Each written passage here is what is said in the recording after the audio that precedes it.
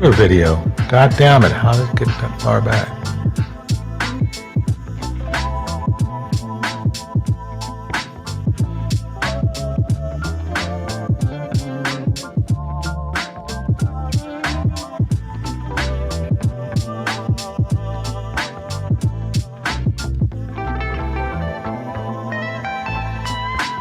Jay!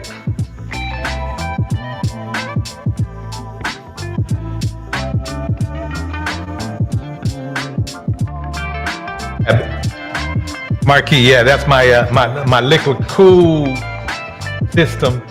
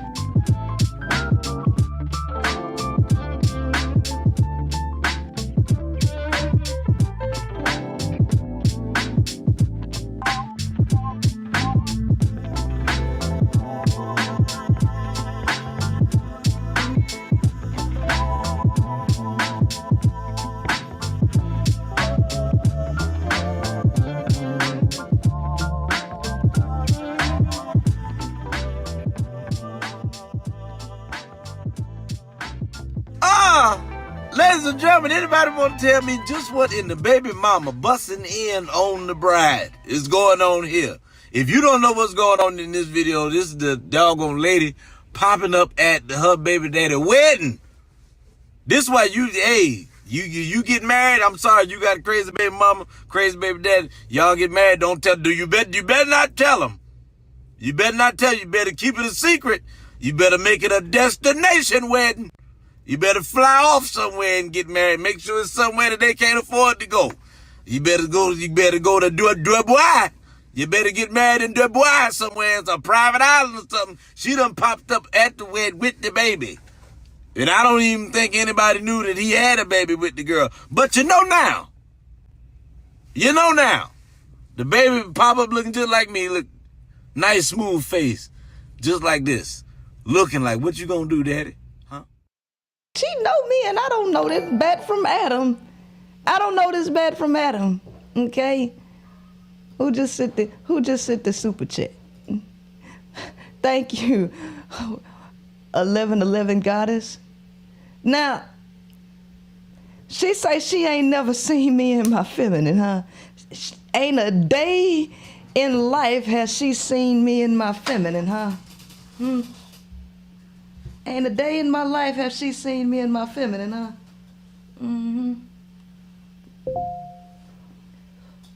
I understand. It's probably because them big ass glasses she got on ain't got no prescription. She can't see. It's probably because she can't see even with those big old lenses on, right? I'm sorry, Crimson, that you got to wear trash bags and shit, right? Because you tried it, Prince Shella, huh? I like girls and I like boys, but I love my baby. Crimson, I'm finna tear into your ass tonight. I want you to understand that. And I'm gonna do it as feminine as you didn't think that I could, right? DJ, pause it. Who is this? More Power podcast or something like that. Okay. Let's see what's getting ready to pop off. See, you fucked up thinking that the baseball cap meant something. You fucked up, right? You know you done fucked up, right? I'm finna show you stupid. I'm finna show you stupid. AP, I'm now, finna show the world this is stupid. Princella. I'm glad you did this, ma'am. See, let me tell you something. I am against women being against each other. Now, before I go in on Miss Crimson Infection, I want to read something to you. If you want to be a part of my book club, I suggest that you do if you really want the game, baby. If you really want the game, Crimson, look at these thighs, baby. Oh, you can't show yours. Let me tell you something. If you did show them, your audience would tell you to hurry up and put that shit back on that you got, right? They'll hurry up and tell you to put that shit back on, because ain't nobody trying to look at that shit you got, right? Ain't nobody trying to look at that shit you got, Crimson. No. Don't nobody want to see that. Don't nobody want to see that 40-year-old punani. Don't nobody want to see that shit, right? Your own audience don't want to see that shit. See, they'll happily come over here and get their head bust wide open to the white meat, right? Just so I can play with my chest in front of them, right? I ain't worried about you. We finna go. Let me read what I'm gonna read though, because see, you chicks who are always coming for chicks, right? You chicks are always coming for women because you need some validation. Let me show you where your pick me mentality come from, huh?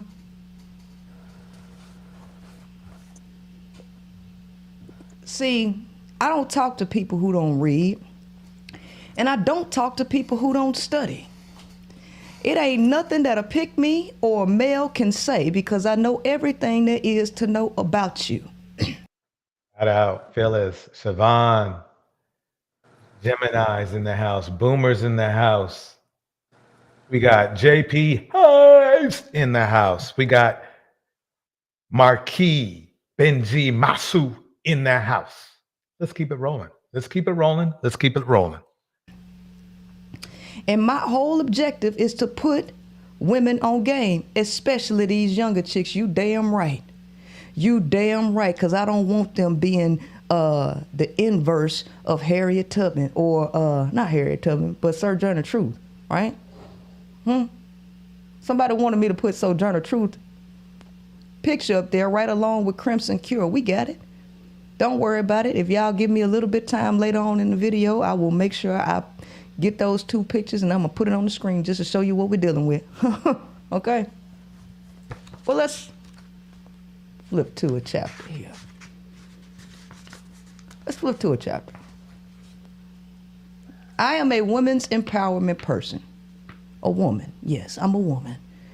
And I'm for women's empowerment.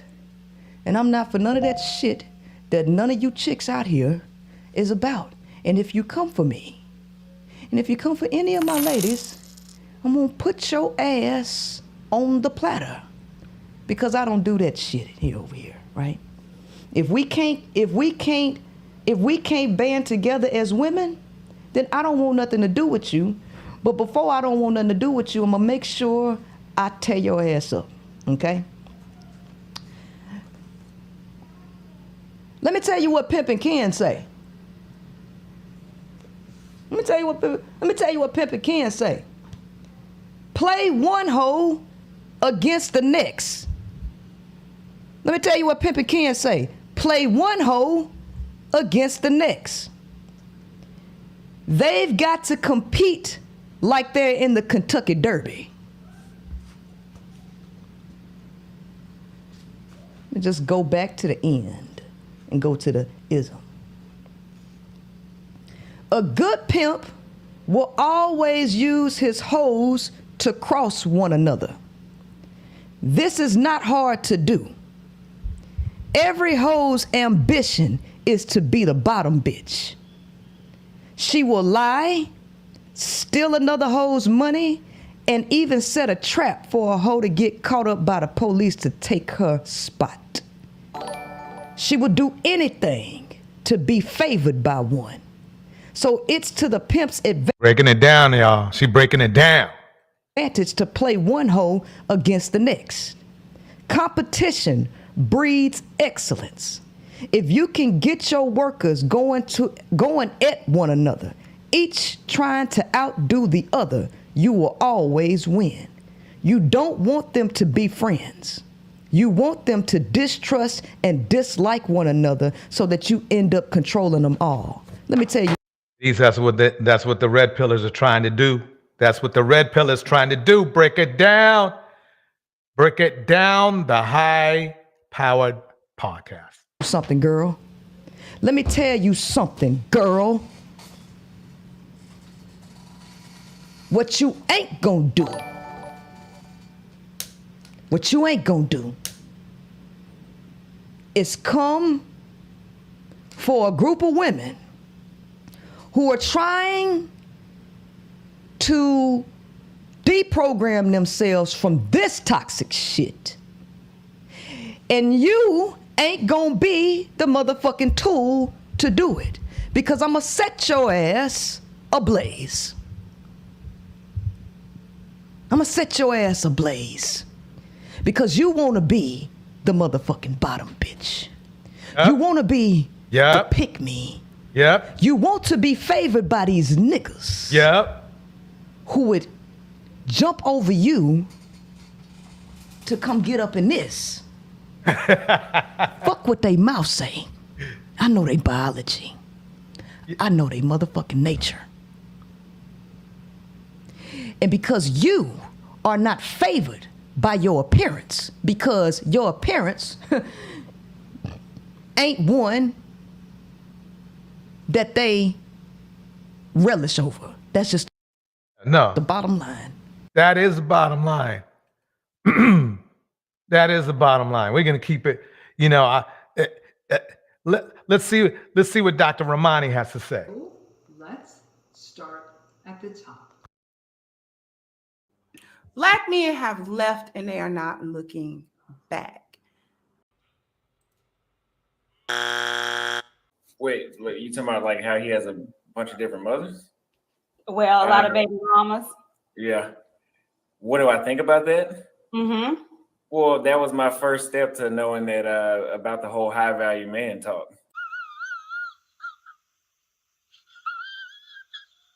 Just proved everything Kevin Samuels used to talk about. Mm-hmm. So, I mean, I heard him say in an interview one time that women would rather be 7 of one than 1 of a plumber.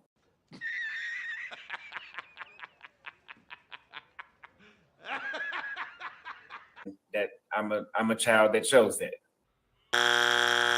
Yeah. How Your you dad a have child value. Wait that, a minute, what rewind does it that a little mean? bit. Go back, go back.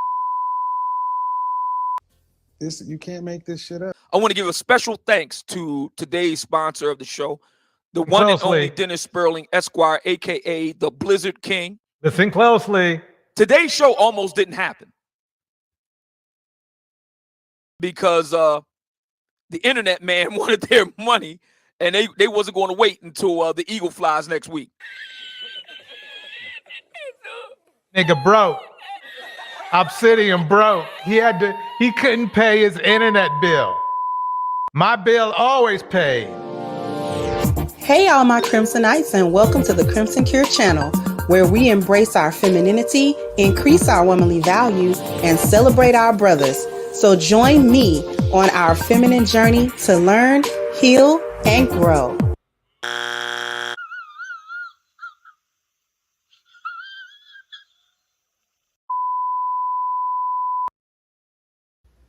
Now onto this topic. So again, we were talking about signs that a guy is a red pill junkie.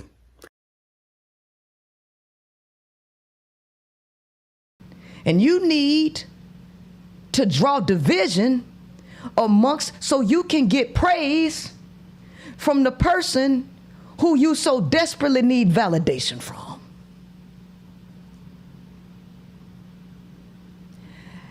I don't compete with women.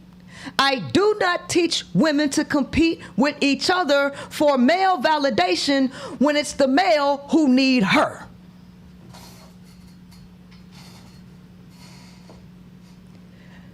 But since you asked for it, I'm about to bust you in your eye, okay? Gonna bust you in your eye. Okay. Pick-me's do exactly what Pip and Ken said, playing against each other, competing against each other. That is male nature. Competition is male nature. It is not female nature. Exactly. My point is this, is that it's funny how Crimson and company, they want to come off like they're feminine. But that's why I had the fellas laughing in my little quick mix, because it's not feminine what she's doing.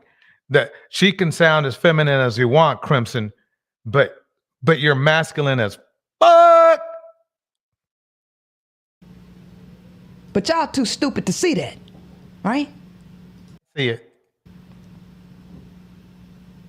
So I'm gonna set you ablaze, because I'm not gonna let you bring that toxic bullshit into my atmosphere.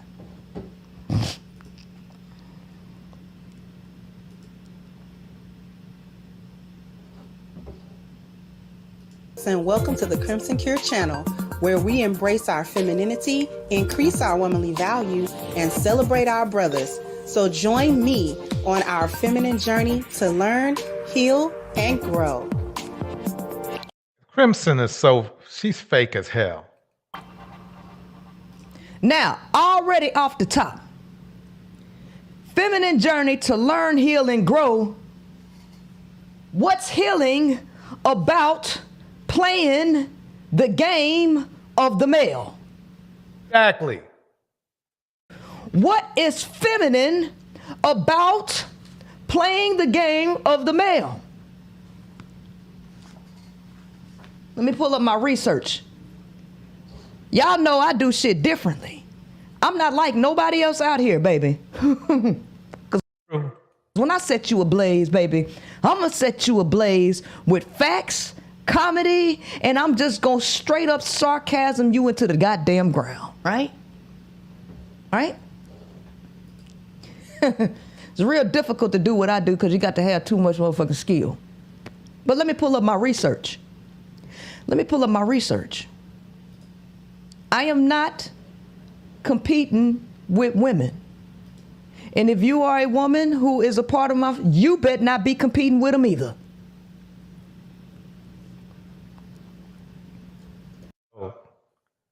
That's the ultimate thing, is y'all don't have to compete. You really don't. And focusing on not doing that is going to improve your life. Black men, I'll try to help you, but right now you don't want no help from me.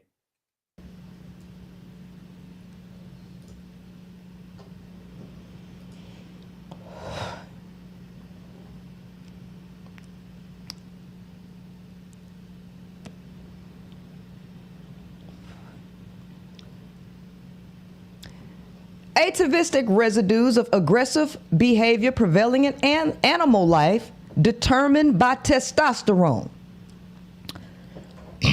Determined by testosterone. Let's look at something else.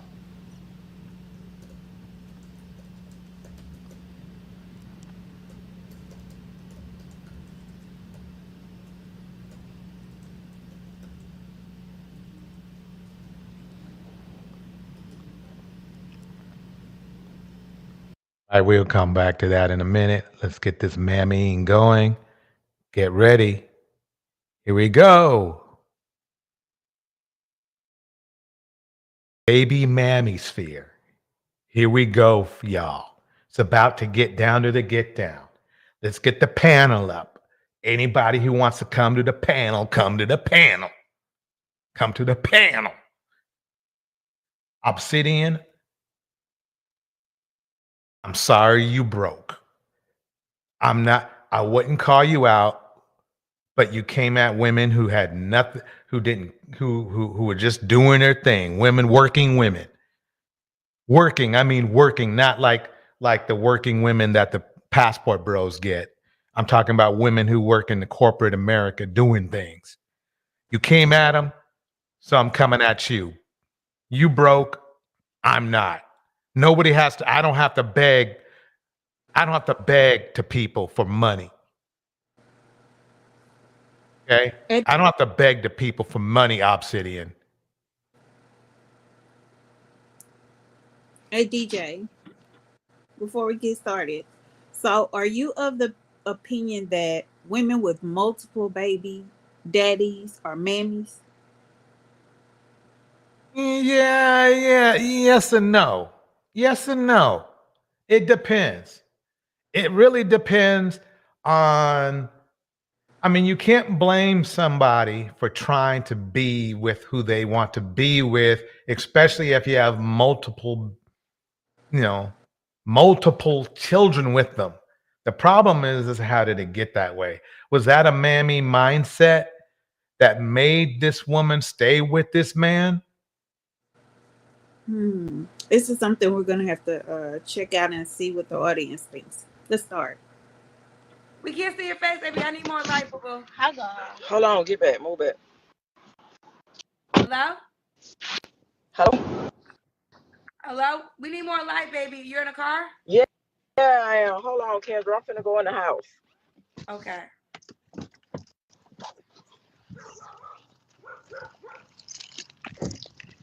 Just a little bit. Down for us, honey? Yeah. All right, what's your name, baby girl? My name is Alexis. Alexis. Where you calling us from? I'm from Pensacola, Florida. Pensacola, Florida. How old are you? Whew. I'm 35. Why you say all that? Because I'm nervous right now, but I'm 35. 35. You have any kids? I do. I have 5. You have 5 kids. How old are your kids? Wait a minute. So Obsidian was a drug dealer? Allegedly a drug dealer? That's crazy. See, it comes down. It always happens like this. I can't even get into the video yet because I've always said that it's the most toxic men in these environments that seem to be running the red pill system. And this I completely believe that he's perfectly capable of that. He's just running a different drug now. That they don't care about the community at all. They pretend to. Yeah, it makes perfect sense. It makes perfect sense to me. If this is true, it makes perfect sense. It's a shame. Melinda is in the house. Of course, Phyllis is in the house. Siobhan is in the house. Gemini is in the house. Let's keep it rolling. I have a 16-year-old, a 13-year-old, a 9-year-old, a 6-year-old, and a 4-year-old. Are they all by the same man? My oldest one, biologically, no, she has her own father. My 4 younger ones are all by the same man. He had 4 children by the same man. I mean, there's nothing wrong with that. But let's dig deep and see. But on face value, there's really nothing wrong with having, 4 kids with one man. That's what you would call submission. That's what you would call, being there for the cause. Let's see how respectable. Let's see how respectable her man is. Let's keep going and see what's going on here. He gave birth to all of them, right? I did. Okay. Have you ever been married? I have not been married, but I was in a relationship for 16 years. We got to stop right there because this is where the mamming may start.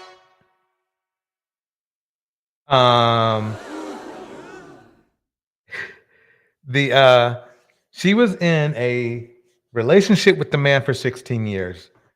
Ladies, I can only help you out a little bit. to anything over a year and a half, really, you have to consider whether that man wants to be married. If you don't be having, simply put, really, you should not be having kids with men that aren't willing to commit to you and putting that ring on there. But that's old. That's old stuff. But anyway, 16. So she was with this guy for 16 years. She was submissive for 16 years. She's 35. Right? Exactly. So she's been with this dude since she was a kid. And she had a kid before she was with him. Right before she was with him, apparently. And then she had 4 kids by him. And he never married her. She never required him to marry her. Am I right? That's painful. So he creeped on her because she was, younger. We don't know how old is he again? We don't know yet. Yeah. But let's see. Let's keep going. The relationship just came to a halt in June, but my baby daddy is quote unquote famous. My baby daddy is wide neck. Is who? Wide neck. Who's wide neck? The dude that went viral from his neck. No. Yeah, you'll have to check him out. He on Instagram, but yeah, that's my baby. He's daddy. famous? Hold on. He's famous? Yeah. How do you spell his Instagram name? Let me check it out. Damn, DAMN. Oh, Why? Hold on. DA what? MN WIDE WIDE NECK. Oh, okay. So this your baby daddy? Yeah, that's him, child. All right, so he do got 1 million followers, and his neck is really wide. Yes. So which baby daddy is he? Is he the one that you have 4 kids by or 1 kid? 4. So you're 4. So did y'all break up after he got famous? Yes, ma'am. Why did y'all break up? Because he's excuse my language. He a man that ain't never really had shit. So when he got in the light and women started coming at him, like it was a problem for me. You feel me? Like it's either we together or we not. And I have been, like I said, we have been together way before he turned famous. Wait. What'd she say? You feel me? Like it's either we together or we not. And I have been that ain't never really had shit. So when he got in the light and women started coming at him, like it was a problem for me. You feel me? Like it's either we together or we not. And I have been, like I said, we have been together way before he turned famous, 16 years. It got too much on me, Kendra. Like it was too much. You basically just bailed on her after all that work she did with him. You just bailed. I mean, Obsidian, since we're talking about you today, how do you feel about that? How does that make you feel that she was all submissive to him? She was all having his kids and shit, committed to him, and he dumped her just like that. What kind of shit is that? Did he always have a wide neck? Yes, he was born like that. His mother carried him for 10 months and the fluid bagged up in his damn neck. He went to the doctor. He didn't want to get it fixed. So that's the outcome. Wow. So that's how he became wide neck. I guess he could have got it fixed, but he didn't. So let's go. Let's get, I want to be fair. I need to be fair. So let me break down some wide neck. Right, especially since black men always want to hear the man's side before anything. Even if a woman gets knocked out in the middle of the street, they always want to hear the man's side. So right. Let's see. Let's break it down a little bit. Let's see what wide neck is saying. What's up? Hi, wide neck. Okay, get somewhere quiet. So I'm assuming you must already heard your baby mama call me. Nah, what you doing interviewing her? Who is it? Well, first of all, this is a single show, and I just answered the phone. I didn't know it was your baby mama until she came on looking for love. But She looking for love. My baby daddy is quote unquote famous. My baby daddy is Wide Neck. Is who? Wide Neck. Who's Wide Neck? The dude that went viral from his neck. No. Yeah, you'll have to check him out. He on Instagram, but yeah, that's my baby. He's daddy. famous? Hold on.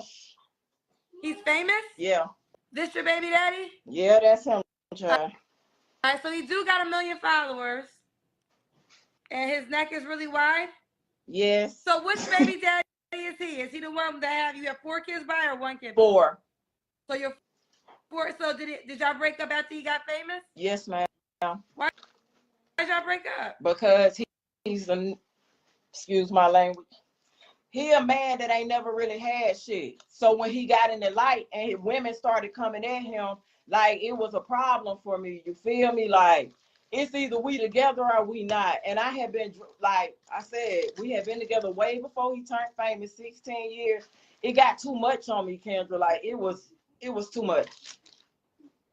Did he always have a wide neck? Yes, he was born like that. His mother carried him for 10 months and the fluid bagged up in his damn neck. He went to the doctor. He didn't want to get it fixed. So that's the outcome. Out to Scott and Don in the house. Thanks for coming through. Let's keep it going. This is one of our kids right here. This is my 6-year-old. Oh, she's adorable. Hi, baby girl. Hi, baby girl. So this your baby daddy, That's the one with him, my right? child's father. I just put the bitch in jail the day after Thanksgiving for a child support purge because the motherfucker don't take care of my kids, Kendra. Let me ask you this. Some people think that you are a little bitter about this situation with your child's father. Do you want to respond to that? I mean, I'm a mother of 5 kids. I get no help. So if I seem a little bitter to you guys, then that's the reason why, bro. Like, I shouldn't have to be made to take care of these kids by myself. With him being who he is, he's financially stable to help me. So what they talking about, Kendra, they ain't walking in my shoes. I don't give a fuck about it. Nah, bitter that. But anyway, back to the show, Kendra. She also told me she gonna put you in jail for child support, and I said you better pay your child support because you don't want to wide I neck. promise you now, but you know when you catch the fame, you get the money, you get the. Here comes the excuses, and it seems like they got them back to back. This bothers me to no end, but here we go. It's just like that other guy with the 11 kids. I always seem to be thinking up some excuses. They're having the same thing. You know when you catch the fame, you feel me, shit change. So it's like This is the type of men that the red pill system defends. They always say, "Oh yeah, Pookie and Ray Ray, Pookie and Ray." But this is at least what 40 or 50% of their following. a lot of folks fall on you. A lot of folks switch up. A lot of folks, you feel me? It's not. But are you a lot of folks? Because what she's saying is you're the one that switched up. You're the one that got famous, and you stopped taking care of her and the 4 kids. No, I take care of my kids right to this day. See what it is. See, it's 2 sides to every story. And one thing about it, I've been in and out of prison all my life. So, like for me, That's a problem right there. I mean, how can you say you take care of your kids, but you've been in prison in and out of your life for your whole life? I mean, what happened to just hey, look, I know how the justice system can be, but what happened to just being in and out one time, learning your lesson, and leaving it at that? He's trying to make it sound like going to prison is something like you just normally do and shit. Change for the good and to better myself and still. How did he better himself if he keeps going in and out? Wait, Jim, how recent was the last time this dude had a brush in with the law? From what I could find, it was 2019, but apparently it was after that because she said it was November. She said it was November. This was just this year that this aired. So it had to be November of last year. Oh, what? I don't think he learned anything. Sounds like he hasn't learned shit. Moving on with me. You don't want to leave the city. I got to leave the city. I've been there all my life. I've been a criminal. I sold drugs. I sold dope, shot people, all this shit in the same city. So he sounds like the perfect father. Look, I need to play that shit over again. Let's play that shit over again. Leave the city. I've been there all my life. I've been a criminal. I sold drugs. I sold dope. He said, "What? I've been a criminal, right? All his life. All his life. Mm-hmm. He sold drugs. He sold dope. He sold dope. He caught a charge. He shot people. Their story. And one thing about it, I've been through I've been in and out of prison all my life. So for me to change for the good and to better myself and still he hasn't changed for the good to better himself at all. What are you talking about? It only takes 90 days for these dudes to change their lives. Give them a break. They got it hard. Man, I should have put him on the show if Nigga Please was a person. Here we go. You moving on with me. You don't want to leave the city. I got to leave the city. I've been there all my life. I've been a criminal. I sold drugs. I sold dope, shot people, all this shit in the same city. So if I leave and you don't want to come, I'm going to leave. I'm changing my life. I done dodged prison. Changing his life with another woman. See, right here, I never heard the other woman say she wanted to stay there where she was. I never heard that. He said he dodged prison. I mean, this is red pill right here. This is straight up red pill. They'll try to play it like they're not. This is not red pill, but it's red pill. You know? It has to be when over 40% of black men have a criminal record by the time they're 24. Yeah. This is that pathology Cynthia G was talking about straight up right here. I can't argue this. I can't argue this. Been in prison twice. I ain't trying to be there the rest of my life. So of course I'm gonna leave. I'm not leaving my kids. I'm leaving you. I still be there for my kids rather this day. Not leaving my kids. I'm leaving you. But you can't. She's with his kids. But what is he saying? Because he said he wanted her to go with. He wanted her and the children to go with him. So now all of a sudden he's not leaving the kids. He's leaving her. So which one is it? Did you want them to go or didn't you want them to go? I mean, and he sure got. What's funny is that okay, and let's not. Let's let the surprise happen. Well, I'll wait a little bit before I talk about that part of it. Okay, further than the child support, you gonna put me in jail. I'm glad that she out reaching out to everybody, letting everybody know, because my lawyer, you feel me? He own that. So I ain't even tripping on none of that. I'm good on all that. My life's good. I'm in a big ass house. My fiance right here. Oh, he has a fiance. Right. Didn't she say they was together in June? She right. Said they was together in June. But now he has a fiance. That's I mean, a woman has 4 of your kids, takes care of 5. And you dump her and you immediately get yourself a fiance. Well, I bet is pregnant right now with his kid. I guarantee you not. You feel me? I got a pool in the backyard, you know. I got, you feel me?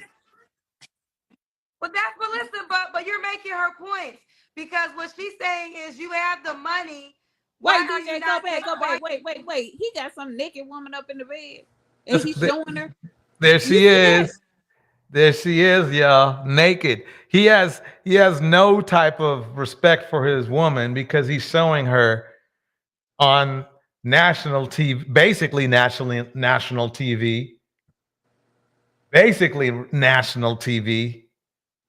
I mean, man, if you wanted to give Cynthia G some ammo, you gave Cynthia G some ammo. This is that pathology shit right here. This is that pathology shit right here. I mean, disrespectful to his new woman, disrespectful to his old woman, disrespectful to his kids. but pretends that really. I want Jim. Do you believe that he really thinks that he's a good man? Yes, they all think that. I'm sure he thinks that. They all think that they're good men, regardless as to what they did 24 hours ago. They're good. I mean, they're cleansed. Like after 24 hours, it's the purge. They just knock everything that they did out. It no longer matters. Crazy. Because what she's saying is, you have the money. Why are you not helping her out with your 4 kids? Like, you have a new woman. So you do you think you left her once you got Shelby, famous? give me the cash. They got more money. Where they at? I'm just finna show the world my proof. I got a stack of papers. See, I'm on my shit right now. I'm finna show y'all something. Wait, 4 See, kids with a little bitty red folder. He has 4 kids with one little bitty red folder. Like, what exactly is he getting ready to show us? Every story. I got everything right here. One thing she's trying to do, you not trying to work. I mean, you've been with the government all your life. You see, that's all. Wait, what is that? All that on the bathroom counter? Is that underwear on the bathroom counter? Panties? Like, what in the world? That panties? This dude messy, messy in more ways than one. Yeah. I mean, you've been with the government. Just nasty. That's nasty. What the fuck is this? Is that a deal? Is that one of them dildo things? I have no idea. I thought it was a baby. I was giving them the benefit of the doubt, thinking it was a toothbrush holder. This is messy. No, as Siobhan would say, what? What? I can't say it. Let me keep it going. Government all your life. You see, that's all you know. You go to the government and continue to let them help you. Hey, babe, where the papers at? Wait, push pause. That Negro did not say she goes to the government to help them take care of her when he was living off of her and the government, and he was in prison most of his life. So who does he think was paying for that besides the government? Yeah, that's red pill 101 talk right there. He doesn't, but remember now, he's been in prison, so the government has taken care of him too, all of his life. That's what I said, and his kids. Man, you see, that's all you know. You go to the government and continue to let them help you. Hey, babe, where the papers at? I'm on her. Like, that's one thing I learned. Nasty bathroom, and then he's asking the new. He's asking the new chick where is his paperwork for his kids. Hey. This is what I'm talking about. This is crazy. Like, I'm running to him. Like, you can't try to bash my career and do all this. I wasn't none of this when I was in the streets. I wasn't no deadbeat when I was in prison. Wait, what career? What career, DJ? I'm confused. Yeah, what career is he talking about? Oh, yeah, that's right. He's supposed to be a rapper now. Oh, wait. So he got famous because he got a big neck. So that's a career now. Like all of a sudden, I guess big. It's called big necking. Oh, he a big YouTuber. Right. He's famous. He's YouTube famous. I wasn't no deadbeat when I was in prison. I wasn't no deadbeat when I was getting shot at. Running from the law, you was dumb. Are you not a deadbeat in prison? Wait. The delusion is real. Running from the law, you was dumb. But when I changed my life, you want to bash this and that, Cool. But I got everything right here. I'm waiting on it. But I'm glad. I got a question. So I got a question. If what you're saying is true, how was she able to lock you up last November for not paying child support? I've never been on child support for one. Never. She just put me in child support back in 2019 when I popped. Wait. He said he's never been on child support ever, right? Hey. So how if you don't have a job, they can't put you on child support, can they? Like That's right. Like if you've never worked and you've never had a job, where are they taking it from? So it's obvious exactly. that you weren't on child support. You was in prison. You was selling dope. You never had a real job. So what was they supposed to take it from? That's crazy. I want to see just put me in child support back in 2019 when I popped. They get that clear. Never been on child support. Just got on child support when I popped. Money home, like I said. Here go everything right here. I'm waiting. This is what I'm waiting on. That's just plain paper. That's not even. It's look activity on top here. Right. I'm still tripping up this dude thinking that he's changed his life some kind of way just because he went viral for a big neck. Dang, he's got that pathology going. He's got that pathology. Yeah, these all my cash as payment. That's my cash. How much do you pay a month? Yeah, that ain't all about all that, but this what I'm sending her. It ain't about that. I'm just on her ass. Like Doesn't mean anything. And look, he's got like $10 and $20 on there. $10. No, So these just different. Yeah, they just different. Yeah, of course it's gonna be little petty little money, but all this shit adds He up. said, of course it's gonna be petty All little this money. shit adds up. But it's gonna and then you know that something old girl typed up for him, right? Yeah. Because Adds he's asking All her this for the shit adds paperwork. up. Little money, but all this shit adds up. No, these just different. Yeah, they just different. Yeah, of course it's gonna be little petty little money, but all this shit adds up. All this shit adds up. So he hasn't paid her shit. That's just shit you just pay just because. Remember now, she's got 4 of his kids. He didn't even take any with him. He could have been noble and did that. Right. But that's how you know that she's not. I mean, he's not cool.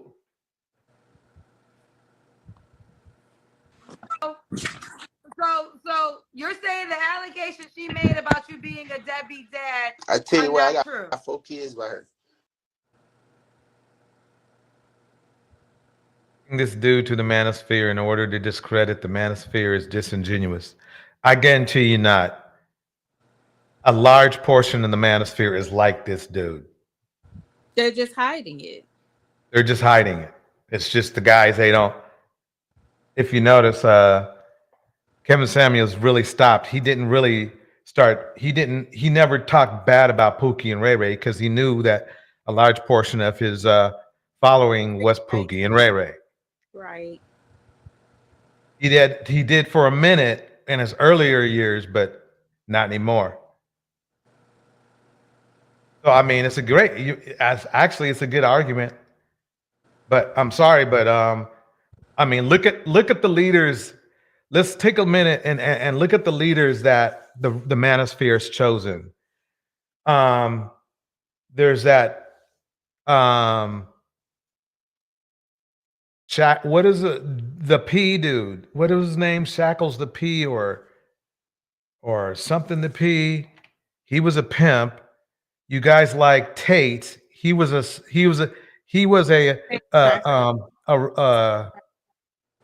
trafficker. Okay, we just found out that Obsidian was a drug dealer, or at least allegedly, right? Kevin Samuels, at best, I mean, he was baby daddy. Yeah. Just recently paid up his child support before he passed. Good. You know, what more do we have to say? Angry Man, Section 8. Angry Man was Section 8. Who knows about his record? Damn. I mean, what more do we have to say? I mean, these are not just regular guys. These are the leaders. And that's especially Angry Man is their leader, because he said he was living with his child's mother who was receiving welfare benefits for 3 children, and he was dodging the child support order. Right. So, Nubia Gold is in the house. Welcome, Nubia. So I'm gonna go back because, I mean, Scott, Okay.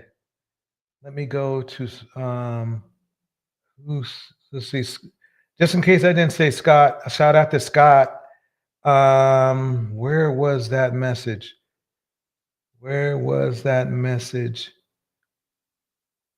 Okay. Well, somebody said it. We had it up. But basically, I mean, I guarantee you, I tell you what. I believe we've said enough men. Sinful, that's it. Sinful to pee. Sinful to pee was red pill. And he was red pill. And you know about him. And you want to know something? Sinful, if Sinful wasn't Manosphere, which he was, Tate was definitely Manosphere, and he was definitely someone that is no one should look up to. Okay, he's been charged with trafficking. So to say that criminals are not in the Manosphere is disingenuous.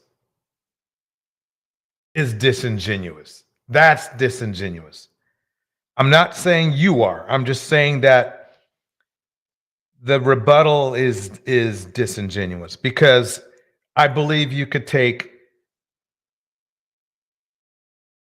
10 the guys we've just mentioned and look at all of them had rub-ins with the law. What more can we say? So let's keep it going. My oldest son. When's the last time you saw your kids? When's the last time you saw your kids? The same time that she tried to put me in jail when I had them, when she dropped them off to me. She played little duck ass games. She played. He's saying she's playing games, but he can't keep himself out of prison. Right, because she's not the only reason that he went to jail that time. He went to jail for stalking a woman he sent threatening messages to. And it wasn't her. Right. Here's another one. Sorry to interrupt, but Donovan Sharp, criminal record, is public information. Donovan Sharp, red pill AF as fuck. So, I mean, we could, you know something, maybe we'll have a live on the history of the red pill leaders. In fact, I think I already have something coming up. Well, he said Manosphere. He said we'll do specifically Manosphere because he said red pill is simply the knowledge of how things are. Yeah, of course. So we'll do Manosphere / red pill. Red pill, right. We'll cover everybody, right? Manosphere, red pill, whatever you want to call it, dating coach, whatever you want to call it. Little police ass games like that. You feel me? But you haven't seen no, I was just in the city. A lady is in the house. My kids all Valentine stuff at they school. She's so nasty, she's so dirty. She take my name off the list. He's so nasty and dirty, right?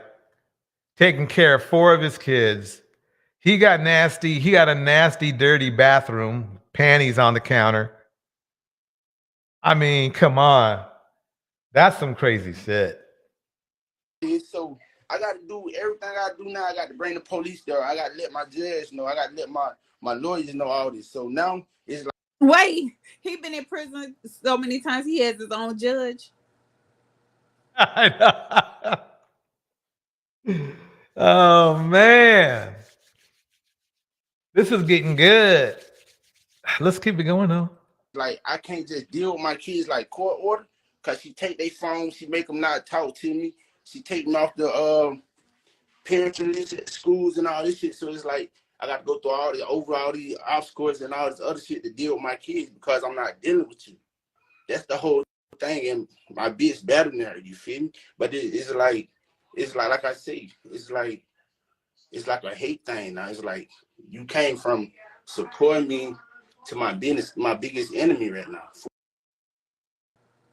To support him putting money on his books when he was in prison and riding and dying, when he was slinging dope and shooting people. Yeah, exactly.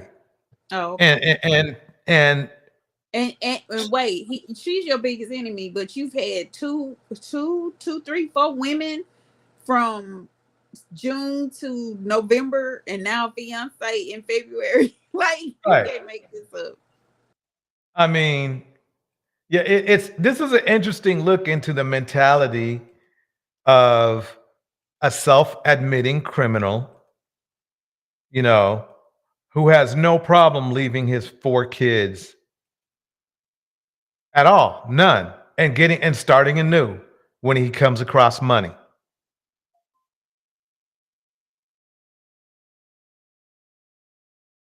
Comes across money.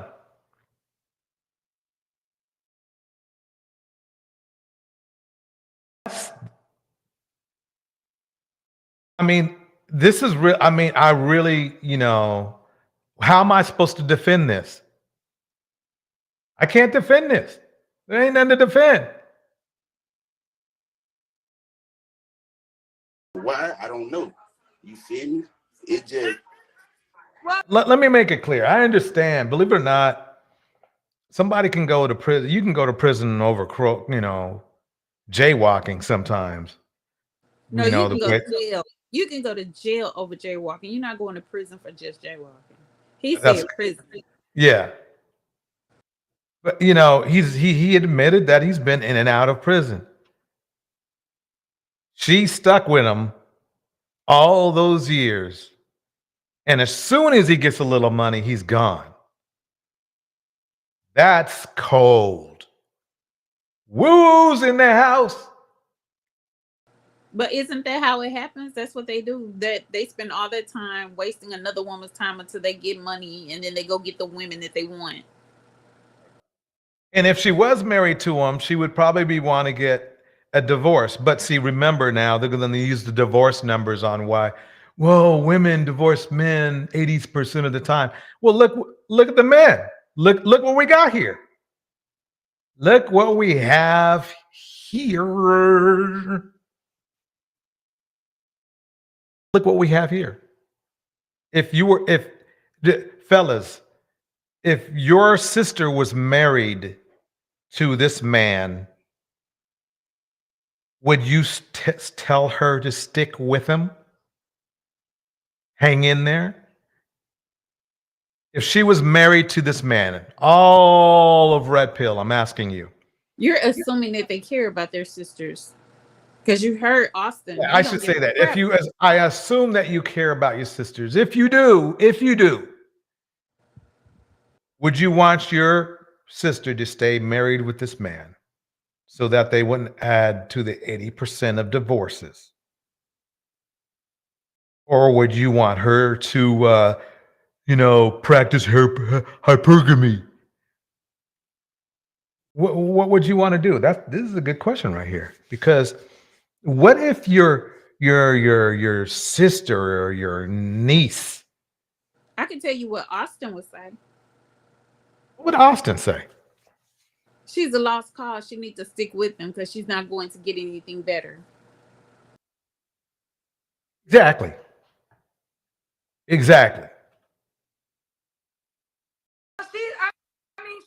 I mean, according to her, she's raising these kids by herself. You have this money. You have a new woman. The government raising my kids. Like that girl. Government is raising his kids. Wait, why is the government raising the kids? Wait, he's wagging his finger and saying that the government is taking care of the kids. Like, Didn't the government pay for his stay in his whole existence, his whole life? But check it. She didn't put him on child support. What he was saying, no, I've never been on child support. I've never been on child support. Okay, so you were trying to make it seem as though you were supporting your family, but now you're saying the government is taking care of the kids. Which one is it? The government is taking care of His kids, by the way. Wait. I think he said her kids, right? Let me play that again. So you No, are the off, you government, have the this money, government, you have a new no, woman, the government a raising new my kids. child. Like, Government is raising my kids. That's what he said. Okay. So he's thinking that the government is the ones raising his kids. Well, I need to know That's what government. that's red pill as AF. But I need to know what governmental agency is taking care of children like that, because I would like to tell some women that there is relief. They can go send their kids somewhere where the government Right. is actually taking care of them. Like, or do they come in house and take care of the kids? You know, how does that work that the government is taking care of the kids? Like, does the government come pick them up for their medical visits or what? Like, does the government show up when they have a fever? I'm confused. How is the government taking care of his kids? Linda said, Wu said it, he's like a sideshow in the streets. Let the sideshow begin. Hurry, hurry. Step right on in. You remember that one? That sounds perfect. Okay, you can unplug your ears. Okay, I stopped. Let me keep this going. that girl, bro, I'm telling you, that girl, bro, like, I respect every black woman with kids or whatever. I'm one of the fathers that made babies that want to be there. You feel me? Like, I never left my kids. She would tell you that. My oldest son is 13. He old enough to talk. The hell is he talking about? Wait, you're gonna have to rewind it. He said he never left his kids. I mean, what? I mean, so prison is not leaving your kids being in prison. That made babies that want to be there. You feel me? Like, I never left my kids. She would tell you that. He sure said that. I think what he means is that he never meant to leave his kids, but he did stuff to leave his kids. Because if you can't not leave your kids if you're in prison, and because they're in two different places, they don't let you keep your kids in prison. Last I checked. So he left us. He probably means that he didn't mean to, but he kind of sort of did, because he knew that the life that he wanted to lead was going to force him to leave his kids. My oldest son is 13. He old enough to talk. You feel me? And that's where I'm at right now. Like, when we go to court and all this shit, Wait, sorry. Oldest kid is 32. Did he say that? No, he said 13 and he's old enough to talk. Like, don't stop, dude. Like, he said 13. He didn't say 3. He said 13 and he's old enough to talk. Uh-oh, I'm scared to find out why he said it like that. Well, the way he talked, you know. I shall begin. Hurry, hurry, hurry! But at the end of the day, it's like, it's not about me. It's not about her. It's about my kids at the end of the day. If it was about his kids at the end of the day, he would have stayed there. Simple as that. Hurry, hurry! Don't embarrass me because I don't want you. It's not that I'm not trying to be with my kids. It's not that I'm not. Proof is in the pudding, fella. The kids ain't with you right now. I'm not trying to parent with you. It's not that I'm trying to come to no type of agreement to deal with you and my kids, but deal with my kids as co-parenting. You deny every asset that I'm trying to go to deal with my kids because I'm not dealing with you. Okay, I'm confused. How do you deal with your kids? He's yet to say take care of my children or be in my children's lives or pick my children up and raise my children. He's saying deal with my children. Like, when you say deal with somebody, that's not it sounds like something you don't want to do, something you have to do, you're made to do. Yeah. Like a whole year and a half straight, she ran me and my other bitch, taking pictures of the tags, pulling up at their houses, pulling all up at their job. A minute. Wait. He said the tags, pulling up at their houses. Go back a little bit more. Night shall begin. Hurry, hurry. Step right on in. No Not more dealing with you. singing. And that's what it is. Like a whole year and a half straight, she ran me and my other bitch. Taking Me and my other what? B. He said B. Straight. She ran me and my other bitch. Has 4 of your kids. And what, she ran? What? Step right on in.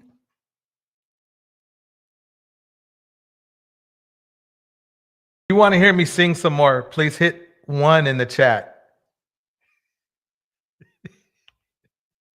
Hit 1 in the chat. 2 if you definitely don't want to hear me.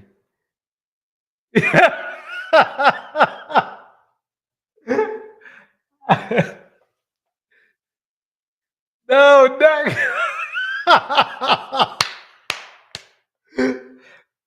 Oh, come on now. I thought we was friends. Hey, lady, what happened? Okay. Grace, at least Grace saved me. Yeah, you know. Okay, but there's more 2s than 1, so I can just keep playing this thing. Grace through. Let's see. Grace is in the house. Grace is in the house. Thank you for coming through. Let's keep it going. Taking pictures of the tags, pulling up at their houses, pulling all up at a job, like seeing the police, seeing the other little wretched ass bitch. What job does he have? Well, the thing about it is, of course, she was doing that because you weren't paying child support, freak.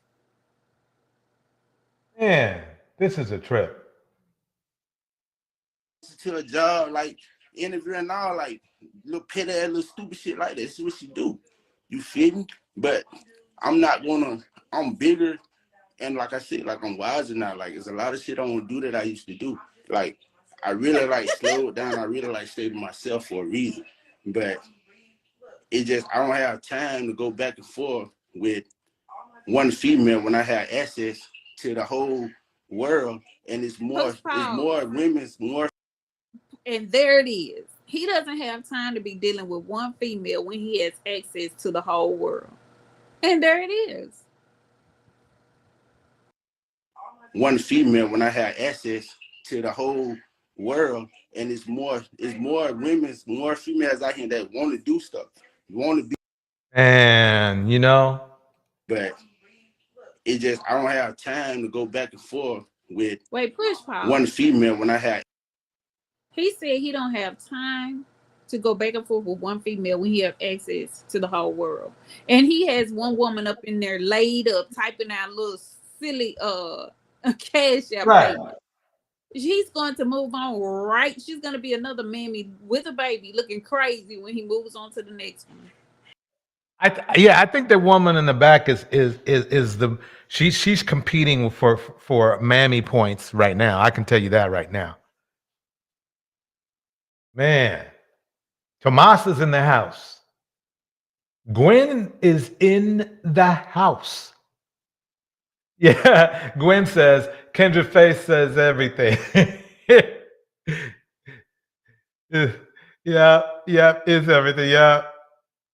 Let's break in. You know, Siobhan's saying right here, I'm going to have to read a book after this so I can make sure I haven't caught this remedial infection. I hear that. You don't have time for one when he has access to millions, right?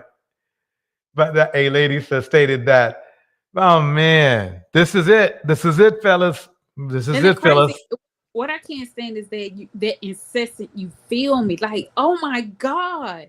If I hear someone say that in real life, like... Gemini, I just noticed that right after I sung, more people came into the chat. No, that's not. Don't correlate that with it, please. Don't. I think something. I'll get it ready. I'll get my voice ready. And it's more females out here that want to do stuff, want to be somebody, want to go back to school, trying to learn, trying trying to like grow with somebody. Like you don't want to do nothing. If everyone agrees that this man has the Pookie mindset, type Pookie in the chat. Type Pookie in the chat. If this is Pookie mindset right here, type Pookie in the chat. None of that. You want a nigga to take care of you. You want to ship dope and shit in and out of prison. You want to bring dope and shit. You feel me? This is what you want to do. I'm not in that position no more. So if that's what you still want to do, go ahead and get you a nigga in the state and you can keep on trafficking and whatever you want to do. That's what you want to do. And don't bring me and bash my name and bash my face, my image and all this because you thinking I don't want to be with my kids, but I don't want to be with you. Come on, that dude said bashing his image. Like dude, you do enough for your own image. Nobody has to bash your image. Right. He's the one who said he's been in and out of prison. Nobody made him say that. I don't know what image he's talking about. What image does he have? Did he? The only image he has is that fat neck, and that doesn't mean anything. Like nothing. Right. Like this guy is acting as though he got famous for doing something altruistic or some talent. Dude, it's your neck. Right. You're a sideshow. You're a circus freak. Like you're not famous because you did anything, dude. Sideshow begin. Hurry, hurry, hurry. Damn, I sound good. Damn, I sound good. By me being a black male, I'm going every man gonna go through this. So it's like at the end of the day, it doesn't even matter. Like I said, it ain't about me at the end of the day. So like I'm good. Like she got five kids. Now she got 5 kids. Wait, like he didn't impregnate her with 4 of them. Right. I mean,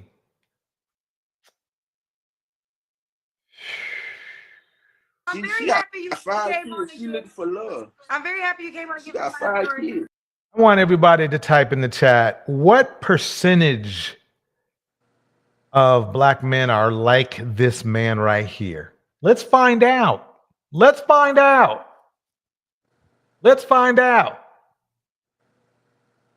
Yes, she has 5 kids, and she has 4. She has 4 kids by you. For love. I'm good. That's one thing about it. Like, see, now this is MumiaObsidianAli red pill ideology. They believe that women shouldn't be looking for love no matter what. If they have 1 kid, they're ruined. They shouldn't be looking for love. But they can have 5, 6, 10, 20 kids, and they are good. That is the MumiaObsidian mindset. That is exactly the MumiaObsidian mindset. Yeah. What did Auston say? He said it was the But the man is high value. Right. If he has that many children.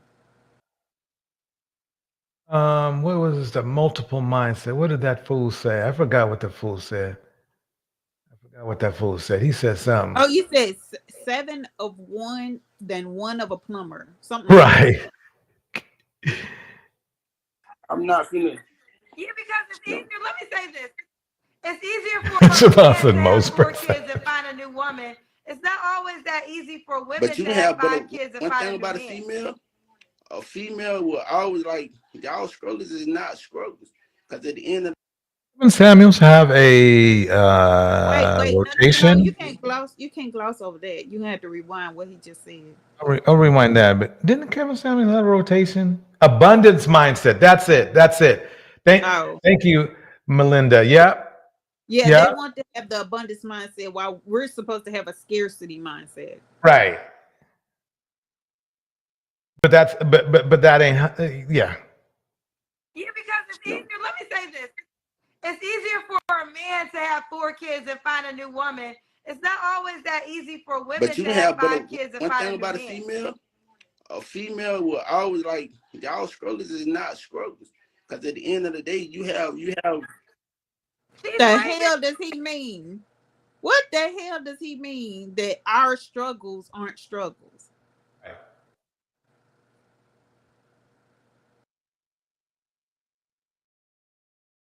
Bale is in the house. Onyx Shock is in the house. Right up in here. Who else? Scott's still in here.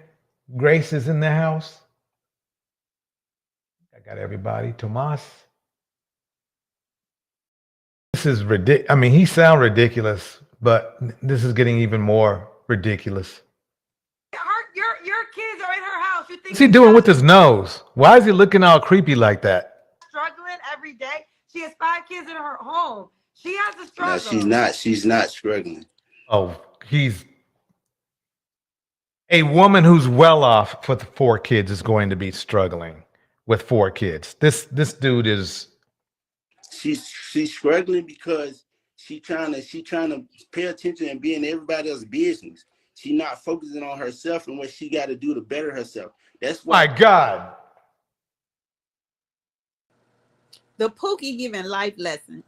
Right. The Pookie giving future lessons for your success.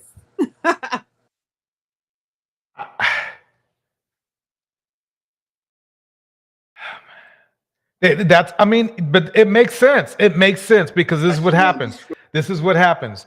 All of them think like this. They think that, they think they can be hustlers for most of their life and then change and be somebody and then be a dating coach or a coach like Kevin Samuels or something who did the same thing. Like, yeah, I screwed over women. Yeah, blah, blah, blah, blah. And then they go through life screwing over women. And then all of a sudden, oh, let me help you ladies find a man. It's like, that's amazing. It's amazing. Tomas said Pookie Bezos. Let me keep this going. Struggling. You too busy trying to case me up and put cases on me and bash me and kill my fame, kill my image. And at the end of the day, you not taking care of reality, real life. That's the real world. Like hell. I just cannot with him in this success and fame. He think he has. This man really believes he's famous and successful for something. I mean, this like is nobody. The only thing he's famous for is his wide neck. So she can't take away his wide neck. So if that's why you're famous, she can't take that away. It's not as though you're doing anything else. And we saw his rap lyrics. I advise anybody to go look at those rap lyrics. I mean, it sounds like straight garbage. Some straight garbage. Some Auston Holleman 3rd grade miss. Man. Like this shit right here, this shit bring me more problems. I don't want to be here right now. Like I ain't asked for none of this. It's a blessing from God. Like if I asked for it, I would have been here a long time ago when I caught my first shooting case. I wouldn't have been here. Like I ain't asked for this. But I'm not finna look over my blessings. I'm not finna keep on being disobedient and just overlooking shit in life. I'm not finna do it. Like you're not for me. You're not for me. Like you can think. He has been all his life. That part, Melinda, a mug shot made him famous. Like this dude, he doesn't understand. He can't conceptualize, dude. You famous because you're a criminal. And because of a mugshot, it had nothing to do with you doing something right. You were doing everything wrong. And please, the devil brings things too. So I don't even know why people always think that this is some type of gift from God. And then you're talking about you running through women left and right, and you still online smoking and doing everything else, and probably will be back in prison. You was just in jail like in November, like a few months ago. Quit playing. Man. You say the fame, whatever, like that's what it is. Okay, well, listen, y'all have 4 kids together, so I hope y'all can find a way to co-parent well. But I'm happy you came on. If y'all don't know, his child's mother called me last night on Facebook. It's gonna be a highlight tonight, so you guys will be able to see. You're seeing his version before you see her version, and you will be. I'll make sure I'll give your version to the people too. All right, Wideneck, I appreciate you coming on. Is that what I call you, Mr. Wideneck? No. Yeah. Look how creepy he looks. Ew. Well, they all had that creepy ew. He looked like, oh, Jesus. Man, I mean, let's go back to him for a minute because I wasn't sure whether it's true that he literally broke. Let's hear what he said. and they was like, yeah, man, this is a breaking story right here. This thing can't wait. And I agree, it couldn't wait. I want to give a big shout out. And you saw when I played the intro, I said a word from our sponsor, and I really mean that. As a matter of fact, I'm not going to wait to the end of today's show. I'm going to do it right now, and just give me one moment.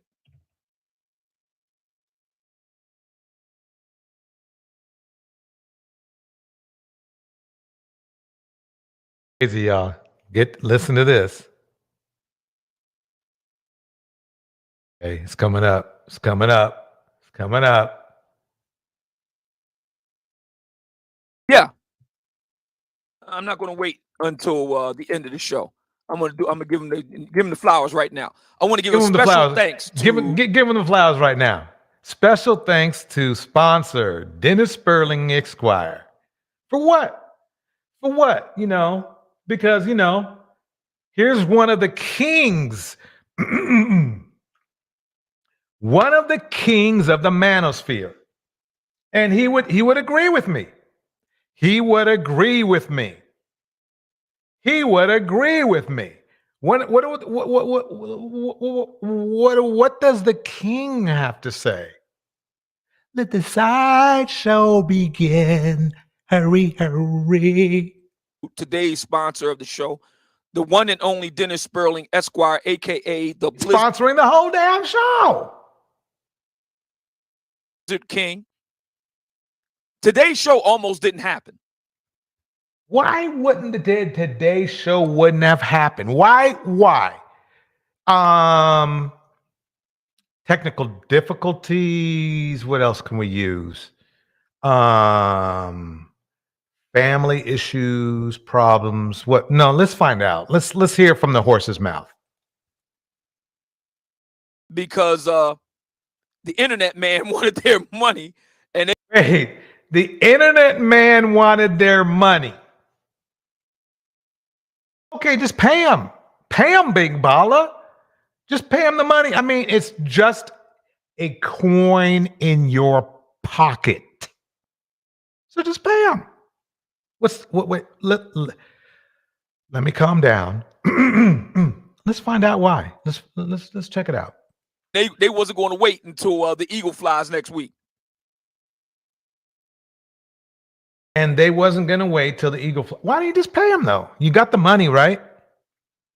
You are a big baller. You are one of the leaders of the manosphere. And the leaders of the manosphere, they show by example what men should be doing. Leaders of the manosphere show. They show you.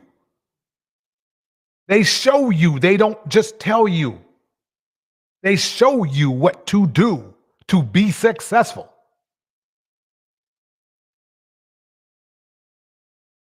And they wasn't going to wait until the eagle flies next week. What is it? So basically, the bottom line is this. He broke. He broke. My small time ass got money. His big time ain't got no money. I got that good broadband. Just paid it. I got that good shit. And they about to cut. You had to borrow money.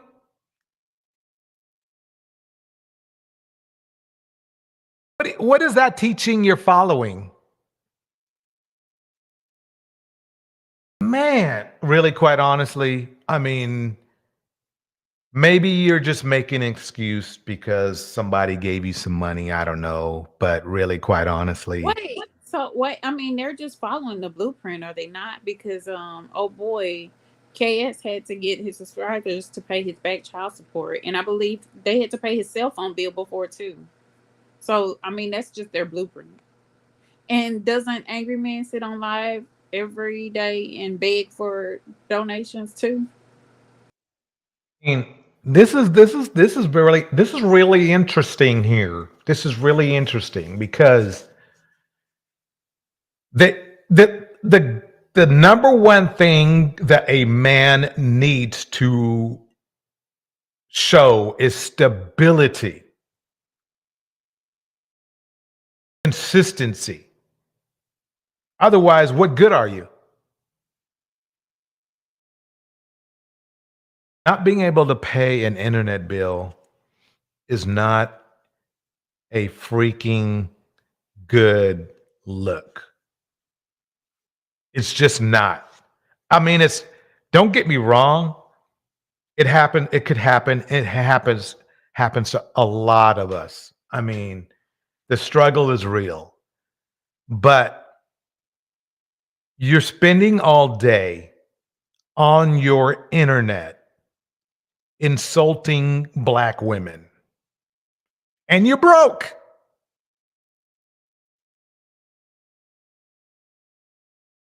Breaking Broken Men, which is one of my my next lives coming up. Obsidian, you're breaking broken men. You're making them worse. It's like when somebody gets a flat and then somehow you take a hammer to, the wheelbase and you break the caliper or something and make the whole thing worse. That's what you're doing to these men. You're giving them bad information, horrible information. I need to hear this one more time. I need to bring this back. I need to reel this back a little bit. Today's show, I'm going to do it right now. Pause. Because he's probably waiting for the money to hit his account. Yeah. The end of yeah. I'm not going to wait until the end of the show. I'm going to show him the flowers. Give him flowers right now. I want to give a special thanks. The Blizzard King, more like the Buzzard King, but let's keep it going. The Buzzard King. To today's sponsor of the show, the one and only Dennis Sperling, Esquire, aka the Blizzard King. Buzzard King. Today's show almost didn't happen. Why not? Why didn't the show happen? Let's go over this one more time. I might have missed it the first time. Because the internet man wanted their money. So what? The internet man wanted their money. Actually, the English is a little off. I mean, the grammar's off, but we'll work with that. Let's work with that. So why would that be a big deal? You are king baller of the manosphere. You have, let's see how many. I mean, a whole lot more. Wait, okay, 20. Is that? I'm gonna say that's 25K. It's 25K subscribers. I have a minuscule amount of that. Hats off to you. Hats off to you. But you got to wait. I cannot. I'm not going to put words in your mouth. I'm not going to do that. That's rude and mean. Let me play that again. Today's show almost didn't happen because the internet man wanted their money, and they wasn't going to wait until the eagle flies next week. See, the internet man wanted money from me, and I also had to pay HOA. And I also had to pay water. What else did I have to pay? I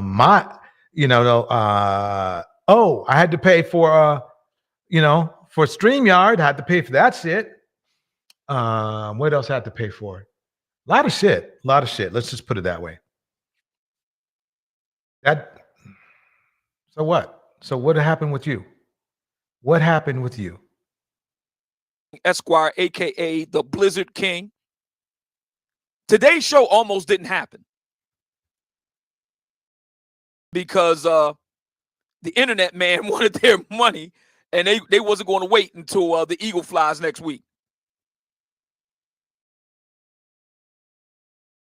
I think y'all get the point. I mean, here's a man who talks garbage about black women every day he gets a chance. And he's supposed to be exhibiting leadership for black men. And basically, he can't pay his internet bill. If there's ever a lesson for somebody, it's right there. It's right there.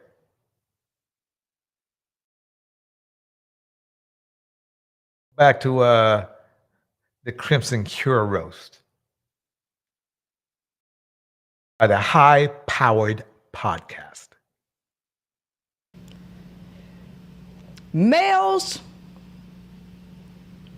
have 300 to 1,000 nanograms per deciliter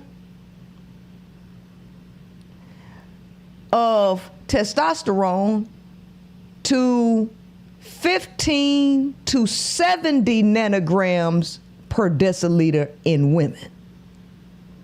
I want y'all to hear, listen, testosterone is the key ingredient to making a male a male.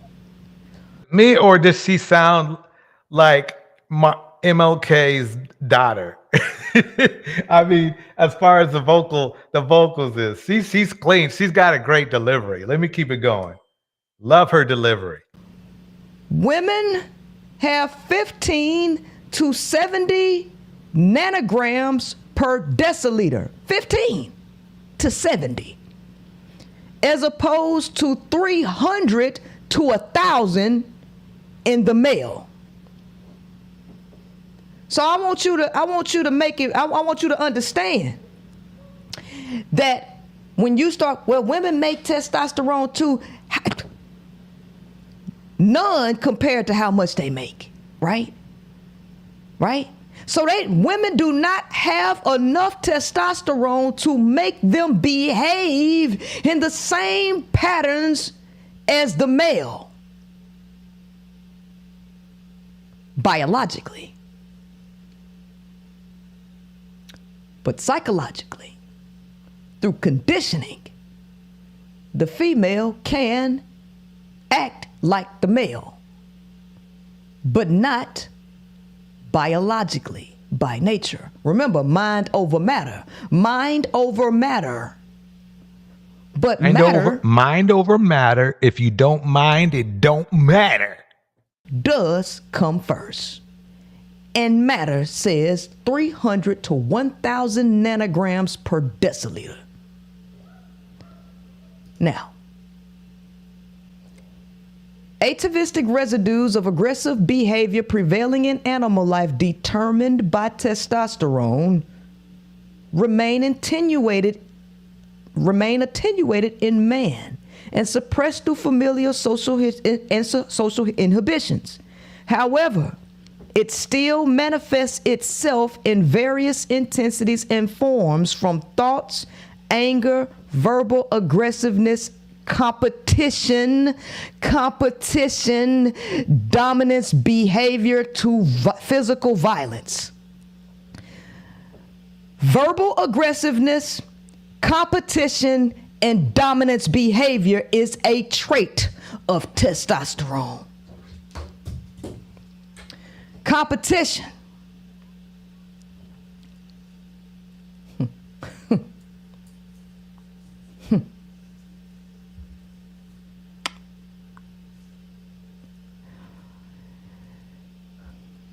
There is evidence that testosterone levels are higher in individuals with aggressive behaviors, such as prisoners who have committed violent crimes.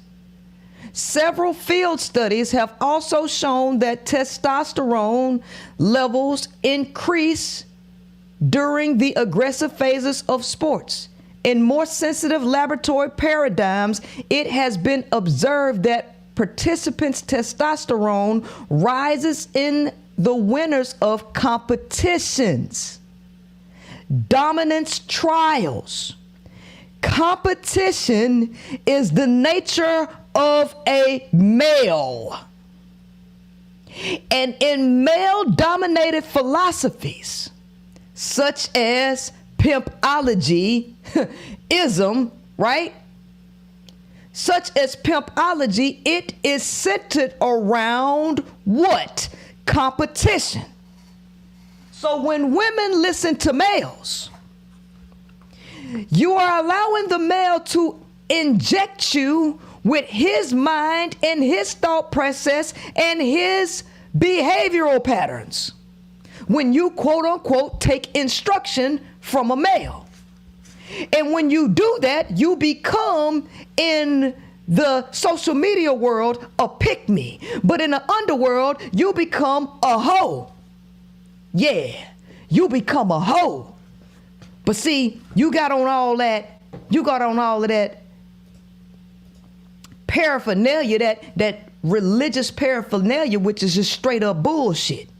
Because you don't know what you're talking about. But you have become a hoe in your behavior because a good pimp, which is the pro-black environment, right? They are pimps, will always use hoes to cross one another. So you get into the fucking manosphere to become a hoe, right? A tool, a hoe to attack other women. Boom. Right there. Bottom bitch. The bottom bitch.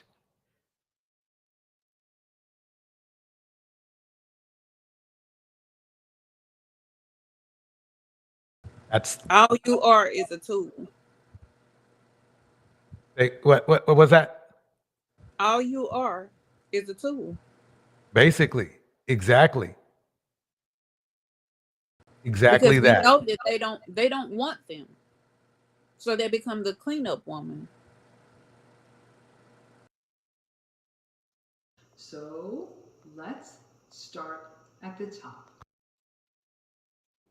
Black men have left and they are not looking back. Knows this isn't true.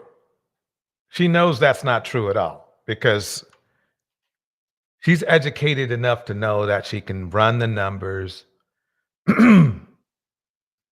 and see that Black men aren't leaving at any. They're coming back because the homicide rates and the femicide rates and the crimes we're still piling them up. Let's keep it going.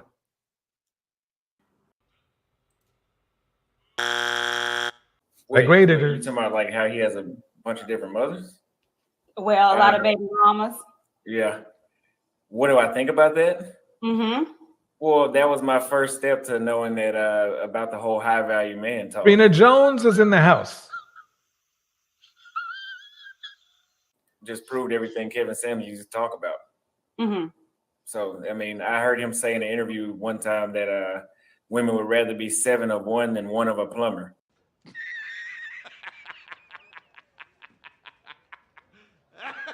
7 of one than 1 of a plumber. So basically, he's trying to say that his father was high value, though he has 5 baby mamas.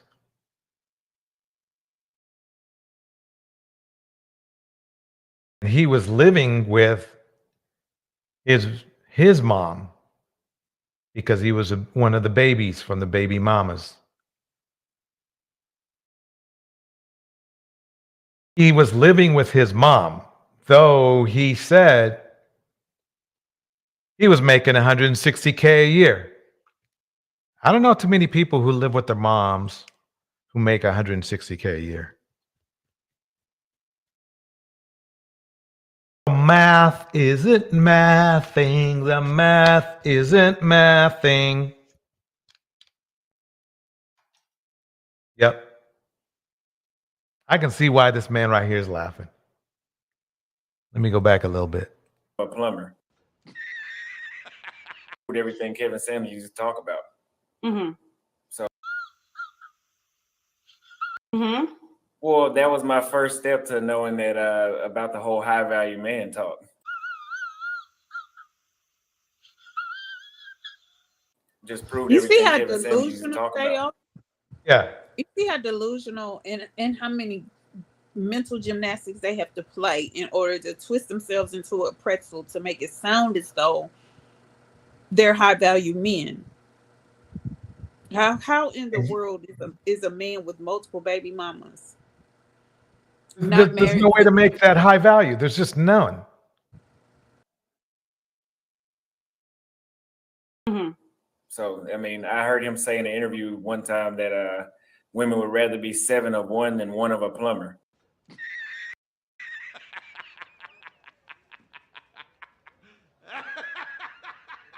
That I'm a child that shows that. As Adrena would say, false reality. That's exactly that. It's exactly that. It's exactly that.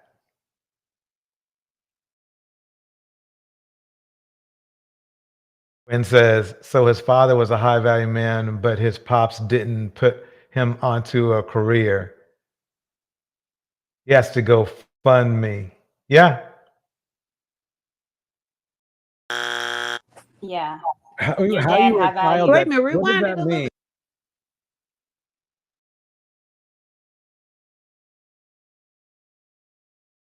And Kevin Samuels used to talk about. Mm-hmm. So, I mean, well, that was my first step. Different mothers. Well, a lot of baby Men have left and they are not looking back. Wait, you talking about like how he has a bunch of different mothers? well, a lot of baby mamas. Yeah. What do I think about that? Mm-hmm. Well, that was my first step to knowing that about the whole high value man talk.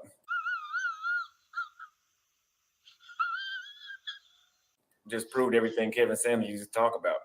Mm-hmm. So, I mean, I heard him say in an interview one time that women would rather be 7 of one than 1 of a plumber.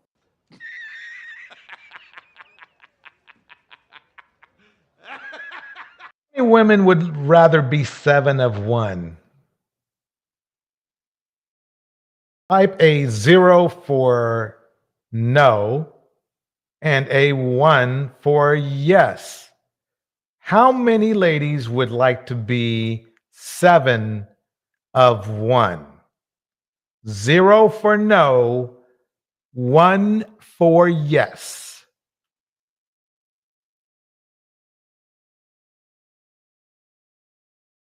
We'll wait.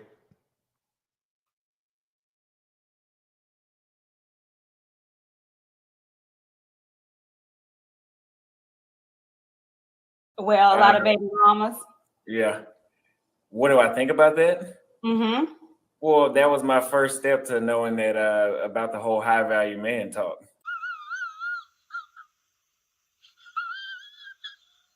Just proved everything Kevin Samuels used to talk about. Mm-hmm. So, I mean, I heard him say in an interview one time that women would rather be 7 of one than 1 of a plumber.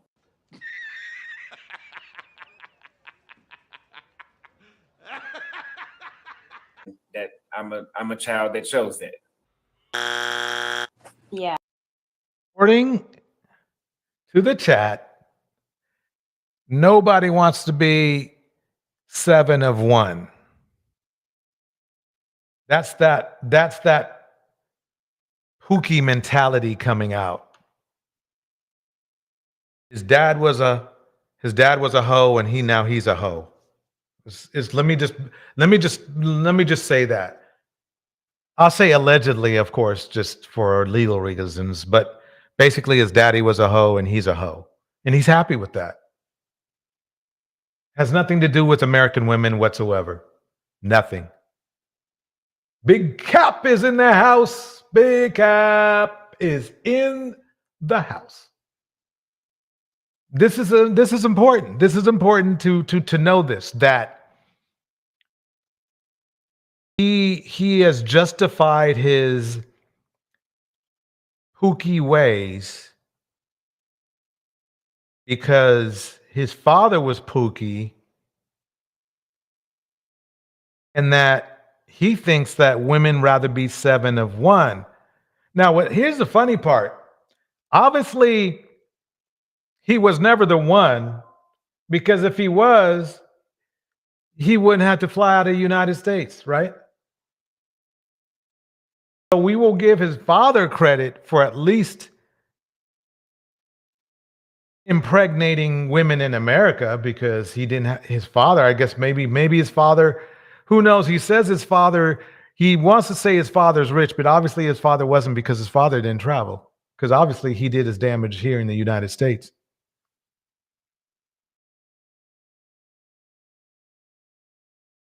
You know, 7 of 1 instead of 1 of a plumber. Funny thing is this, is that doesn't make sense, because black women, they don't need a plumber either. They don't need to be 1 of a plumber. Was his dad a plumber? I mean, obviously his dad wasn't super rich or nothing, because he had to stay with his mom.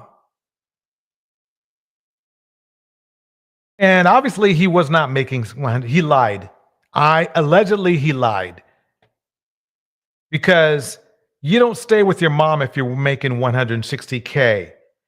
Because remember now, he said that he went to college to get away from his mom. Remember? He said he needed to get away from his mom, and that's why he went to college. Because I assume he maybe thought that would be the cheap way to get. So let's face it, what he did to college is he cut hair and probably chased around women. He wasted that whole education. This is maybe this around, but they didn't want him. Yeah. And this is the sad part, because he wasted a whole possible education. Even if you are cutting hair, you still need business. You still need to take care of your business, right? Obviously it didn't work, because, he's asking for, look where he's at now. He should have been opening up like his third or fourth barber shop, but he's not doing that. It's clear he's not doing that. That's what I love. You have to open up one, and who believes he had one? And that's the funny thing, though. That's what I love about time, is because time will always tell the truth. He said himself, he went to college to get away from his mom. But then he also said he was making $160K. If you got $160K rolling, you don't have to live with your mom. Shit, if you got half of that, you don't have to live with your mom. This dude was broke. He was faking it till he made it. Just like somebody else. I mean, come on, the math isn't mathing. We do math here in shop. This is how it goes. He said he was in college, but he started cutting hair. And so he dropped out and became the barber that he was when he was in college. And after that is when he made the $160K. But he was still living with mommy, cutting hair, making $160K, fresh out of no college. I don't know where they do that at. Especially not in Texas. I mean, Papa was not in Florida, not in Alabama, nowhere in the South is someone making that kind of money, cutting hair that young. Was a rolling stone. Wherever he laid his hat was his home. And when he died, all he left, y'all, was alone. Now he says he what he knows his he knows his father to this day. Remember that? Oh man. He knows his father to this day. Yeah. How Your you dad a have child value. Wait that a minute, what does rewind it that a little bit. mean? Go back, go back, go back, go back. This is Siobhan. I love that part. Mm-hmm. Well, that was my first step to knowing that about the whole high value man talk.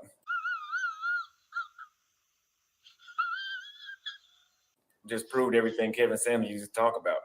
Mm-hmm. So, I mean, I heard him say in an interview one time that women would rather be 7 of one than 1 of a plumber.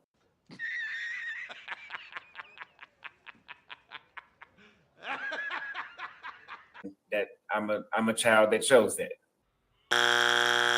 Yeah. How Your you dad a have child value. Wait that a minute, what does rewind that it a little bit. mean? Go back, go back, go back, go back. Hold on.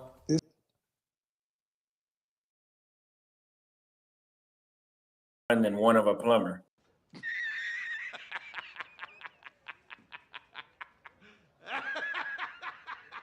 That I'm a child that shows that. Yeah. How Your you dad a have child value. Wait that a minute, what does rewind it that a little bit. mean? Go back, go back, go back, go back. You can't make this shit up. I want to give a special thanks to today's sponsor of the show, the one and only Dennis Sperling, Esquire, aka the Blizzard King. Today's show almost didn't happen because the internet man wanted their money, and they wasn't going to wait until the Eagle flies next week.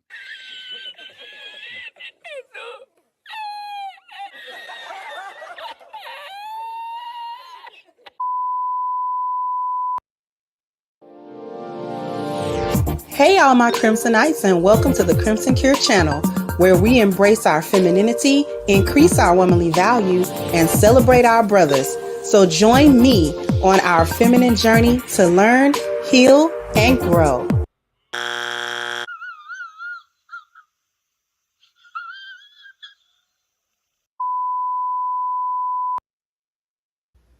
Now onto this topic. So again, we were talking about signs that a guy is a red pill junkie.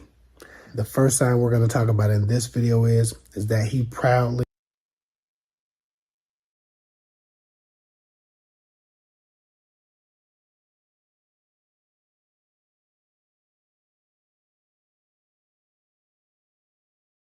Let me hold on here. I gotta grab another tape.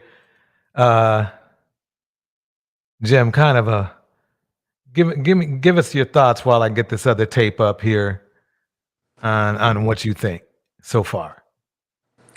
Ooh, it's been a lot. Number one, we already know Auston Holleman is a real, piece of you know what. He's a liar. Just like a lot of them are liars. They make up these fantasies in their head and they try to sell it online. And a lot of the only people that really believe them are the males online. And it's so funny when you go in these comment sections and you hear a video about one of these males. The only people in there defending them are other males. Like they're swinging hard at women over other men. So it's like they have groupies. Like these grown men, especially older men, are groupies for young kids. That's some predatory, backwards bullcrap. So true. Yeah, a lady. Pathological liars, a lot of Okay, you guys. I created a situation or a diagnosis called multiple baby daddy syndrome. So let's talk about it. There are several ways that I believe women come down with multiple baby daddy syndrome. One is they have sex with multiple men who have never married them. And in many instances, those same men have babies with other women that they also never married. So one of the ways to avoid it is to check the criteria. If he has multiple kids with multiple women that he never married, you're going to be number next. Another symptom of it is it causes us to be blind to our own flaws. Women who have this issue, the enemy tricks them into believing that they're going to be better than the last woman that he impregnated and moved on from, or abandoned, or failed to be responsible in the parenting relationship after the sexual benefits stopped. So there's an era of delusion that comes along. It also creates a false sense of confidence concerning our attractiveness or our sexuality. So, they'll say things like, I can't help it if I'm sexy, or if men find me attractive, and that's why they keep pursuing me. They don't own the fact that they're irresponsible with their bodies, and we reproduce with men who are not mature, who are not financially stable, and who are not focused on fortifying a family unit. Another symptom from what I call multiple baby daddy syndrome is it opens the door to delusion regarding who we are, because we may have 3, 4, 5 kids from men who also have babies from 3, 4, 5 other women, and we still think we're the one, and men are looking for us, and we're a prize. No, we are a blessing. We are an helpmeet. God did create us to be wives, but there's certain characters, certain disciplines, certain behavioral patterns that we need to have, and there are certain standards as a woman that we need to have. Next, it makes you look foolish, because of course, if he keeps procreating, there's no way that he can effectively be there for all those kids. And then you see these crazy women like rabid pit bulls bursting out the windows and cutting the tires and fighting in the streets. If a real man, a quality man, will never put you in a position where you have to engage or fight with another woman over him. Quality men just don't conduct themselves that way. They don't do that, and they're wise about where they cast their seed. Just because a man makes a lot of money, it doesn't make him a quality man. Lastly, this syndrome is, I believe, caused because it causes men to lose respect for you. They're never. Did she just say that having a lot of money, making a lot of money, doesn't make them quality men? Is that what she said? Sure did. But I thought it was the opposite. I thought once they make $100,000, once they're 6 figures, they're high value men. Exactly. Mm. That's not the case. She said it wasn't. Never going to respect you on a level greater or higher than you respect yourself. So when you see the loss of respect, or you see the other things that I mentioned, consider that the enemy is trying to trap you with multiple baby daddy syndrome. Don't fall for it, boo. Good.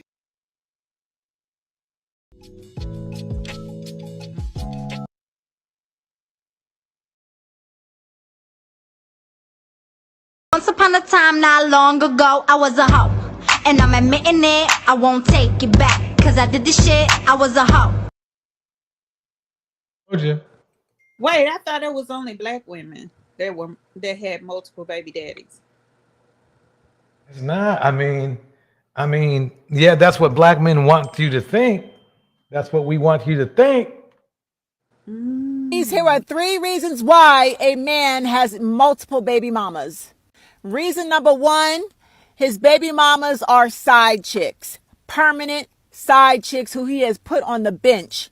He feels that he is entitled to sleep with his baby mamas anytime he wants to, and having a baby ensures that he can keep a foot in the door.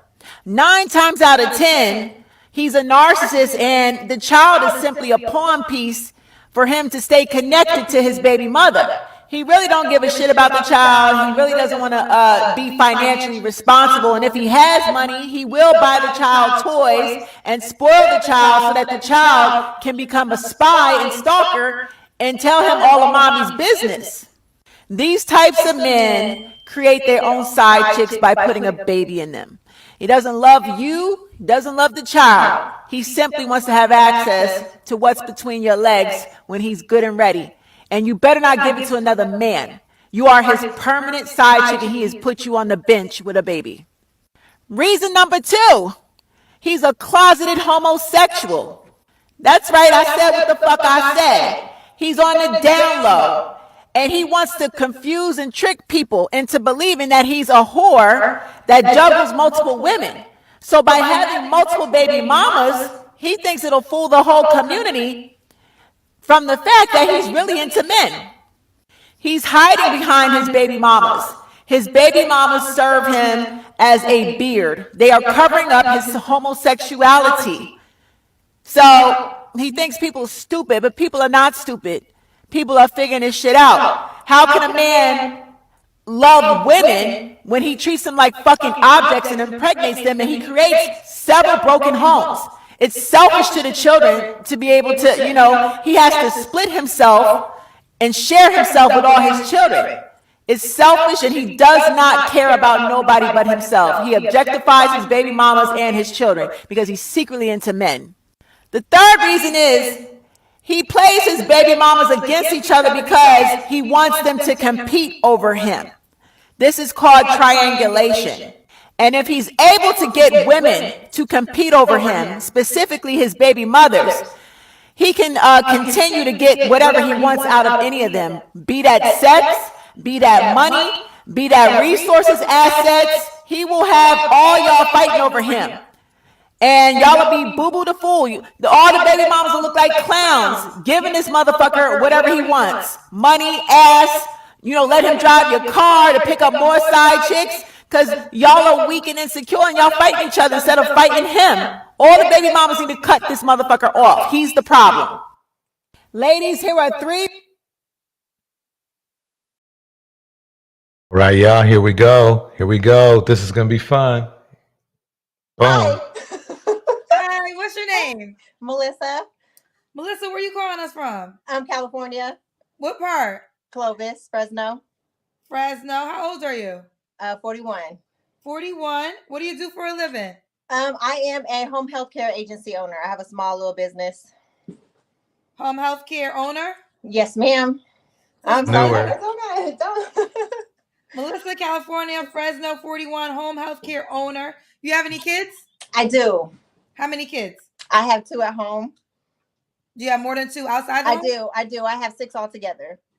You gave birth to 6 children? I did. I gave birth to 6 children. Okay, what are your kids' age? Gosh, I think 23. 6. So she beat the other woman out. My youngest is 10. So from 23 to 10. Every 2 years. So 23. 23. 23, 22, 21, 23, 21, 18, 16, 15, and 14. Almost 14. Are they all by the same man? No, ma'am. How many men? 4. 4 men. Have you ever been married? My daughter's over here hyping me up. She's over here. Melissa, have you ever been married? I have not. Why didn't you marry any of the men you had kids with? Girl, I was young, dumb, and no, none of them are, no. They're not marriage material. And I probably wasn't marriage material. Wait, so it's not just black women. This woman has 6 kids and 4 baby daddies and was never married to any of them. Is that what I heard? Yep, that's what you heard. Okay. She's stacking them up. She's stacking them up. But you know, black men, they don't believe this. They don't believe her. Right. That can't be happening to their preference. They can't. They're upset about it. At that time either, so I'm not even gonna front. So all 4 of them that you had children by, none of them were marriage material?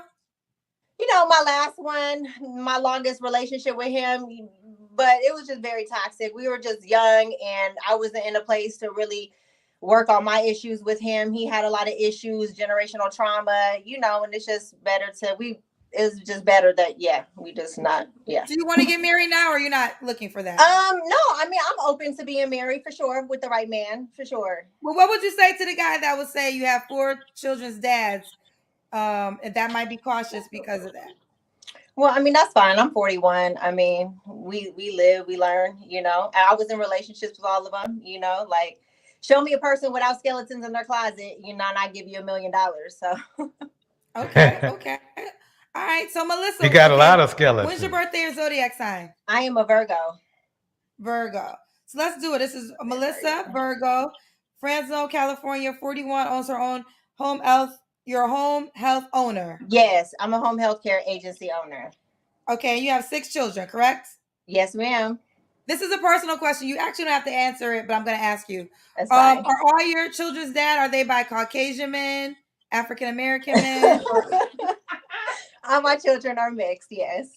So you have 4 men, and they were all African American? One is Panamanian. One is Panamanian. And one's Alaska Native. Oh, so there's just 2 black men, and then... Well, my oldest son, he's Alaska Native, black and white. But he, he looks like me. And then my 2 who have the same father, they're African American. And then my son is Panamanian. And then my 2 who also, my last 2, they're just African American and white. Got you. Okay. And I'm open to all races, though. I'm not one of those, I'm open to all. Treat me right, treat my kids right. We're good. I've never been one of those type of people. I only date African American men. Nope. It's just happened. I'm from Oakland, so just happened. Okay, got you. Let's get into it. So Melissa, Fresno, California, 41. She owns her own home health care. She's a home health care owner. 6 children. They are pretty much grown. The youngest 2 are 10 and 14. Gosh, how old? I'm so nervous right now. 13, almost 14, and then 15, almost 16. Those are the 2 I have at home. All right. So what kind of man are you looking for, Melissa? Somebody who is kind. I guess all of the, normal things, but just somebody. Thoughts so far? What's out there? Yeah, she said, I just wanted to make a point. She said, Panamanian, as if it's not a whole lot of black Panamanians. So we don't know what color that person was. Ain't that the truth? But she's some kind of special. But this is what they say this is their preference. So true. Who can accept, me and my kids. Somebody who has their stuff together. I'm not asking you to be perfect. I'm not perfect. I don't care if you have stuff in understanding with that. Wait, we went out for 1 second. So just pick it up for the things that you desire. So just somebody who, is understanding. Where did you guys leave off? Because that was a lot. So just, okay, someone that's understanding, you pick it up My mouth is dry. I'm nervous. So let me drink water. Someone that's understanding. Yeah, understanding. I don't care how much money you make. I mean, like I'm very, not well off, but I handle my business and I'm able to take care of, myself and my kids. So I just ask that you bring that say, that I have, I'm not looking, sugar daddy would be nice, but no, I'm joking. Kind of. Not. A little bit. No. Wait, okay, let's go. Do you want a man that makes more money than you? You know what? Sugar daddy comment came out of nowhere. She meant that. To be honest, you know what? This is crazy that you're bringing this up because my last relationship that I had, that was actually an issue for me. But I also, that was, 10 years ago. So I was a different place and I wasn't making as much money as I'm making now. And I really wasn't as, confident in my ability to earn money. Now, fast forward, me being 40 and I have my own business and I'm, I think I understand money a lot better now. So I'm not intimidated by it. Maybe you could show me how you were able to make that much money. And then, so no, I'm not intimidated by that. No, but that's not a necessity. I don't need that. No, but if you want to teach me how you made some more money than me, then let's do it. But yeah. What's some deal breakers for you?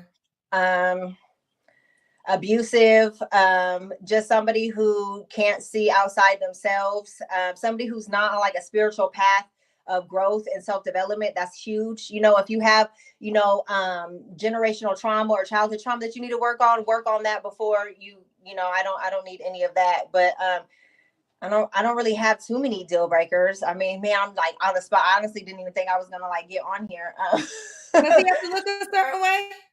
No, I don't. I don't really have a look. I don't know. The men out here haven't been very attractive, but I guess when you know, like when you're attracted to somebody, you're attracted to somebody, you know, like, I don't know, you could be country, you could, I don't know, it doesn't matter really, like. Okay. You want the country? Now, is there a dollar minimum amount he has to make? No, like I said, like, I want to put how much money I make, but nothing. Like I said, I guess just be able to be self-sufficient, you know, and make sure, you know, that you're able to just handle your business, and like we can go on, you know, trips, or, you know, you're not always asking me for money, you know, like I don't really have like a dollar amount. Maybe All I right, should. well, let's do the Kendra Cam. They want to see the Kendra Cam. Oh no! Look, you have a great shape. Me? Thank you. Yeah. Thank you. Okay. All right, so Melissa, when was your last relationship? My last relationship was in 2019, 2018. Okay. 2000. Yeah. That was like, I think you did mention that. So you said about what is Yeah, that? it was like right. It was kind of like a situationship that lasted for like 7 years. And then the last time I was ever intimate with anybody was at COVID. You know, that happened. COVID took over, and it was like, oh. So you haven't had sex in 3 years? Yeah, since April of 2020. Okay. Are you waiting for anything in particular? I guess for somebody. No, I'm joking. I work so much, and I just have been so focused for the last few years on my kids, and just really like elevating myself in my mind and just getting myself together, that I really have lost kind of like, not that desire, but I don't know. I just look at relationships different now. You know, I'm just out there like, sex is whatever, you know, I mean, you know. Okay. I got 6 kids, so I've been there, done that. Okay, you've been there, done that. This Melissa Fresno, why do you think you're single? Because I just don't get out and do anything or talk to anybody, or you're shaking your head. Yeah, my daughter is shaking her head. She can, yeah, I just am so like, I work from home. My business isn't from home. You know, I'm either here in California or in Alaska. And yeah, so that's why. Okay, why would a guy be lucky to be with you? Because I'm a snack, my daughter said. That's what she said. Wait, what did your daughter say? What did your daughter say? Here in California or in Alaska, and yeah, so that's why. Okay, why would a guy be lucky to be with you? Because I'm a snack, my daughter said. That's what she You said because I'm a snack? Man, okay. Yeah, that's what her daughter said. That's not a good. I don't know, like, because I've come more from like a she lot, been snacked you know, on and like I've a been whole able to meal really with build 6 myself. I bring a lot to the table, come from adversity to be able to build my own business. I used to be homeless when, you know, I was younger. I was homeless and pregnant. So just being able to stand on my own too. I'm, you know, I'm me, you know, so what's not to love? What's not to love? Let's do it. Oh, Melissa, what's the age range you would date? Okay, we had actually talked about this before. So we had said 37 to 70. You'll go all the way to 70. Lady, good point. A lady, poor daughter, following in the mom's footstep. That is so true. That is so true. Yes, I'm willing. Hey, age is just nothing but a number, right? Okay, and I'm assuming you don't care if he has kids. No, I don't mind. But you know what? Like, I don't know. Like at this point, like if I, you know, I think I'm open. I'm open, and if it's right, it's right. You know, no, I'm saying if the guy can have kids already. If he has kids already, that's what I'm saying. Like, you know, like I think like being somebody's stepmom is a lot to take in, you know, and that's like that's not an easy role to step into. You know, I'm open for it for the right person. You have for 6 sure. children you would have to accept. Exactly. And that's what I'm saying. I hope it would be like open for the right person. You know, like I'm not against it at all. But like if they're young kids, you know, like I don't know. It's just it's just something that we would have to talk about, you know, like Okay. Southern Belle, why you gotta why you why you have to throw smoke like that?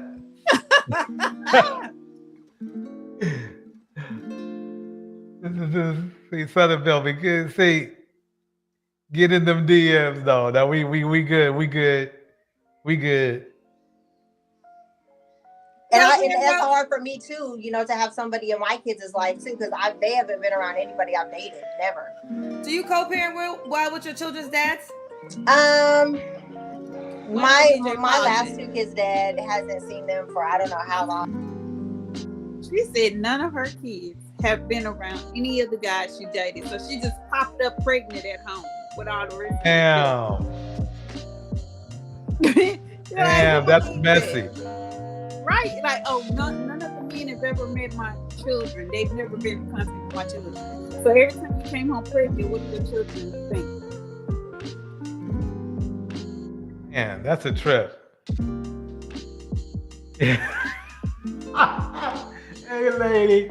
Hey lady says she's fit, feminine, and very friendly. Very, very friendly.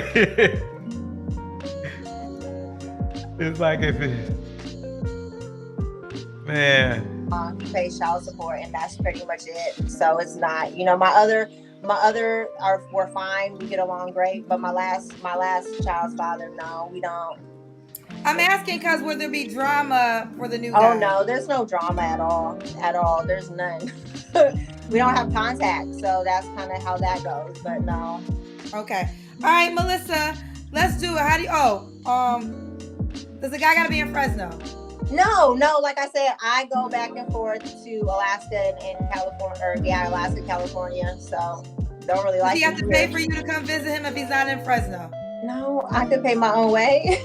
Yeah, she can pay her own way. Let's do it, Melissa. How you want the guy to reach out to you?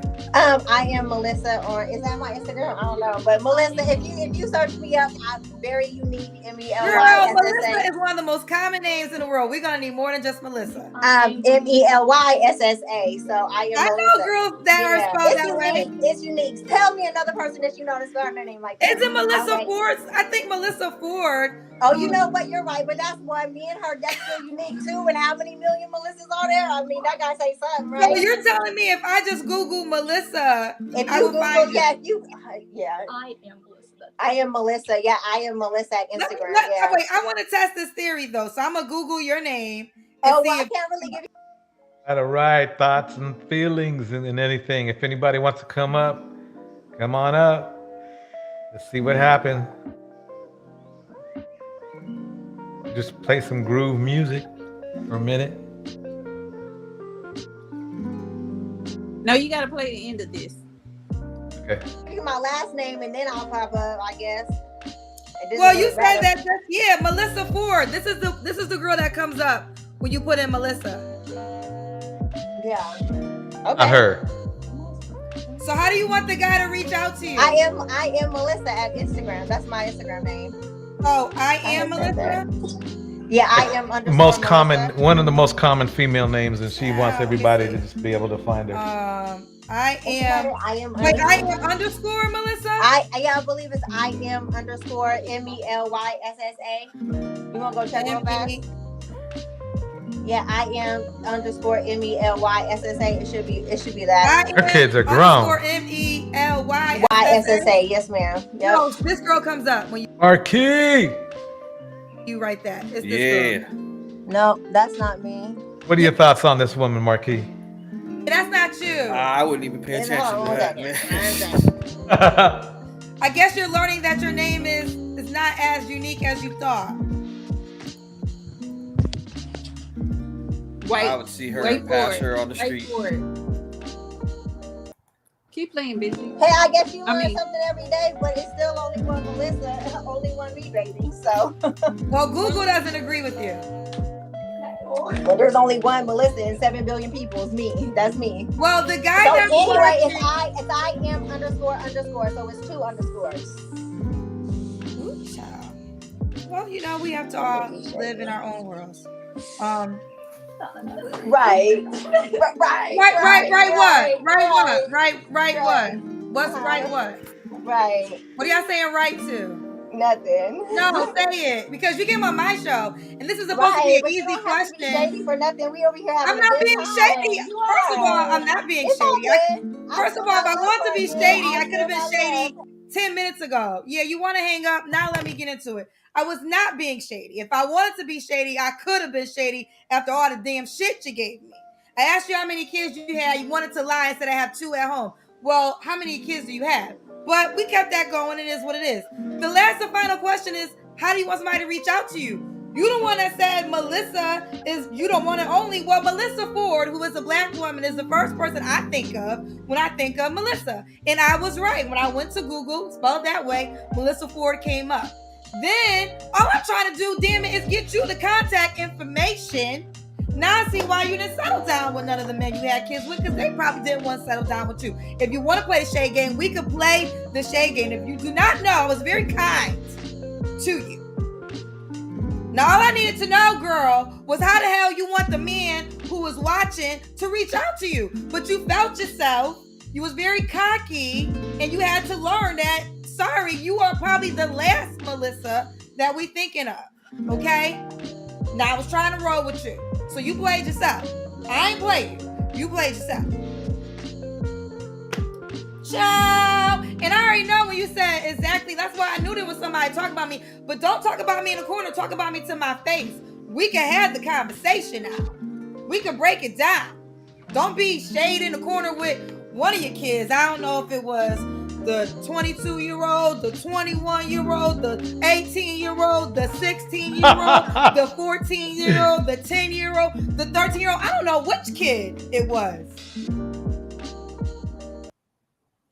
See, that's but we had white 6 girl. to choose from. See, community. See that right there is the kind of white girl that'll like look at her brother in college, or like look at her brother in STEM and be like, "Oh, girl, oh, you ain't black enough." But you know, Pookie or Ray Ray, that's all the black. That's blacker than black for them. That's why I don't even pay them attention, man.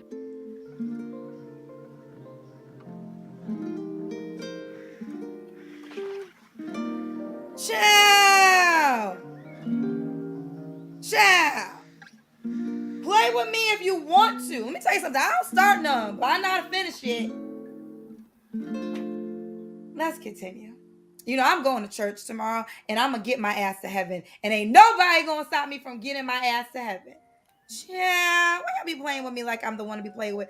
I keep trying to tell y'all I ain't the one to play with. So between me and the chat room and clicking the link, it went left like that, huh? Yeah, they went left. Yeah, exactly. Yeah, that was weird, huh? Yeah, that's that bipolar right there, man. Exactly, because all it was Kendra asking her how did she want me to get in contact with her, and so she just flipped. Well, she said it's Melissa. It's it's unique. It's spelled just like that. And Kendra was like, that's not really unique. She said, well, you can Google it and my name will come up. It's maybe only 1 or 2 of us. And so Kendra was like, okay, let me Google it. And when she Googled it, she wasn't the only one that came up. And she was like, when I think of Melissa spelled that way, I think of Melissa Fox. And so when she gave her the Instagram, they were still going back and forth over the name being unique. And the Instagram that she gave her was actually a black girl. It was a black Instagram with spelled the same way. Oh, she's playing. So, but when she said her, she said, "Well, it's 2 underscore." So you're not the only one. And so her and her daughter were talking briefly in the background about Kendra, and she heard her, and that's when Kendra went on.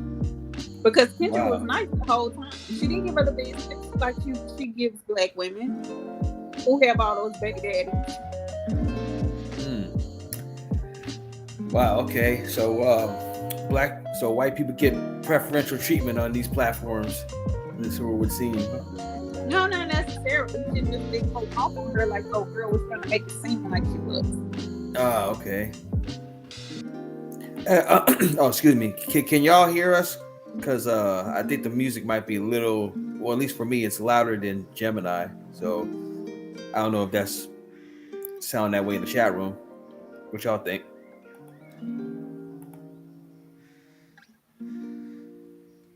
Yeah. A lady said the same thing. Down a couple decibels. Okay. Yeah. So I don't know how much of that everybody got, but I guess try again, huh?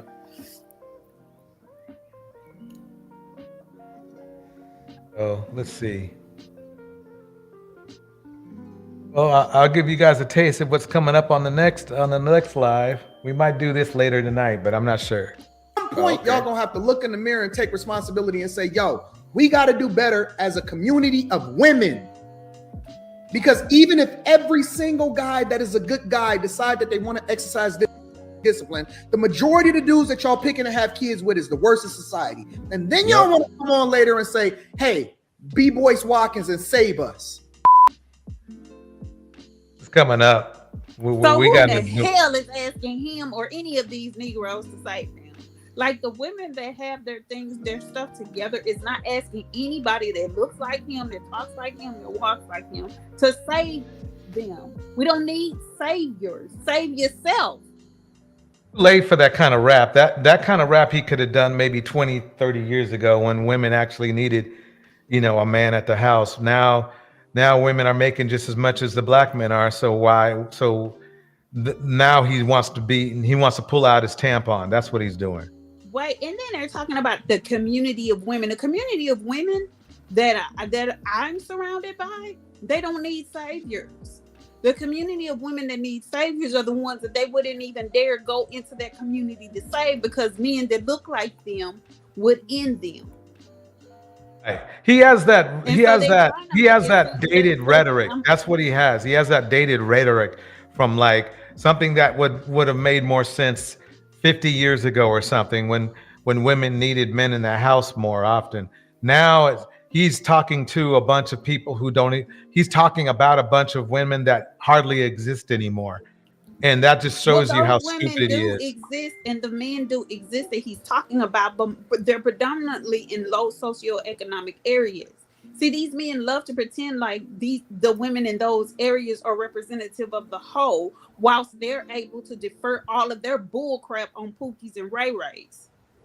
But we know that Pookie and Ray Ray is a mindset because it's men in middle class, high middle class, low middle class, middle class that behave just like Pookies and Ray Rays. So let's not defer any responsibility onto anybody else but yourselves. Because when over 40% of you have criminal records, there's not a lot to choose from. And that's why women are saying, forget it, deuces, bye. We can go to other demographics, or we could just be by ourselves. See, it's not a threat when you have what you have for somebody to tell you you're going to die alone or you're going to be by yourself. It is what it is. But I would rather be by myself than be with some deadbeat dude or some dude who thinks that he's going to come in and usurp my queendom with nothing to offer me. That's not going to happen. And they want Black women to lower our standards. We didn't spend all this time being educated, being on our grind and finding peace within ourselves to hand it over to some dude that thinks he's going to come in and talk greasy to us whilst he's out still ho-hopping. That's not going to happen. And that's all these men want Black women to do is lower their standards. The women that they actually want to lower their standards so that they are an option for them. You're not an option and you'll never be an option. That's why women are leaving the plantation and going sticking men in other demographics. It's just not even worth it. And this business about men need to get themselves together. Men need to gather other men. I don't understand why men have this thing where they're telling women what to do. Why aren't you concentrating on the Pookies and the Ray Rays telling them what to do? Why aren't you in the community being big brothers to these children that don't have fathers? But you're so. You think that it would be more logical to go after if they really thought it was only 20% of the men doing it? Then it would make more sense to put the energy into that 20% if that's the case. Exactly. So, but they don't do that. Us believe that it's us and not them that has the problem. See, but they love to say that we're a million more than them. Well, if we're a million more than them, then what's the problem? Every Black man should be married, should he not? Only 30% are getting married. So what's the problem? Right. If there was a high percentage of Black men getting married, they might start to have an argument, but that's not even close. That's not even close. Not hardly. And then they want to say, well, most of us are married to black women. Only 30% are married. So most of you being married to black women is still negligible in the sea of married people.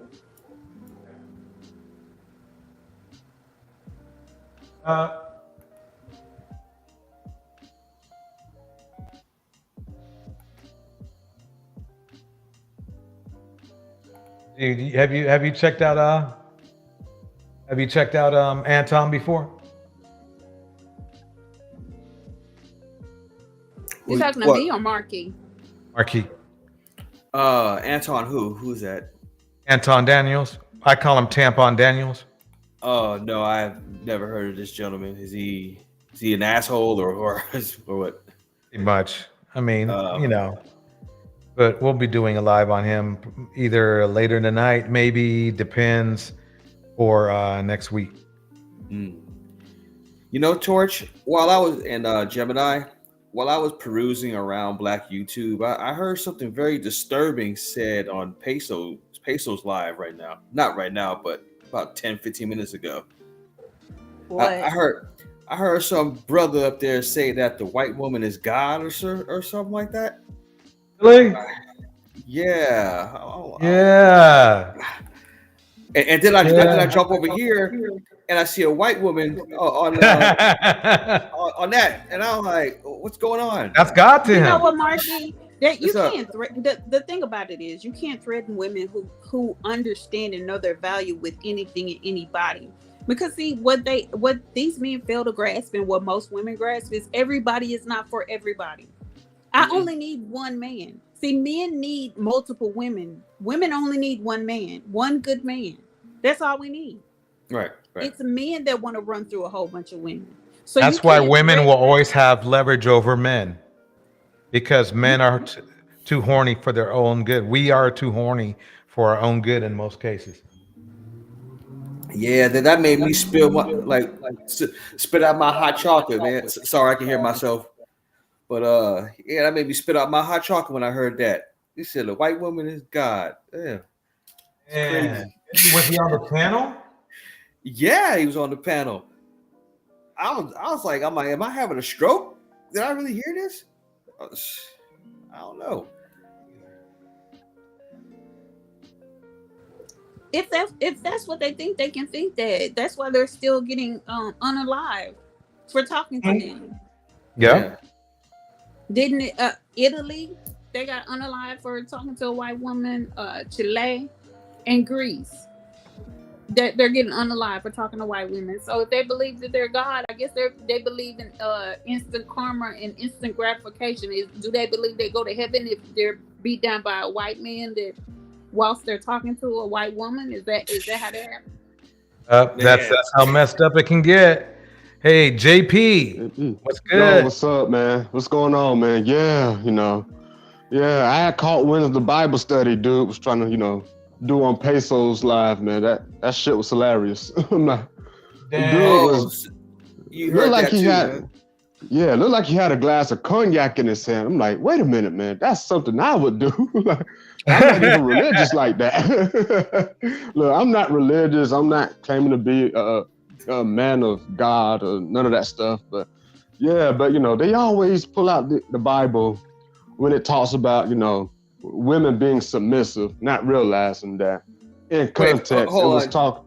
JP, my bad. Oh, my bad. No, I just want to ask. So, Dina, is you serious? Are you being sarcastic right now?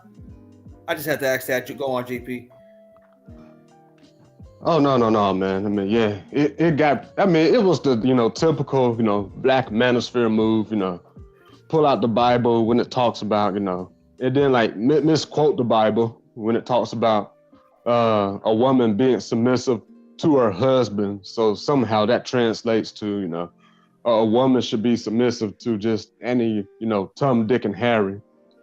But yeah, we even got his channel pulled up, and damn near every video title has the word modern woman in it, like Kevin Samuels used to do. I'm like, but god damn, I mean, it's like, oh, okay, yeah, he's another one. And then, this space, This space never seems to surprise, shock, and amaze me every single day I'm on it. I swear. Yeah. Oh no, I'm jaded at this point, Benji. I mean, I'm jaded. You know, nothing surprises me with these type of guys.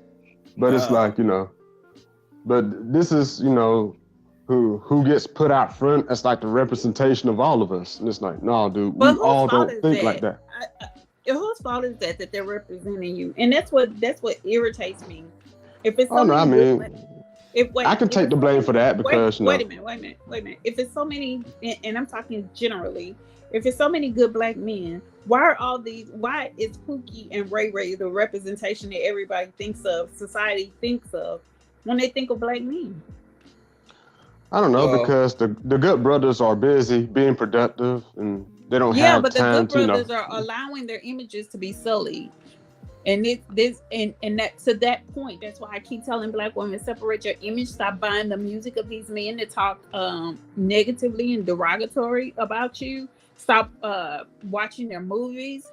Stop hitting the pavement. Withdraw all of your support and spend that time, that money, and that energy into yourselves. And if you have children, into your children, building yourself up, building your children up. Because it's better for you to be a whole person than to be with a half of a person that depletes you completely.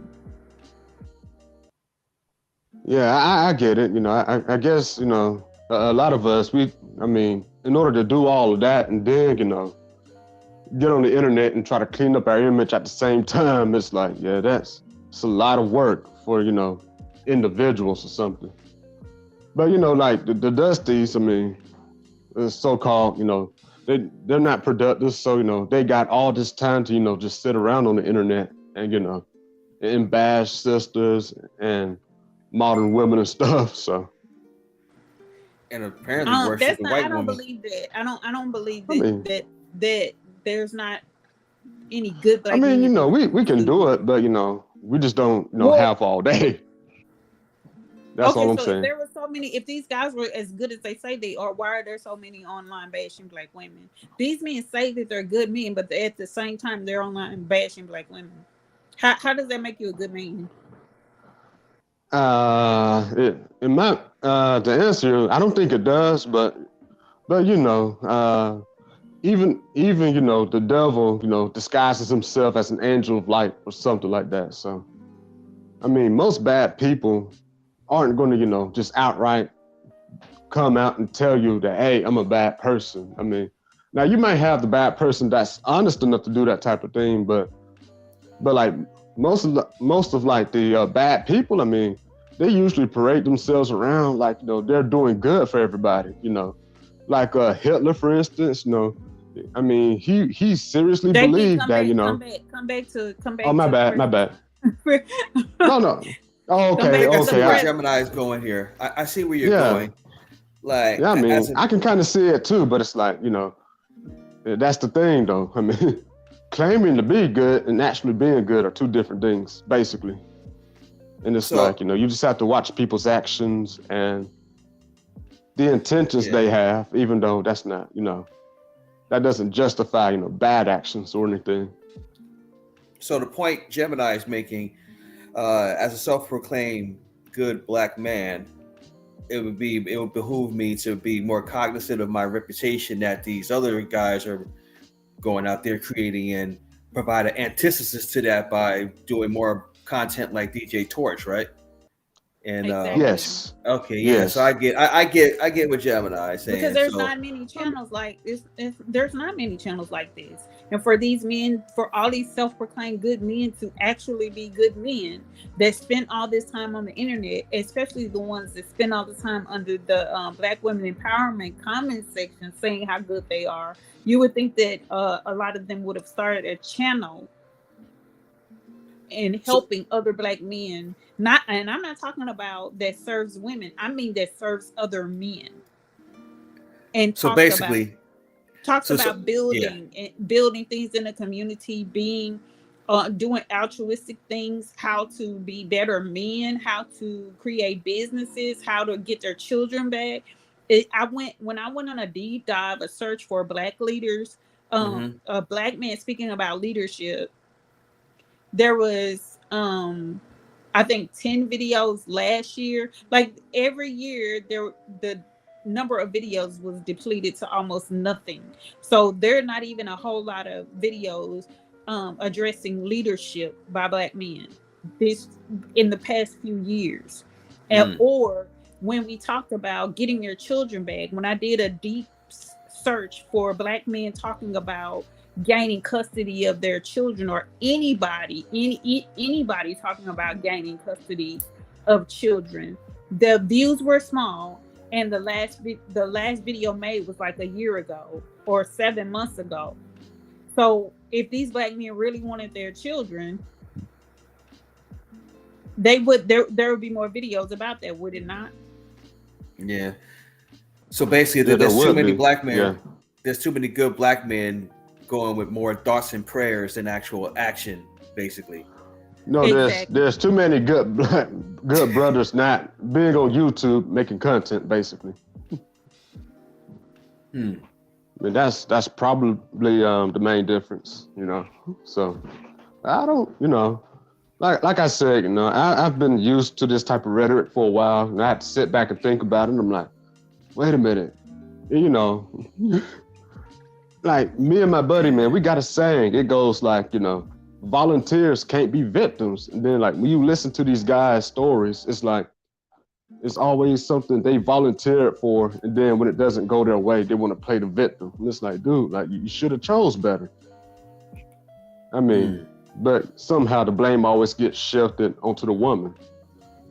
But it's like, dude, like, my bad. Go ahead. That is just a deflection, though, and we know that all it is a deflection for them to say that she should have chosen better. But they say that knowing that they're not any good either, because any man that could tell you should have chosen better, especially when these women are talking about some type of trauma that they sustained from a man, and the man's reply to her, she should have chosen better. That, I mean, and that's why I tell women, look at these men's comments. You could tell that they're not good men just by their comments. Yeah, I mean, yeah, that good bread dude, man. I mean, I was about to pull up on that live too. I'm like, nah, man, you know. Then he started yelling. Then he low key put his kids on the camera. It's like, yo, wait, what?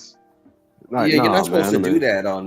You're not supposed to put your kids on live streams and stuff. You know, that there's actually laws against that, like for social. I forget exactly what it's called, but yeah, it kind of gets your channel struck if you put like your children on there, unless you specifically designate. Yeah, your video has to be children friendly. Yes, exactly. To play them, because you're not supposed to have comments. The comment section is supposed to be eliminated for content with children or that contain children. No comments, no background play if you're on the phone or something. So all that type of stuff. So it's one of our child protection laws here in the United States, and I think worldwide. And I'm like, all of this just bash a woman upside the head because of her not being this so-called submissive thing that some white dude in England 500 years ago put in the Bible, came up with. Like, come on. I still can't get a straight answer on that submission thing. I get it's different answers and different interpretations depending on who I ask, and it's never like a short answer. When I get one of them to explain, to explain what a leader is, because none of them can explain leadership without using the word lead. I mean, I can explain it because I don't believe in it. So JP, we know you can. We're not talking about people like you. No, I said no, Gemini. I said I can't. I don't believe in leadership. I think it's a problem. People should think for themselves first and foremost. I would encourage people to think for themselves. If there's no leadership, there's no building. And there's no passing on of better morals. There's no passing on of like good judgment. All that takes like leadership. You can explain basic morality to like a 3-year-old. It's not that difficult, That's leadership, though. Yeah. Exactly. That's a form of leadership. Oh, okay. Okay. Maybe I'm confusing leadership with authority. I'm sorry. Maybe they're two different things. Oh, okay.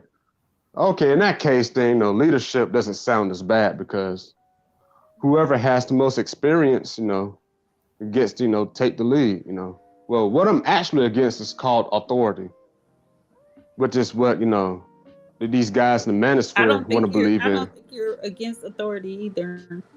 You're probably I against think you're totalitarianism. Yeah, that's what I was gonna say. Yes. Yeah. Yeah. Authoritarianism. Yeah. Oh, okay. Yeah, Okay. it's I important to get. like know all. Go on. My bad. No, I said like all these words. You know, I get. You know, I'm Yeah. against tyranny. I'm against oppression, enslavement of all forms. You know, and this whole submissiveness piece, it just sounds like oppression. You know, Well, it depends financial on who it's oppression coming or from. It depends on right. who it's coming from, and none of these people that use it are equipped to use it. Because again, for me, and for women like me, it's not something you even have to ask for. It's something that you voluntarily do with a man that's actually protecting and providing. And this provision thing, that they can't even define provision at this point, because provision means that I'm bringing my 50% to him for him to distribute it the way that he wants to distribute it. That's not provision. You're not providing for me. You're not protecting me if I'm inputting 50%, and you're just talking about physical protection. Well, weapons work very well for physical protection, and you're not with me 24/7. So how are you protecting me 24/7? Right, unless you're talking about protecting somebody from themselves or something. I don't know any other way. And that's what physical hospitals protection are for. That's what hospitals are for, or jail cells. Oh, okay. That they're not doing that either. Or you know, 40 cows, 50 ask cows. them, yeah, when you ask them to define those things, again, they're unable to define them. So how is it that you're able to you're equipped with these things you can't describe? Help me understand them. Yeah, man, it's like they bring up these grand points and then they turn around and put their foot in their mouths over and over again. And it's like, well damn, man, we should just all just leave y'all alone, man. Y'all don't know what y'all doing. It's But like, then they defer responsibility. They claim they're leaders, but they always defer responsibility to women. Yeah, leadership doesn't work that way. Exactly. So if a leader takes responsibility of everything that goes on beneath him. So as the head, I'm responsible for everything that goes on with the body. So if I'm out there, it's just like with the children, just like with your children, you can't, your children, if you have a 3-year-old or 2-year-old and they go in and they take some candy, they're not arresting your child, they're arresting you. You're the guide of those children. If you're with a friend of yours and something happens, they're taking both of you to jail until they figure it out. Yeah, but I think you can reason with a child better than you can with a guy in the manosphere. So it's, you know. Yeah, that's true. That's true. I mean, because, you know, kids are naturally curious. You know, they want to know why all the time. You know, they want to understand things. But then again, a person can't pass that understanding to the child when that person, him or herself, doesn't understand, you know. So, I mean, this is basically, you know, what led to the, because I said so logic in like the old school Black community, basically. You know what I'm saying? You would ask, you know, your mom or your dad why, and then, you know, honestly, you know, trying to, you know, get a reason or an understanding of something, and then, you know, you will get told, well, because I said so. And it's like, well damn. It's as simple as these men own nothing, they're in charge of nothing, and they're really nothing in their lives. And so they need to be leaders somewhere. They need to feel their masculinity is predicated upon a woman subjecting herself to him, submitting herself to him wholly and completely. That's what their masculinity is built on. And if they can't have that, they don't feel masculine. So therefore, outside of women, they're not masculine. You know what I think it is? I think a lot of them just want an ego stroke on demand, like on tap, you know. That's it. I mean, instant. that's it. That's exactly what I'm saying. That without a woman, there is no masculinity, and so they need that constant validation. They need a constant pat on the head, telling them you're the man, you're the man. They need that ego stroke every time they walk out of the house, because every time they walk out of the house, they know they're nothing, and so they got to come back in the house and be ruler over something. I mean, because my mentor, like he brought this up years ago. He was like, you know, the thing about sex is it's not necessarily about, you know, putting your organ into something warm and wet. It's about the approval and the sense of validation that, you know, is the foundation of the sexual act. You know, that's what the guy is really after when he pursues, you know, sexuality, you know. Because in a lot of guys' mind, that validation gives him a sense of meaning because he can't find it within himself or within any, you know, productive activity outside of sex. So, you know, this is what they resort to for the, you know, like the last ditch resort, you know, to have a sense of meaning in their lives, which is why they, you know, emphasize it so much, basically.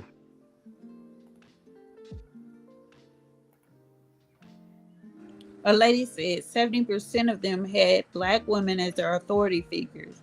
So they seem to want to rebel against Black women for the rest of their lives. Exactly.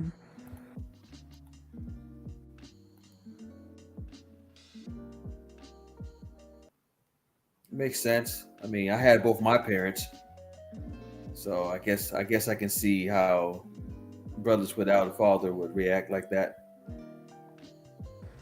And this is the thing too, like Henry Mars is saying, where were the men?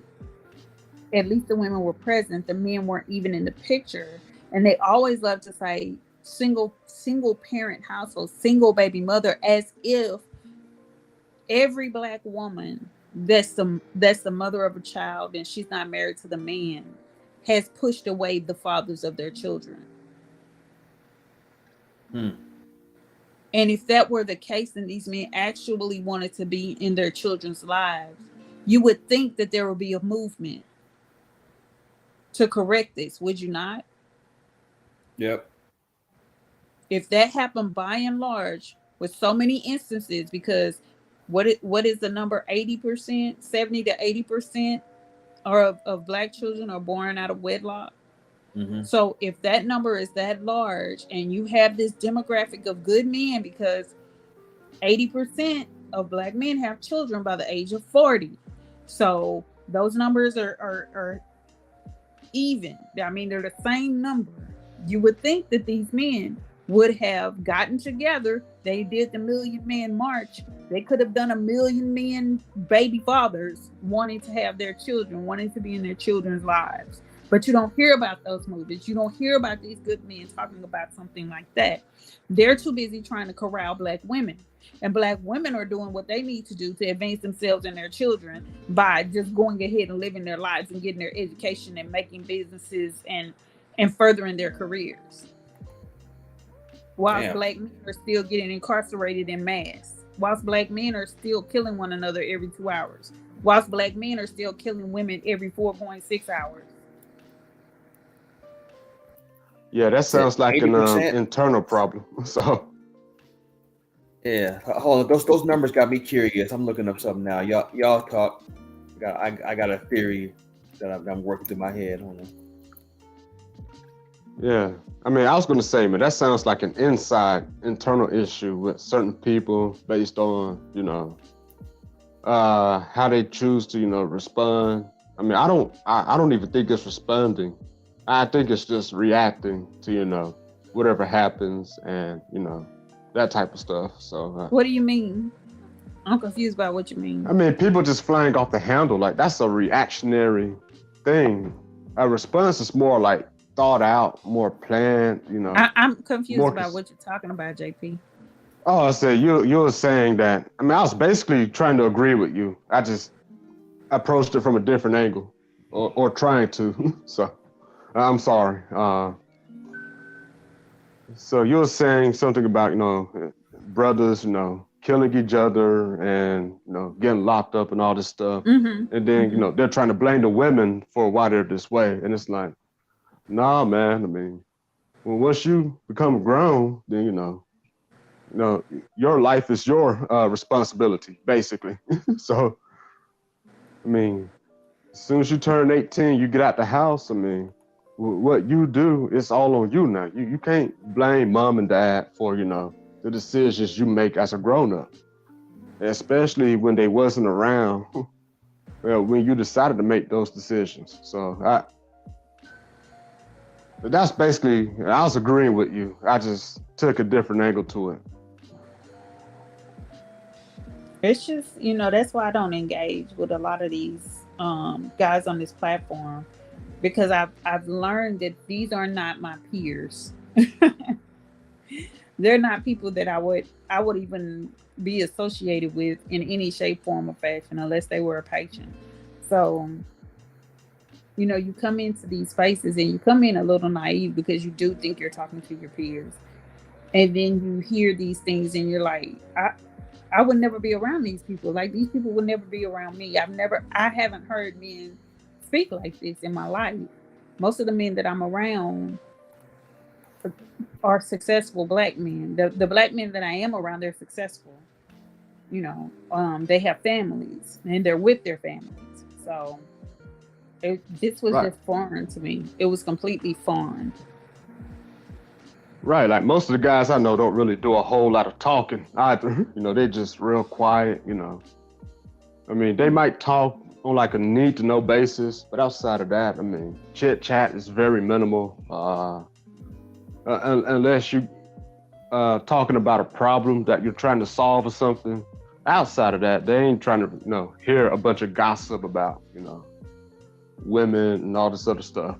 So Interesting. So what did you find, Marky? Okay, I'm looking here, and it says Black men are, like you said, 80% of fathers. Well, not 80% of fathers, but 80% of Black men have children, and the lowest of that is white men. We're at 75%. Yet white men are 75% of the country, so they're the largest percentage of the country, but they're the lowest percentage of fathers. Meanwhile, the largest percentage of fathers is 83% at Hispanic men.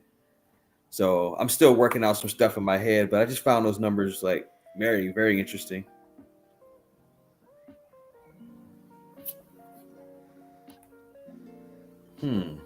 Why do you think the numbers are that way, in your opinion? Wait, who, me? Both you guys. Yeah. Well, I can. The part for Hispanics is religion is one reason, and their cohesiveness is families. They have a strong, cohesive family. They're family oriented, and we know Hispanic is not a race. White is a race, but he's talking about the ethnicity, and apparently it's broken down by ethnicity and race. What you're looking at, right, Marky? Yeah. It just a header on there. It said Hispanic. I didn't go any further into that, but yeah. Okay, so that's the reason for their high numbers.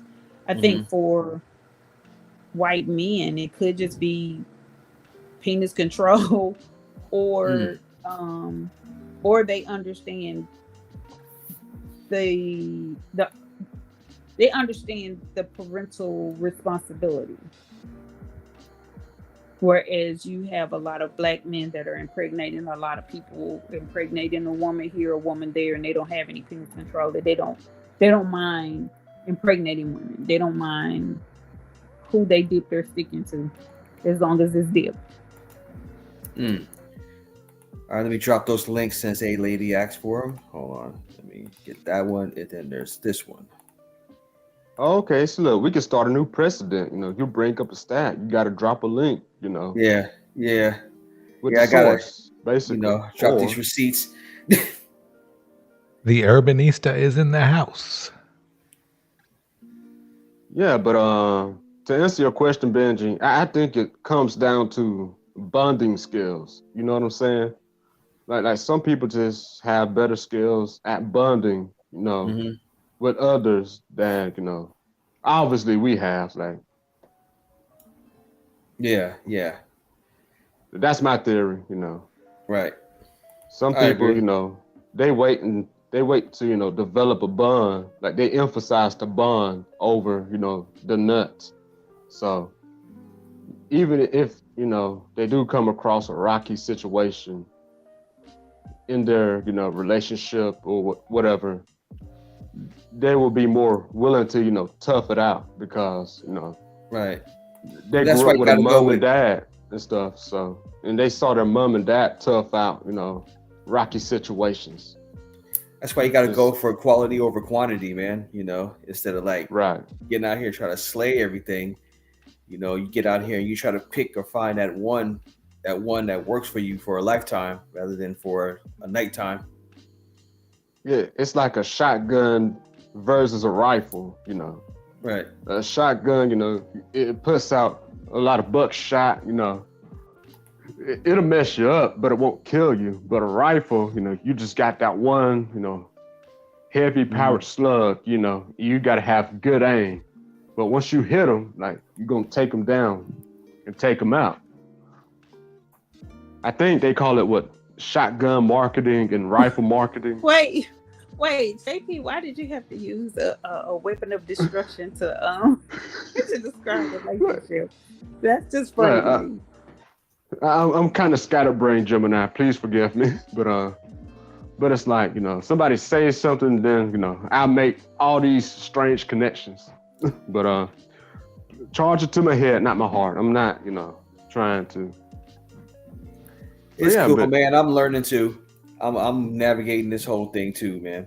So, you know, we're all on a journey. Okay, so let's see what Anton. See, the thing about, I had a friend of mine that tried to put me onto this guy. Hey, you know, check this guy out, man. He's spitting some facts, and, you know, very close friend of mine. And I'm like, you know, I saw that one video he posted me. It's like, it was all right, but it was like, and he didn't sound like the type of guy I would get into. And then I gave him that feedback, and then he sent me another video with Anton in it. It was mostly talking about finances and that type of stuff. And I saw that second video, and I'm like, yeah, something ain't all the way right with this dude. It's like, you ever feel like an energy from somebody? You don't know exactly what it is, but in the back of your mind, you're like, yeah, like I'm not feeling this one too tough. But yeah, always you trust can't your find gut. words for it. Always trust your intuition, man. Yeah, so that was the thought I had about Anton, you know. So it's like, so I just kind of left him alone. I ain't really, you know, go troll the guy or bother him. Right. I was like, yeah, I'm just gonna leave him alone. Keep it moving. Yeah. So what's this rant, you know? Anton ran a woman off a panel or something? Basically, he just said some stupid stuff. I'm actually saving that for another live, maybe tonight, later tonight or tomorrow. But I just wanted to put it up so everybody knows what's happening on the next live. Yeah, Southern Belle, cold piece of work, man. Oh no, oh no, man. I think she likes you. Southern Belle. Oh man, she likes me. I hate to see what happens if she hates me. Good Lord. No, Benji. No, she roasts me all the time. No, I know she likes you, Marky, because when you were gone, all she kept doing was blaming me for you being gone. Oh, yeah. No, that wasn't even your fault though. But it's cool. We ain't gonna talk about that. Southern Belle is in the house. Oh no, Southern Belle stay roasting my ass in the She trolled chat. me almost every live asking what I did with you. Man, wow. Southern Belle, but Wait a minute. You know, if she wasn't in the chat, it wouldn't be the same. Right. I mean, do I really talk like an old man, Southern Belle? You know, I'm 30, by the way, but Do I talk like an old man? Couldn't bear like to get a roast on. That's all. That's all. You know. That's all. Oh no. It's all good. It's all good. You know, I'm not. Yeah, Benji, tripping. you have an old soul, but it's good. It's cool. You It's cool. No. More people, more guys need to have an old soul. Maybe they would do a lot better in life. No, this JP asking that question, not Benji. I'm sorry, but Southern Belle said that I must be in my 50s and 60s or something. I'm like, did I say divide that by 2? Talking about you, JP. When I said You soul. said Benji. I didn't know. I'm I was sorry. talking about you. Yeah, I heard that too. I was like, wouldn't I say that? I was going through my head. Yeah. Oh shit. I was talking about you. I guess I still had Southern Belle in my head. Yeah. Oh, okay. Yeah, I appreciate it. You know, I Yeah. try sometimes. You know. Even though you get a little confused. But that's old Listen, no, I see too much and I don't know where to start sometimes. So I need to be more organized and more compartmentalized. Because I hear one thing and then I start making all these connections in my mind and it's like, well, let me start here and then everybody else gets thrown off and I'm like, oh, okay. Dang. So the Belle says she doesn't roast you, Benji. I mean, JP. She said she. Oh, she's okay. never said You honestly thought I was old. Oh, okay. No, I'm 30. That's not a Did lie. Melinda drop off? Melinda was up here. She dropped off. Was she? Yeah, she dropped off. Oh. Yeah. Where'd she go? Probably got to go to work or something. Sounds like she works that night shift, you know. I mean, nothing wrong with that, you know. Siobhan was in that chat room with Peso when that fool got up there and said the white woman was God. I still can't get over that was said. That's sad. Like, that's crazy. I'm like, I that can't dude. get my head around. But why did Yeah, you that take dude. it seriously? Well, why I take because sometimes things are said are so like audacious and ridiculous and out so far. But off the that's wall why that it's I gotta- said. Marky, that's why it's said. Man, It's said for that very reason, for shock value. well, it And shocked me. Shit, hearing that. When you react to it, the person just makes it more sensational. Yeah, well, I guess I gotta desensitize myself to like internet mess and idiocy, man, because it's still I don't got much of a like resistance to it. Yeah, it gets me sick. I'm like, whoa, I'm infected. Oh crap! So maybe I need to get my immune system up, like y'all. Okay, okay, you guys warm me down. I'm gonna go ahead and play this Anton Daniels now. So everybody better stay until the end of the video. Cool. Here we go.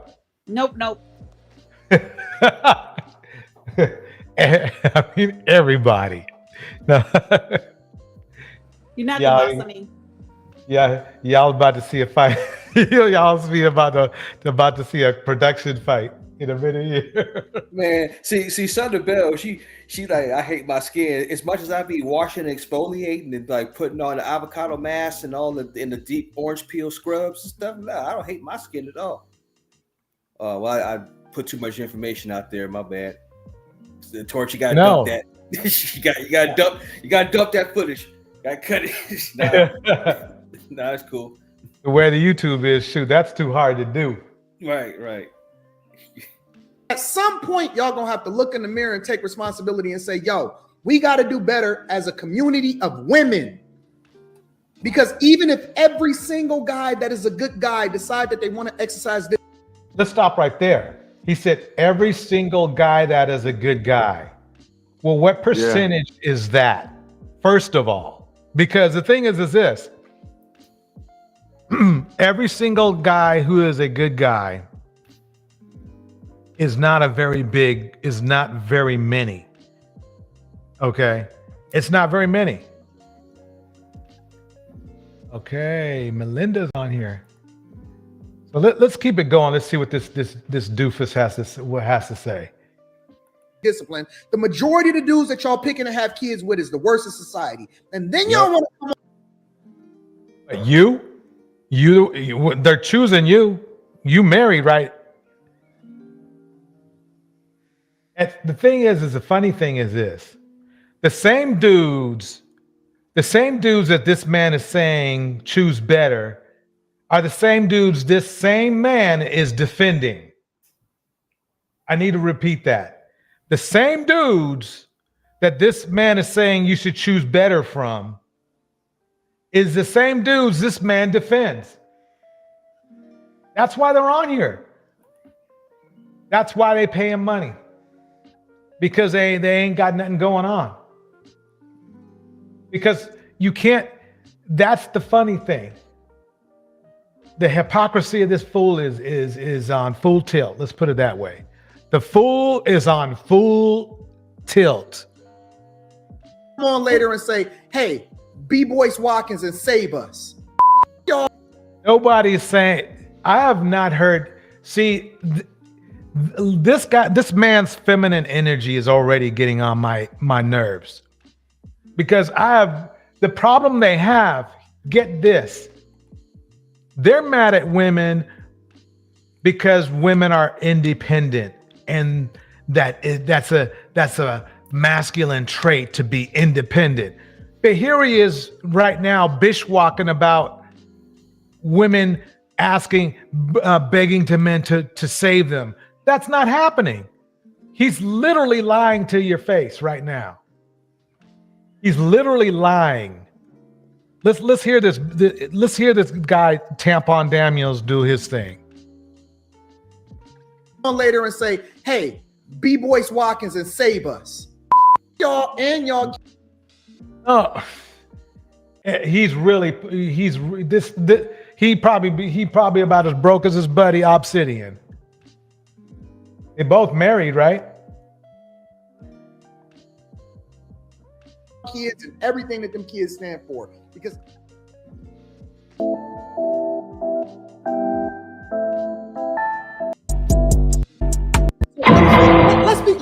let's really peel the Band-Aid off. Let's peel the Band-Aid. Now notice how he said let's peel the Band-Aid off when I guess he's talking about men being butthurt or something. Let's see what he's saying. Off all the way. Let's peel the Band-Aid off all the way.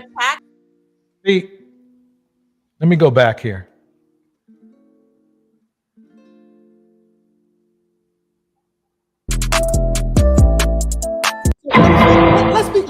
Let's really peel the Band-Aid off. Let's peel the Band-Aid off all the way. Let's peel the Band-Aid off all the way. I go to work every day. I pay more taxes than I have to. Not Medicaid. No. Because now you want to overtalk me. Now you want to over. He mentioned taxes. Let's go over taxes. So he's paying the military and other things. See, he's basically, to me, he's basically he's a black man who wants to be a white man. He wants to use the same conservative white talking points as a bitter conservative Caucasian male. A bitter conservative Caucasian male. Not a conservative Caucasian male, not a middle of the road Caucasian male. He wants to do that hardcore right wing conversation. He wants to be Rush Limbaugh, basically. Yeah, there you go. He wants to be Rush Limbaugh. Oh Lord! I pay more than I have to because I have to take care of a group of people. I have to now. His own. He pays taxes from his own customers. What do I mean by that? All those men that are on some government help happen to be on his channel. A large portion of them. See, he forgets that part. I'll be responsible for bad decisions that women make because they fed into feminism and they sold themselves out. Feminism doesn't even exist with black women anyway, if with the exception of it being equality. I need to bring something up real quick. Hold on. While you're bringing that up, I wanted to bring up a comment. Go for it. So, this was a comment on the math isn't mathing. And so I asked the person to explain how black women are the reason why black men, how black women are impeding black men from getting an education or succeeding. His answer was, I think I said no other race has their women competing against them like black men. Whenever black men cry out for help, resources, representation, black women cry out, no, we black women needed more. As women of color, we're far more oppressed than black men. Then the black men get the shaft. Just look at what happened in Wakanda Forever. I'm going to come back to that. The feminists took the franchise away from the black man. Now, what do black men have left? Yes, we know the white supremacy are at fault. We know they're causing most of the problems. But black women aren't helping at all by competing with black men. Black women hinder black men when they do that. Then the same black women go and complain about how black men are under, I don't know what that's supposed to be, under something. Under, it says effering. I don't know what that means. Black women need to stop undermining black men. Why are black women the only females out of any race that try to supersede the men? And then another comment is his. It says, P.S. Black women love to brag about how they have the highest rate of college attendance or attendees. But a black man let slip that the black women in charge of handing out grants deliberately overlook most black male candidates just so they can get more black women in college. Yes. So I'm gonna go backwards. Wait, you want me to put that on screen or what? Yes. Thank you. Okay, where's it at? It's under the Manosphere is mad at black women, but it's the math. Okay, hold on one second. You just bring it up first so we can take a look together.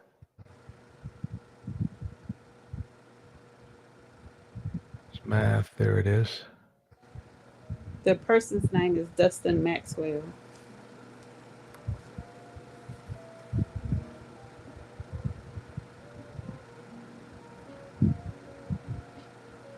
Doesn't even sound black with that name like Dustin.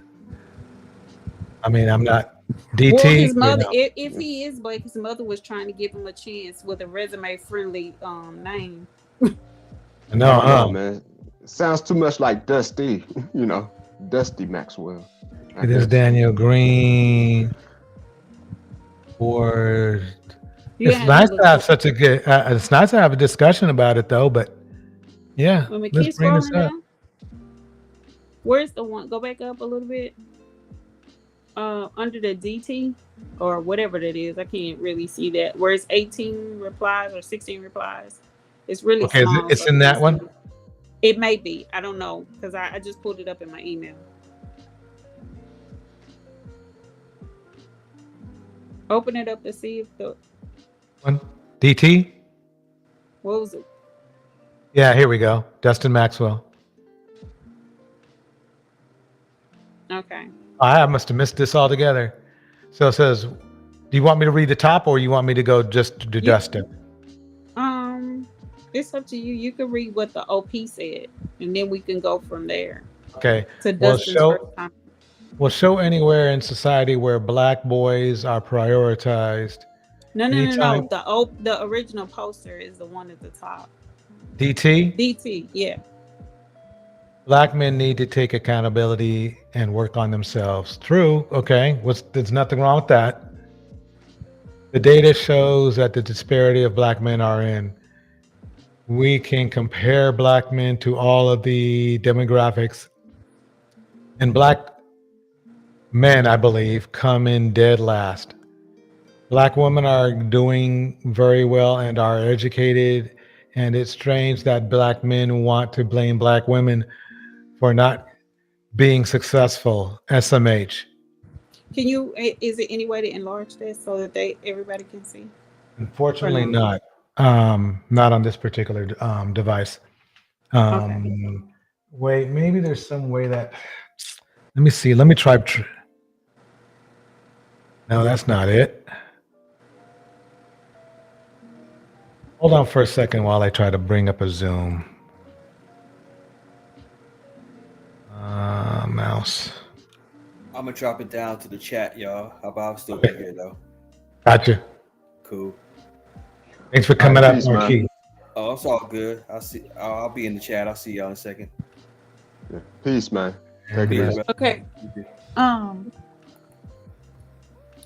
So expand that second comment while you're trying to do that, and I'll read it while you're trying to do what you're doing. I got to get out of the setting first. Give me a second. Okay. Point out. Expand which one? This one? No, under Dustin Maxwell. Expand that that comment where it says read more. Under his comment. This is him right here. Oh, this first one. Yeah. So it says, sadly, you're right. It's as if black women. I can't even see it. I can't see it. Okay, I'll read it. Sadly, you're right. It's as if black women are competing with black men for resources. That's kind of stupid, but let's keep going. Then after they cock-blocked black men, they go and complain about black men are underachieving. Seriously, what the F? Stop undermining black men. This is really self-loathing at its best, in my opinion. Well, okay, so the overarching theme is that he believes that black women have to stop doing something in order for black men to succeed, which means that he doesn't understand how society works. And See, he has it. Oh, my bad. He's obviously buying into these things that these men are saying, because there is no way that you can live in society and be an adult and not understand that you're not competing. It's not a subset of people that you compete against. So it doesn't matter if I'm going for a job and you're going for a job. If you don't meet the criteria, you just don't meet the criteria, and the job goes to me. And what he also doesn't understand with affirmative action benefits white women the most, and then it benefits Asian women the second most, and by proxy, white men and Asian men. So the two of the dominant society are receiving the greatest benefits out of affirmative action. I wanted to go backwards because when he said this, black women love to brag about how they have the highest rate of college attendance, but a black man let it slip that the black women are in charge of handing out grants. So obviously this is not a person who went to college, because there's multiple different grants, and then there's student loans. Another thing that black men like to complain about is women with high student loan debt. So obviously this person doesn't have an understanding that grants aren't, that colleges have different grants. Now governmental grants are different, but again, everybody competes for a government grant. It's not just black women and black men. Everybody competes for a grant. And you have to submit certain things in order to receive a grant. And there are different criteria. It has nothing to do with a black woman competing against a black man. And this is what it gets on my nerves about black men and about these people that are illiterate. You pose the argument, and then you have the audacity to get mad at somebody when they tell you the truth, and you think that it's coming for you when it's not. It's just clarifying your ignorance to you and helping you understand that that's not how things work. That's not how society works. That's not how college works. And then this cock blocking thing. I don't have a cock. So I don't understand what he's saying about cock blocking. Again, we don't compete in society for anything against black men. we compete in society against everybody else in society. And see, this is the problem that I have with these Negroes online, always talking about Black women when they should be competing against Black men. So they have these little idiots to come online thinking that everything is a competition between Black men and Black women, and that's not how society works. Men should be competing against men. Women compete against women. In society, you hold, if you're holding a standard, you don't hold the standard up to the gender that you're in proximity to. You don't hold a competition with your counterpart. You hold the competition with other men in society. You're fighting for resources. You're not fighting me for resources. So that doesn't even make sense. So my success is standing in the way of Black men's success. And the crazy part is, do you know how fragile that makes you sound? How weak and impotent it makes exactly. a man sound? That's where I'm going with this. Is he's sounding like a weak person who he's sounding like a loser. This is what a loser sounds like when they're thinking when they can't compete. When they can't compete, they don't have the skills to compete. That's what they sound like. You know what this is, DJ? This is the victimhood hustle, basically. Right. Exactly. But, you nailed it, JP. You nailed it. It's the victimhood hustle. The same stuff was going on in the back in the days when Booker T. Washington was in his prime, giving speeches and writing papers and stuff. And he had a quote about, the victimhood hustlers back then. I mean, there's always going to be that class that's, going to try to hustle the victimhood thing. But the problem is, JP, it's not these young dudes aren't just getting this out of the air. It's these old decrepit freaky Mickeys that's coming out here saying this bullcrap, and they're indoctrinating these young boys and making them think that they're victims, and making them think that Black girls and Black women are competing against them, and therefore they're what they create are young Black men who want to beat up physically and murder Black women because for some dumb reason they're buying into this. Women are against them, and so they're victimizing us even more. That's why these channels are dangerous. Yes, exactly. I mean, we said that a couple of years ago in the Black Pill. I know it gets slandered a lot by guys in these spaces, but I am Black Pill, by the way. And we said that's the problem I have with these so-called good Black men. Right. And we said so-called good Black men online, but they're not teaching these young idiots like this that you're not in the world competing against your counterpart. You're in the world competing against everybody in the world. There's not this special thing that has that's just secluded to Black people, where if we're going to college, I'm just competing against black men and other Black women in college. What sense does that make? the competition. Oh, you good. My bad. What's up? Oh no, keep going. I was just keep going. Yeah, wait, JP, finish your point. No, Gemini wasn't finished yet. I'll let Gemini finish, and then I'll respond. I mean, she's making a good point, but yeah, go ahead. My bad.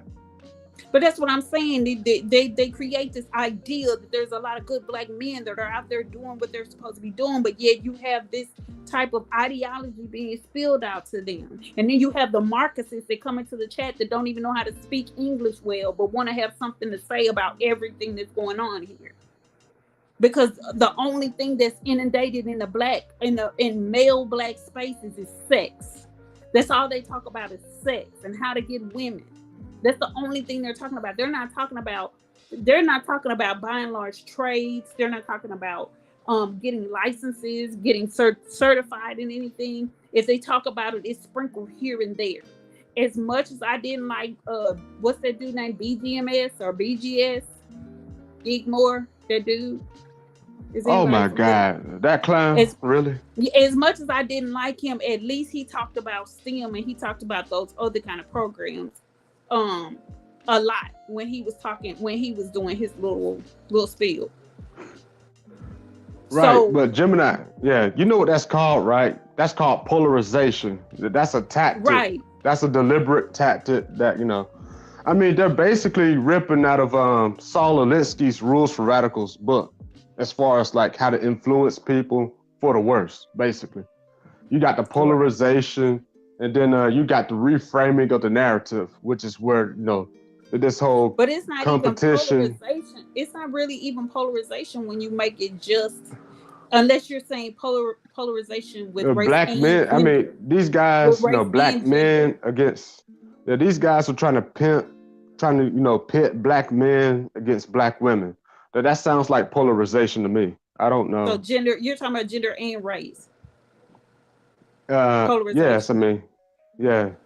Race can be polarized too. The reason I say that is because this man is specifically talking about competing for resources, for jobs, and for college. So obviously, if he thinks that the only people he's competing against is black women, it has to be polarization to just to race, and then polarization to gender. So it's dual things. Yes, I mean, which is dumb because there's too much information out here. It's not like, even if you don't go to college, there's people with PhDs that write books that you can buy for what, $20, $30 that you can read and learn. Even though Google is not a not even. I mean, there's other websites. Let me say this. Okay, go ahead. My bad. Though Google is not an awesome resource, at least it's a modicum of resources that you can look to and actually find some information out on. Listen, I recommend. Yes, either. I couldn't stand him, but I will say he did talk about STEM and all that other stuff more than I've heard any of these other clowns talk about getting into programs that will propel black men forward. So, I recommend DuckDuckGo, I recommend Bing, I recommend Startpage, other search engines that are not as, anything. But like you were saying, the resources are right there at their fingertips, but they're lazy. They're microwave. Black men are microwave intellects. They think they put it in for 30 seconds and it comes out and they know everything. Just like the examples that we saw today with this dude talking about, and yesterday. These dudes come out of prison, been in prison all their life, and all of a sudden, 6 months later, they've turned everything around and they're wise now. Man, miss me with that. Yeah, I mean, that's basically, you basically just summed up all of their talking points. It's microwave validation. It's microwave ego stroking, basically. It's the same thing, we've talked about in the Black Pill and stuff, even though they don't address that part of it. They just want to say that, we're just all doomers and all this stuff. It's like, yeah, you got people that are doomers and all that, but we don't really affiliate with them too much. So we make fun of doomers. It's like, dude, you're a man.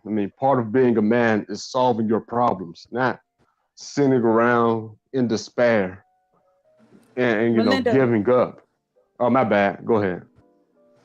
Hey, Melinda, how you doing? Can you hear me okay? Yeah, you good. Okay. Hey there. Great discussion. I wanted to add this. When it comes to, I guess, the mindset of these guys, instead of thinking kind of as grouping together, they like the Pookie Ray Ray type of dichotomy, because in their mindset, the more rare they are, the better they look, and the more access they'll have to women and manipulating women. Whereas other guys think you have to defeat men to get to women, right? These guys want to lower the women to have the women in subjection to them. See, they're not even thinking like in that kind of fight mode or conquer mode. Right. It's like Melinda, it's like a fruit tree. Like they want the fruit to be on the ground in order for them to pick it up. But if it is that easy and on the ground, they still hate the fruit, and they're still going to try to, but they'll hate the fruit, but they like the easy pickings of the fruit. And then also to think that women black women are their competition. It's like they don't even think in the mindset of who the real person who is, making them subject. They think it's the black woman. And so a lot of these guys don't even think that white supremacy or a system is really defeating them. They think it's black women. And I think that's dangerous. So whenever we say, like the system of white supremacy, I don't even, y'all, I know it exists. What I'm saying is they are worse than because even white supremacy. It doesn't exist on the scale that they try to pretend that it is. It's what you mean, right? Well, or it does, but what they're doing, they're ignoring that and saying it's the woman.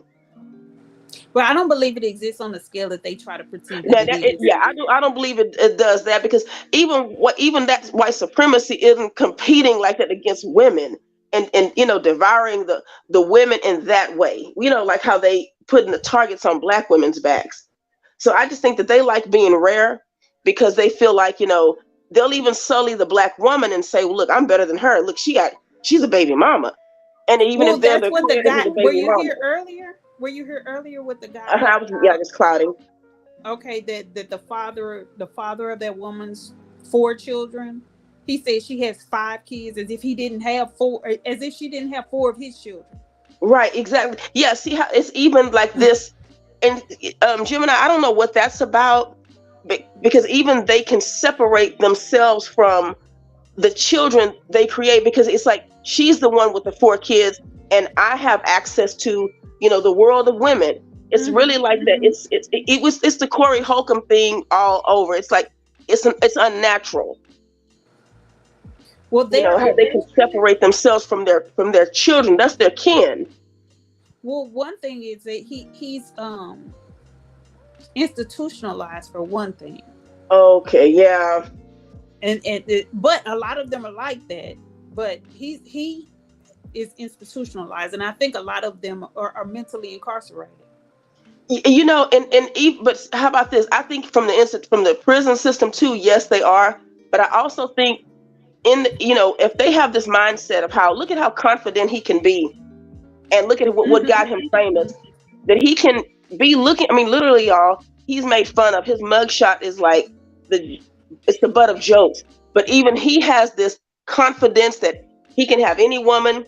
He's kind of down in the baby mama. She's the enemy. But we still have the women, because if you keep black women in that mindset too, they still have shielding and coverage. They're still being protected even by the women. That's why, don't underestimate black women's power in the black community, because that's the only way they've been able to be this deluded, is because you have to keep the black woman thinking, I think someone said yesterday, in a scarcity mindset, in a protective mindset with men. If you think if your man is weak, what they start to do is it benefits them. So they lose the shame of being seen as weak, right? Because they see it benefits them. Siobhan says they can detach from the kids because they themselves have no value, so they don't see any value in the children. But look at how they flip it though. On look at how they make their no value. They project it as it's a lot of value, and they devalue black women. That's amazing how they do that. Let's see what this one is. The problem is they need someone to blame for their degeneracy. People have caught. If somebody stopped moving the comment, I could see it. People have caught on. Go ahead. I'm reading the comment. I'm trying to read the comment. You keep moving. Where's it at? Okay. Do you have access to the comments? Yes. Okay, go ahead and pin the one you want. I did. You keep moving it. Yeah, I sure did. People have caught on. No one is fooled. Black women have something away from their lives.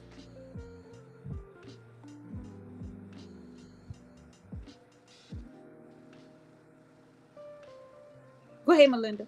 Oh, well, my question is, how have black women been kept under this spell that this is okay? Because again, the more they cape for them and protect them, like you have the women doing the videos and stuff. We've been conditioned, indoctrinated, definitely, and downright with Stockholm syndrome. Like we were trauma bonded with them. Before it was a thing of survival, while we were put together with one another, and the dysfunction became normal. So we've normalized dysfunction. We've normalized their criminality. We've normalized their victimhood. And it's just taken until now where a lot of Black women are saying, wait, wait a minute. We're being mistreated. We're being left with these children. These men are not getting any better. Our station in life is not getting any better. So we have to do something for ourselves and for our children in order for us to propel ourselves forward, and in order for us to succeed in society and not be seen as attached to men whose overarching identity is criminality. So you're just now having a falling away, but before it was a trauma bond because we did need to be together for survival.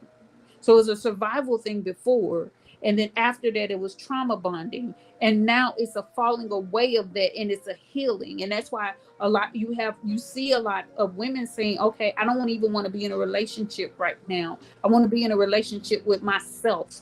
I want to heal myself. I want to do things for myself outside of any man, so that I can reinforce my knowledge of me being of value. Because being with these Black men brings down your value as a person.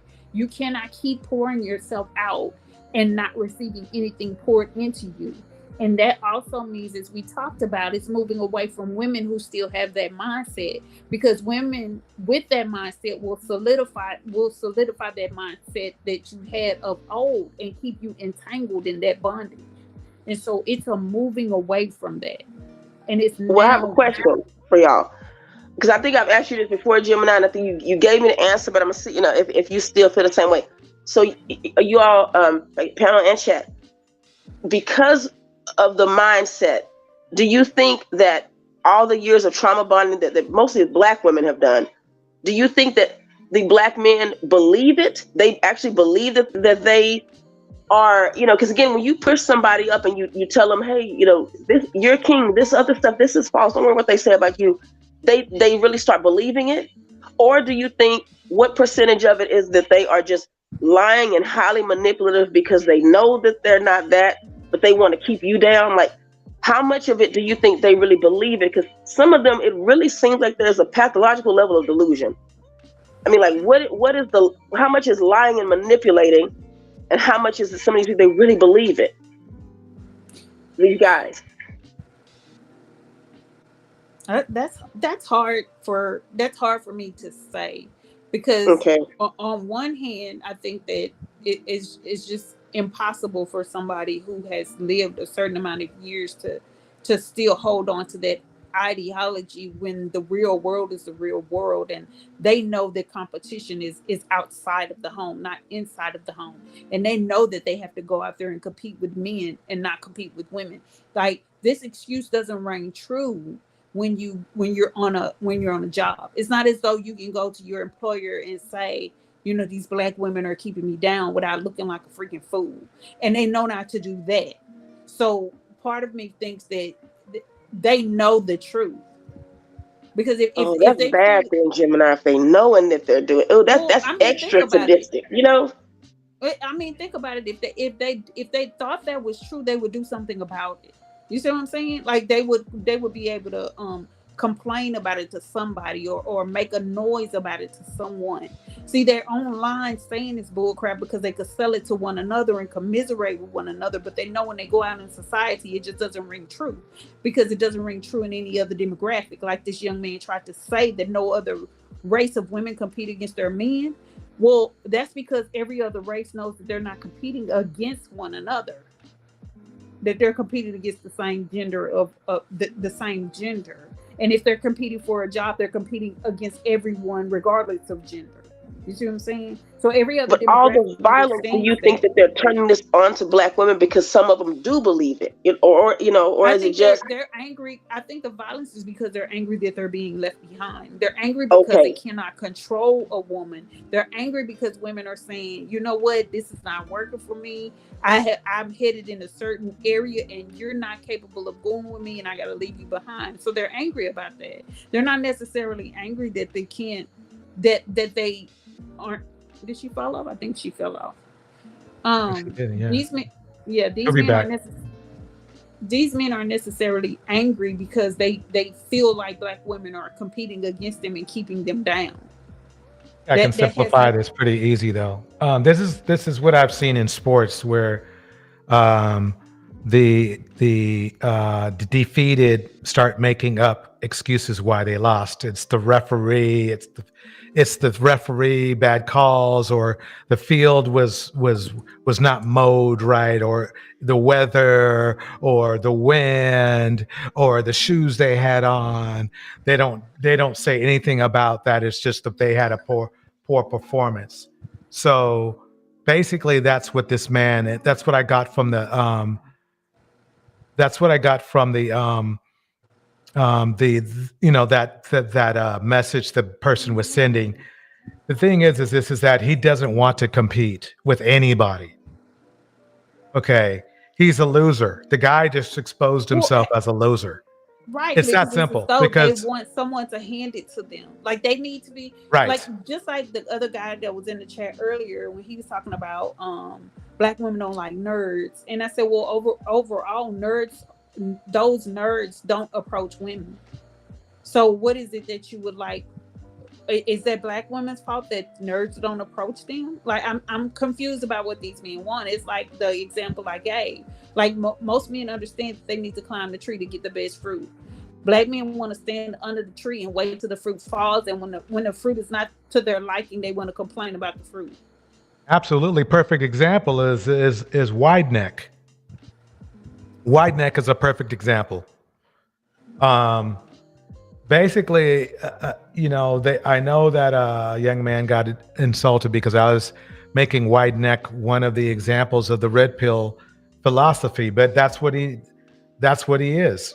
And so he had no reason to go run off after making money. He had no reason to go run off and leave his woman there.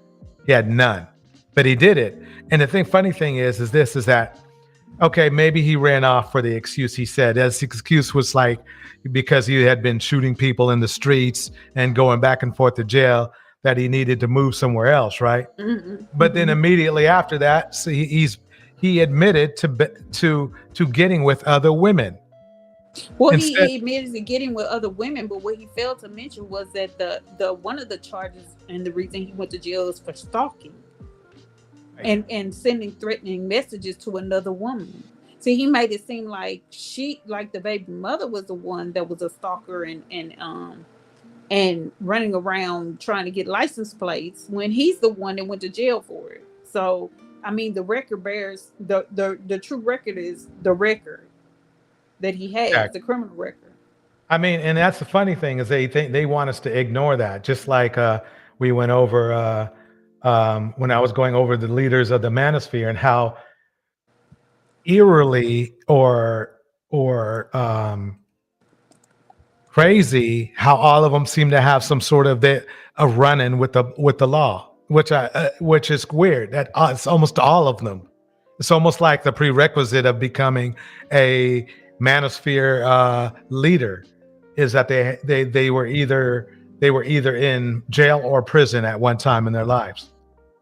Well, all of these guys that are on these leaders of these movements are deviants. Like in one way or the other, you find out that they have some criminality or they have some deviancy with children, or it's some of everything. You'll find out if you stay in these under them too long. If you stay in that community too long, you'll figure it out. Exactly. Let me play this clip from Dave Chappelle. I'm going to be playing this over and over again because it's important for everybody to grasp this thing. I Googled the dictionary definition of a feminist just to make sure I was talking about the right thing. And do you know, sir, what the dictionary definition of a feminist is? I didn't either. Listen to this. Webster's defines a feminist as a human being, not a woman, a human being that believes in equal rights for women. I was shocked that that's what that meant. Because by that definition, I would consider myself a feminist. And I didn't even know that at the time.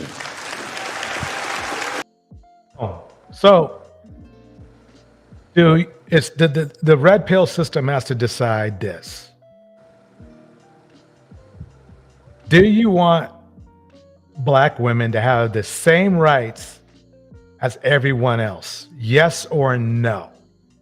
Their answer would be no. Because they believe that our equality means they're somehow diminished. Their demise. Place Their in demise. Yeah. society. And it doesn't. It's their demise is our demise is our demise. It's that simple. It's our demise is our demise. You can either everybody on here knows about footballs and sports. What do you have to do to excel in sports? You have to practice. So if you're not going to practice, then whose fault is it if you don't practice? What? So all those other teams that are competing, they're supposed to slow down and wait for you. That's just ridiculous. I need to play this one more time. I really do. I Googled the dictionary definition of a feminist just to make sure I was talking about the right thing. And do you know, sir, what the dictionary definition of a feminist is? I didn't either. Listen to this. Webster's defines a feminist as a human being, not a woman, a human being that believes in equal rights for women. I'm shocked that that's what that meant. Because by that definition, I would consider myself a feminist. I Googled the dictionary definition of a feminist just to make sure I was talking about the right thing. And do you know, sir, what the dictionary definition of a feminist is? I didn't either. Listen to this. Webster's defines a feminist as a human being, not a woman, a human being that believes in equal rights for women. I'm shocked that that's what that meant. Because by that definition, I would consider myself a feminist. And I didn't even know that at the time. I Googled the dictionary definition of a feminist just to make sure I was talking about the right thing. And do you know, sir, what the dictionary definition of a feminist is? I didn't either. Listen to this. Webster's defines a feminist as a human being, not a woman, a human being that believes in equal rights for women. I'm shocked that that's what that meant. Because by that definition, I would consider myself a feminist. And I didn't even know that at the time.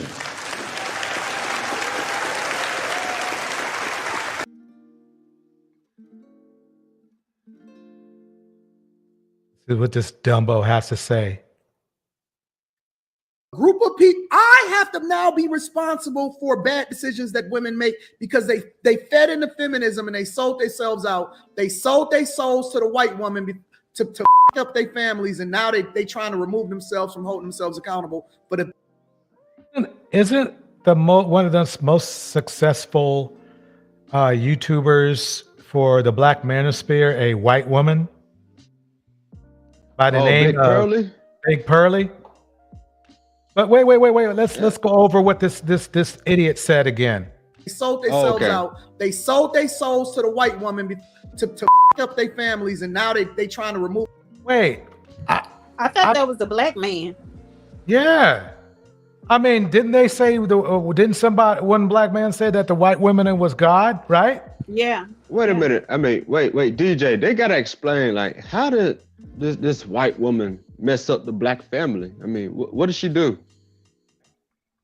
What exactly did this white woman do that so-called messed up the black family? I don't get it. Last time I looked at it, people got up and left of their own free will. Yeah, he left that shit out, didn't he? He left that shit out. He omitted that shit. For bad decisions that women make because they fed into feminism and they sold themselves out. They sold their souls to the white woman to f up their families, and now. Okay. Hey, Anton is Big Pearly, we call her, but Just Pearly Things, one of your pals. Oh, she sure as the fuck is. You bow to her. You bow to her, Tampon. And you want to make that statement You bow to her. What's up? What's going on, my brother? What's good? What's good, Dante? What's good, Siobhan? I thank you for coming to the stage. Hey What up, everybody, what up? can you hear me? What's going on? Can you hear me? Okay. Sure can. Okay, cool. Go ahead. What's going on, Dante? What's up, Torchman? I'm up here looking at these sorry ass Negroes that you displaying. They saying some crazies. I mean, the thing is this. The thing is this. These people love them some Dave Chappelle. Now, Dave Chappelle broke it down simply that he supports feminism because all it really means is equal rights for women, including black women. But this man is acting like it's the word of the devil. And he's simply put, he's disgusting. He's disgusting. It's that simple. Mm-hmm. So you know, let me get your view on it, and then let me get Siobhan's view on it, and let me know what your thoughts are. You know what these guys see when a white man start giving black women these good jobs or whatever. That's what these guys is some of these guys that be making an issue of feminism. When a white man start giving black women these jobs, they start having choices. They was as you say, they was more independent, as you say. So they didn't have to rely on a man. They didn't have to rely on, they didn't have to put up with a man bullshit because they had their own. They had choices. You know what I mean? So that's what you got to be remember. That's what some of these dudes in these manosphere spaces and some of these other panels. That's what Big Right is about. But they won't tell you. They won't be man enough and honest to tell you that. Exactly. That's my little view. Mm-hmm. Welcome to the stage, Siobhan. What are your thoughts?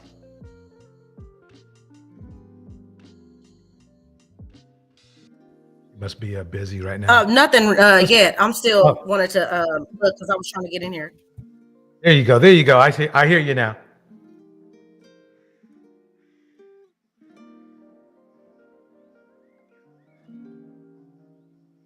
Let me play a little go bit ahead. more. Oh no. Oh, okay. Okay. Oh no, I thought Siobhan was going to explain to us how these guys they did the carry from Homeland, and they had the talking points on the bulletin board, and they took this string and tied them all together. But the hot glue gun. Right, they hot glue gun to put the words together. Yeah, they hot glue gun to put your buzzwords together and created No, man. And here you are. Yeah, they emulsified these talking points into a bullshit argument. I guess I don't know. Oh, my bad. And they Torch, repeat go them ahead. for everything, even if it doesn't make sense. They'll just. Yeah, they're like parrots, aren't they? Right? Black women, right? Like parrots, like like what's that? Macaws or something. I mean, shit. Yeah, the macaws. Yeah, my dad had a macaw. I mean, hell, like they like South America so much. How come we can't see no macaws in their videos? So we got to look through some woman that's been more ran through than any other woman in America. But I can see if they're going down there get with virgins and good women. No, they complain about women being ran through in America, so they go overseas and get a woman that has a higher body count than that. But because she smiles in his face, that makes it okay. And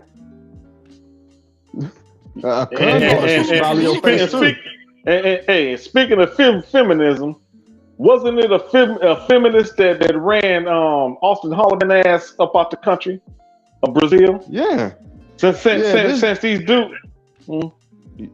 dudes up here talking about how women are so different overseas and how feminism ain't a big issue over there. Wasn't it a feminist that ran his ass up out of there?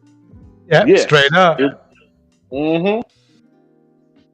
Yeah, that's what he get for trying to be, trying to act up like he tried to act. I mean, we didn't tell him to do that. Mm-hmm. They ran his ass up out that country. They punked his ass up out that country. And what he did, he apologized. But you know what? One person he didn't apologize to was the black woman. He forgot to apologize about the black woman, about how, he up here talking about how villainizing black women, saying some of the most disparaging, degrading, immoral things about black women. He forgot to apologize to the black woman. That's one person he forgot to apologize to. He didn't forget. He made a point of not doing that. Here, let me break this down for a minute here.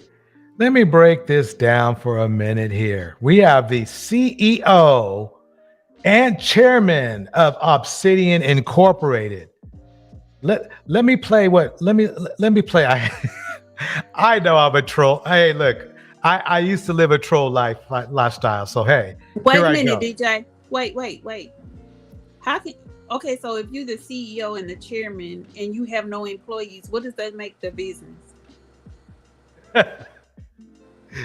That makes it a sole proprietorship, right? One man show. Yeah.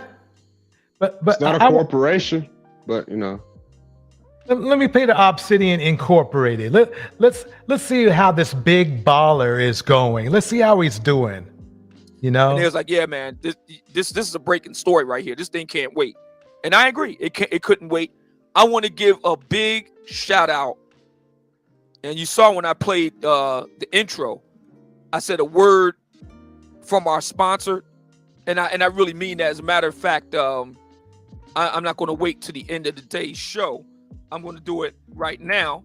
And just give me one moment. Remember now, it's important for me to mention. It's so important for me to mention that he's a CEO and chairman of Obsidian Incorporated. Let me continue. Queen Nia in the house, Southern Belle in the house, Hopeful EC in the house, Henry Mars is in the house. I mean, we got everybody up in here. The Urbanista is in the house. We have It's Funny Cause It's True in the house. Let me see what this man. Yeah. Okay. I'm not going to wait until the end of the show. I'm gonna give him the flowers right now. I want to give him the flowers right now, Mr. Chairman, Mr. CEO. Give us the flowers. What are the flowers about, my man? I'm gonna pass the message on.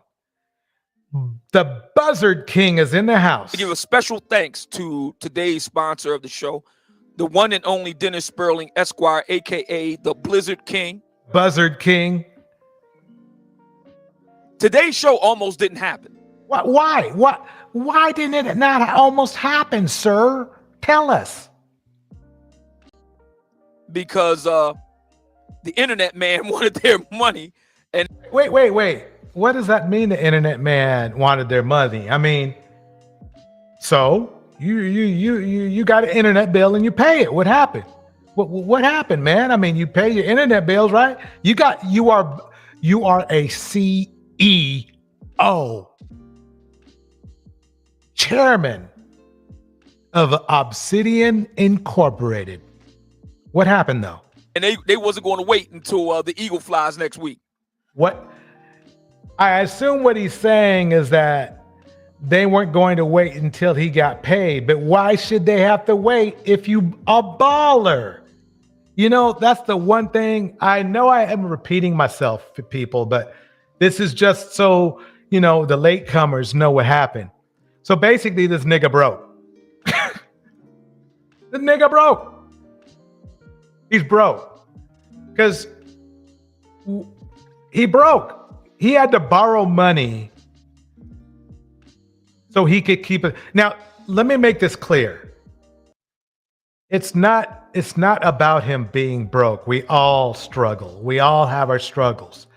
It's the fact that he takes every one of his pennies to demean black women. So I don't have any, you know, I don't care. I'm glad he broke. The less money he got, I wish he got his internet turned off. I really do. That would have been a great benefit to the community. Simply that. And I just wanted to play that real quick. And then I'm going to play this one more time. This is important. This is important because remember, feminism is supposed to be evil. I Googled the dictionary definition of a feminist. Shit, he about to break it out. It's going to say, I guarantee you it's going to say something evil, right? Like women putting men in bondage or something. But let me just let Hey, DJ, somebody wants to pull up. I think it's Queen Nia, I'm sorry. Oh, absolutely. Let me make sure I get that link out there. So let me break this down here. Make sure that wait, let me get a fresh link out. This thing is funny sometimes with links. But there we go. The thing, they always make feminism sound evil, and I want to hear it from one of their heroes. The red pill system loves Dave Chappelle. I love Dave Chappelle. So let's roll it. Okay, here we go. I Googled the dictionary definition of a feminist just to make sure I was talking about the right thing. And do you know, sir, what the dictionary definition of a feminist is? I didn't either. Listen to this. Webster's defines a feminist as a human being, not a woman, a human being that believes in equal rights for women. I'm shocked that that's what that meant.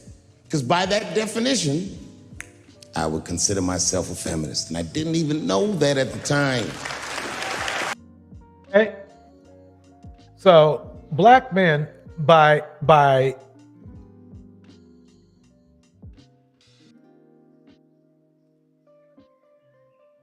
No, because now you want to overtalk me. Now you want to overtalk me. I pay more than I have to because I have to take care of a group of people. I have to now be responsible for bad decisions that women make because they fed into feminism and they sold themselves out. They sold their souls to the white woman to I said before, these black men, their preference is not black women. They're bowing. He has the nerve to say that because he has made it clear, and his boys have made it clear that they're getting on planes for anybody but black women. Number one. Number two, the biggest superstar closest in the manosphere, closest to Kevin Samuels' numbers, is a white woman they put there. They put the white woman there. They put Big Pearly there. He's already a double hypocrite already. And we ain't even got started yet. So, DJ, this is May. I just want to jump in real quick and say this. It's so interesting that this group of black men, they are saying, you know, they don't like feminism and feminism did this and did that. Like all these bums don't realize that a lot of them, the reason why they're even in the situation they're in is because they came from fatherless homes. That's why they're even in the red pill. A lot of them came from fatherless homes. They're angry and they've been at a disadvantage their whole life. But if they really look at it, that feminism is what saved them. That feminism is what fed them. That feminism is what made them be able to actually live because their mother was able to survive. If we really look at it, their mothers did not have their fathers there as protectors, as providers. a lot of stuff. Feminism allowed for men to pay child support, right? Feminism allowed women to actually work for equal pay. Feminism allowed for a lot of opportunities for their mamas. Their little black behinds would have starved. So I think it's kind of interesting how hypocritical they are. They don't even realize that they're surviving today because of feminism and what it helped their mother do so they could live.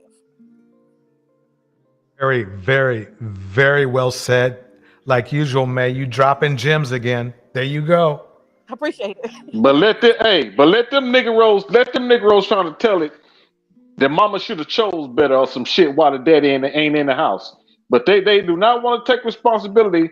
They do not want to take no accountability. If the man could have been a no good nigga that just like to spread his seed around. Exactly that. Yes. Yeah, what's up, man? Long time no see. Long time no hear. More like it. Hey. How's it going? Good. No, it's JP talking. What's going on? I know your accent. Oh my God. Yeah, it's been a while, man. We just need Rico now, and then we'll just fall back, Absolutely. I just want to throw this also in there about Big Pearl. Y'all call her Big Pearl. I call her Pearl Horse. But yeah, she's a horse. Pearl Horse is really interesting because I agree with what Melinda was saying earlier, that black men in the red pill specifically, they do not want to look at the white supremacy.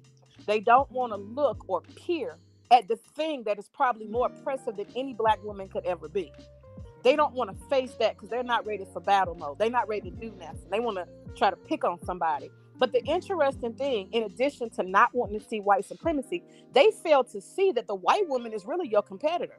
Let's keep it real now. It's not black women. White women get a power trip off. That's where Karen came from, didn't she? Is that not what Karens do? They want to show that they can use black men to, exhibit a form of power. They do it all the time. They're not ever going to let a black man, they're talking about won't let me to college, won't let me this, won't, no. It's white women that do not want you to get the opportunity. They're not going to let you take anything from them. So they're competing directly. White women are doing that. Pearl Horse is a perfect example. And these Negroes are too stupid. That's exactly what they're doing. Yeah, they too stupid to even see. This girl came and took your shit. The stuff y'all been all she's doing is stealing their talking points. Yeah. She's stealing their talking points. She's stealing their crowd, their audience, their views, she's stealing their money, their cash app, their support. Yeah. She's stealing everything. And they sitting there clapping. Hey, May. I'm going to cut y'all off, but hey, May, think about it this way. I mean, Machiavelli himself said, it's not hard to, pander to people. Why? The people tell you what they want to hear. Yep. They will tell you what they want to hear. I mean, that was from Machiavelli. I mean, the same thing was going on how many hundreds of years ago? I mean, that was from his dialogues. I mean, I don't know if that was in The Prince or not, but his dialogues and, of course, his other writings, And it's like, well, damn, I mean, because I read Machiavelli trying to disagree with the guy, but it's like, well, shit, he's making too much sense, It's not hard to, pander. It's not difficult. It's not hard because keep in mind, Pearlie started out as a reaction YouTuber. Right. She tried to get into the reaction game first. And then I guess one of her subscribers back then recommended that she reacted to Kevin Samuels. And then the first video she did reacted to, Kevin Samuels. It was like a Kevin Samuels montage of him going off on sisters. And that was how she blew up. So she just took it and ran with it, basically. And then that's how, she got into the position she's in now. Basically just riding that gravy train. So. Oh yes, and all that hard work to remove all the propaganda that's been put out about us, and they're still performing the same acts, the same rituals within the That's community. what makes it so sad, man. It's like, well, damn. The thing about it is they want our image just as sullied as theirs. And so they don't want us to be able to escape that. So we gotta keep a hold on Black women and sully their image so that they don't supersede us. Yes, that's what it is. That's where this fake competition is coming from. Is to really just keep us tied down so that the narrative stays the same across the board when we're separating. No, Siobhan, You know what's funny? No. Okay, I'll say one more thing and then I'll be quiet. I think, they're saying this narrative because they want the Black girl magic for themselves. That's my opinion, but that's my speculation. You know what I'm saying? That's Yeah, true, they but want they Black want to girl but they still have to harness it through us. So that's what they're attempting to do, It's like metaphysics. I mean, women know this more than men do, but you'll get people around you, they don't like you, but they like your energy. And so like they try to steal your energy for like their benefit. Siphoning your energy. Yes. Siphoning, yes. Oh, well, damn. I learned something new It's right funny now. how they hate women, right? And they got one running the manosphere. You know what it is? They got caught up between two things. They're supposed to be aggressive, macho, of enforcing their masculinity. They got caught up in that. And what they wasn't prepared for was the virginal white beauty. The white woman who puppets and steals at the same time. They're caught in two very strange places. So how do you dominate that white woman because she is a white woman, but worship her at the same time, especially when she's saying and speaking to your soul and your degeneracy? That's a hard, troubled water to navigate because they're conflicted, no doubt. Sounds like an Oedipus complex, low-key. I mean, it was the same thing Uncle Tom went through dealing with Ophelia Shelby in Uncle Tom's Cabin, Right. It's like, it's that same dynamic. I mean, this ain't nothing new. It's been going on. It's just history repeating itself. That's why until we wake up out of this nightmare, we're going to continue to live it. Okay, it's funny because it's true. Did you have anything that you wanted to add?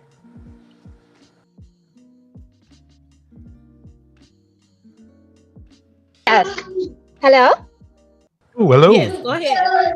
Yeah, I have a full house, so I have to keep muting. But I wanted to say, it is funny how they hate women so much. They talk bad about Black women.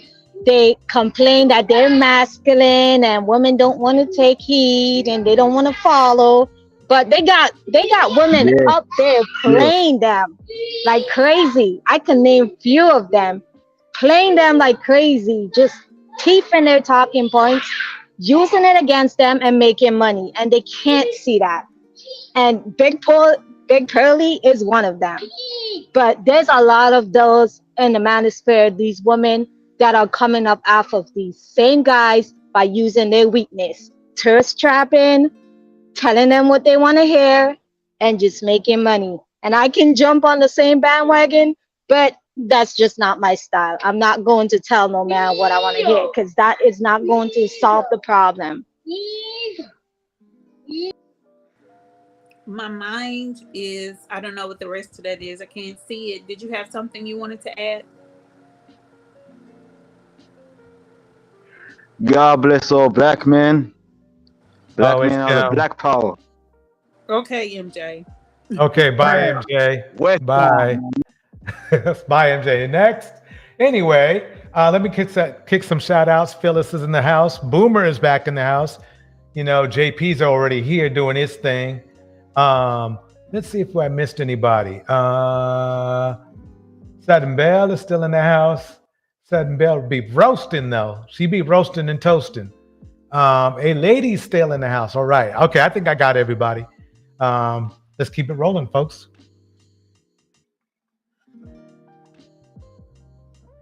Up their families, and now they trying to remove themselves from holding themselves accountable for the people that they open up their legs to. I gotta pay for that. Is my fault? Because your fault. It's your fault. I live in a society where y'all pick president. Y'all policies, you pick these politicians. Y'all making all of the decisions of what's going on in the country, and now y'all want to remove all. I wonder how that happened, Anton. What group of men vote the least, Anton? Wait. So I want to know how they're reconciling, how divestors and these groups of men are reconciling voting for the same group of people. Exactly. That's that conversation we had. They meet in the same water. Right. They're saying that these red pill and manosphere are now voting Republican, so are divestors. They're voting Republican for two different reasons, but they converge in the middle. I mean, really, think about it like this. The passport bros are doing exactly what Cynthia G wants them to do. The only problem is they're not really doing it, but their sentiment is exactly that of the sentiment of Cynthia G. I mean, if thinning the herd is perfect, that would thin the herd, right? If they all left, right? So they're really just doing they're really dumb, really. But I hope they leave. I hope they thin themselves out. I hope they do. All responsibility that comes along with it. Y'all pick the politicians. Y'all the determining factor for whether or not we gonna have these policies that's going on. Feminism. We got all these. He sounds like a bish. He sounds like a feminine man. But I'm trying to figure out Yeah, how he is it that does. we have all these policies, how we have taken over the vote. Where are the black men voting? See, the problem is they don't want to talk about it in a lot of states that you can't vote if you're a felon. Exactly. And But see, what they trying to do, they trying to put all the, look here, they trying to put all black women in one class that the black women have voted Democrat. More black women voted Democrat. They do not have they do not have the data or statistics that can back that.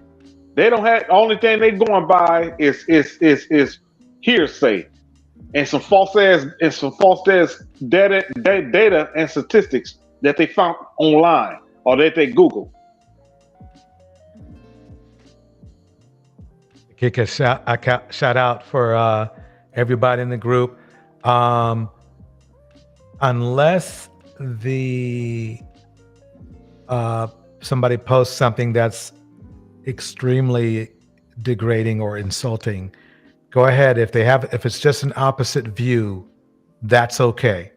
But if they say something degrading, put them in timeout. He wasn't timed out. His message was deleted. Oh, okay. In that case, who was this MJ dude y'all talking about? Who was that Negro on MJ? Who was he? He's a kid. He's just a kid. Yeah, he's a kid who jumps on from time to time, and just wants a little attention here and there. But we had to let him go. Okay, that's probably one of the Manosphere kids. Yeah, he is. He's a Manosphere kid. Yeah. So Kevin's little stray kittens are still luring around and leering around the internet. Right. I told you they're going from home to home looking for another daddy. Mm-hmm. They all little street cats now. Poor little things. Just stray little orphan kittens. But you guys know something. Rose wrote something in the chat, and I'm glad she brought it up. There's a guy named Rollo Tomasi. He looks like he's a white Kevin Samuels or something like that. Pretty big followers. He did on behalf of the white manosphere basically give Pearlie her walking papers. We don't recognize you. We don't like you. You a grifter. You a liar. You don't live what you say. I mean, he pretty much just wrote her off. And Oh, expected all the- huh? Oh, wait, whoa, wait a minute. You talking about Homo Tomasi? Oh, that piece of shit? I mean, oh, wait, I got it. Wait, no. I got a lot of smoke for that bastard. Anyway, okay, I'll be quiet now. I got a lot of smoke for him. I got a lot of smoke for Rollo. You know what I'm saying? I don't watch him, so I don't know what he's about. But apparently he's somebody. Oh, no, man, JP, hey, wait a minute. Oh, my bad. I'm sorry. Are you cool? Go ahead, man. Yeah, but maybe in the white manosphere, he must hold a lot of weight. And so I was looking at it the other night because I've been keeping up with Pearly, and I hope DJ, I hope you'll do a little side show about Pearly, because Pearly is falling apart, y'all. I don't know if y'all been paying attention. The same way Kevin Samuels started melting down and disintegrating, Miss Pearly is currently going through that. She is imploding. Yeah. Oh, really? I'm not surprised. Absolutely. I'm not surprised. I can point you to the videos. We can watch it in live time, watching her disintegrate. And Hey, May, let's make it happen. Let's do that. I'll put up the video very soon. Okay. Hey, Miss May, I mean, Rolo's very important because, tell me about him. Donovan Sharp, he started with Rolo. He also started with 21. I mean, Anthony Johnson, another piece of shit. But anyway, Donovan Sharp, Rolo, 21 Studios. Let me see, Coach Greg Adams, Rolo Tomasi, 21 Studios, that whole connection. I mean, it's like a syndicate of these motherfuckers. Excuse my language. I'm gonna have to pay the cuss fee. Wasn't Rolo basically he's like Fox News? He's like Fox News, like that? Is that kind of who he is? No. Okay, let me tell you about Rolo, man. Rolo and Rich Cooper, I've had this gay porn star dude, Sterling Cooper. I mean, this is a guy that sold pictures of his butthole to other men, to put it nicely. I mean, they had this guy on his live stream, and and they was asking him about his experiences in gay porn, and they had these grins on their faces like they was enjoying the fuck out of it. So all these guys, Rolo, aren't they all? Go ahead. Yes, I mean, yes, No, I was they about to are. ask JP, which was the one that got married? Which was the one that got married and they found out he was secretly married?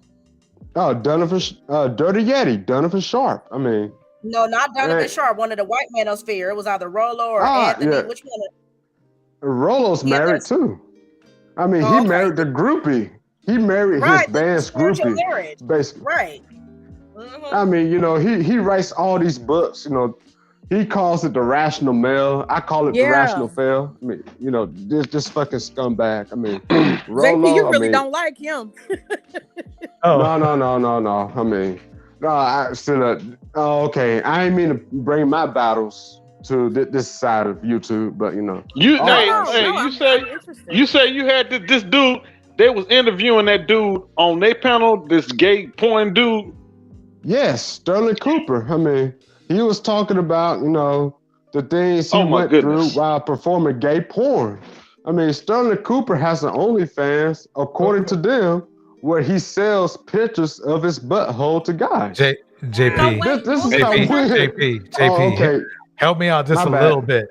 Yeah. Okay. Every time you every time you say a cuss word, my ratings go down. Oh, okay. I'm sorry. Okay. So, I mean, you can use different words. Just use different words. Get your sentiment across, but just use different words. Yeah. Oh, okay. I'm sorry. I mean, the black manosphere. They hold on. All right. Wait a second. So this guy is part of their community, or they ask him to come on for an interview? No. Yes.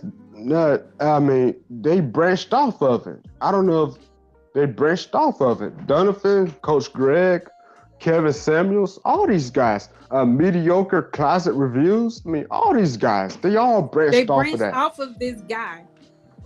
Rolo Tomasi, yes. I mean, you have another turd of a person, Hogwood, aka Modern Life Dating. I mean, this dude, a known child stalker, potential child predator, and they all co-sign and agree with this guy. I mean, all of them. Go ahead, Dante. Okay, I'll be quiet now. The black no. I was gonna say the black manosphere. They got the gay member up in their space, and his name is Edward Anderson. He just as zesty and tangy as he want to be. Hey Dante. Hey What's Dante. You heard of Authentic Alphas? That guy? Never heard of him. Authentic. I Southern Bell know who's who I'm talking about. But yeah, I mean, he came to the Black Pill stream and he admitted that he dances at gay parties. It's called Sizzle in Miami. And then, Oh my goodness. Not Sizzler. Sizzle. Bro, I can't make this shit up. I can't make this up. Oh shit. I'm sorry, Torch. Okay, I'm gonna get you your cussing fee. I'm sorry, but I can't make this up, man. But yeah, authentic alphas. I mean, he came to the space. I mean, he was like, yeah, you know. He tried to lie about it at first. He was like, oh no, like I ain't danced in Sizzle in 10 years. This gay event in Miami, right? So he tried to flex and call his agent promoter, and it backfired on him. That dude was like, oh no, dude, like you've been in perfect attendance every year since I've known you. I mean, Oh no. what are you talking about? Oh no. This was last year, by the way, last year. So not too long ago. So Allende, and then guess what happens next? You know, he shows up to 21 Studios, talking to men about manhood, but he's wearing, you know, pinstripe yoga pants. I mean, imagine that, you know. But you know, Anthony Johnson, as soon as we called that out, he took that video down quick, fast, in a hurry. Okay, so this is the type of tomfoolery that we're dealing with in the manosphere. So basically, the Black manosphere is an extension of the white manosphere, which is why, you know, they talk the way they do.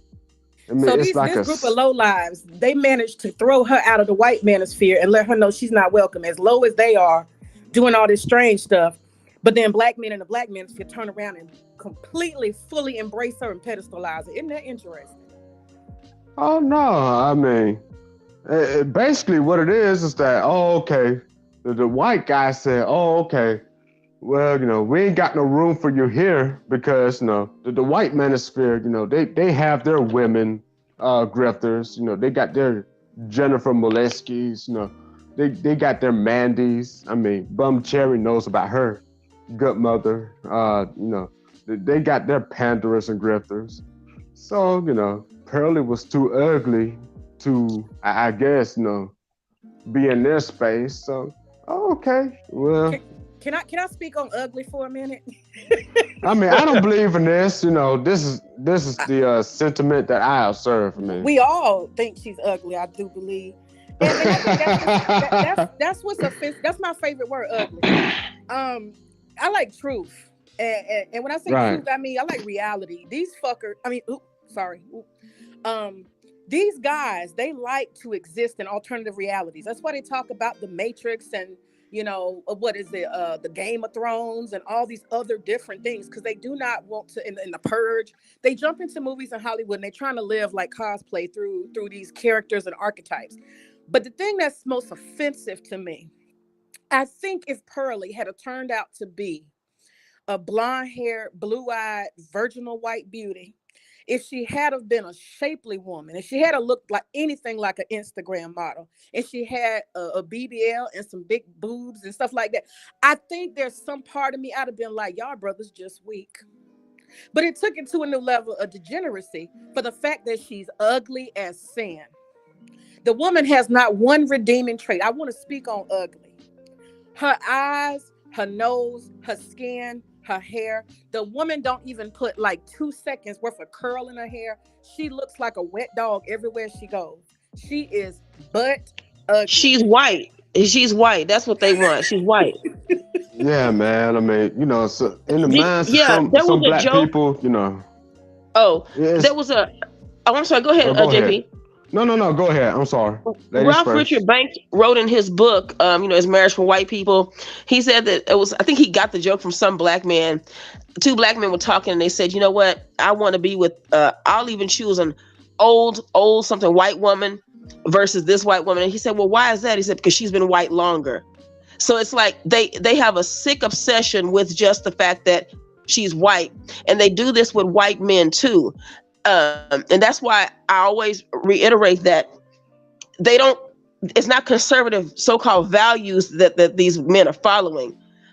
they're following what they think is what they see as power, or or they want to copy whiteness, because they're not traditional.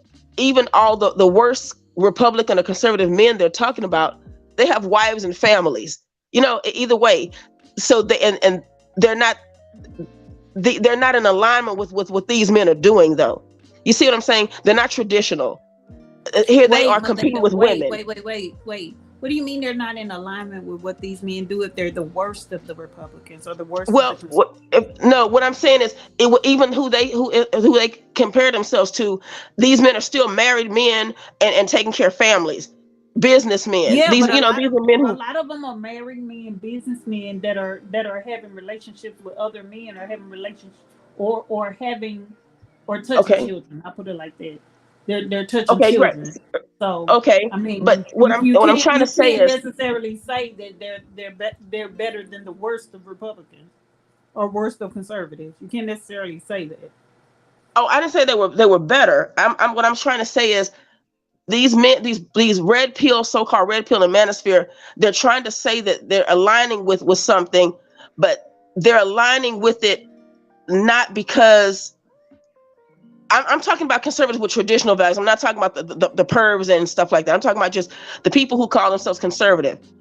You saying these men they're not traditional and conservative. So they're just weaponizing it against Black women, because they know that they haven't married Black women. They know that they've created the baby mamas, but they want to flip it and then blame the Black woman. That's what I'm saying. So they're not even living conservative lifestyles.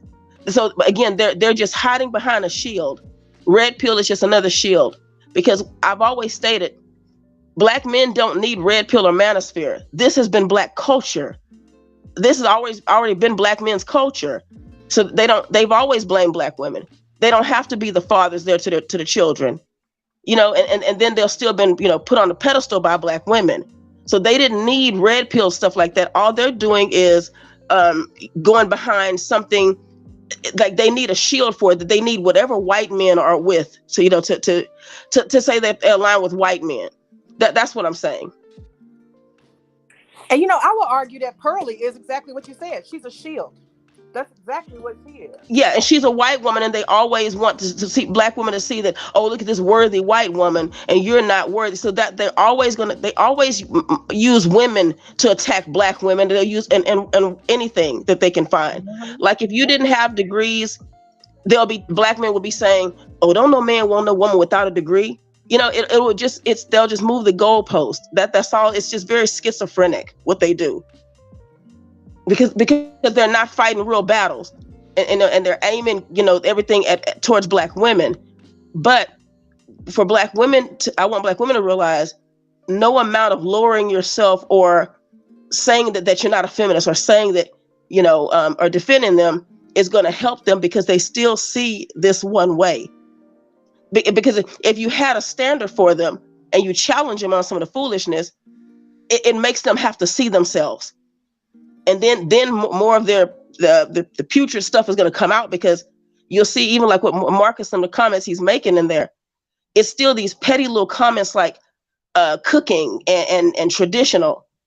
They can't afford traditional, and so what they use cooking because they think that because to be quite honest, it's really asinine, because most people cook for themselves. I know, sis. Nobody is eating out 100% of the time, so it doesn't even make sense.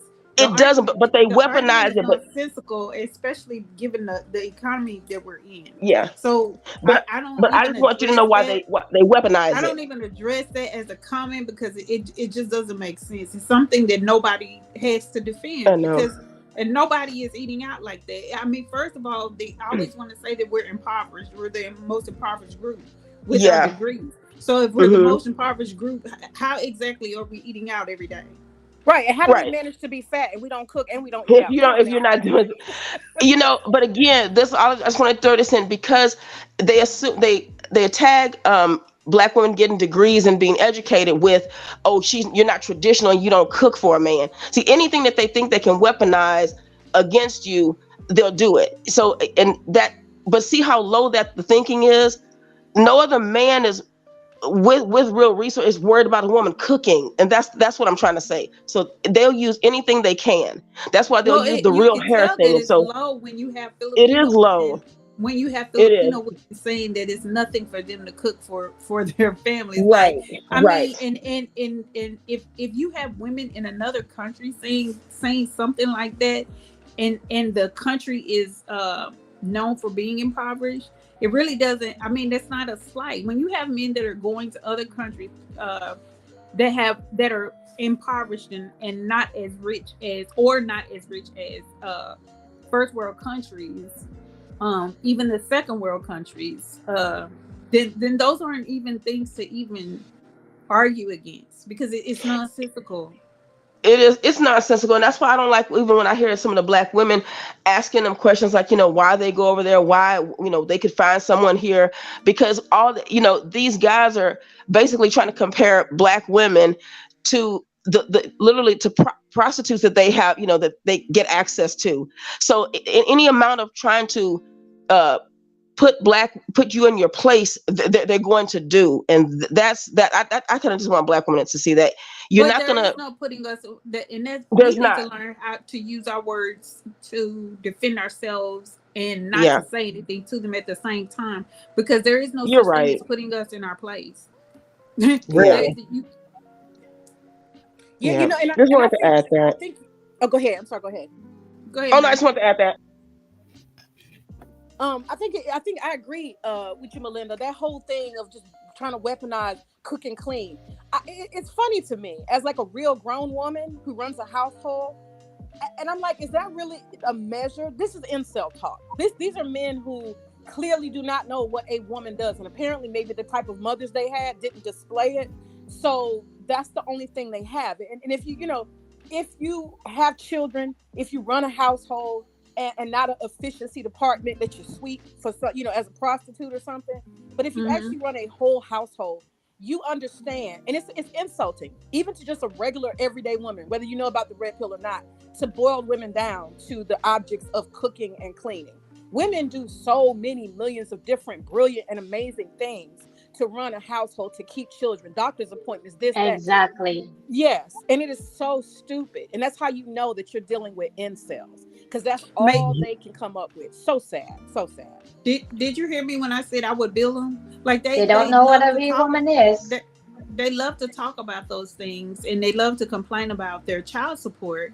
And I said, if mothers would start actually billing these men with every month sending an invoice. Absolutely. Look, an itemized invoice. Exactly. That's what I mean. I mean everything. I'm petty like that. I would itemize everything. And even when you're in a household where the man doesn't appreciate how much you bring, stop doing it and stop doing it. And allow them to do it. Go on strike, and they'll see how much you contribute. They'll align with conservatives, but it would be conservatives who will be pushing more harsher child support and everything, laws and more, sanctioning them even more. But you see what I mean? Again, what they try to think that they're aligning with is what will punish them more for not being conservative and taking care of their children. You know what I'm saying? Their values are more. At the same time, they think that it's going to be a punishment to black women because they have this idea that all black women are somehow on every black mother is every black single mother is somehow on welfare. So that's why they think they're aligning with conservatism and conservative values. But what they fail to understand, and a lot of people fail to understand, it's corporatism all the way through and through on both sides, and they believe in corporate welfare. They don't believe in welfare for the people, but they believe in corporate welfare. Correct. They don't believe in providing benefits. They believe in pro-life as in pro-birth, but they don't believe in providing benefits for children in conservatism. So there are going to be a lot of disgruntled people, both black men and black women, when they vote Republican, straight across the board. They're going to be disgruntled when everything is handed down. They just want to live off women, period, point blank.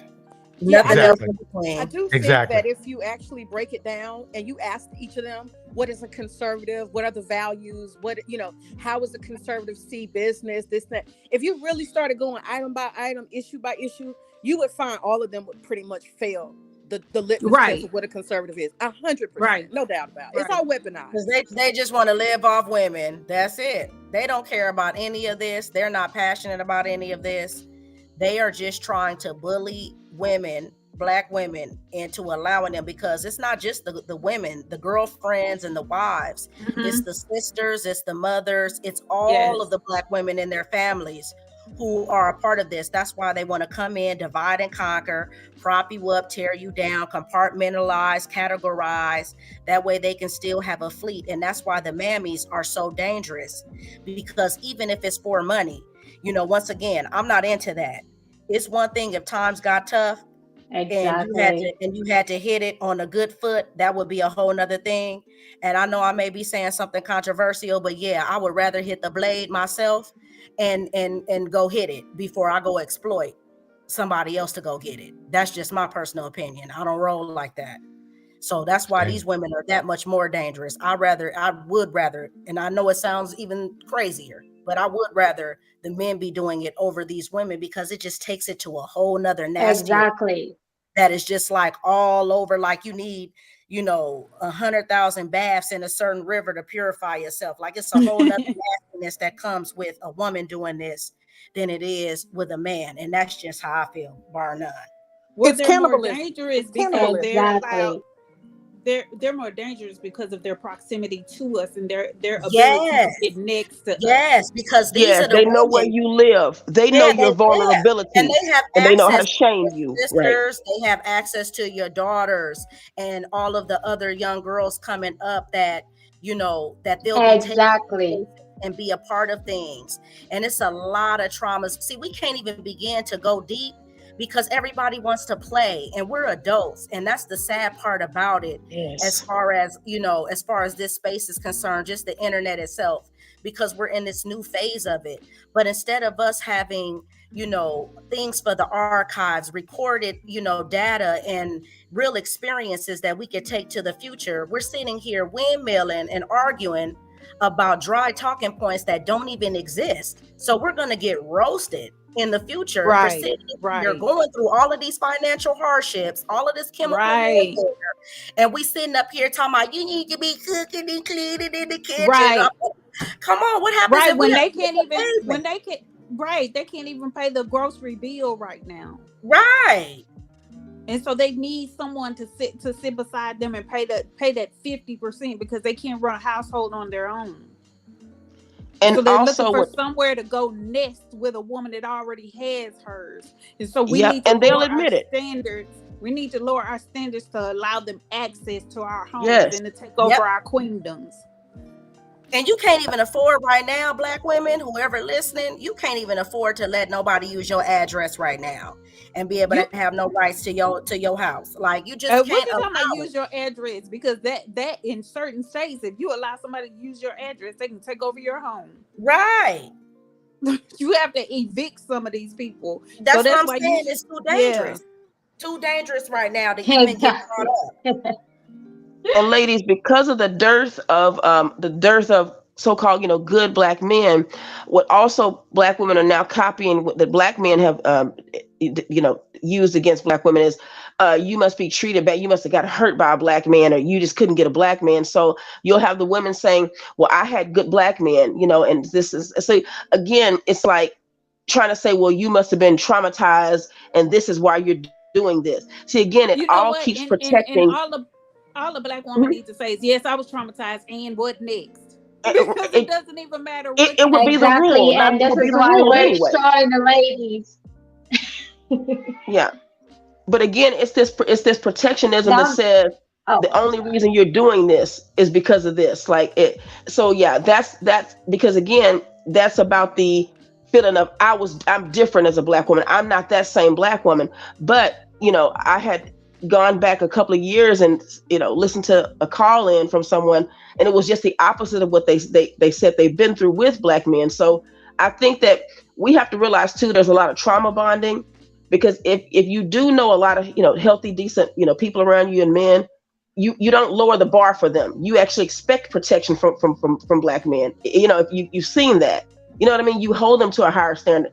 You don't make excuses for them, because it would have been normal for you to see them acting in masculinity. You know what I mean, y'all? I think that one of the things that we have to do is also kind of pull back into reality ourselves about the internet and our own particular sphere of the world. Each of us can only do what we can do in our own sphere. You know what I'm saying? Because we're across different cities, different platforms. We're across different parts of the United States. And the reality is the only thing you can control is yourself and your response to the world. And so my thinking is that Black women collectively, this whole Black girl magic and self-care and soft life, all of these things have contributed to Black women doing exactly what Cynthia G said, which is to have standards, boundaries, and expectations. And I think that this rise of the red pill, the rise of Kevin Samuels, is speaking to the fact that women, not just Black women, but all women, because they're not running to the women all over here, in the United States. They're to the point where they're saying, I got to leave the country. So I think women in general, and especially Black women, we have put our armor on and we said, not you, brother, not you. And that's what we got to do, because it's only an act. It's not going to be talk. It's going to be act. Do you reject that brother who don't have a job? Do you reject the man who doesn't live up to your expectations? When he behaves X, Y, and Z way, do you write him off? And that's what we got to do. We got to write him off. And it's not just write off personal relationships. It's cousins, it's uncles, it's all kind of different men. You know what I'm saying? When they don't pay that child support, you don't talk to me. You don't have my expectations. You can't be around me. And I'm gonna give you a perfect example. My own brother.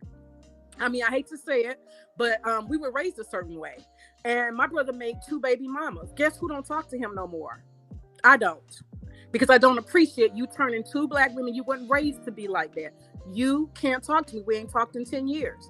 I don't accept male degeneracy. He wasn't bred that way. I don't know why he did that. And I don't accept it.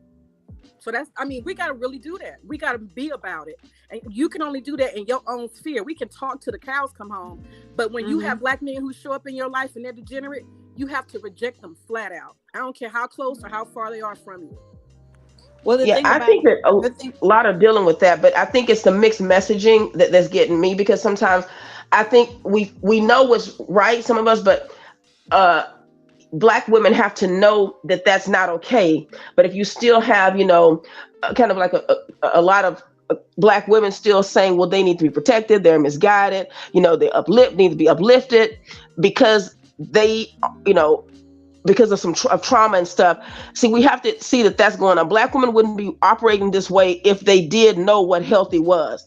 Because the bar has been so low, and we still have women expecting Black women to have a low bar, or to kind of see that, these men need some type of, I guess, an excuse. See, we can say that, but we can't blame all the time women for what they haven't been taught. Now, because all this information is opening up. The thing about it is everybody won't be able to get on a boat. And I keep saying this, and I'll keep saying it. They won't. Yeah. They won't. Everybody won't be able to get on a boat. It's okay to it's okay to look back and extend a hand. But if that hand comes with a lot of excuses and a lot of and you see that it's not going anywhere, the hand turns around and we just keep the boat moving. And see, you know what? You know what it's taught people. You know what it's taught people that though. I just wanted to piggyback off what Gemini just said. The problem with being raised with TV is that we're used to an ending, and we're used to closure. So we've been raised that way. So somehow we take that into our fantasies of everybody having a kumbaya moment, and that's not what exists here. Right. It's not going to happen. So you are going to have to roll with the people who are on the same page as you, because anything less than that is going to cause it to be a liability in your life, and especially in terms of what's going on, right now and with I certainly do that. I just want the women I just want them to know when something is unhealthy, and when, hey, look, don't follow this. Look at what people do, look at what they say. Yeah, I get not you can't always put a hand back. I do understand that, but what I'm saying is we can't give mixed messages. You know, we can't. We're holding them to a standard, but then it's like, you know, well, but they're okay and not and they're still amazing. So that's all I'm saying. When you say that, what do you mean? Because I believe when some people say that, they may be talking about the men that they're surrounded by. So I just want to be clear what you mean exactly by that, Melinda. I need to cut in for 1 second. Let me cut in for just 1 second here. I would like to mention something here. When a man's swag is more important than his productivity, you get what we have today. Thoughts? That's a true statement. That's a true statement. Exactly. Facts. No argument, Scott. No argument. Okay, DJ. I'll put it like this. You know what I mean? It's the age-old, you know, conversation between manhood, womanhood. I mean, what we have here, we got guys that are jealous that a girl can naturally blossom into womanhood, but a boy has to earn manhood. I mean, that's all this is. Oh, deep. Right. That's all it is. I mean, I have something to add as well. Where was his comment? The thing is this is a man having game. Believe it or not, having game is okay. But that's why when it comes to single mothers, I blame it on the man. I disagree with you. No. Wait, let me finish. Let me finish my point. Okay. It's okay to have game or have swagger, especially if it's natural.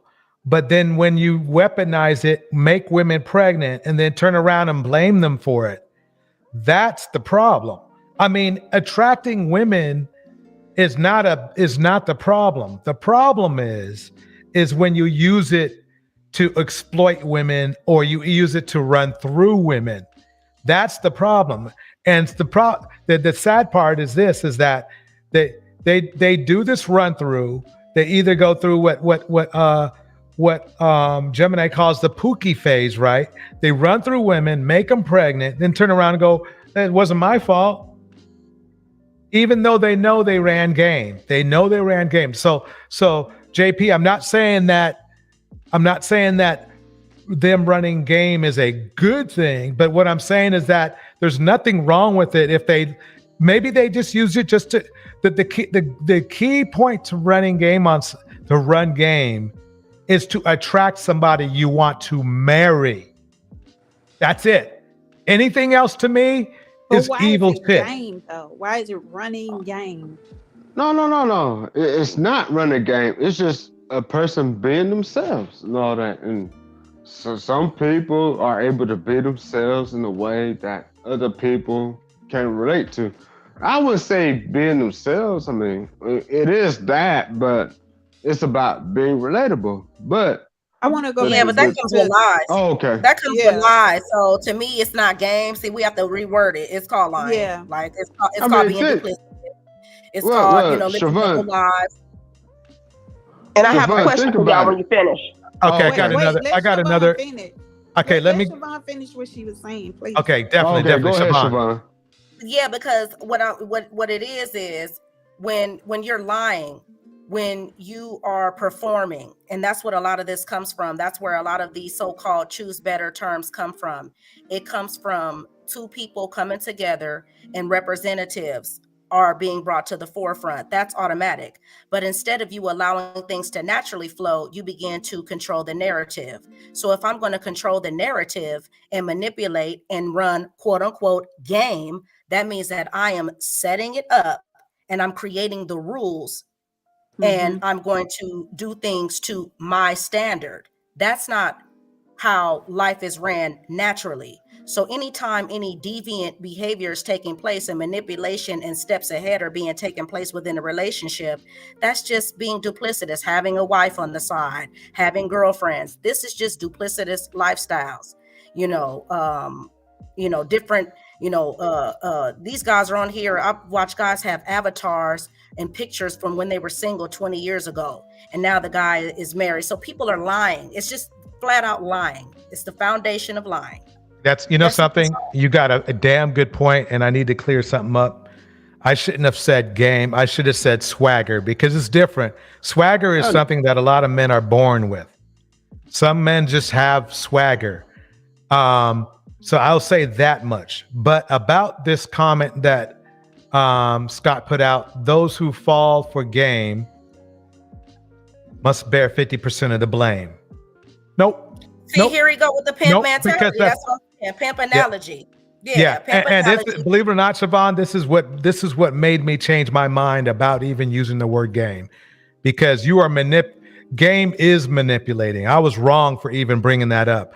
Game is manipulating. You are manipulating somebody into caring about you. And no, I don't. And I'll tell you why, Scott. Unless a woman intended to want to get pregnant at that moment, they're not to blame, because a man's supposed to be the leader. Remember, a man is supposed to be the leader. And even if a woman intended to get pregnant, a man can say no. A man can say, "Oh no, I didn't bring my Jimmy hat, so I'm not going in for the dive." He does not have to go forward with it. And that's the thing, is that if there's anybody that has control over sex, not when sex happens, but when it's happening, what he can control the performance, it's the man. Now, he might be whack in bed, but he can control making you pregnant. Do you see my point? He can control making you pregnant, whether it's wearing a Jimmy hat, getting whatever, getting snipped or whatever that is, or not doing it at all. So the funny thing is, they want women to be agreeable, okay, or submissive, but then they turn around and blame you for being agreeable and submissive when they want some. Does that make sense to anybody? Facts. Yeah, they want a woman to be. No, does not make sense to me, because there's other avenues of sharing intimacy without orgasms and all that. But anyway, that's beyond the point. Maybe, I mean, there's other forms of lovemaking that exist where you don't have to, deal with orgasmic burnout and all that stuff. But I'll just leave it there. That's on a higher level, JP. You okay, I'm sorry. I'm sorry. I'm sorry. That's the 6-7 I promise you, always have you have to put the, JP in a harness, put him in a harness with the lead, and pull him back, because I swear he. JP's talking about JP's talking about 6-7 dimensional stuff. You know what I mean? No. I'm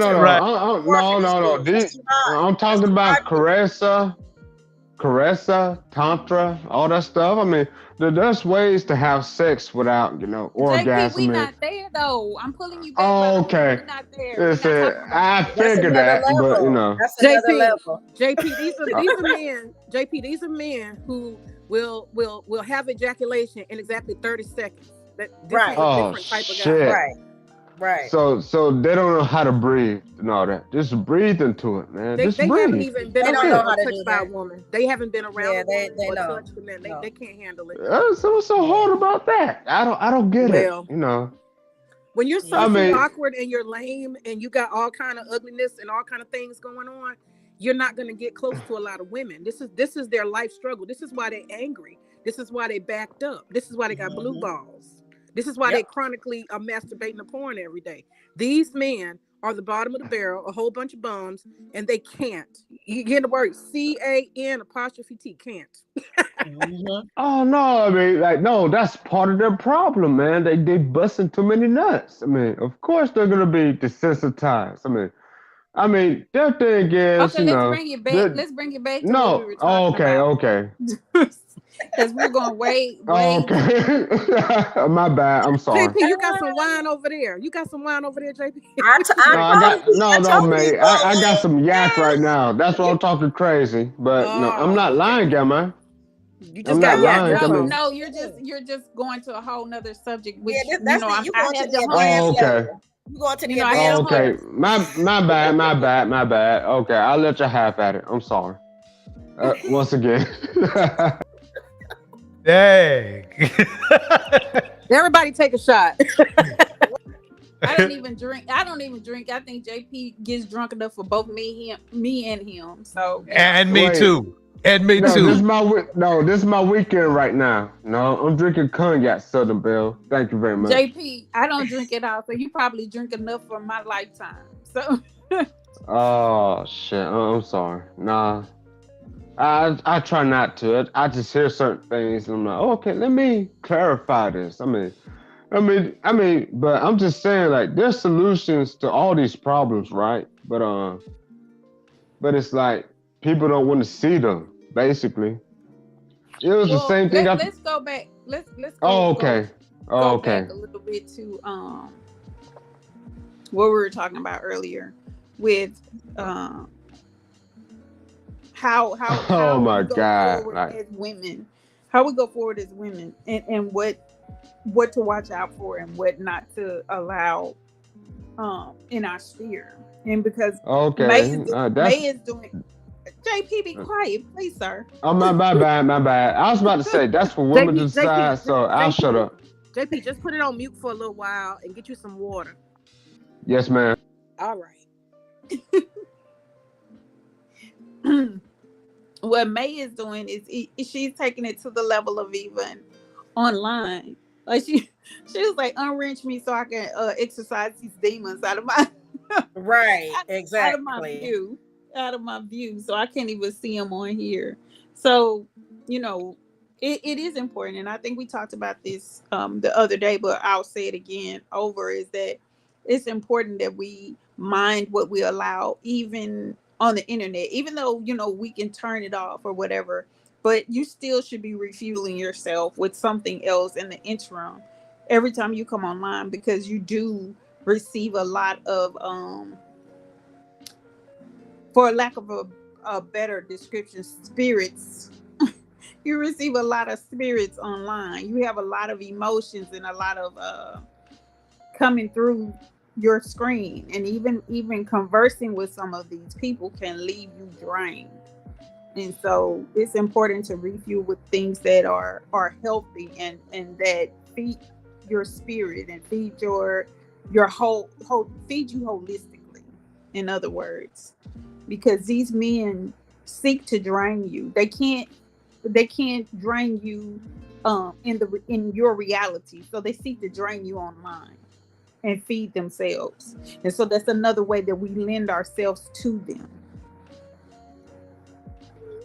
I totally agree. And I think when you do healing work and you actually have self-care and self-awareness, especially when you know that you are in your femininity and you are a soft person, and I don't mean soft in a weak way. I just mean soft as in you're a sponge. You absorb things that, you're affected by energy, stuff like that. I think that you have to protect yourself. You have to guard what is around you, who is around you, what people can say to you. Because I think that a lot of us Black women, we have taken that whole, life is hard for us. We got double, discrimination, blah, blah, blah. I reject all of that stuff, all of that. Right. And I refuse to be a victim. I refuse to allow people to treat me any kind of way, talk to me any kind of way. I don't deal with that in my intimate life. So I know a stranger cannot do it. You know what I'm saying? Mm-hmm. Yep. Yes, and again, they this is what they desire, and that's why they come to these spaces, and that's why that's why I said the last time, women should stay out of these places trying to convince these men of anything, because they know exactly what they're doing. They come here for that. Again, these are men that don't get to talk to women of our status in their regular lives. We're not in their reality, and they're not in our reality. So you determine how much of them you're going to allow in your sphere. You determine how much you're going to interact with them. It's not for this strong Black woman trope, and I fought that as well. No, I'm a delicate flower. I'm a damsel. Right. Amen. Look, I'm not in distress right now, but trust and believe, if I get in distress, yes, I want a man to help me. Like, I'm sorry. I don't buy into that strong Black woman thing. No, I'm not. I'm not independent. I'm self-sufficient. See, these are things that these words that they like to put on us to make us think that the weight of the world should be on our shoulders. Nope, I'm not carrying not one piece of gravel on my shoulder. You mean we have to open doors for you and everything? Exactly. That's Oh, exactly man. what I expect. And I'm going to tell you, I expect that. And I was having that done for me. And one of the guys that I was talking to, his friend girl was trying to tell him, like, what are you doing? I said, no, sweetheart. If you don't want a man to open your door for you, that's on you. But don't block what I got going on over here. Right. I know that's right. She said, don't block this. Right. And that's the thing. Like we have to have, you have to, if you put it out there what you want, because a lot of women become disgruntled because they entered into a relationship and they start doing. And you can't dial that back. You can't go backwards. If you put out there what your expectations are up front, then you don't have to work backwards. You're working forward. So if a man comes to pick me up, you come to my door and pick me up. Even a guy that I was just going back and forth, verbally jousting with him, you know, he called himself liking me. The dude was handsome and fine as wine. And he would come up to the floor and he was like, you know, I was coming up here. Why didn't you meet me at the elevator? I said, you come pick a lady up at her door. I mean, it's the simple things. It's the little things. And if you want those things, you ask for those things up front. All this strong, independent stuff, no, I want to be taken care of. I deserve to be pampered. Every other race and ethnicity of woman feels that she should be pampered. Why can't we? But do you notice that they only want to live the dark sides? Sorry. They only want to live the dark sides of what these other men have lived. Notice that. They never want to take us back and even try to capture something, you know, something wholesome we could have. They only want to go. Damn good point, Siobhan. Damn good point. So that just shows you their psychology there, because if we really wanted to go back in time, as far as our finances now, we could actually go back and live eras that they were able to live, and we could live that in opulence. You know, we could play catch up that way, because we were the ones that were servants and helpers. So we didn't even really live these lives. That's why I said this is not, they're creating an alternate reality that they never even existed in, because we had a different place history. The numbers weren't as they were now, where we could get that type of success. So that's why they're not making any sense, because how could you justify something that you've never lived? They don't know anything about inheritance because their fathers didn't even leave them anything. So it's a different world. You know, that's why in terms of everyone still criticizing Rihanna for having this child with ASAP, it's like, well, you know, everyone wanted her to be with that Toyota billionaire heir. And it's like, you don't understand that despite the fact that Rihanna now has money, she made the money on her own. It's a whole different relationship hooking up with someone who comes from money, and you made it for yourself and you're a first generation millionaire, self-made. That's completely different than being with someone who already had it. So life circumstances make things different. Even if you could like someone or be in love with them, still your past, where you come from, it says a lot about where you're going. And they have not lived in this so-called past, this so-called back in the day that they speak of.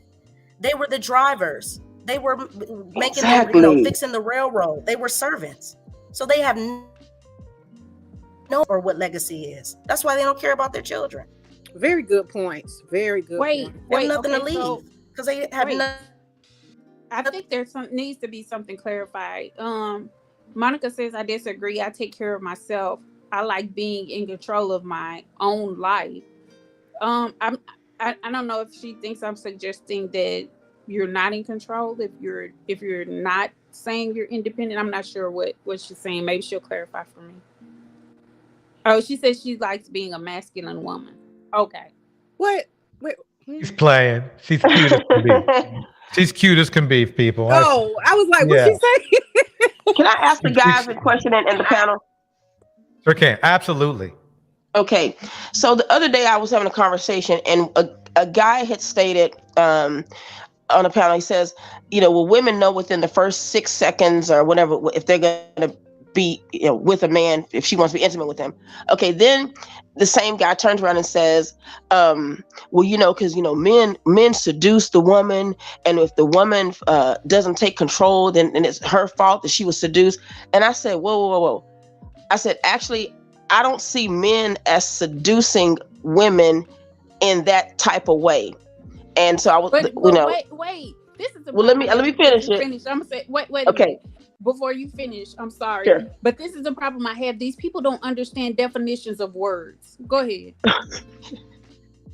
Well, I think you're right. That is true. But I think in the context, they might have just, stumbled, into it. But what I was saying was, they were believing that the men seduce women. And so and then the woman said, yeah, I do agree that both can do this.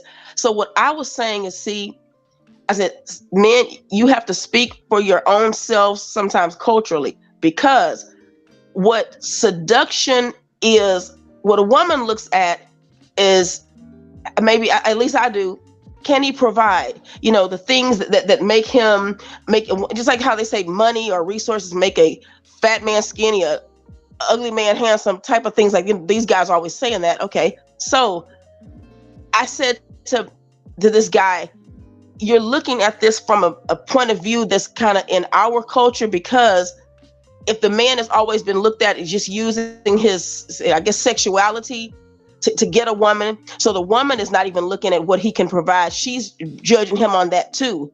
So again, I think that a lot of these guys, that's why they're always so hyper, thinking about sex all the time. To me, that's kind of feminine to me, because, but then at the same time, he says that a woman knows if she's going to have intercourse with a man in the first 6 seconds. So which one is it? See what I mean? I don't know. I don't see men as that. There's no man who can seduce me sexually. I already decided if you know what I'm saying? Do I have it wrong? Yep, we know what you're saying. This is, I do have to bring up something up real quick. Hold on.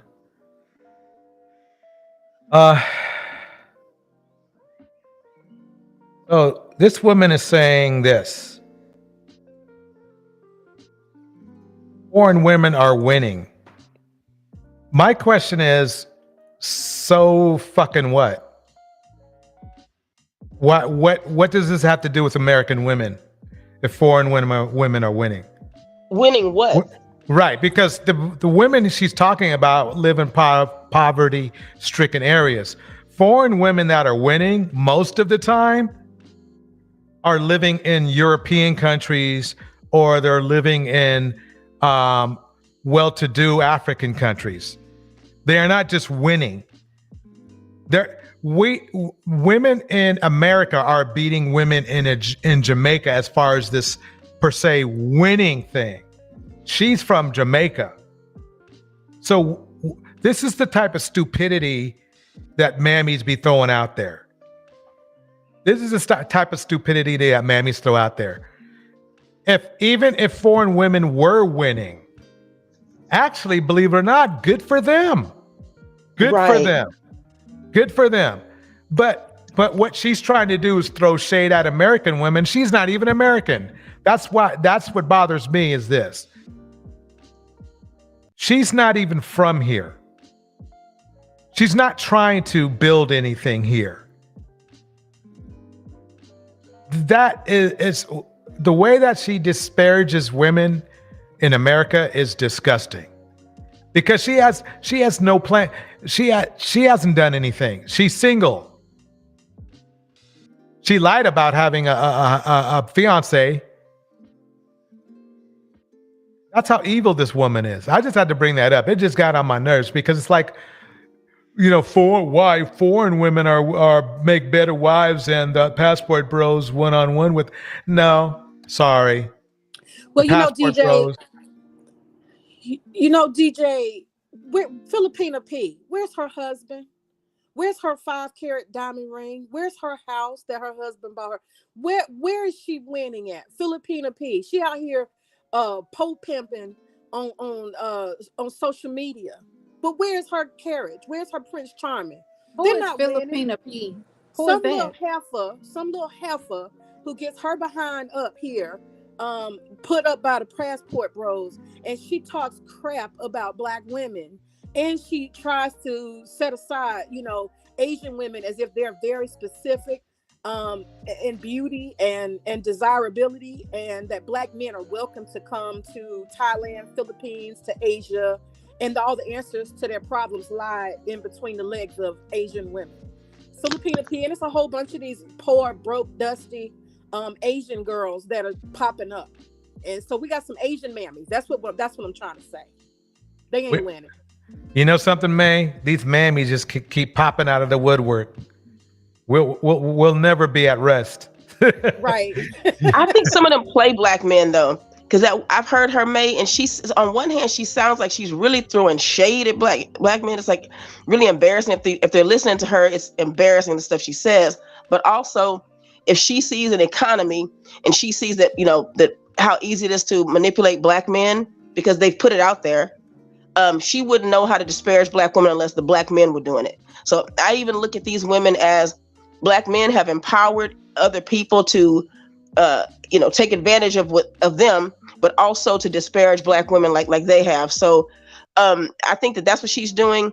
And I do kind of see it as low key pimping. I see what she's doing as that. I really do. It's like she's even telling them, I know that only you can get the large women. Didn't she say something like that? So she's even, giving them totally what she insulting them. She's totally yes, insulting right. them. So yeah, but that's what she's doing. Yeah, they're so. Right. But even Chantel does the same thing. Like you were talking about before, you set the bar so freaking low that when Auston and them brag about a $10 hotel room, then that's good enough for you to actually have a wife in. They let it go because their standards for those men, they know. They really know. These men are bums. They know it. Chantel ain't stupid. That girl going to get her master's degree, her PhD.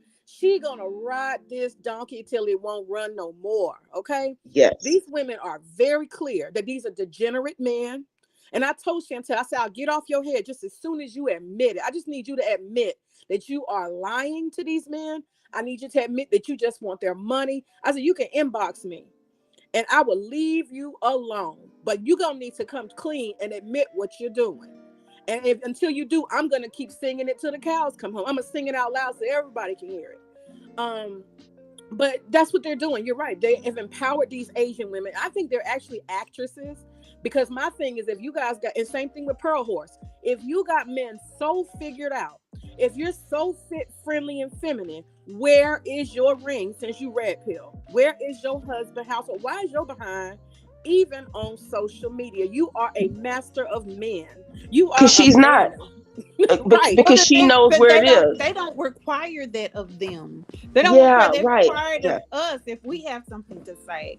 But and then even if you are married and you have children, then they want to know where your husband is and why he's allowing you to talk online. So they're not requiring that of them because they don't really care about that at all, as evidenced by the 30% marriage rate. See, the thing about it is, if these men really cared about marriage and they really wanted someone to marry, just as we're saying we're leaving and exercising our options, they've been saying it forever. So if they believed in marriage like they say they do, if they were just as conservative as they say they are, they would be married in higher numbers.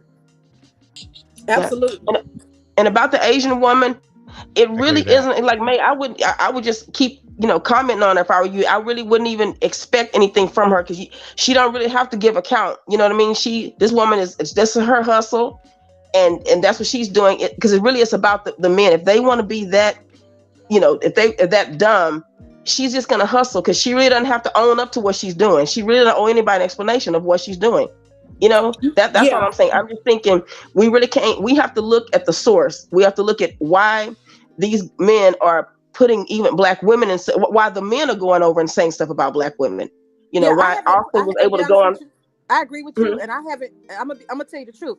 I agree with you 100%. We got to go back to the source, which is the man. I haven't spent one syllable. I haven't typed one character towards Filipina P. I have not wasted any time on social media on none of these heifers. But these Black women who are educated, they gonna get some smoke because we that's cannibalism. You a Black woman, how dare you? And I'm not gonna sit there and watch you collect $1,000 and not give you some smoke. That's just me. That's just me personally.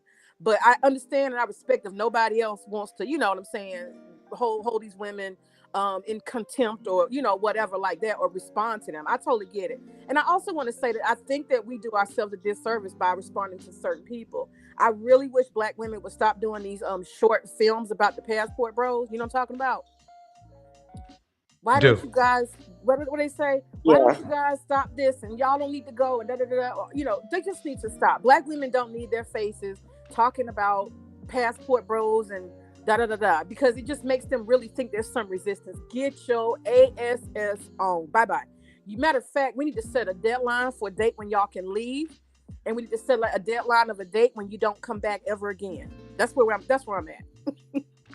Yeah.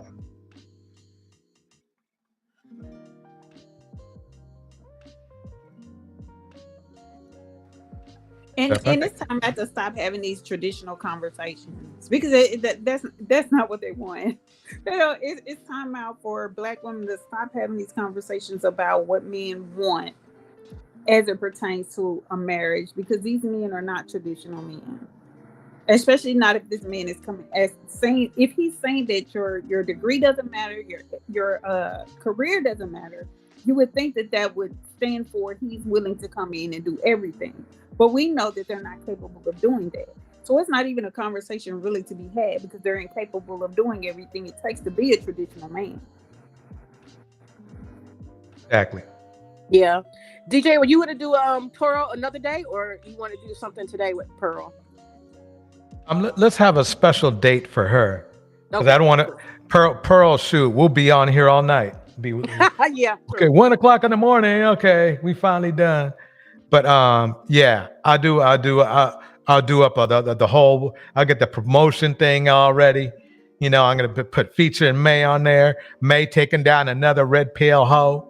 You know, put something on there like Lord, that. No. May taking down Pearl another deletes one. everything I say to her. I'm sure she has her minions go in and delete my very nasty commentary, but you know, I can't even get on her show, so I don't even, you know, I just do what I can in the comments. Let me get this link over here to JP so he can get back on here. Okay, JP, link is there. I need to figure out a way to post the link, but I mean to Oh no, man, I'm here already. Oh, I mean, okay, dude okay. was talking. No, Humble was talking trash in the comments. Oh, okay, you talking all this trash in the comments? Pull up. What's up? Really? Most of them are not going to pull up, JV. Oh, okay. Oh, okay. So. Oh, you mean King Strong, whatever that means. Yeah. Strong means you pull up and talk. Right. Articulately, of course. He won't pull up though. He's just here to mess around. It's good for the algorithm though. It's good for the algorithm. As long as he's not being vulgar, it's good for algorithm. Talk all you want, Strong. And I just wanted to mention this too. You guys, I wanted to mention this too. A bridge between feminism and soft life and luxury life and stuff like that, higher expectations. I just want to make this bridge real quick. I think that you can be a feminist and take a more traditional or embracing of traditional female type work or existence in a household or whatever. You can do that. I think a lot of times people think that if a woman chooses to say be a homemaker or to do certain things traditionally, that she's releasing her power, that she's putting herself vulnerable. We today are educated women. We know how to have a 401k. We know how to have things set aside for us to protect and take care of us, insurance policies, all kind of different layers of protection. And I don't think we should take for granted, like these women from these third world countries, they probably, because they're not educated, don't know how to protect themselves if they decided to go into a traditional lifestyle or a more traditional type of female existence in the household. So I think that we can't discount that there are women who will be homemakers, but because we're modern and educated, we can do it better. We can protect ourselves. We don't have to be like our great grandmothers who stuck and stayed stuck because they didn't have other options, you know? So I just think I want to throw that out there. And the second thing is I'm kind of embracing the idea of the soft life, luxury life, good living your best life for Black women in totality. I think this is going to move us even closer when we start having really, really high expectations for how we live, how our space looks, how we want to feel every day, you know, and I'm not saying luxury like being capitalistic. I'm saying soft, embracing the feminine. And like Gemini said, I am a daffodil, I am a petal, I am soft, I am vulnerable, and everybody can't have access to it. So I think this soft life, luxurious life, just living your best life, black girl, you know, whatever, and they keep talking about all them trips. They're jealous because black Wait a women minute, are wait a saying, minute, I wait. want more. Go I'm ahead. sorry, May. Go ahead. Okay, so name one grandmother that had all her bills paid that she wasn't paying bills herself. What you know, they love to bring up this asinine comment, and they can't even go to their own grandmothers and ask this silly question because their grandmothers will probably pop them in their mouth. But grandmothers probably gave them money. Exactly. Grandmama was the candy lady and kept making money on the side so that she could make money for the Gap. What are they talking about? And All the black women have sold stuff on the side and had extra. Come on now, come on. okay, let me check out King Strong's comment. It says this. Let me see if I can get this to work. Okay, there we go. King Strong has a comment. Wait. Let's see. Here we go. See if that works.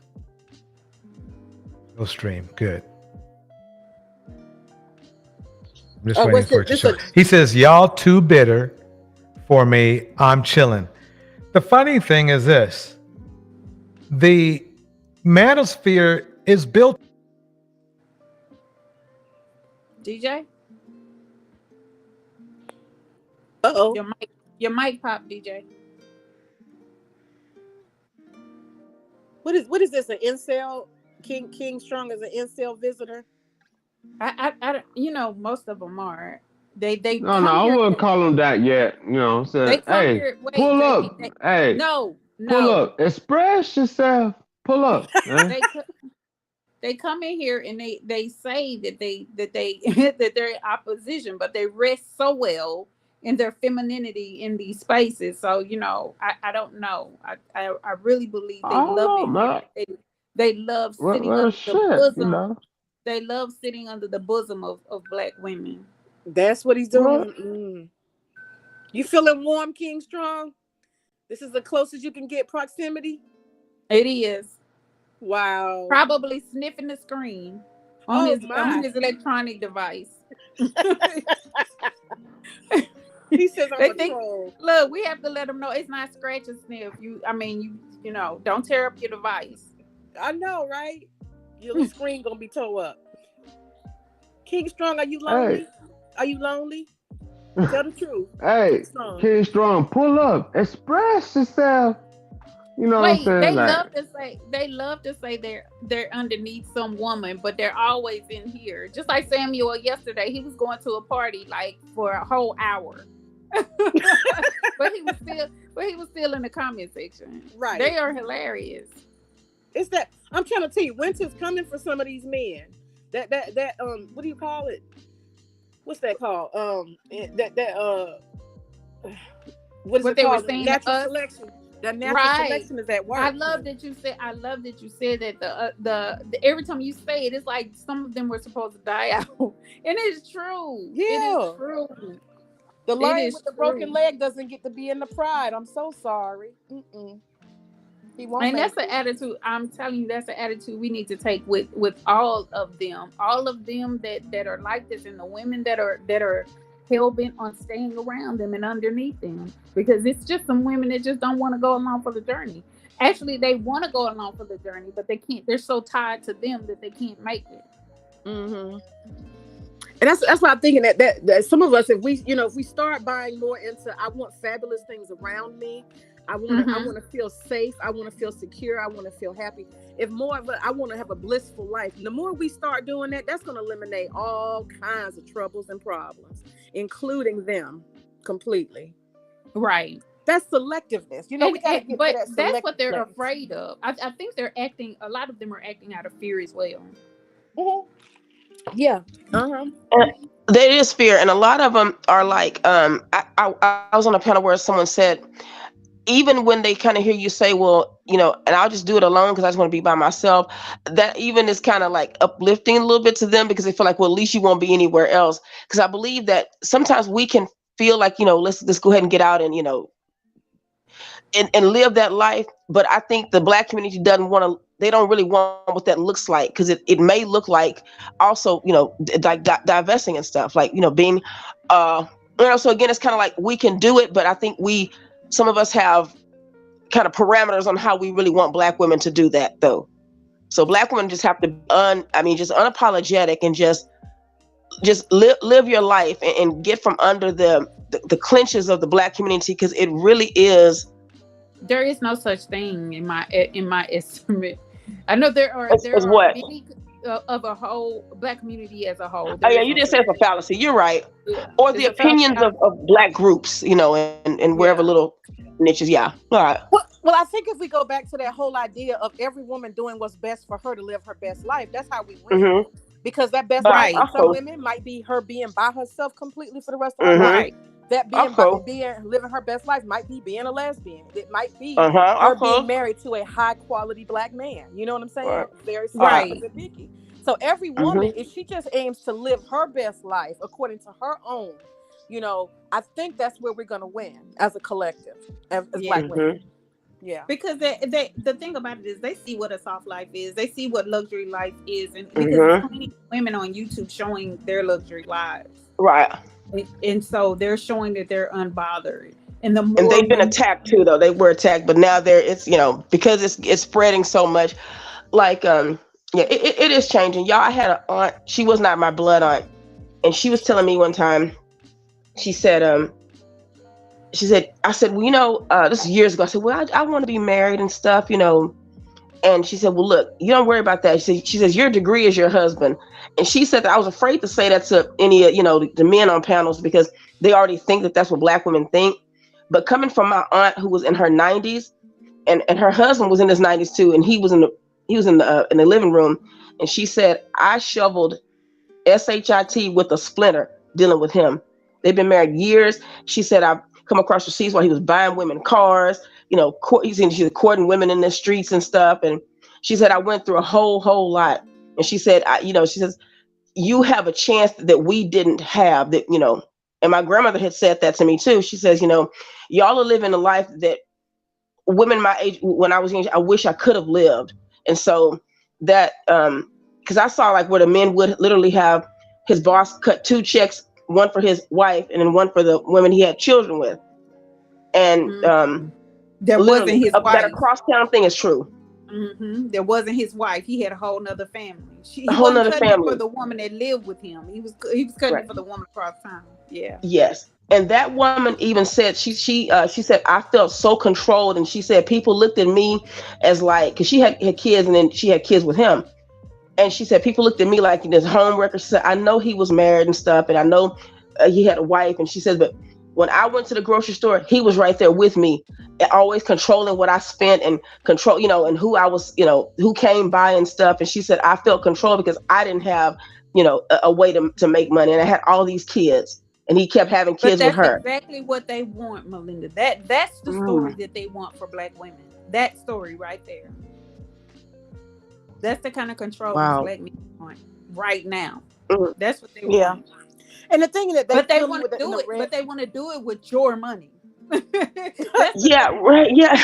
And y'all, that's a red herring they have in the red pill and the manosphere. This whole thing, that's a lie too. So they set up a lot of stuff that's lies. They always try to say, "Ooh, if you are married, I mean, if you're educated, then you have to pick between that and your career. If you want to be educated, you got to pick between that and, you know, marriage." That's a lie. That's no other demographic has to do that. Huh? No other demographic has to do that. Yeah, nobody does that. I mean, you're right. No other culture does that. And so that's a lie they set up. Do you know how many Black women and men who got married to each other They got their master's degree together. They got their PhD together. Then they had kids when they felt like they wanted to have a planned life. And they don't even Right. bring these kind of things up. And I think, again, Gemini, that goes to what you said again. They don't have access to the type of Black people who live these type of lifestyles to know. So to them, you either go to college or you be a stay-at-home wife from day one. That's just so stupid. Well, they act as though you have the luxury. That's the thing that does drive me if I let it, is that they act like Black women have the luxury of staying at home and not doing anything until they're wifed up. Like, how many Black women have that luxury? Again, over half of the white US girls don't do that. Over half of the people in the U.S. are living paycheck to paycheck. So if you and we know that the overwhelming majority of that is Black people. So how is it that they think that Black women have the luxury of sitting at home and not doing anything until they're picked by one of these Black men who's living paycheck to paycheck? Like that's not even a luxury we can afford. Yeah, and the thing is, white girls don't do that either. Exactly. I don't see them do that. I see them mostly go off to college, or they go off to a job, with a high school diploma, and they work and they meet somebody along the way and they get married. I've seen white most people marry with. Go ahead. Huh? I said by their junior year, they're already dating some guy that hopefully by the time they graduate and he's in graduate school, they're getting married. That's what I see. Right. Right. So they're marrying someone in their same career field because of proximity. Exactly. And Black women are being blamed for actually wanting to be very traditional and, quote, letting a man lead. And these women, the other women who they think are doing that, aren't like that at all. At all. They're not. At all. Yeah. No, let me tell you something. White women be scheming now. They be scheming. Oh, of course they do. Yeah. Oh yeah. Yeah. They got that man set up, and the white men know it. I went to an all white women's college, and them girls. Well, mine was men and women, but yeah. All white. Yes.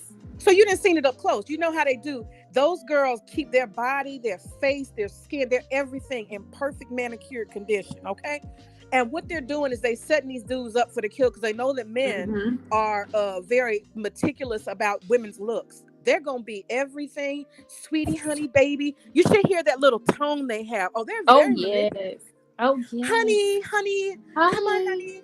Yeah, all of that. Okay, and so they finesse these men. They finesse these men, and they go get the most dorky, lame, weirdo, funny-looking guy. Yes, they will. He has come from a decent family.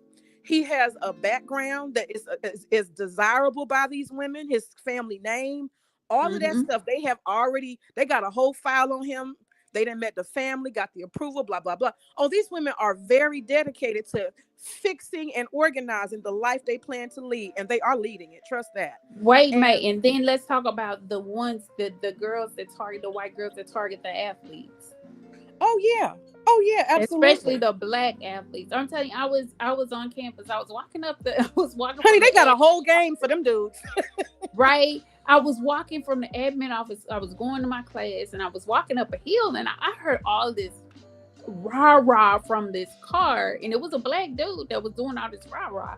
So I turned around to see who he was talking to. I was like, oh my goodness. It was a little white girl. And he was driving her car because it was a BMW. I just kept walking up the hill. Not my problem. And she's sitting over there meek and tender, like, oh, because they target them. They target them right at we're going to attach ourselves to you so that if you become something famous, we're going to put that money back in our community. Oh, absolutely. They do. And white women are very, very strategic. They don't, I can honestly say, I don't think they ever really loved those guys in college. They have already decided he's going to be an ophthalmologist. So that means he's going to make probably his own private practice in the next 5 years. And he'll be making about $250,000. They've already got their neighborhood picked out. How many stories they want on the house. They're driving through those neighborhoods, handpicking the house they want. And trust me, as soon as they get done with college, they're going to hand him their student loan debt, and he gonna pay it. Not like the Black man complaining. He gonna be paying her student loan, because guess what? Year 2 into the marriage, little Johnny's gonna come, and she's gonna be a stay-at-home mom, whether you like it or not. But she did her math because he's making $200. Exactly. So these Black men, they're victimizing themselves, not realizing that women are all the same. Right, but they want us. They want to shame and blame us for doing the same thing that other demographics of women are doing, and If because we even think to do it. But because we're black women are leaving doing them that a behind. whole lot less. But also, What is it? y'all, these I Wait a was thinking minute. Go about back to what you oh, were go ahead. saying because I wasn't finished. But you were saying what? When you initially started talking, you said what? Melinda. Oh, I know you're talking to me. I was thinking like when the women are looking for the guys to be that, when they go out and it's kind of like they have literally a social contract that they are working within. Hold Like, on, Melinda. Go back. You said the guys are looking for them to be that. oh, Can you say it again? oh yeah, the guy. Let me see. I guess I was talking about. Maybe I was talking about black men. I think it was something about. I forgot what it was. It'll come back. But when these women are doing that, it's like they are still working within a kind of like they have a social contract that they know that this is just what we do. And if there is no like love, like romantic notions, of love, it's going to be partnership, and other men around him are going to be like judging him, and they just have expectations. But this is what I was going to say. Black men don't realize. I don't think black women ever held that against them, that they didn't have it like that. The problem was when black men started throwing dirt on black women and lying and saying that black women wanted something that black women weren't even raised to desire. I think that's when it was bad, because it's like then you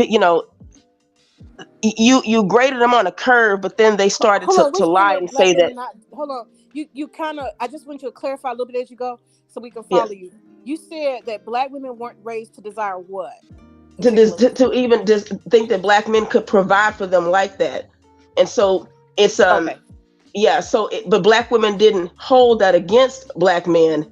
But what black men did was, you suffered through and then for them and together, so-called, but then they turned it against you now, saying you don't want marriage and you're too independent, and the things that these other women, how calculated they are and strategic. Black women aren't even doing that, but are still blamed and called the gold digger. You know what I'm saying? So, well, that's because they want to shame us and not allow us to see. It's like what I was talking about with JP with the harness.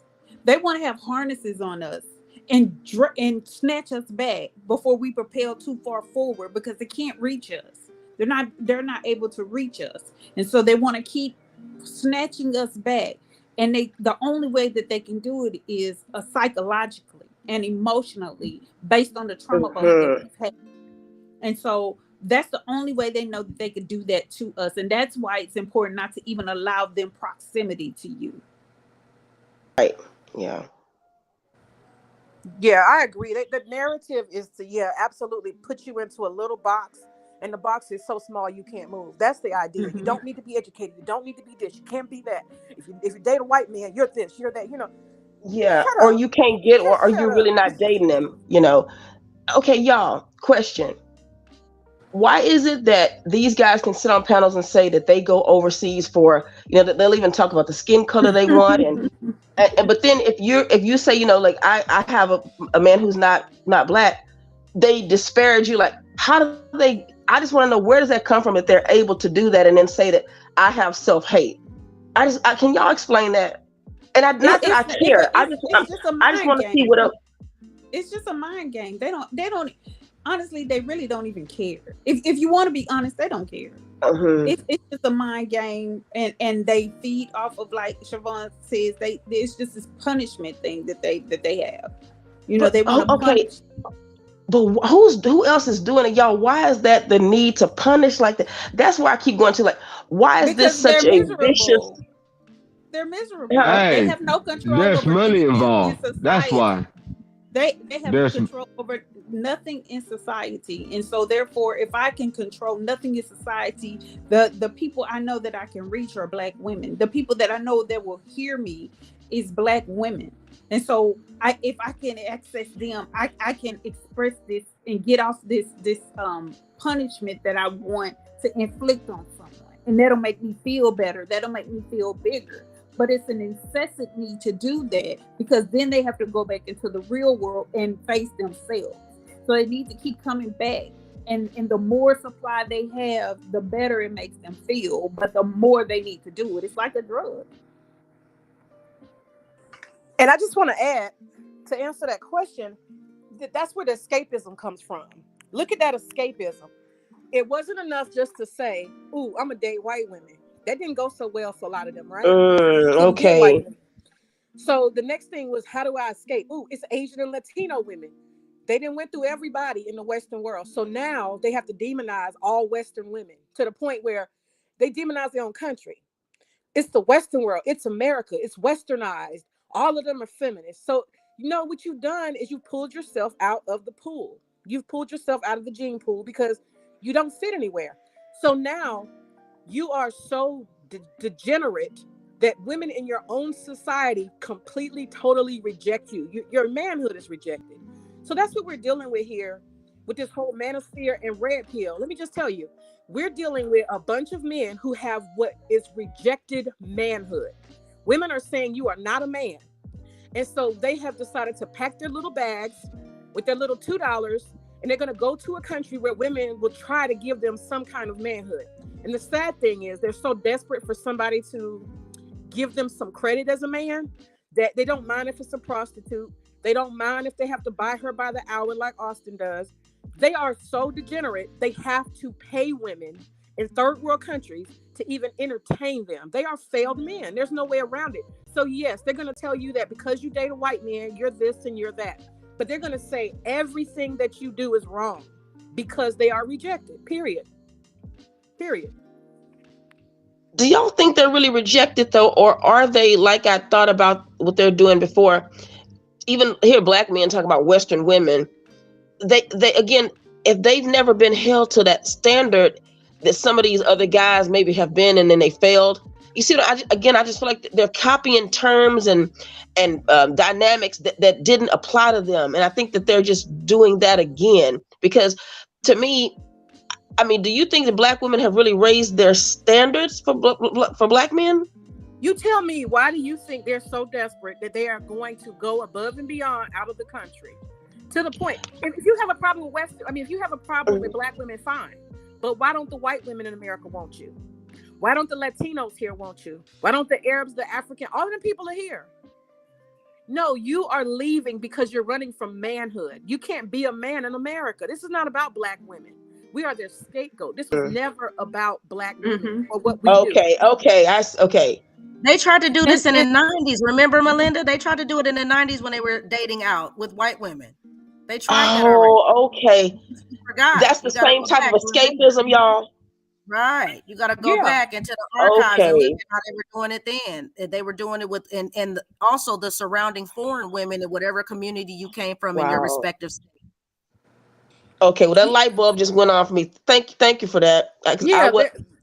Wow.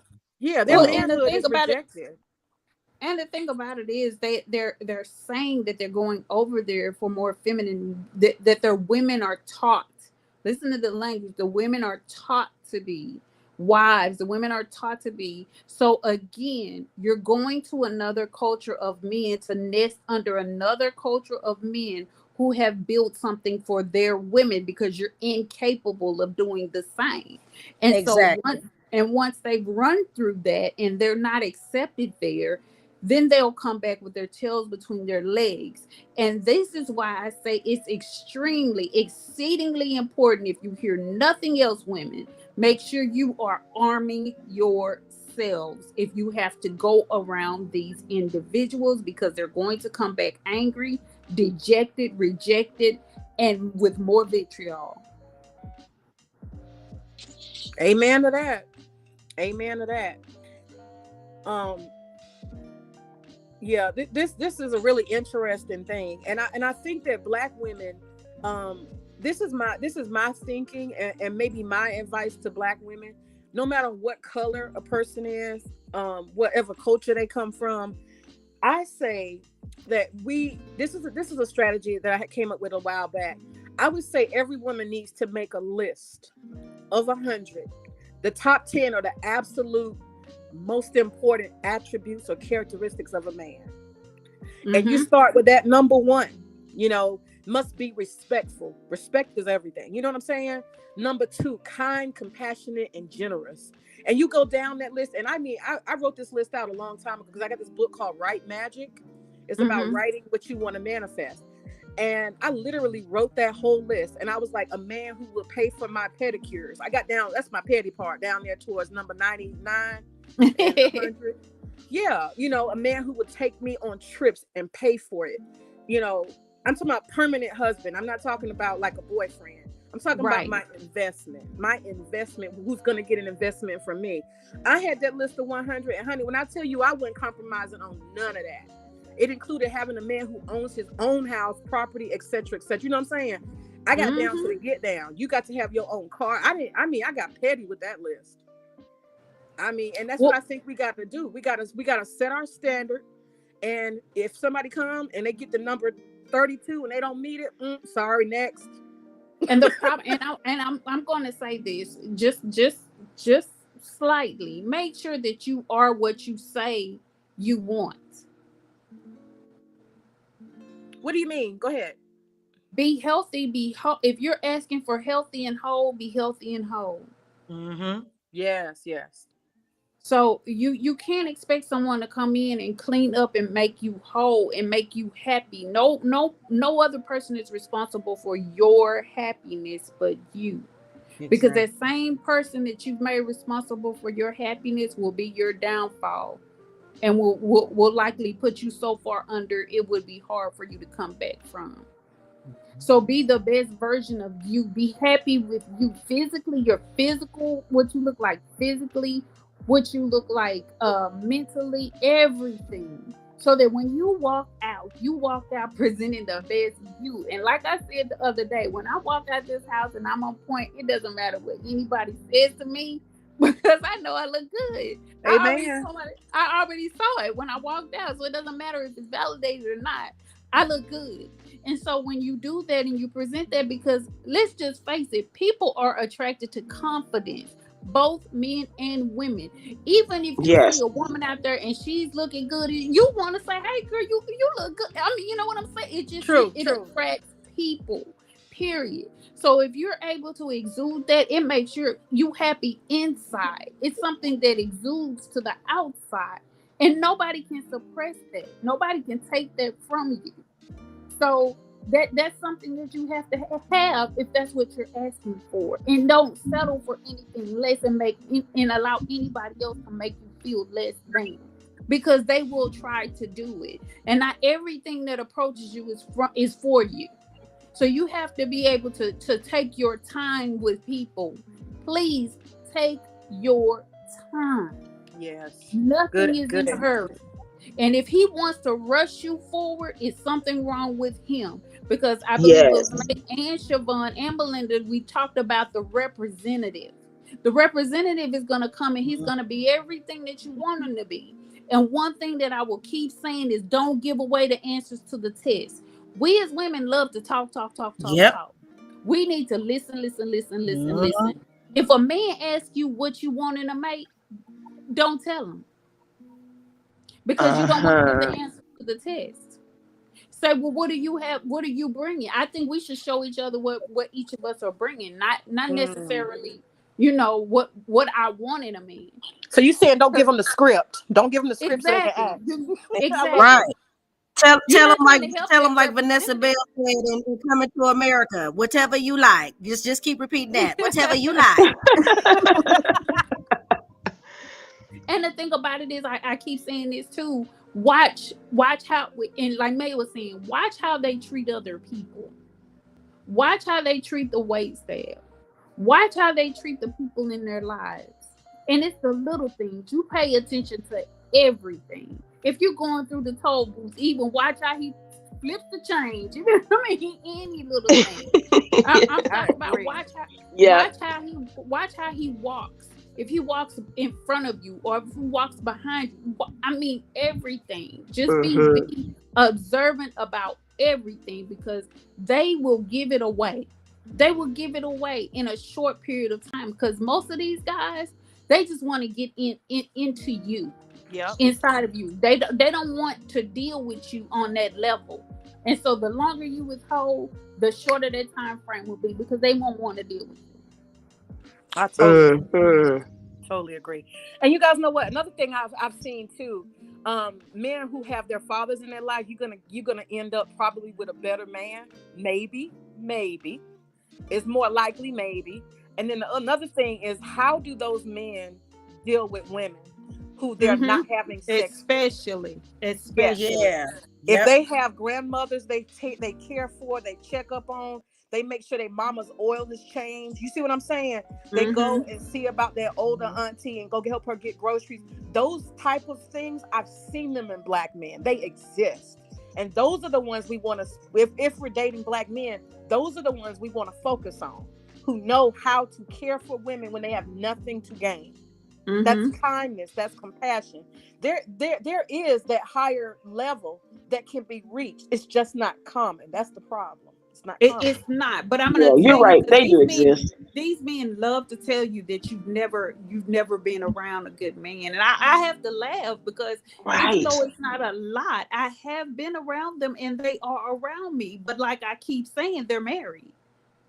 That those type of men are married. They get married quickly and they get married for a long time, but they don't mind helping me, or they don't mind the guy I have that does my AC, I've known him for wow, I think it's been a while, and he's married and been married an older man. And do you know I have to beg him to bill me? That's a man. That's a man. You see how that means that they're actually cool with that, though? The way that they love to throw up in our face, we've never been around good men. This is how they're reflecting, they're projecting upon the community. Like, they love it. This is what that means. They love it like this, for them to say. And that's not good for them, because that would mean that, okay, well, then that's the rule, that there aren't that many. So, so they'll be proving what they think of themselves. And you're right, they're hoping that, like, they're wanting a situation, a dynamic where the women are feeling very, very much out there and unprotected, and that's so sad. It is, and they want that for the crazy part is they want that for us. They want us isolated, where we don't come in contact with that, so we'll accept anything. But I'm telling you, women, once you get accustomed to being treated well, you cannot go back. It's something you just can't go backwards from. Yes, ma'am. True indeed. You can't go backwards from that. You would rather be by yourself than to settle for somebody who's not treating you like the best that you've ever been treated, even though the whatever it was didn't work out. See, what we have a tendency to do is not focus on the good that we experience and build on it. So once you come in contact with one good, the next person has to do that good and more. If that didn't work out, the next person has to do the first person, the second person, that good and more. So you don't allow yourself to go backwards and settle for something that's not good anymore. You build, and that challenges a decent man. That challenges them, to, I'm gonna beat this. I'm gonna do even more, because I'm gonna prove. But you're not telling the person. Right. Oh no. Right. You're just expecting. You're living it, and they want to meet it. Exactly. Because the thing about it is, when a woman is, I'm telling you, men will not approach a woman if they're. Some of them will, but for the most part, men will stay away from a woman that they see, that they think is high maintenance. And it's not. It's because they know they can't afford to give her her lifestyle. Yes, they will sort themselves out when they see the level of confidence, and especially if they learn a little bit about you. They like, oh, she got this many degree. Oh, she's educated. Oh, she's this. She make that much. Yeah, I better leave her alone. Don't even bother get myself rejected. It'll sort itself out. It will definitely. Gemini, was it you? What was it you who said that the Dusties? I know you didn't say that word. The Dusties have higher standards for what they want in a woman than the women do. Was it you? Yes. That killed me. That's the crazy part. The women will lower their standards, but the crazy part is these dusty men are not lowering theirs. They have a certain level of expectation, and they don't care. Like they could be nothingness and demand everythingness, and they're serious. That's what they want, and they don't go for anything less. And if they go for anything less, it's just to sleep with them. But they mean what they say, and so I don't know why women don't understand that these men mean what they say. And the most hurtful thing for a woman is to feel like she's giving her all to a man, for him to go. A woman that's been how many ever years, it's been women that spent 10 years with a man and put everything in him for him to break up with her, now dating him, for him to break up with her and go marry somebody in 6 months. Yep. Yeah, I saw my best friend. It happened to her. I said, you gave your best years, but I was telling her all along the way. But yeah, she was caught up like most black women do in fantasies, in hoping and wishing, you know, and she literally let him drive. He wasn't a bum. He came from a good family, but because she was offering a free ride, he took it, which is what smart people do. And he stayed in her nice luxury apartment, rent free. He didn't man up and she didn't require it. He drove her car when his BMW went down, and he drove it for a whole year. And because she was self-employed, she let him do it. And she was sponsoring some of everything. And I kept telling her, he ain't even let you meet his family yet. Wow. You haven't even been to Thanksgiving this year for a girlfriend. He's not treating you like a woman who's going to become a wife. Girlfriend. She spent from 33 to 38 on a man who turned around, told her he was not going to marry her after he done got his PhD off of her back, and got him a good ass job with the CDC, making 6 figures plus. And then he turned around, broke up with her, and she built him up literally. And he went on and got with this chick that he didn't met within 6 months. They got married. I was so pissed off. Well, see, why do you think that they have that term though, May? You talking about the cleanup woman. Why do you think they're so adamant about that? Because they know that that's what they do. See, everything that they really hate is what they know they're capable of doing and what they know they're doing. So that's why when you listen to the talking points, it's just simple projection, because that's what they're capable of doing. Just what he did.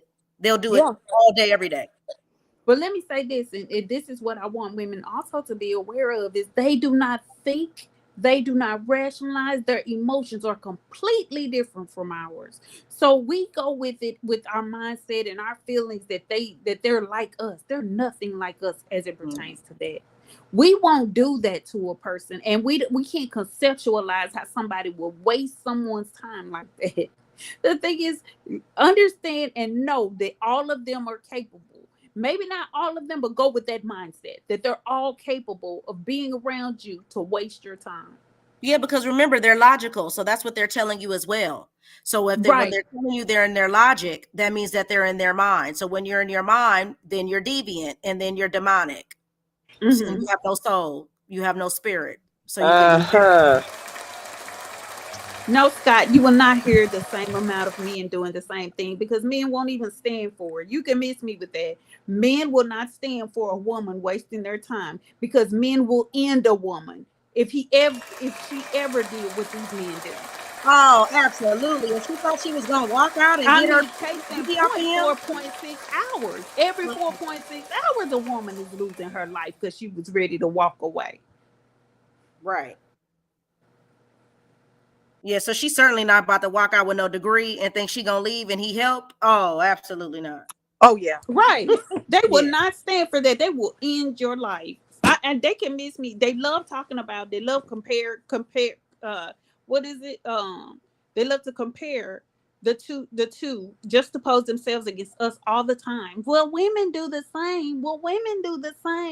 No, women don't do the same thing. And if they tried, they would be ended. They act like men are volatile, criminal-minded men. We have some volatile, criminal-minded men in our demographic. That's it. That's all. Every day. And again, like Hopeful EC said, most black men don't want marriage. They're not trying to marry anyway. Again, like I said earlier, if black men really wanted to be married and the problem was black women, they would have been married to some other demographic. That's true. That's absolutely true. Ain't nobody stopping them from getting married. Nobody. At all. What happened to DJ? Is he still here? DJ. They don't want those women in anyway because it's all a fantasy for them. So those women aren't really quality, like they say, because they still haven't even told us how much better these women are anyway. It's not even real.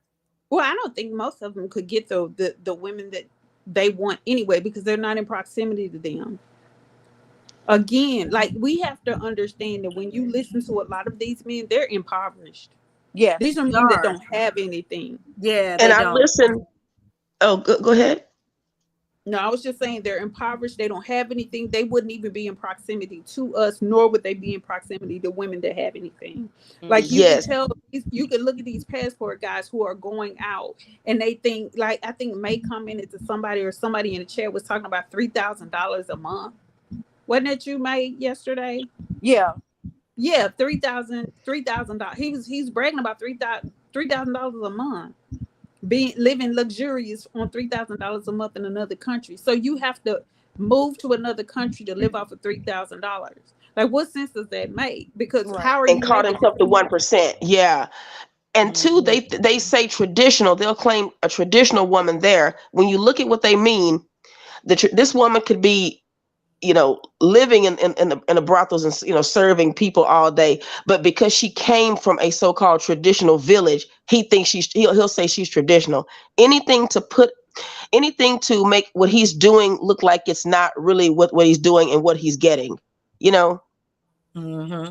Yeah, it's just, And one thing I want us to stop doing, by and large, is stop talking about the women that they are with when they're gone, because it really doesn't matter. It really doesn't matter, and it's not nice to even talk about those women because we're not in their situation, and quite frankly, they're being taken advantage of, and so it does us no good, and it doesn't make us look good to talk about them, to denigrate them. They are who they are where they are, and they don't have the opportunities that we have. So it's kind of like wrestling in the mud with pigs when you're talking to black men about other demographics of women in a third world country. I hear you, Gemini, but at the same time, them hoes gonna have to stop getting on YouTube talking smack and making them stupid videos. I ain't said nothing. I don't think a lot of black women are responding, but yeah, they do need to check themselves as well. Jumping in something that, they don't quite, I don't think they understand, but just driven by money. So, I get it, but you're right. It doesn't make black women look any better to keep talking about how broke and dusty them females are, Because the reality is the men that they're getting are the bottom of the barrel anyway. Again, most of the good men are married or marriage minded, or not looking overseas to get married to somebody that has less than or that's doing nothing with themselves if they're a quality man. Absolutely. Yeah, and you can see by this video. You can see by these videos, these guys aren't quality. Right. No. They're excited about living in an efficiency apartment. Did y'all see the way that girl was burnt? She was cooking on 2 little burner things on some little raggedy stove. This is the level that these men are on, and it's somehow acceptable. You know what I'm saying? Mm-hmm. These men are not providing luxury households that are overlooking the ocean with the pool. That's not like, the way that Rico is providing. That's not what most of these guys are doing. They're not capable of doing. They're literally in a dusty, tired, ran down, outdated efficiency apartment, and they're saying to these women, here it go, here the best I got, and they don't even own it. That's the sad thing. They don't even own that. Some of these guys ain't even lived on their own ever. These guys are hiding in basements and coat closets at their auntie house. Like, it's all kind of, especially at Raise a Raise. Every time Queso put a video up of Raise a Raise, I die laughing because he's in a closet by in that corner, in that cubicle, getting up his knees every time he turns the chair around. Like, right. He can't even get in the screen. You see what I'm saying? Like, how am I supposed to be upset about that? Like, why would I be upset about that? This man is in a closet, like a tiny closet at that. And wasn't AB in the closet? Wasn't AB in the closet? Oh, I don't know about AB, but a lot of these guys are in little efficiency closets when they come online. So I'm like, why would I be upset about this? Like, if you turn too hard, you're gonna get whiplash, and you're gonna need a helmet, a seat collar, and some knee pads. They got to squeeze through the door. Especially Raise with all that drinking he doing. I'm surprised he ain't fell out and had a concussion already. He is a big man squished in the corner. I ain't never seen nothing like it. I ain't never seen nothing. Like, how you can't even, he can't even, like, he got to squinch his shoulders together. Like, he got a huddle with the computer. Right. He got a huddle in the corner with it. Okay. And their mentalities drinking even out of solo. Look, they drinking no out of way, the solo red cups cup. like they drinking out of He ain't even got no cup. You ain't lying. He didn't You got see no what I'm cup. saying? Like, we supposed to be upset about this. That's what I'm saying. Like, they are a joke, and I don't even know how y'all get upset. Like, people get so mad because all I would be doing is roasting them. Like, look, dude, I can't talk to somebody who seriously can't turn around in the chair in they space. Like, you can't even turn around in the chair. You can't even spin around. If you spin around in that chair, everything in that little space will be broken. You'll have a broke leg. Your neck will be messed up. Like, yeah. But a lot of them are in these spaces. I'm telling you. Like, I saw one, and then one dude when I first came on, he had phased out the bed, but you could still see like the mop head, the top of the mop in a bucket. Like, they all are typing in freaking closets. I'm like, why don't these people have anything? But they got so much to say. Wow. Or they in the office. They in the office with a bookshelf with nothing on it. Like,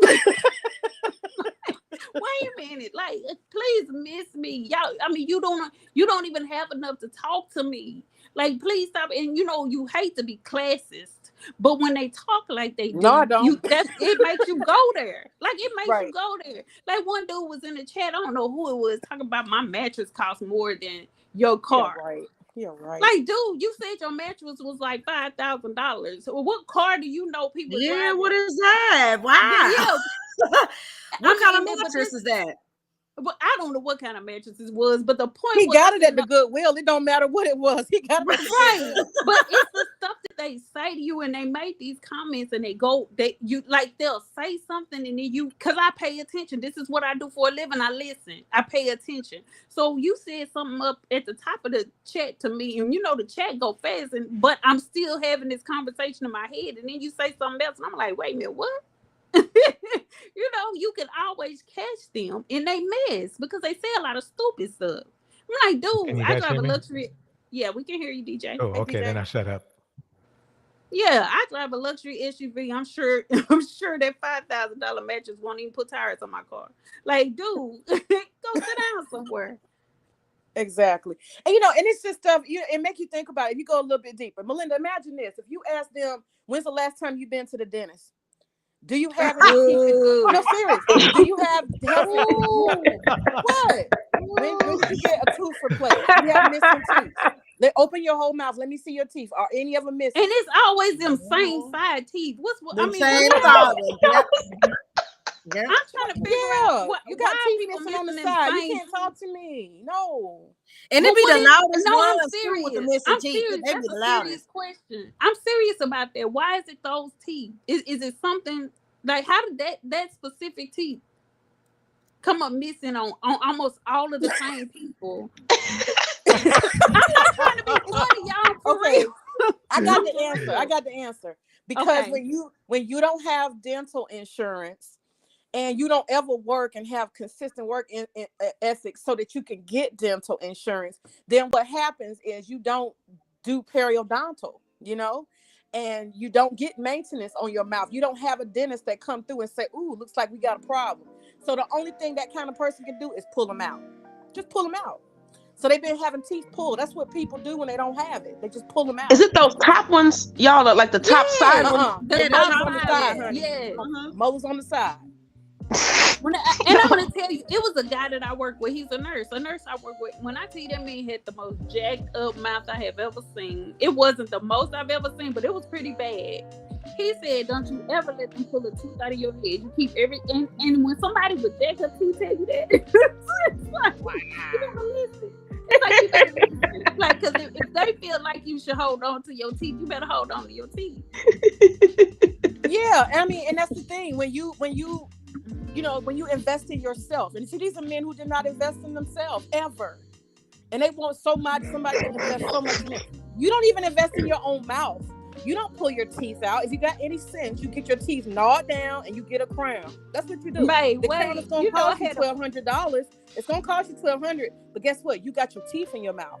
They don't know what's about funny? That. I had a flashback of the movie What's Love Got to Do with It. Mm-hmm. And he was looking at Tina Mouth and he was like, I might get your teeth. He said that to her in the movie. Yes, I remember that. Yes. Oh my. Check out this comment here. Monica M. Because Henry Mars is a what? Ain't no serious conversation on this panel. Just a bunch of losers complaining. And I'm not leaving. And he not leaving. Wow. You know, and the funny thing is that's all the manosphere does. Yep. That's all they do is complain. Wow. But here he is. Damn, Marcus, DJ. Marcus, we love your company. Stay as long as you like. Marcus, pull up, man. Like, yeah, I mean, you ain't got to stay in the chat. See, Marcus, you missed everything. Let me help revise some of the things that this group of women has been spitting some hardcore science. Self-respect. Go with the best. Live a luxurious life and make sure the man that you deal with is in line with that. We've had a lot of good conversation. You just missed it because you don't want to hear it. Oh shit! You say Marcus wants to be a baddie or something like that? A lady said this is Marcus' only relationship. Oh, Marcus. This is Coach Get. All right, we got to give Urbanista some mic time. Let's see if she can get her back up here. Urbanista, let me drop the link for you. All right, come up, sister. You know. Didn't even see. Come on up, man. We were too busy laughing and roasting. Yeah, we right. were going in. That's good. No, say that. And they thought I Oh was shit. joking. They thought I was joking, but I really did want to know about this side too. I'm still not convinced of y'all explanation. What? It's Mr. Ed. You know, Mr. Ed, he got the teeth on the side gone, and just the front. That's what they got. Mr. Ed mouth. Mr. Ed mouth, right? Yeah. No molars. And that's it is, Mike. That's what you said. Like a lot of women don't like. It's like, remember that movie? Who Can Play That Game? Mm-hmm. Where old girl got Bobby Brown from the underneath that car and fixed him up. Yes. Yes. We keep being sold this idea that we're supposed to fix them up. We're supposed to take them as they are and fix them up. And then when you fix them up, they're not appreciative. All they do is see that they can get other women, and then they leave you alone. So I don't even know why you would even invest that much. They don't even appreciate their moms and grandmas and right. the people who raised them. So it's like, that's what you have to pay attention to. If they're not going to do that, then certainly you laying up with them ain't going to make a difference. Mm-hmm. And we got to just look at how you buy a car. Do you let somebody at the car lot tell you, well, it's missing a motor? The back wheel missing, but can you just buy it anyway? We'd be like, hell no, right? Same thing. No, you're right. Not fixing nothing. You're right. May doing that. See, May doing what they do. We got to start speaking their language and do these car analogies and these furniture analogies and all of that. Yeah, that's how you got to do it. Because only you can only buy certain vehicles and certain purses and certain things that hold their value. But that's because the money was put into building them. The money was put into manufacturing them. They're handmade and handcrafted handbags, and they come with a warranty. They come with the tag. The warranty. So there you go. If you can't think of it as a car, think of it as that LV bag. Well, think of it as what it is, and that's called status. So if they don't have if these men don't have a name, which they don't. And that's why I said earlier, they don't come from name or status. So when you don't come from a name or a status, then there's no inheritance. That means there's no worth. And the thing about that is also you not necessarily generational, but if they've not built themselves up from nothing to where you are, because let's face it, a lot of us built ourselves up to where we are. And so that's the other thing why they're angry and they're dejected is because they know we've had to do the same thing that they've had to do. Even though they would like to deny that, like that guy wagging his finger talking about women's struggles or women don't have struggles. That's bullcrap. Not only do we have struggles, we have your struggles as well. Because we've been with you and you've done nothing in your life. We've had to get over the hurt and the pain of that and move forward beyond that regardless, in spite of. And so and then there's women that have still carrying the children of those men. And they still get up and do and propel themselves forward. So, you know, it is what it is. But if they haven't built themselves, like May said, make that 100 list with the check boxes. Yep. And it's, yep. And I'm Siobhan, I'm so glad you said that. It gave me permission to use that word status. And that's exactly what we need to be able to say. I need a man of status who has stature. And be okay with that. Because I'm not even, when you said it, I was like, oh, no, she didn't. And I was like, yes, she did. Yeah, he has to have a name worth risking. And see, that's why they can say whatever on here. Notice that. This is how you know that they have no foresight. Because the stuff that we're saying on here could come back. Somebody could go back and dig and find the archives, and it could blow your opportunities 10, 20 years from now, because you sat here on these panels spewing certain rhetoric, and now you're blowing it. But they can't think that far. And this is how you know how they don't have anything going on currently, and they never will, because they're not even thinking about the very words that come out of their mouth.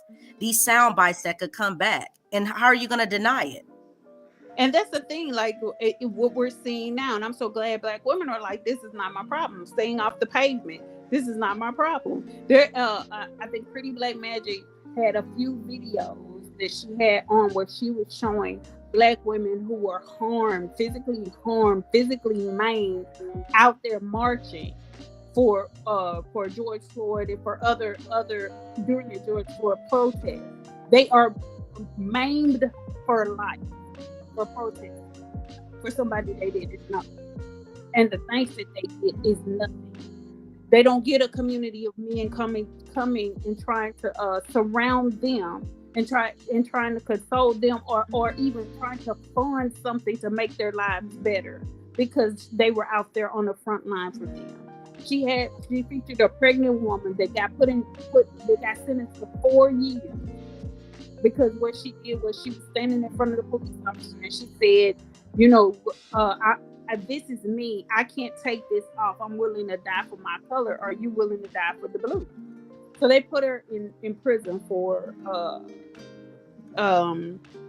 inciting acts of terrorism. That she was just in prison for 4 years, and she's pregnant. Wow, And not getting the care that she needs. Do you think there's a lot of men that's trying to rally around her and put money on her books? Nope, absolutely not. Yeah, they're not doing that. And so that's what I say. And they get mad when I say men need to go out there and they need to fight for men. They get mad. So how are you mad that I say men need to fight for men? You would think they would understand that concept, right? No, they so lazy. You know, that's why I said it's going to take cycles at this point. So Black women need to stop thinking that a 50-year-old man, you know, even a 35-year-old man is going to wake up and have that kind of instantaneous aha moment. That's not going to exist, because it's going to take cycles. It's going to take someone seeing. It takes a bridge. It takes the past, the present, and the future has to come together. And it's going to take building. And what they don't want to do is they don't want to be the ones to build, because they're selfish. They want to be able to, they say that. I mean, even in the rap songs, well, I'm trying to get some money. I got to feed my kids. But then it becomes about their own selfish gratification, because they don't want to die without getting to the point where even if they have to run through the money themselves, they want to live the master life and the ultimate life on their own. They're not thinking about the people. Yes, they don't care about that. It's even evident with these passport guys. All they want to do is floss. All they want to do is show other men. It's not even about the women. They want to show other men. Yeah, it's men. They're busy peacocking for other men. Look at me, men. Look at me. And so that's what. And then they wonder why we wonder if they're homosexual. Like you're trying to impress. You are so consumed with impressing other men. You can't do anything to show anything to women. You know, some historical evidences of the Black women who really suffered and struggled and was a part of these movements, where that, like Angela Davis. I just found out maybe 3 or 4 years ago that when she was in jail, I think she shot someone, right?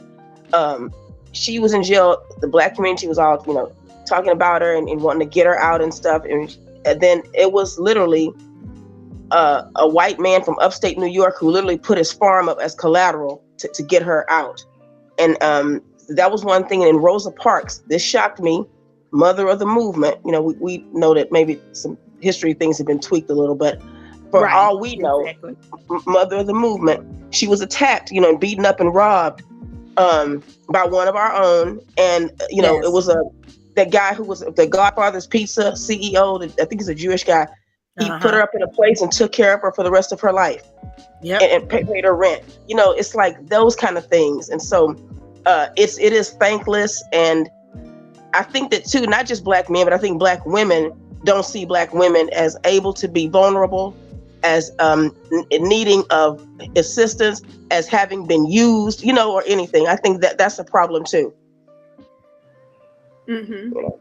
Mm-hmm. It's just it's a mindset. And I don't even think it'll ever change, but I just want Black women to at least see it. Just see it for what it is. And the good men around you, be thankful for them, you know, just be grateful and treat them well. But just know, still be aware that they don't represent all of them. Right. And don't have the expectation upon on everyone that you meet, because they're few and far between, unfortunately. Absolutely. Isn't that like 10 people get kicked off at one time? Where's Urbanista? Are you not coming up, Urbanista? We put a link for her. I can go down so more people can come up. But I want Marcus. There's plenty of room. 10 people. No. Oh, okay. Marcus, come on up. Come on down. Oh, Lord. Yeah, Melinda, I got that deluxe account. Oh, yeah. DJ, yes. I got that deluxe. I got that high end stuff. You have the Cadillac of accounts. Hi, Urbanista. Hey, lady. Hi, Urbanista. Unmute. We can't hear you. You gotta unmute. I think There we go. Wait. Are your devices connected?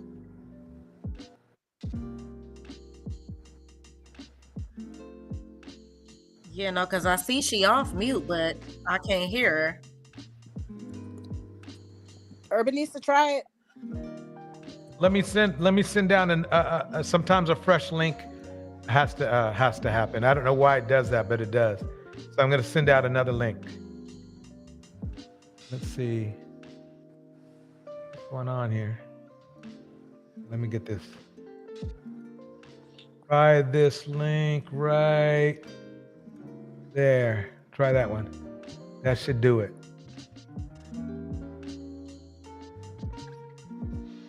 There we go. Have a good night, hopeful. Thank you for dropping by.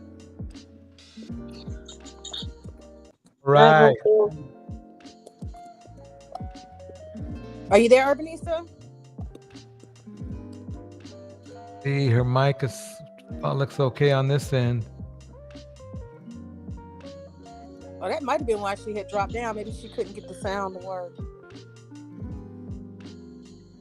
What's going on here? We was on a roll. Okay, she just muted her mic. Let's try unmuting it. See if it'll work. Okay, you there? Hello? Let me try another thing. Let me try regenerating a link. Read a new link. Yeah, I just went through the chat. She says, "Hey, Torch, I tried to jump on, but I don't think you guys heard me." She said that at 9:23 in the chat. So I'm about to throw in another one. She was just up. She's having problems connecting her devices. Yeah. I think it might be us though. Let me. She said she would try a different device. Oh, okay. Try copy. We won't turn the lights out until you come up. We can hear what you have to say, Urbanista. Scott Hayward. Okay, so let me try copy link.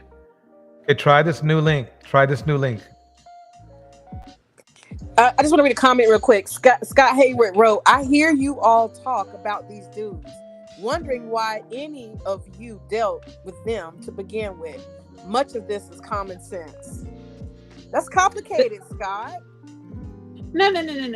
You know what? I love that these men act as though they had their act together since they were 16 years old. Exactly. And Scott, sometimes I think that goes back to that what Cynthia G talks about, which is black male worship and pedestalization. This idea that you're not down for the race unless you accept X, Y, and Z. That's real. That's real.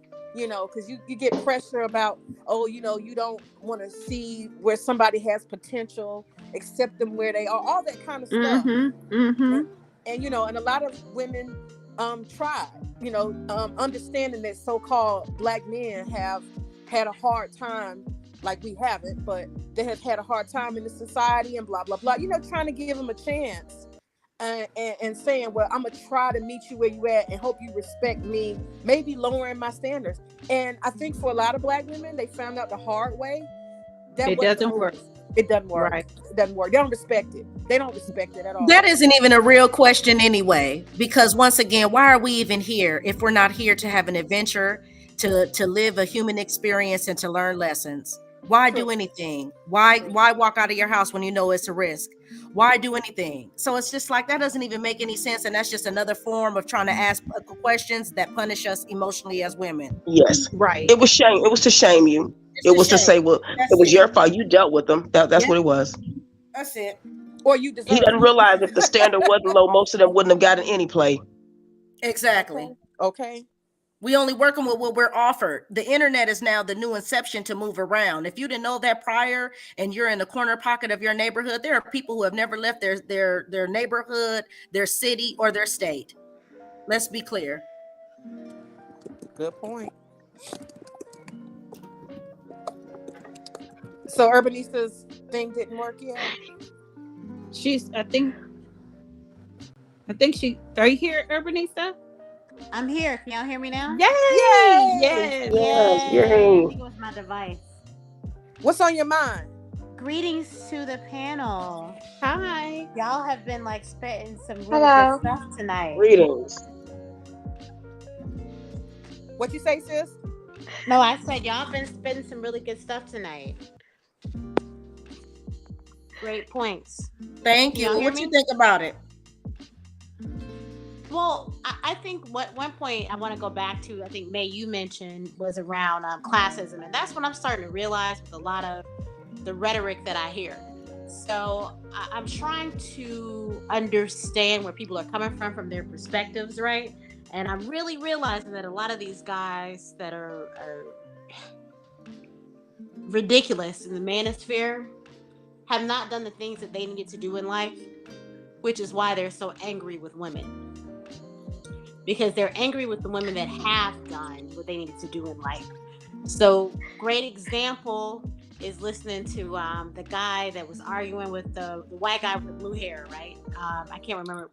What is the guy's name with the white guy with the blue hair? Destiny. Okay. So half of the points that he made were very anecdotal, right? And Destiny was trying to have a real logical conversation, right, with him. And I realized that, this guy probably didn't even go to college, because the fact that some of the points that he even made, right, around like, oh, well, this curriculum is this and that. And I'm thinking to myself, I'm like, well, you can take whatever classes you want to take, bro, like when you were in school. So it makes me realize that a lot of the people that we hear in the manosphere, they don't have the backgrounds and they have not done the things that they needed to do in life, which is why they're so angry. And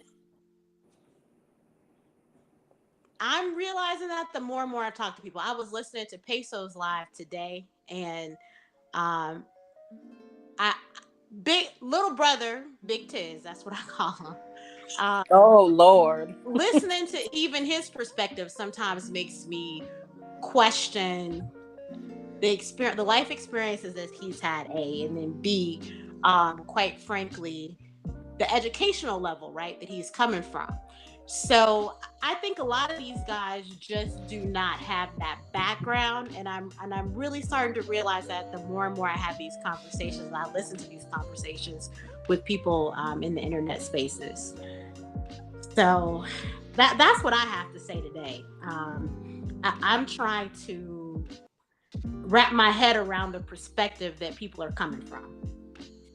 So how does that relate to class? You said you brought up classism at first. I did bring up classism, and the reason why I brought up classism, because I think someone, I can't remember who it was, but someone made a very interesting point about the women that they are pitting themselves against, right? So a lot of the women that they're pitting themselves against are women that are from a different class structure, in the sense that I know for me, it was never not expected for me to go to college, right? And there are a lot of people that are coming from that perspective where their class structure had a certain expectation for their lives, right? And an expectation for who they would be. And these men in the manosphere, in their minds, are pitting all Black women in one category, right? And they're not thinking about the fact that there are people that did not come from a place where college was not an expectation for them. Does that make sense? And that's what I mean about class structure. Yes. It does. It makes sense. Yeah. It absolutely makes sense. Yeah, you know, the thing is, like you're right with Angry Man and Destiny. You know, I saw it too. He's talking about basket weaving. I'm like, dude, what college did you go to? What university did you go to? Even if you weren't talking, he couldn't even come up with a real course that he thought was a poor major. And not only that, he's not at the level to understand. I don't care what you know, whoever you are, whatever you major in, it doesn't really matter for the most part, unless you're going in certain fields. Because guess what? After college is networking. After college is the who's who. There's internships. You know what I'm saying? So absolutely. He doesn't know anything. Exactly.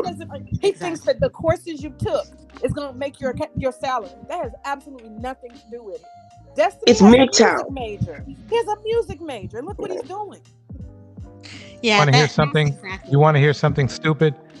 This man in his debate, he starts talking smack about how women are taking basket weaving and social gender studies, right? Then you turn around and find out this guy took art.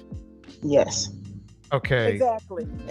That's why I had to deem our last live referring to this as if nigga please was a person, because it's like, wait a minute. You just talked smack about people taking basket weaving. Isn't basket weaving an art? And they don't, and women don't take that basket weaving. I'm sorry, but he's literally taking basket weaving. And you know that's very irrelevant too, because you know honestly, Torch, who's taking basket weaving in 2020? Like, let's keep it 100. That's not even like a part of, I don't think that's a part of the curriculum at this point. It's old MGTOW talking points. Everything he said. I don't know what you're talking about. Yeah, see, it's MGTOW, old MGTOW. If he had have actually went to college, he could have pointed out some actual degrees that he thought were unworthy of time or energy.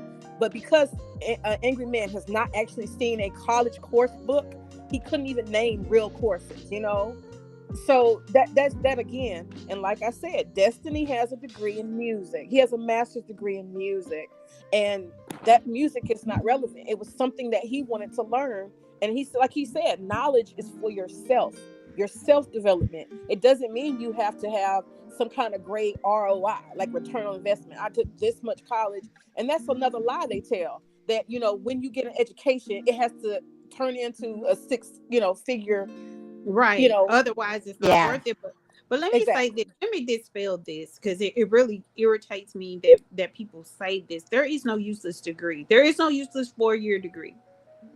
It may not get you the career that you want, but you're able to use any 4-year degree to propel yourself into something else. Even if you can use a 4-year degree of any kind for educating. You can become a teacher. There's always a need for a teacher. Again, it's not going to get you that 6-figure salary right away, but it's a job. It's a job making more than minimum wage with health benefits. Absolutely. And to go even further than even that, like you said, there's no useless degree, but we can go even further. A degree can be useless in the sense that you don't have to have one. You see what I'm saying? Right. And the reason why I say that is because knowledge and skills and abilities and gifts and talents is really what you're trying to cultivate. There are some people who have that already. There are people who are multimillionaires who run huge companies and they didn't even finish college. Absolutely. And they created 2,000, 10,000 different jobs across the whole planet. That is again, it's not useless if you become an educator, because there's a lot of jobs that will help you pay off your student loans. You just have to be willing to do those jobs. So no degree is used. This is what I noticed that they I do, agree. y'all. I agree. And I think the way they've weaponized it, I think was that May who said that. I think I get what you're saying, but the way they weaponize that, they'll say, like, one of them said the other night, well, Bill Gates didn't finish college. Okay, yeah, but Bill Gates probably had family. No, he did. Family, wealth, and things like that. See, they compare themselves to men in situations that don't apply to them, and like all this gender studies and basket weaving. And True. he said that men, it's a hostile environment for men. These are white men talking. This does not apply to black men, and that's what I'm saying. They're using their talking points about what white men have said, you know, and then when some of these white men are talking about the women who take gender studies, these would be women who they wouldn't have access to, because this woman, if there were a degree, that means she is doing, this is like enrichment. This is like, for her, She this didn't is need it something in the first place. she doesn't have to live off of it. Right. So She's gonna don't be have she's access gonna to be that at kind of woman. Vassar. She's gonna be at Vassar, and he won't have Yeah, access to right. Vassar women. Okay. Exactly. That's Yes. exactly right. Yeah. So And it's they're talking. It's this Go ahead. idea that they also say that black men. It irritates me that they say black men don't need to get a 4-year degree, or they don't need to go to higher learning. And the only men that would say this are men who aren't capable, because we need black men in every field to be representative to the communities that they serve. So, and then it's this idea that a CNA or a CNA is useless or is feminized. What does that even mean? Because there's other jobs. If you think being a nurse is feminine, there's occupational therapy, there's physical therapy. You can become a chiropractor in 2 years. Exactly. You see what I'm saying? There are multiple degrees that men can embark on that does not necessarily trade or skill, but they don't have the stick to it. They don't. They are microwave men. Like, I'm telling you, and I know people get mad, but I'm telling you, it's something with their Y chromosome. They don't. It's just something. They don't. And I'm gonna tell you what, Gemini, and that's the problem that I have. Because here's the thing: what I recognize is there are a lot of brothers. I don't say a lot, but there's some brothers that are making it and they're doing it right. So there's some brothers that are doing their thing in corporate. There are some brothers that are doing their thing from a tech standpoint, from a medical standpoint, right? And they like to even demonize those brothers. You know what I'm saying? So what it says to me is, you didn't do what you were supposed to do during your journey to be on the path that you needed to be. And there are no excuses, because if all these women have caught up, if everyone else and every other community is caught up and done everything they needed to do, what is the problem with you that you haven't done what you needed to do, brothers? You see what I'm saying? Because there are brothers that are doing it. So what is your problem? And that's the part that I don't like, that they try to demonize. They try to say, oh, it's the white man, oh, it's sisters, oh, it's this, it's that. And it's like, no, you didn't do what you needed to do in life to prepare yourself to be in a point where you can excel in this country. And that's what it boils down to. Very good point. Now, and also, if white men go to college and the white men are able to do it and the Asian men are able to do it, what's your excuse? Who you gonna call behind them? So Scott, if these men from the manosphere, if most of them or many of them were in tech, they wouldn't have so much to say. A lot of it, and what I want to say is this: that a lot of these people make up careers on the internet. They make up who they want to be on the internet. But once you start talking to them, you realize that they're not who they say they are, and they don't have what they say they have. All you have to do is have a couple of conversations with them, and you'll figure it out quite quickly. Just like I'm not convinced that you're in marketing and management, but you can't spell and you don't know what statistics. You don't know how to read statistical data. Like, you can't convince me you're in marketing and management. Absolutely. They tell on themselves. You're right, Gemini. They tell on themselves. So I mean, it's irritating because you're always swatting flies. It's like you're swatting flies left and right. Every time you have something, every time you say something or you make a point, then you have one of them come and say something else, and you already know that they're not who they say they are. So you're swatting flies. You can't even have a decent, productive conversation because that's what you're doing incessantly all the time. Because the problem in the community, like I always say, is that we think we're dumb. You know, we don't have respect for the fact that we have had privileges. So we assume everybody is dumb, and that's why we continue to grift on each other with these statements within this community. Nobody is going to these guys are not hopping on panels, even in the white manosphere. They're not going over there with that rhetoric because they know they won't be accepted. Well, and it was absolutely, this is what's absolutely, it that blows my mind. How do you go to a white man's platform with the mentality that you have, actually thought you were going to get some of these the most ignorant anecdotal points off that you could, right? And then you brought up 2 other men. I mean, how weak it's just like it blows my mind that they can't see how weak and fragile they present. Yeah, Gemini, and it's embarrassing, quite frankly, too. It is really embarrassing.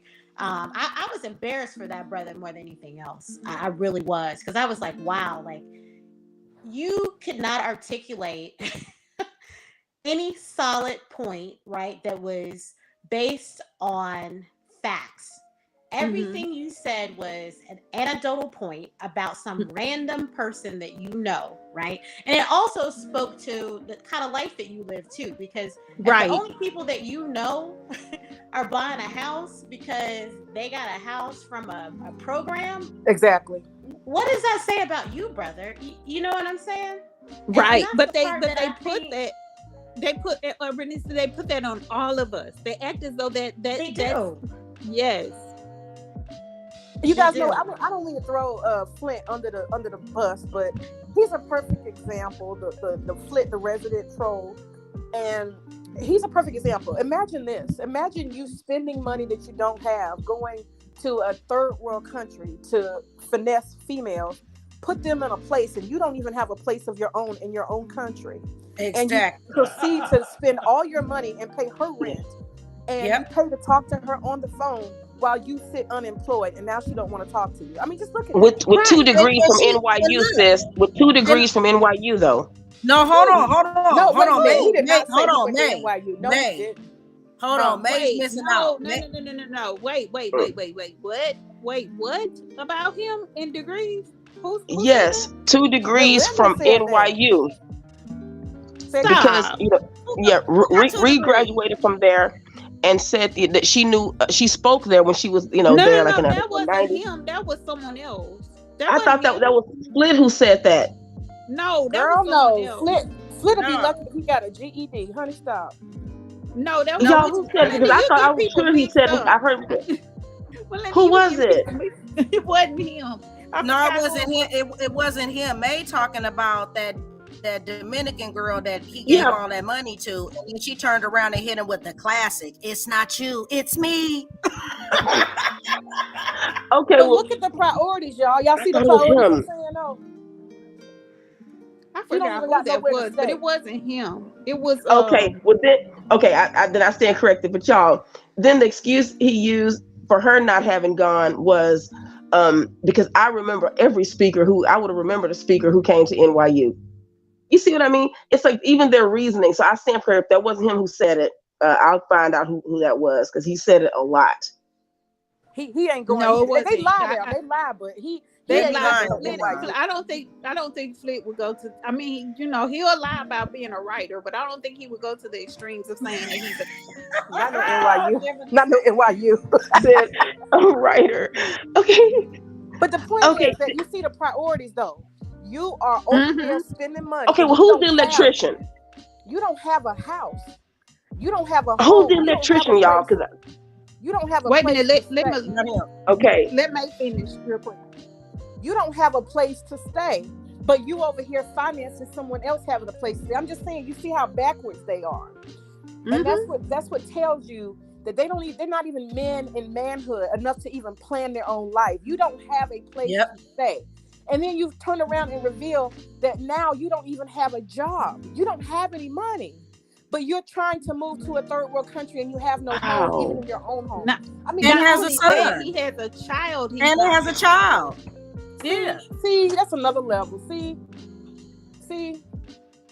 But he's saying average. his He's mother. just like all the rest of them, y'all. He's just like the rest of them. Yes. They do not have His a plan. They don't have a pattern. They don't have priorities. They're failed men. Okay, question. Are the people really letting them stay with them? Like when, because a couple of these guys have stated they went to, to Brazil or somewhere, and like they stayed with like a month or two with the woman's parents. Do those people let them do that? I don't believe them. Half the time, I don't believe Okay. that. Okay. I don't believe that, man. Because they No, would I have don't to think be they're contributed. staying. No, what they're doing is they're getting hostels, honey. They're getting hostels. Yeah, that's they a cost hostel. about $6, or they finding some kind of little side slum that has a whole bunch of passport bros in it. They got their own little network. You saw how Floyd was bragging on he got a $10 a day. You save up $800.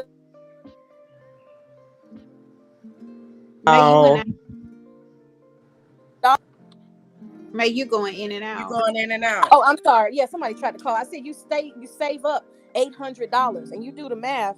$10, $10, and then they over there eating bread and stuff. They're not showing. Yeah, they're eating bread and cheese and stuff. They're eating street food for like 50 cents. They're not showing y'all they recycling water. They're not showing y'all the real deal. They are struggling with that little $1,000 they're trying to stretch across 2 months, and they're going back home with no money, and they're going back to their mama, just like Auston. Auston didn't have a home. If he was a six-figure man, he should have said, "Oh, I had a home." He should have been showing that home. I'm going to sell this home and buy the home in whatever country. And he didn't have that. He could have invested and said, "Okay, Brazil is going to be my home. I'm going to take my big money, my $300,000. I'm going to become an investor and get my permanent residency." All of these May, we concluded he lied. Yeah, he totally lied. I mean, that's what I'm saying. Because if you had all of that, that's the way you would move.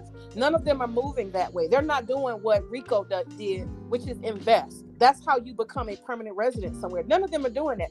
These countries require a minimum of $60,000 to $70,000 of pure cash for you to even step your black behind over there more than 90 days. For real. Yeah, that's absolutely correct. And even again, what they're doing now with these, what's interesting is a lot of them are trying to say that they're getting these new visas, right? That are the you can work from wherever visas. And you're right, May. There are requirements for those visas. You have to have a certain income level.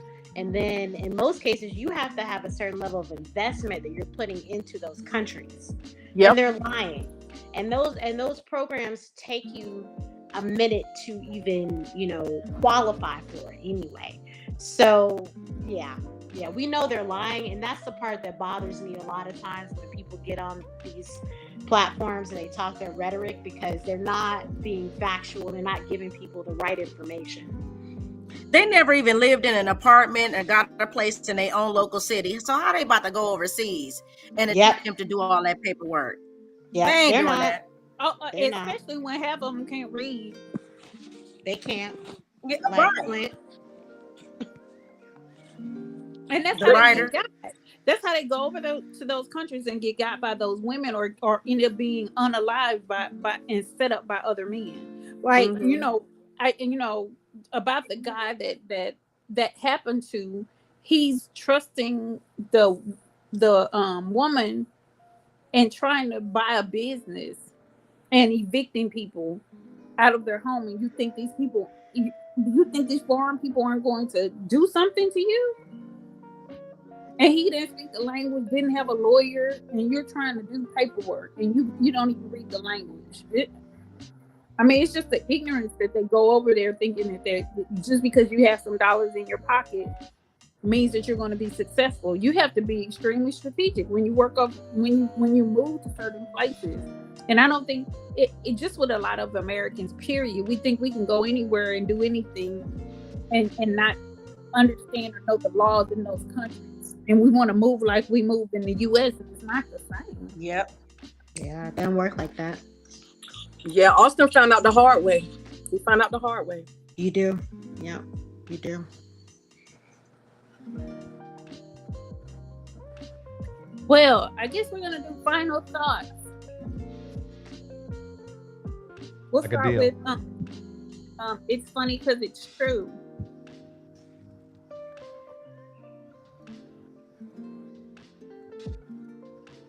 Are you still there? It's funny because it's true. I don't see her. She has a whole crew. Okay, the Urbanista. Yeah, I just want to say, you know what? I really appreciate these conversations. I really appreciate this panel, especially, ladies. You know, I listen to Pesos, and I oftentimes, I honestly, I've never even gone up on Pesos because sometimes the level of foolishness that I hear, I cannot. So I really love this panel. I love what you're doing, BJ Torch. I love the kind of knowledge that you're trying to bring to our community. And I love the kind of conversations that are going on this panel. To the ladies, I really appreciate this. This is such a wonderful thing that we're doing here. I know so oftentimes I hear the comments and I see all this foolishness going on, but there are people that you guys are touching, right? You're giving people some good information. So keep up the good work. Thank you so much. We're going to keep it up. Thanks. I think somebody wanted the link, but I guess we're closing out, so that doesn't matter. Oh no, we can do it last minute. I mean, if they don't mind, you know, we just won't be up here for too long. Let me send the link out. Okay. Y'all want me to go next? Go ahead. If you whoever's in the biggest hurry. Okay. I'm not in a hurry, but okay. So I'll go ahead and go. My final thoughts are just I agree with what Urbanista said. I think that what's happening over here is very constructive. You know, Pesos is really pretty much about entertainment and shit shows and, you know, a laugh or here or there. Over here, I think that real conversations about what Black women need to do and how Black men who support Black women can support. I think that's really constructive. And I do hope that more and more people join and more women like the ones that are already here add to more of the conversation, because I think we're going to all uplift ourselves by setting higher standards and hearing other Black women set higher standards. That's how we move. That's how we move the goalpost to something more positive. That's my thought. A shout out real quick for Tiff. Tiff, I appreciate your kind words, and I appreciate you spending time with us here.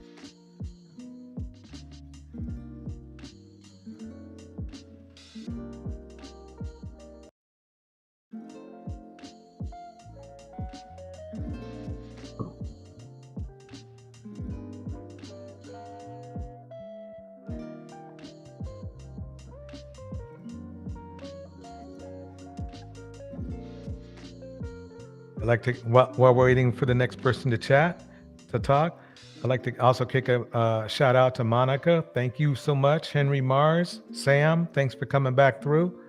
The Truth, of course, you are extremely appreciated here.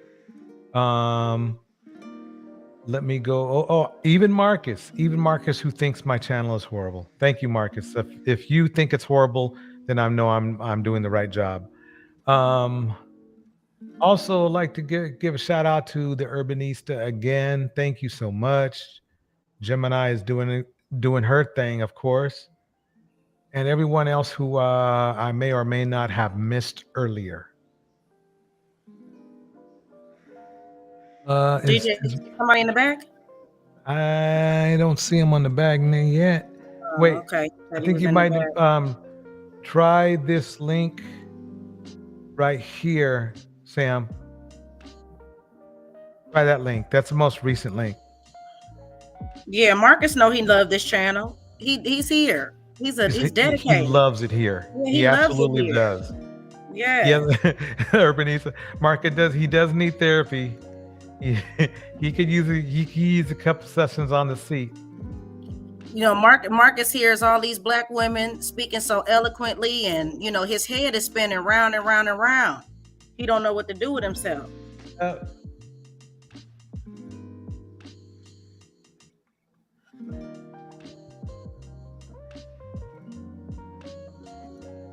Oh, did he say? He said he was in the back. You see him, DJ? There's something going on here. Wait. Let's see on screen. I see Urbanista still here. JP is here.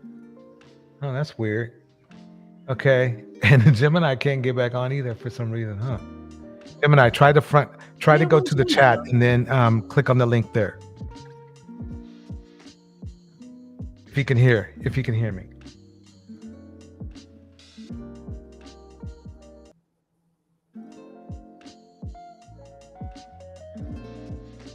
A little bit buggy. Sam, we're having a little trouble here. Let me get another link. Yeah, he keeps saying he's in the back. Okay. But I don't see anything. Okay, here we go. I'm going to put in a new link. Y'all try this new link. Wait, hold on. Copy link, generate new link. Create new link and reload. Copy link. Okay, let's try this link here.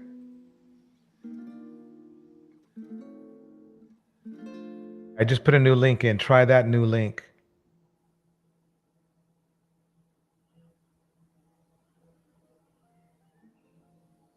Yeah, I don't know what the problem was.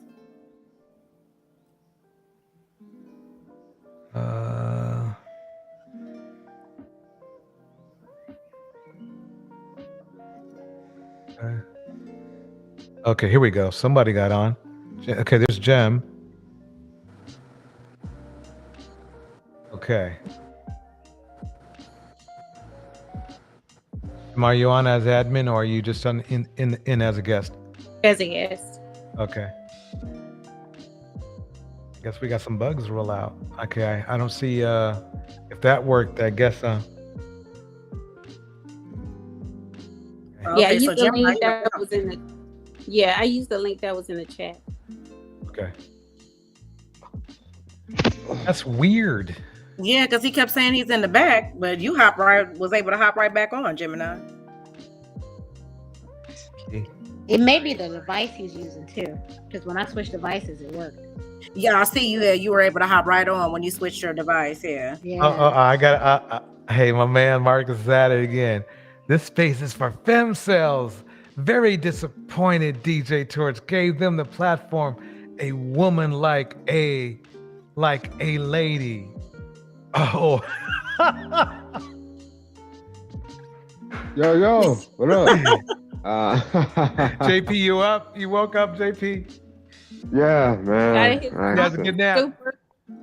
Yeah, good nap. You know, a good one. Yeah, I'm here.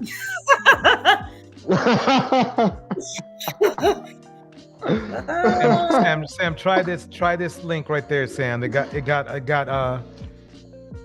Gem on. Okay, see if it'll work for you. But Marcus, why are you calling us spam cells when women aren't supposed to be? I thought women were supposed to be traditional. No. It was a link I posted last night, Siobhan. I'm sorry. What are you talking about, JP? What are you talking about? No, I said film sales. I posted that link last night about that Marcus video. was saying that about us. Oh, okay. Yeah, Marcus is saying that we're full of that this space is full of fem cells. So I'm wondering, because if men say that we're supposed to be traditional and holy and pure, then why should it matter if we're females who practice celibacy? Okay. Yeah, I think you walked into that punch right there, Mark. I can't help you with that. I can't help you, man. Yeah, I mean, we go from 304s to now we're fem cells. So first we were getting too much. Now we're not having enough at all. I mean, hey, I don't know how to keep the score anymore. Marcus don't know what we are. Marcus, of course. Hey. I'm just clowning. My bad. I'll be quiet now. I'll be quiet. No, JP, go ahead. Go ahead, JP. No. Marcus don't know what we are. We don't. Yeah, he doesn't know who we are. We all have our own life experiences, and see, the thing about it is, your life means nothing if you haven't taken a risk. Even if you failed, you still took the risk. These guys don't want to take the risk. They don't want to jump off the cliff and they want to land on their feet. That's why they're looking for a woman to lay off of. One of them called me ran through the other night, that I was ran through. Oh, and then, everything. Yeah, and in the same sentence, then it's like, she ain't got no experience. Listen to what she just said. She ain't got no man. It's like just these weird extremes, and just to say that, it's like, it's just so vicious. I've not seen this in a lot of men. That's what I'm talking about. It's weird. You know what it is, though? It's like, honestly, a lot of it is self-reflection, right? Because these guys, sometimes I listen, I'm like, you are really trying to equate everybody to your experiences in life. And a lot of times when they come at you, Melinda, honestly, I think a lot of it is self-reflection. I'm going to be really honest. It is. Like I said, they've never taken a risk before. That's why they're upset. That's why they say your degrees are nothing. That's why they say you walking out the house means nothing, because you took that risk. That's why they saying it don't mean nothing that you got a degree with 3 kids, that you bought a house with 5 kids, with 5 different baby daddies. They'll find any type of pathway to bring you down, because you stepped out on faith and you took the risk. You jumped and you were able to land on your feet, even if you tumbled and got a couple of bruises. They don't even want to jump. They sure don't. Wow. They don't. And they're not even prepared. That's the other thing, too. They haven't prepared themselves to do it. So there's that,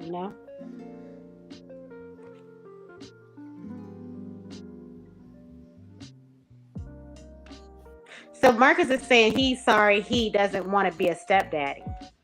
And I'm wondering, does he have a stepdaddy? Oh, gosh. See, that more talking I points. think he does. Marcus, do you have a stepdaddy, or do you have a daddy? I mean, Yeah, the Marcus, comments tell that he's us been your life saying- story, Marcus. We're here for you. I'm curious. Do you have Yeah. a daddy, Marcus? God damn, Because like all he the won't pull comments that up, you've been man. putting in here are very bitter. They're He won't pull up, man.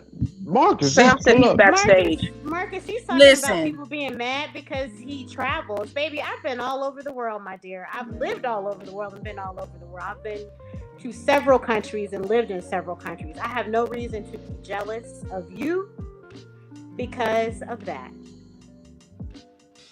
Marcus is sitting here criticizing us while we're talking, but he won't jump on the panel. And here it is, a holiday weekend. And where's your lady fair? Exactly. That you should be Sam with is backstage. Samuel's backstage. Exactly. Come on exactly. now. That's what I said. They're reflecting. They on panels on holiday weekend. Yeah, Sam is backstage. Sam is on stream. Hello, Sam. Welcome. Hey, DJ Twitch, how you doing? Doing good. How's everyone doing on? I'm good. How's everyone? Hey, Sam, man. Sam, say some of that foo-foo for us, man. You still got some of that foo-foo cooking up in Ghana or something? No. Some of that egusi? That's a good I don't know, man. I tried to tell Peso, man, like, hey, man, need some bunny chow for us, man. Like, I want to eat some bunny chow too, you know what I mean? What's up, Sam? How you doing, man? I'm good. How's everyone on the panel doing? Doing good, Sam. Yeah, we good. I just have 2 things to say that kind of like I was kind of like confused that you ladies said. It's about the education part. Now, on the MumiaObsidianAli, like what other content creators keep saying that we don't care about your degree, like men don't care about your degree. That's a lie. I'll tell you this. Even though a lot of men won't say this, I'll tell you this. Though. I can't. And they actually do care about your degree. It's just that they don't want to come out and admit it because it looks bad on them when they don't have one. They feel like they're jealous when they don't have a degree, even though all of you have degrees and stuff. And about the passport bros, it's not just men. I mean, it's not just men that just do this only. Ladies do it also. It's just that ladies, when they travel, they don't boast about it. They don't say about it and brag about it on the internet. That's all. That's all I have to say.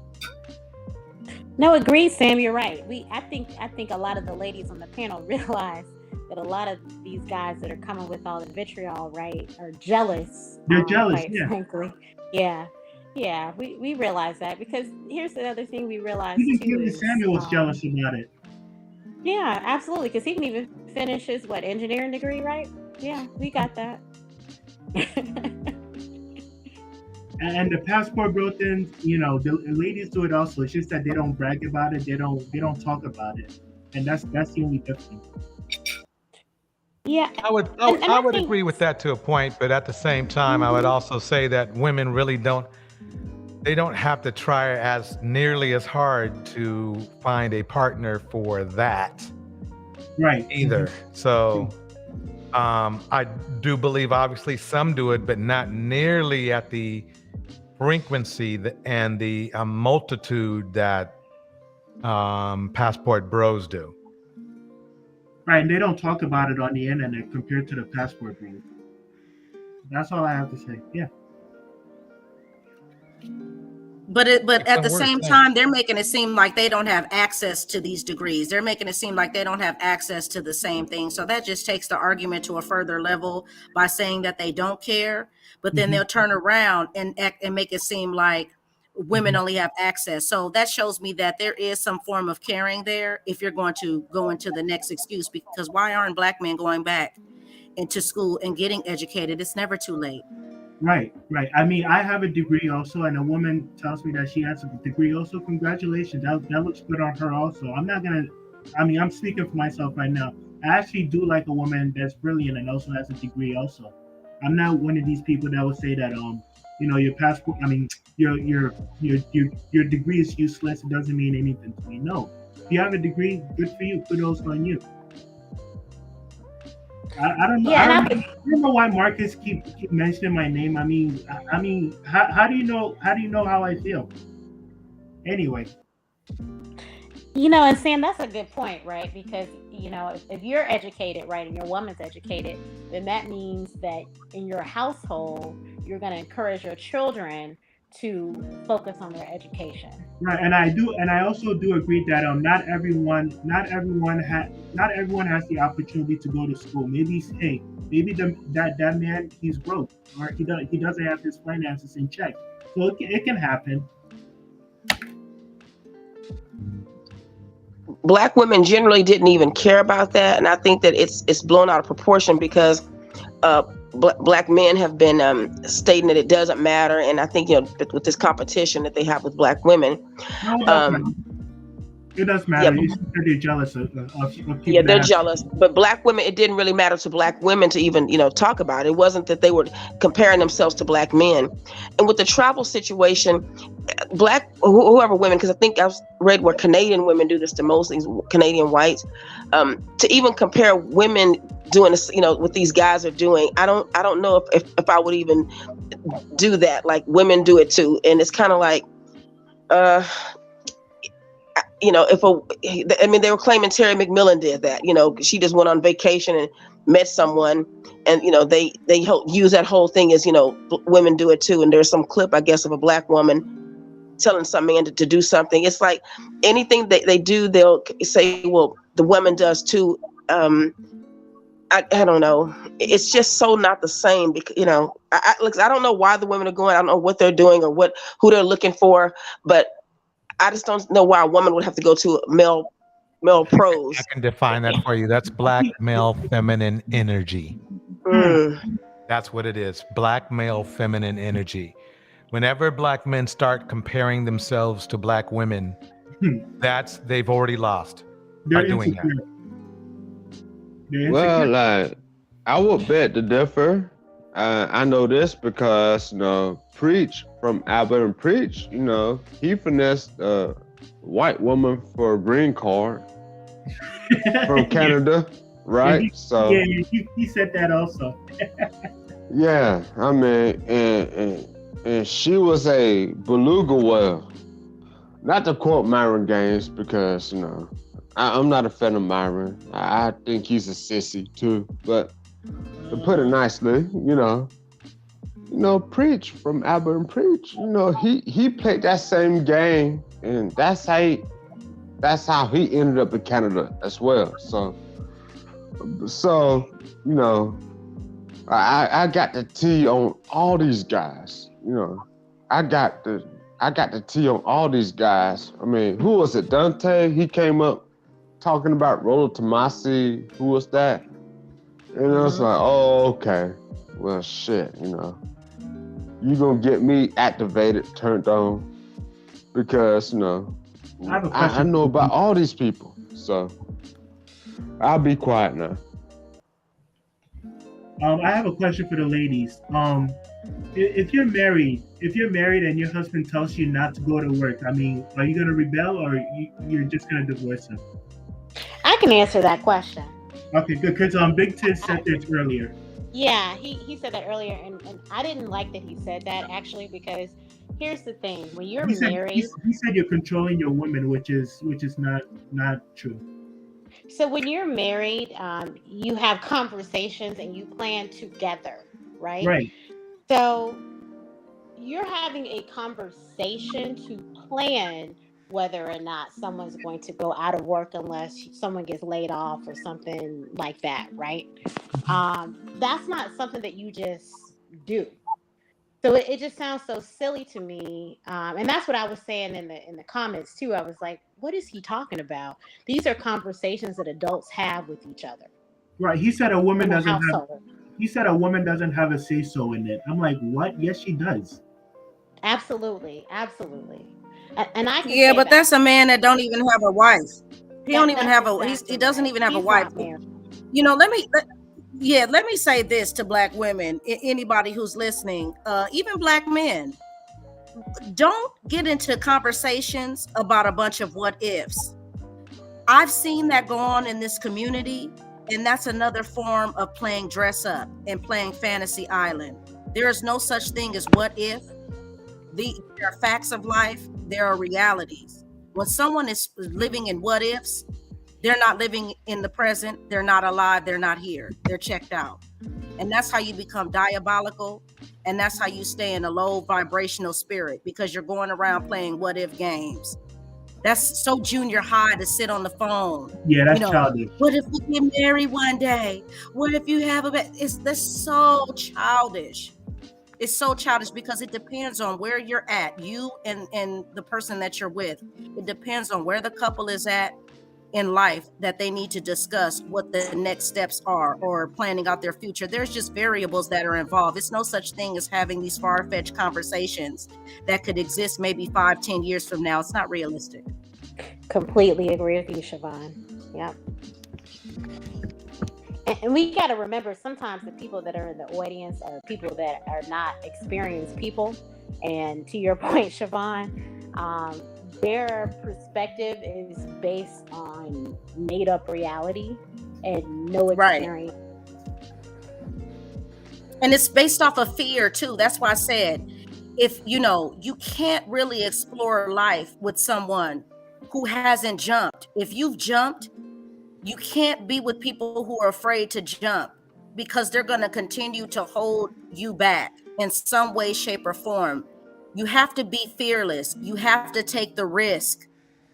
And the shaming is just rebuking the risk, and you're going to stay stagnant. And then the universe is going to come and kick you into a position and force you to move. And that's where you're going to go wrong at.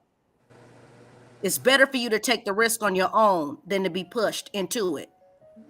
You got to make a move. You got to show up for your own life before you think that you can step in and lead anybody or be of assistance to anyone else. It's not going to work. You are not going to show up for your friends, for your family, even for a lover, if you have not shown up in the present for yourself. Absolutely. May I ask Sam a question? Wait, who is it? Melinda. Okay. Before that, I just want to say this. If she has a career and she wants to work, that's perfectly fine. She can work full time or part time. That's perfectly fine with me. I don't mind it. Go ahead, Melinda. Okay. The other day you were saying that Black men are the leaders and that I think you said something about that's why Hillary Clinton. I didn't get to finish it. Hillary Clinton wasn't able to be president because she didn't do what? What's that? You know, this. I mean, it's kind of two questions. Like you said, black men are the leaders, though.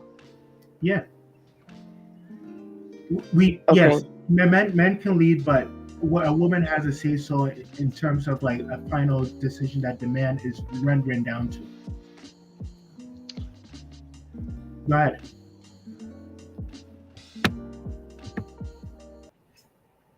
Is that really what you see, though, or is that what you think you wish would be? What do you mean, black men leading? Yes. I mean, yeah. You see that, or you wish that was the situation? Do you really see them leading? Like I've seen. My dad leads. My grandfather. They always lead the household. So yeah, that's the tradition that I grew up with. Yeah. But let me 'cause it ask you a seems question general. though. Yeah. Let me ask you a question though, Sam. Right. Was your father and your grandfather, did they put themselves in a position to be leaders? Yes, coming from an African household, yes. My uncle, yes, they Okay. do. Yep, yes. Okay, and I think that's a big difference in what we're talking about, right? So your grandfather and your father did the things that they need to do that was necessary to put themselves in a position to be a leader in their family. Yeah. When you're a man who hasn't put yourself in that position, then you're probably not ready to have a wife, right? Because you haven't done the necessary things that you need to do in order to be a leader in your household. So I don't think any of the ladies at all on this panel, quite frankly, probably are not saying that a man can't be a leader in their household. I think what the underlying issue is that we have to get our men prepared to take on that type of responsibility. Does that make sense? Yes. Yes. So yes. I do agree with you on that. Maybe some men are not, cut out for it. Maybe some men are not ready for it. And hey, I mean, I've seen, even my friends that are men themselves, they're irresponsible also. Sometimes they don't have the credibility to be leaders also. There are some men out there that are irresponsible, to be honest with you. But it's a lot more. It's a lot more than what, men are trying to portray, though, Sam. That's a lot of responsibility to take in your own life and be responsible for the lives of a family. Would you not agree? Okay, yeah, I do. So you're saying that a woman also has to lead also? Well, yes, a woman has to lead, because if a woman, that there was a time when a woman couldn't lead. And what happened is when a so-called high-value man from 100 years ago would die, who was in charge of his estate, Sam? Do you know? Another man. And do you know what happened? Do you know what happened during the Great Depression, Sam? And how a lot of high-value men who even blew their brains out so that they could leave their wives the insurance money after they fell off, they ended up leaving that money custody to a trustee who was another male, who also ended up going through the money, leaving a lot of those women bankrupt. That's why we're in a time now where women can take over, because at a time a woman couldn't even inherit. She had to have a guardian, right? And a lot of those guardians, which were other men, they were stealing that money. Yes. Leaving women impoverished. That's why the nursing homes and facilities were built as well. Nursing homes and facilities were built after that, Sam. Did you not know that? Because so many women got dogged out, or even their own sons who were left the inheritance from their father, who ended up running overseas, being a passport bro then, or running off with some woman and getting their money ran through. And then then the man has to come home and tell his mother how she has to move out of the home that her husband bought for her because he can no longer afford to pay the bills because the money's gone. I agree with you. Okay. So there's a reason why we're in the position that we're in. And it would be nice to sit here on these panels and really be able to rap. But when the receipts start getting pulled out, then it becomes, oh, you're ugly, you're fat. And that means nothing. That doesn't take precedence over the facts of life. And I'm talking about wealthy white families for the most part, because we didn't really come from that in bulk here in this country. So we have to be able to have access over our own money, over our own inheritance. And yes, in 2023, I don't need a male heir. I don't need my son giving me money. I don't need to leave a man in charge of my estate. Okay. Okay, I understand you. I hear you. Yeah, I think the other thing that we don't recognize. Melinda, I'm gonna come back to the question that you asked me earlier. But go ahead, Urbanista.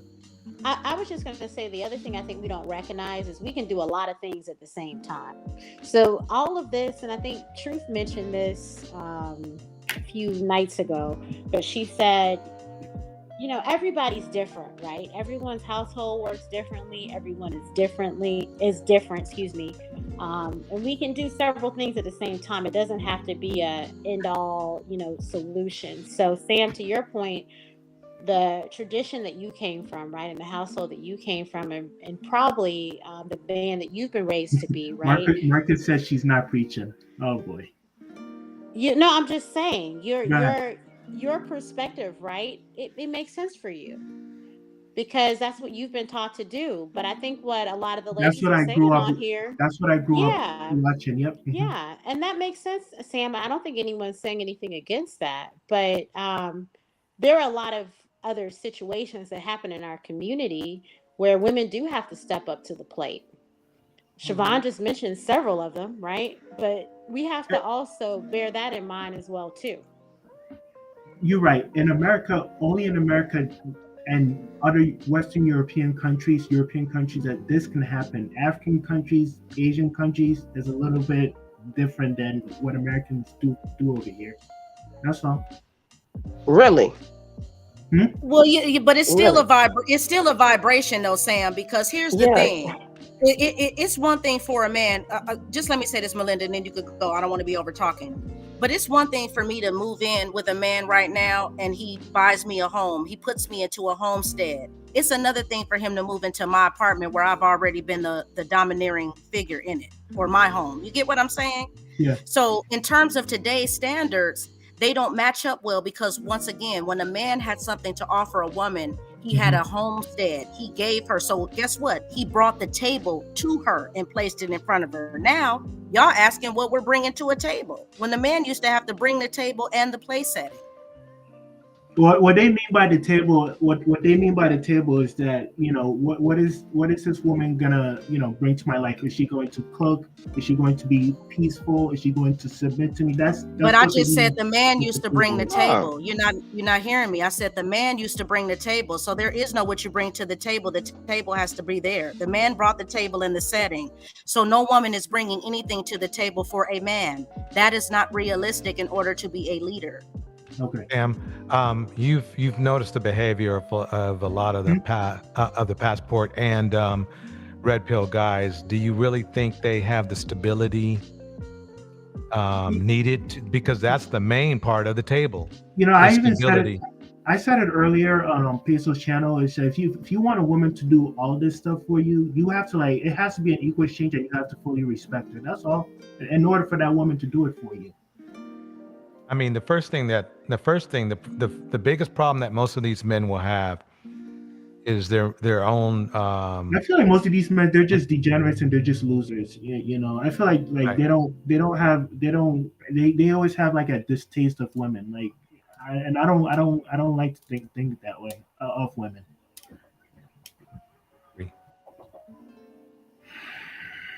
Well, everybody, I think it's time we close it down. I think 7 hours and a half. We done good. Wait, what time you guys started this? We started this a long time ago. So Henry Mars, do you cook your own food? Of course I cook my own food. Like what? Oh my God. No. Man, I think we could go a little bit longer, DJ. I mean, if you want to hop off, that's cool.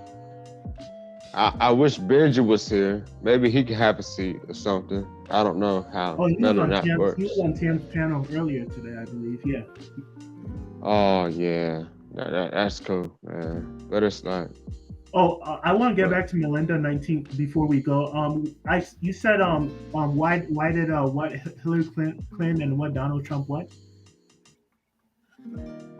you just made it was a comment you made. Well, that's why Hillary Clinton didn't get to be president or something like that. Yeah, even though Hillary Clinton, she's qualified. She has all the qualifications, all the requirements to become president.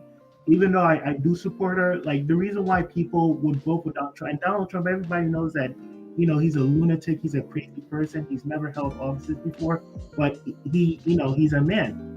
And, you know, Hillary Clinton, I'm not saying that, you know, Hillary Clinton is a bad person or she can't make decisions on her own, but, you know, I have a girl, and, you know, every time I talk to her, you know, she talks with her feelings and her emotions, and, you know, and I don't like hearing that. And you know, that's why I'm saying that, you know, ultimately, you know, men can make wiser decisions than you know, some women. That's all I have to say. Not all women, some.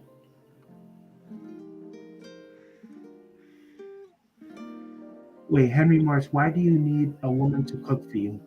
I mean, why not? Does anybody have anything else to say? Well, he said need, not a want. So is that a need for you, or is that a want? Of course I want a woman in my life. I mean, I have a girl. No. I said a need or a want. Because he said a need. That's the word he said. He said, he said a need for a woman to cook. That's different than wanting a woman who cooks. Look at it this way, Sam. Like, I don't need a woman to cook because I know how to cook myself. So, I mean, if a woman comes to me that doesn't know how to cook, I could teach her a thing or two in the kitchen, right? But, you know, if you don't understand how cooking works, then maybe, you know, you might, you know, need a woman to teach you. I mean, can you teach a woman how to cook if she came to you not knowing how to cook, Sam? Can you do that?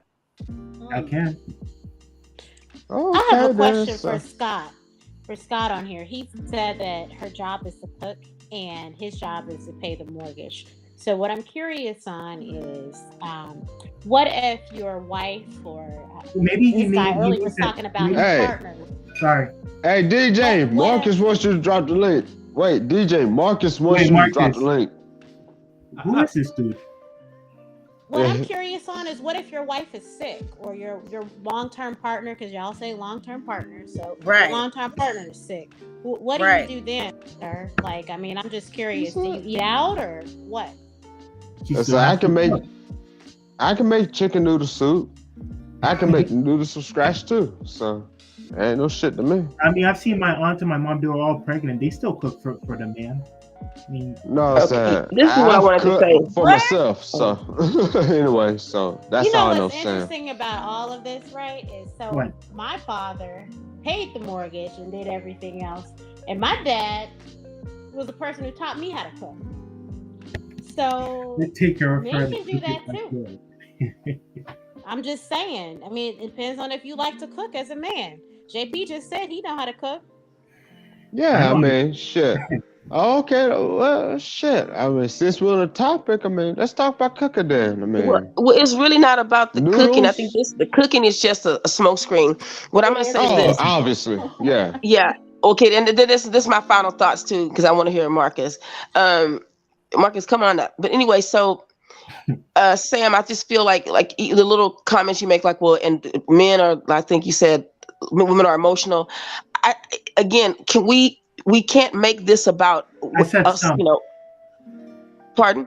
I said some, not some. all. Okay, yes, some. But I'm thinking in this community, most of the men are emotional and not logical. So that's my opinion. But I think that what was I going to say? When we have to look at this community, because it's not about your parents or what your dad did. We can listen to these guys come on here and realize that that's not what these guys are about, and it's just kind of goalpost moving. Most women would love to be in a position, just like on Destiny, when he said that these conservative women and traditional women, they would love to meet a guy like that. It's just not out there. It's just not happening. And most of these guys, they couldn't even take care of a woman in that way. Oh, there's something else I wanted to say. to close this out. Oh, y'all, someone else go and I'll think of what I was saying because it's a great point to end this. No. Miss Melinda, I got a question for you. You watch Tree of Logic? I used to. Tree of Logic blocked me years ago. Oh, okay. Yeah. What happened behind that? I mean, because I like Tree of Logic. She's a cool sister, man. What happened? No, but I watched her. Tree of Logic is kind of. Yeah, she will dog out black women because to defend black men. So I watched her do that and watched her argue with another woman, and it was just brutal. So yeah, how long ago I was stopped this? watching her. How long ago was this? Probably 2016, 2017. Okay, that was long before because shit, you might hate me for this because I support Tree of Logic. I'm a member on one for. I don't hate you for anything. I don't hate you. Oh, okay. I mean, you know what I'm saying? Well, she has this other group. She had this other channel called Dr. Keeley, I think. I mean, I was in love with that channel because, she was, teaching women about. I'll tell you what she did with that Jared Taylor. But let me finish what was Sam. I'll tell you what Jared Taylor. He came on her show. Sam, I think is this. I think that the assertion sometimes that you make, it's like black men are in no position to be demanding anything of women, and I think that's what shocks me is that y'all can ask for something to say what a woman should do. It's just not. It's just not true, and no other men are talking about cooking, and these men. Some of these men make a lot of money, and they get with women who don't make a lot of money, and that's just never talked about. So what I'm saying is, it comes from these are the anthems of powerless men that I feel like it's. And on one black man's channel, he's so funny. He said. It's like the patriarchy train is leaving the station. He said the patriarchy train is leaving. And he said, and black men are like, oh, no, I didn't get my chance. And he said, that's what it's like, trying to, thinking it, to rule over something. But in any patriarchy too, you would have to know that it's about, I wouldn't say that it's not a good thing, right? I don't know anything else, but I do know that I can tell by the way some of you, most black men, the way you think, it would be unsafe for women, especially black women, and black women don't even see that because it's not just about somebody you get power. It's about respect and real leadership, and not fighting back and forth with women about we're this and we're logical. No, you're not though, and that's the thing. That's what I feel. But Tree of Logic had Jared Taylor on her show, and I just felt like she was he was insulting of black people, and then she was just like agreeing with it. So I look at her as, it was terrible. I watched her say to white people, y'all have more babies. White people need to have more babies. Like, this woman really is disturbed. She is. Well, wait a minute. I mean, but Tree of Logic is known for roasting the fuck out of their community, black people and all that stuff. So, I mean, she doesn't though. But when it comes to defending black men, she's gonna do. She does that. So again, that's the crypto mammy. Oh, okay. Maybe that should be your next video then. Oh, okay then. Because I'm saying I like Tree of Logic. I mean, she was cool as hell with me. I mean, she roasted my ass twice when I was in her chat and stuff like that, right? But yeah, she exposed Candace Owens, a long time ago, and then so I was there in those days.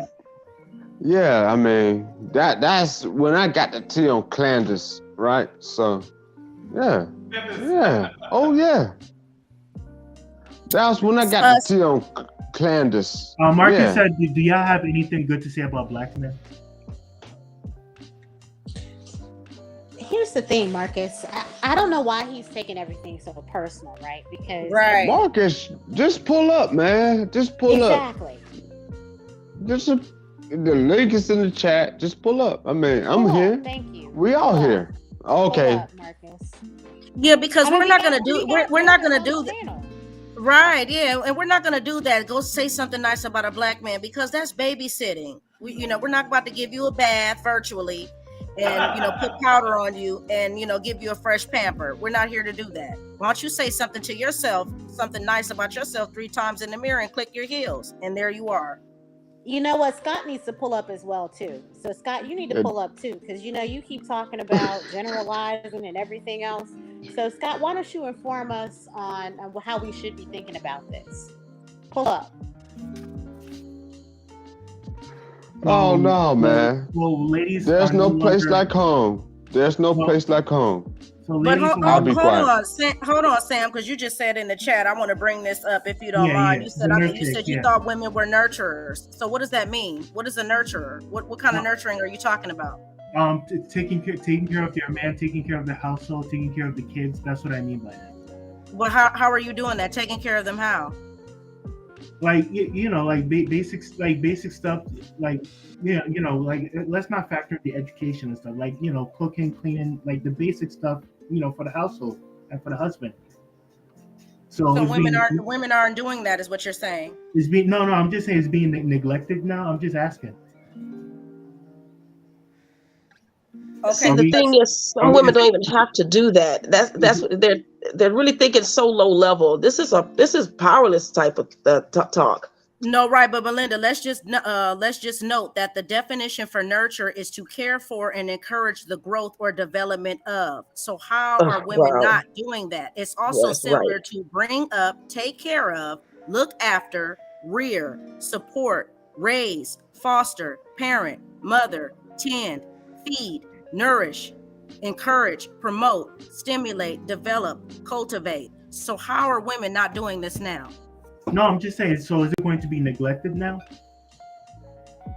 That's called CPS, actually, if you're not, that's a CPS case to me. It sounds like it would be in effect. It's already effect. Okay. So I don't understand what you're saying. I'm trying to understand what you mean by that. Is it going to be thrown out of the window now, since ladies have education and all this degree now and stuff?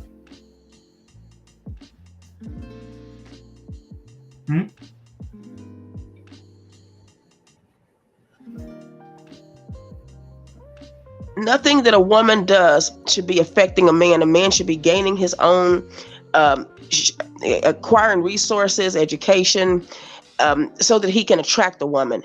Nothing that a woman is doing should be, affecting you this way.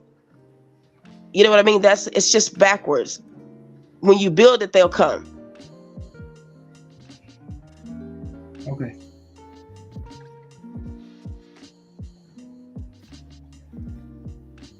So is Marcus pulling up? We haven't seen him yet. Wood, how you doing? Oh, did he drop off? No, Woody Wood's here. Woody Wood, what's good, man? Yeah, Marcus.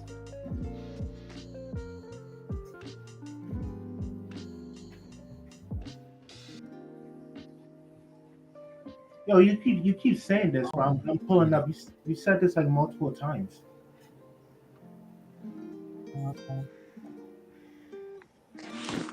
Wait a minute. It's education over family, and that's why y'all on panels crying. Okay. No one's crying what though. Yeah. Why? I don't even understand what he's talking about, right? So what is he talking about? Education over family. That doesn't even make logical sense to me. He means that ladies prioritize education, their jobs, their career over family. That's what I believe he's saying. But so you're saying that women that are in college should be having children versus getting their education first before they have children? So is he trying to say we shouldn't be family planning? Like I'm just curious. Yeah, I don't get it either.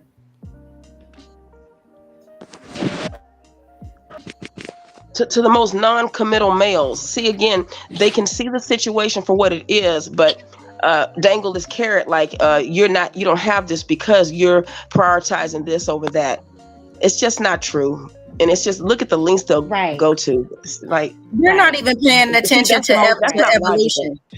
It's not. They're not even paying attention to evolution and the fact that a lot of these so-called back in the day things were based on mortality rates. We are living longer than 45 years old of age now. And they weren't that anyway. Again, they're trying to say that they weren't even in that position anyway. Right. You know. You have to. They're not evolved. Well, That's what we're living too long now. We're living past 100 now. People are living. There are more centurions now than there ever have been. If they legislated traditionalism today, black men would be in trouble, and other men too, ladies, not just them. I can answer that for you. All the electricity, all the infrastructure is why men die quicker. Ladies, I don't see a lot of ladies do these types of dangerous jobs. Aren't you looking at turn of the century things that the MGTOW people used to say? Because this is where that came from. This is not black men's talking points, y'all, because it never had to be their talking points. You weren't in those positions, so that's why I know it's not. Melinda, let me correct him. Testosterone kills men. Testosterone kills you. What makes you a man is what kills you faster. You didn't know that? Okay. Testosterone has Part nothing of it, to do. yeah. That's what I want to. Yeah, that's nature. Part of it. I want to address this right here. So he said that prioritizing being a wife first over degrees. So what I'm curious about with this comment, right? Do you think that a woman who is between the ages of 18 and the average college student is what, between 18 and what, 22, 23, right? Mhm. So does he think that a woman between the ages of 18 and 23 should be prioritizing being married versus getting an education at that age? What does he define as the ideal? That's what Red Pill age says. for a woman to get married. I'm just curious because that doesn't make much sense to me. We're not talking about women that are getting degrees, you know, in their 30s. You know what's see what really I'm funny? saying? You know what's really funny But is it's they not say logical. that. Let's say they do say that, right? But then they get mad at if they, get a divorce and the woman takes half. Now they're mad, even though there's a legitimate reason, because they literally took the woman away from her own education and her own independence to be married to this person early in her life, right? Right. So with that said, they got to make up their mind. If they have to have a divorce, they should be, let me make sure I have her taken care of. Let me give her $1 million. You see what I'm saying? Instead of complaining about being divorced and having to give half their money. Now, if they were like that, then it only starts the argument. But that's all it does. But they don't even want to do that. So they really should just SF you up. You know what I mean? They really should. Because they're not even willing to take care of the woman if things don't work out. They've bragged about it. So, and telling other men to not be a stepfather if she wanted to get remarried. Right. Yeah. No, you're right, DJ George, because we literally hear them complaining all the time about the fact that they don't want to pay alimony and they don't want to pay child support. So why would you marry a woman that cannot take care of herself? That's part of the reason why they're staying away you don't from want marriage. to pay alimony and child support. That doesn't make sense. That's part of the reason why they're staying away from marriages. But they don't have. I guess what I'm trying to say, Sam. It's not them though. What I'm trying to say, Sam, that doesn't make sense to me is, and I've been through a divorce, so I can tell you this. Why would you marry someone who doesn't have anything? Do you see what I'm saying? The reason why you have to split your assets, right, is because you acquired those assets in the marriage. So what they're saying does not make any sense, Sam. That's what I'm trying to say. And it doesn't apply to them for the most part. These are talking points from wealthy. These are not even there. Like, they're not even at orbit. Can we also make a note of where marriage actually came from, and the foundation of that is royalty? Yes, you're absolutely right. It was You're But absolutely correct. but do you know why Which we go royals? after? Hang on, Sam. Hang on. Let me finish Okay, this. go ahead. Royalty also It's more equals about status. assets. Royalty is status. So once Right. again, we have not lived that existence in this community, and that's why these arguments are pointless. Because Yeah. if you don't have a namesake, if you don't have a family crest, if you don't have That's any right. wealth transfer, then taking your last name over my daddy's means absolutely nothing. Nothing. That's exactly right. That's Yeah. exactly right. Translation: if you're not willing to murder people and rob from them, then because that's how royalty gets started in the first place, basically. Absolutely. Which is And if wrong you, to and to your say. point, if you don't have any assets, then what are you splitting? And there is no alimony for no money. There's no alimony without no big money. Correct. It just doesn't That's make any absolutely sense. right. Where are you gonna get the money from? Most of That is our absolutely community right. is not going through those issues in divorce court. Yep. Oh no, Siobhan. Oh, okay. I've been accused of going too deep, but you can go deep. That's cool. That's Yeah, cool. she does. She does. She goes to the white meat. She goes to the bone marrow. I'm just saying, do we the. gonna Wait a talk. minute. Let's Wait. talk. I did heard the a very, same thing. I get muted and silenced and all that. That's cool. I ain't tripping. I stayed away from that Money. button today, though. I stayed away from that button today. I do know a very wise man said, "Nothing from nothing leaves nothing." Leaves You nothing. gotta have Exactly. something You gotta have something. if you're gonna be with If me. you're gonna be with me, you Yeah, last. but they're DJ, weaponizing things that don't even apply to them against against black women, because it's, you know what I mean. It's still this. It's that they can weaponize and leverage is marriage, and that's just because of black women's value to it, and it's not. It's not that shout they out have to anything Billy to offer. Preston. I mean, DJ Torch quote Billy Preston. Wait a minute. You said men only recognize what again? Can recognize marriage against women? Is Sam talking to me? Yeah, you said men weaponize marriage against women. I said it's black men who I'm talking about, because other communities, like marriage is just like the next step in the life cycle. You know, they're. I want to get married in the future. Pardon? I want to get married in the future. Okay, that's not the point. What I'm saying is this. For black women, a lot of black men don't want to get married. I agree. Some of my friends, they right, don't want to get married. They're black. Yeah.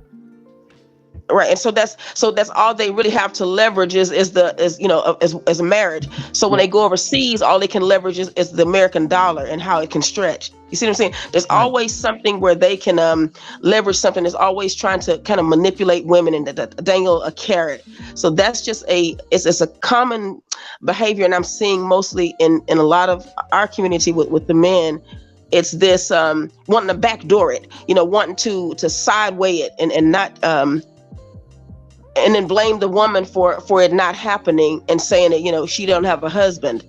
You know what I mean? It's like that, and because I saw you making comments to me about about the guy I'm dating, and you had some things to say about that, and it was just like, I just don't know why y'all do it, Sam. It's kind of. I'm glad you're sharing what you think, but I'm glad that Siobhan, you went deep with that. So I want to say that. But ladies also leverage sex against men also, so it goes hand in hand also.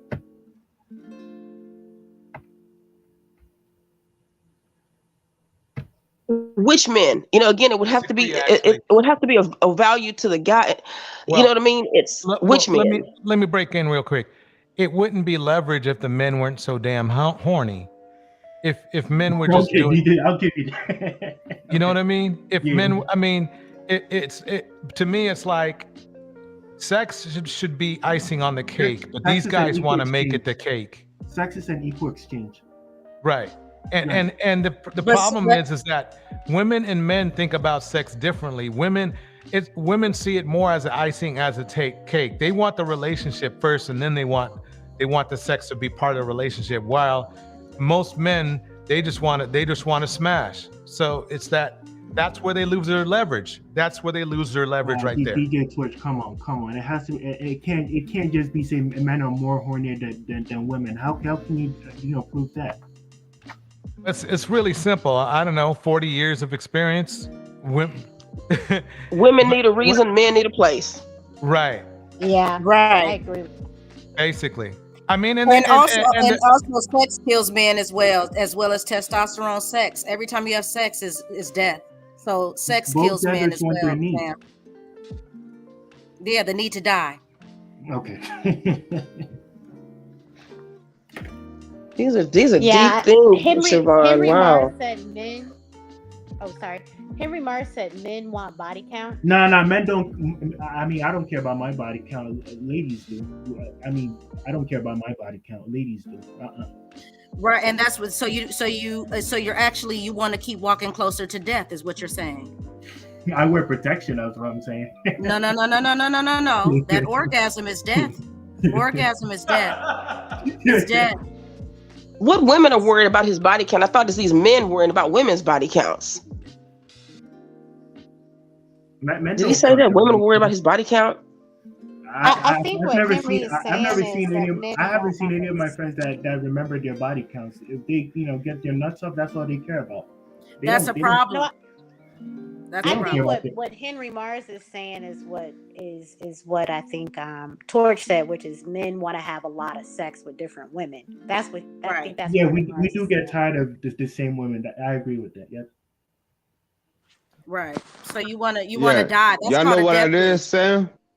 What's it? You know what it is, Sam? What is it, JP? It's called hormones and desensitization, right? I mean, men approach sex from a dopamine-based response. All men I don't want know sex. if you, huh? I said all men want sex. Go ahead. That's not true. That's what I'm saying. I mean, it's based on with men, it's based in dopamine, right? Mm-hmm. But with women, it's based in oxytocin, right? That's the difference. Siobhan. Oh, okay. I'll be quiet. Have you heard this? That because even though, see, the way this Sam's speaking about men, I really think that we also have to look. This is some cultural stuff because again, if some of them haven't never had to really be in a family way and protecting society and looking out for society, they don't think like this. But is it true that when you're in a community where like a lot of the men are married and the women they're raising children, men's testosterone and things like go down so they can be more nurturing and protecting? Like, have you ever heard that? Like, because they're trying to raise a family and they have to be around for their family so that those drives go down. Like, have you ever heard that? Like, it's purposeful.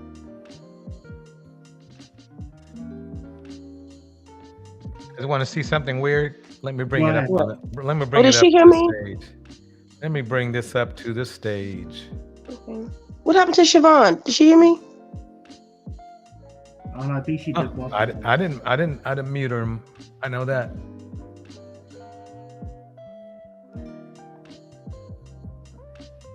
Okay. It says, because it's kind of small, I understand. I got to get myself one of those things that Zoom. But Marcus Houston, he's a music artist. In fact, I like his music. With wife, he's 40. His wife is 22, celebrating 3 years of marriage, 10 years together. Uh-oh. I think the math isn't mathing here. I'll read that over again. Marcus Was she Houston. 12?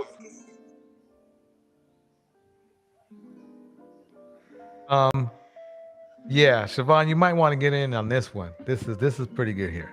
Yeah, okay, because you know who Marcus Houston Yeah, I'm is, like, right? was she 12? Is that where you is? Wow. Yeah. 10 years together. Oh So yeah, he the got- wife. What? I'm sorry. Say again. You talking about his wife? Yeah. Okay. His wife is 22. Mm-hmm. They've been together since she was 12. Right. Yeah, that's Chris Stokes' niece or something. His manager. I mean, Chris Stokes was the Oh, one who was abusing the kids in that group, right? Yeah. Interesting. So this sounds like, tip grooming 101. Yeah. Woody, did you want to say anything?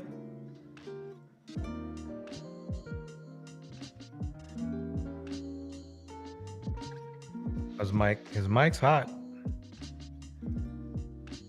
Okay, yeah, I just thought that would be interesting, Tiff explained that. Thank you, Tiff. Is he trying to talk, DJ? Because your mic is muted. Because it looked like you're trying to talk, but It looks like we can't hear you, Woody, if you're trying to say something.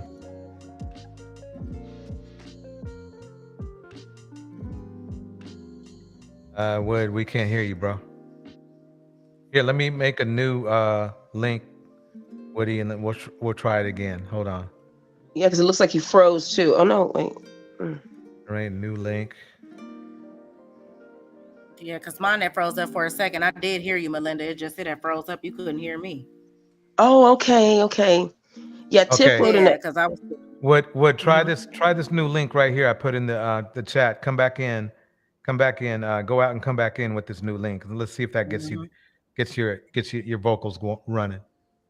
I'll close this up. Oh, real quick, Tiff was right that the testosterone does lower, and that's why a man can have what's called those pregnancy cravings like a woman, where he where he feels he gets tired more, he sleeps more. So yeah. Well, yeah, I mean, a man's testosterone naturally lowers when he experiences a natural attraction to a woman.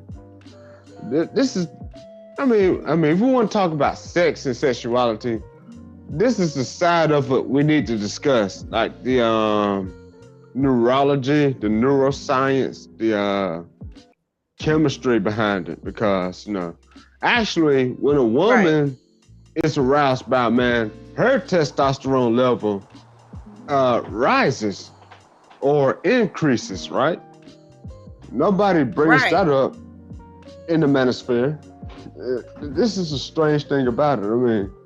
I mean, they just want to talk about it from like an egotistical standpoint. I don't get it, I mean, Right, and in the standpoint that doesn't benefit them, because it's showing, the more they talk about it the way they do, and they try to use all men, I'm thinking, okay, yeah, but all men aren't getting the results that you're getting. You know what I mean? Because still there's a standard they have to be. I'm not saying these men are any better. I think they're just equally as one to do, things like that. But I'm just saying that they still have to prioritize and manage life. And that's what I think that is missing in this, in their sector and in the community, period. But Belinda, check this out. I mean, they don't realize that when humans, produce testosterone, they don't realize testosterone is a facilitator of dopamine. So, and dopamine is one of those hormones that the more of it you produce, then the receptors, the nervous receptors of dopamine go down due to, the exposure to dopamine. This is how, we get the desensitization. This is how we get that chasing the dragon effect as far as like dopamine. I mean, and with, the way we've been That's why it's conditioned important for even men to abstain. That what you're talking about. That's why it's important for men to even abstain. That's why there's no such thing as men are supposed to have all of this sex. You need your energy. That's why you're depleted. That's why you don't want to move around, because if you stay in that type of frequency, then you have no energy to build from. And that's the difference between men and women, is that women innately know that. We know that we need to be a powerhouse, and we cannot fully deplete ourselves, especially sexually. It's just Well, Siobhan, look at it this way. There's a such thing called orgasmic burnout. I mean, if you have too many orgasms, Right. then you will burn out. I mean, you'll become desensitized. I mean, you will become less able to, enjoy the subsequent experiences.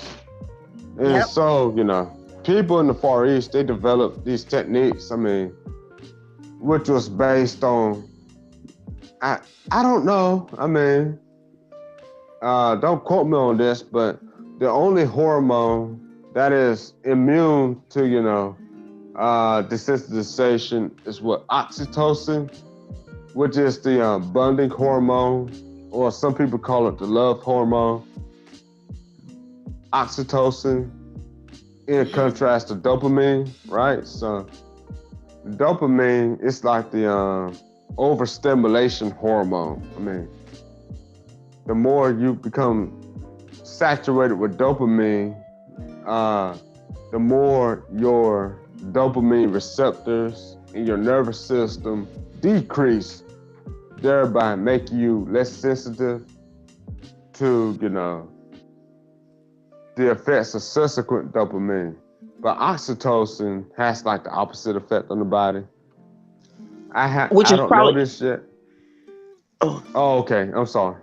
Go ahead. Well, no. So I think why some of these, maybe especially these guys, go and chasing more and more. And I think that, like if they start with one type of, let's say, porn, they have to elevate and go up to another type, because the regular stuff isn't working for them. You know what I mean? Right. And yeah. And to me, even going to these other countries, I heard a man the other day on one of the panels say that he was bragging. I don't even want to bring this up, but talking about he gets virgins. That really scared me, and I became sick to my stomach, because to me, if they're in these countries where they say that it's so lax with sex, and everyone's just it's casual, what has to be the ages of anybody when I know these aren't virgins, but it scares me, because I'm thinking, I think that these guys are telling on themselves in more ways than one. They are. And I think that, they have to go somewhere else, because there's a kink or some sick so that they're chasing. You're not just going to meet over there for just regular. That I don't believe it. They can pay people here. There's something else. And they're definitely not getting virgins, but you're right. They are telling on themselves, because let's be honest, that's a black market thing, and we don't have to dive deep into that, but that's a black market thing, and you have to, your money and your prestige got to be on a different type of level to get into that kind of sector. So, but Right. they're just showing their dark, twisted fantasy with that narrative. Yes. Right. Yeah. Mm-hmm. Yeah. Because they're talking about that more elitist stuff. Which is sick in of it. They're not, Exactly. You're not going out there. We already know what type of situation and setups that these are. And I don't even think, because Gemini made the point earlier about not even talking about the women. And that's not even the thing. It's just understanding the conditions and understanding the things that they're saying, like what you're bringing up now, Melinda. That's really the problem. Because it's just diving deeper and deeper into degeneracy and deviancy. Mm-hmm. I hate that these women are in a position that they have to even, you know what I mean? So, those guys, they can try to throw it in our faces, because you're right. It's not about that. I'm looking at, I hate that the economy or the underbelly culture has to be such that these guys can go over there and take advantage of that, and then be on panels bragging about it, and then trying to make you think that it's something that it's not, and that's what's shocking. So yeah. Well, yeah, and then I just wanted to say that part, but did DJ have something to show? Something that he was going to show? Yeah, what was that? I already did. That was just a Marcus Houston thing. Oh, is it so Marcus isn't? Where's Woody? Yeah, Woody, are you there? Dang, I don't know why it's not working for Woody. Yeah, I can tell he's trying. It's just not working for some reason. Let me try one more link.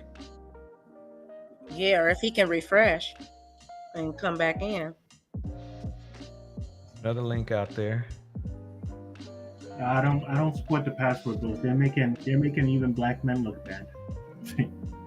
Well, because they're not talking about anything real, like these, current stats from the CDC. While you guys are running around saying that men can have all this promiscuity going on, we don't live in that kind of environment for all of this promiscuity. They don't go there to help build the countries. They don't help the economy. They don't do any of that stuff. All they just go there just for women. That's it. Shit is getting tiring. It's just a falsehood. If they want to travel, just travel in silence. You don't have to brag about all this stuff on YouTube. And I can't believe YouTube allow all this stuff on their platform. Like, they should just cut all this shit off. Well, it's only a matter of time, because that's another thing that you made a good point with what you just said, Sam, because from a futuristic standpoint, we will be cut off from having these conversations. And it's all because of what's going on right now in these spaces. Because you got to think about it also. We also have to think about the next generations of kids that we're bringing into society also, because YouTube is like everywhere. You can access it everywhere. What happens if my kid or your kid who's at a stage in his life where his brain is not fully developed yet, and he's taking all this stuff that's going on, with including the password pros. But it's already going on now. The teachers are complaining, and the administrators at these junior high schools of these boys reciting these talking points, Sam. Wait, really? I've never. Yeah. Really? Yeah. Oh, yes. The educators are complaining. Yes, about these talking points being used against the girls, and they're bullying the girls and all of that, rehearsing this. So yes, this is already gone to the ears of the children. That's why making these statements and jumping on these panels and thinking that it's funny to see a Black woman being torn down. No, there's going to be a cause and effect from this. Even if YouTube take all this stuff up, another jackass will repost it again somewhere on another platform, if it's not on YouTube.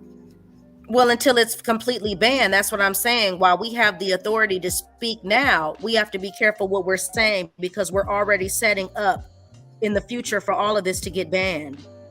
Right. They're just going to take our voice away and say, you can't say anything because you don't know how to act.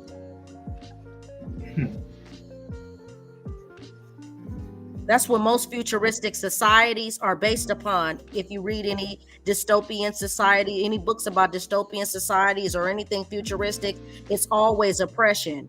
It's always being silenced more and more. Why? Because of things that are going on right now. They're going to eventually have to ban this. Well, Siobhan, let me ask you this. What are your favorite books on dystopian societies? I mean, besides 1984 and Brave New World, I mean. No, I mean, I like all different type of stuff, but not necessarily books, but a lot of movies from the 60s. Like The Time Machine, certain things like that. And I'm a, Outer Limits fan and, stuff like that. So, I've always been interested in utopian and dystopian societies. Yes. Oh, okay. The old one, and the 50s and the 90s, because it gives you a lot of viewpoints of what's going to happen in the future, because they're already telling you things in TV and in books. It's a lot of futuristic things going on, because nothing new. There's nothing new under the sun. Yeah, I'm a Twilight Zone buff. I know every last all of them. Everything. The Giver. That was dystopian. The Giver. Lois Lowry. What was that? Yeah, I'm not familiar with that. The Giver? Yes, Lois Lowry.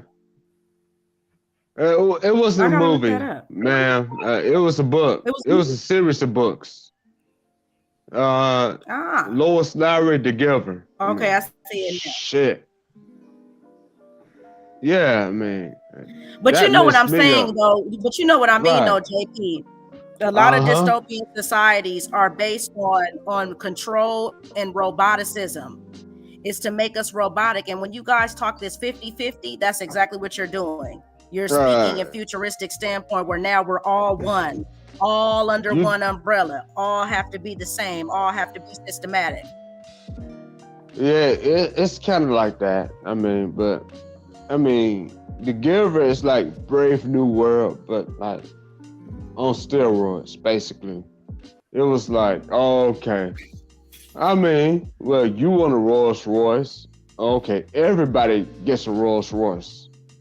That's the vibe that The Giver gives me. I mean, it's a very hard read, right? I mean, That's the it whole was basis. dystopia. That's the basis of yeah, that's the basis of dystopian societies. That's what I'm saying. It's all futuristic societies are based on a form of oppression where people move robotically. That's what it is. I mean, they're already bringing androids to you.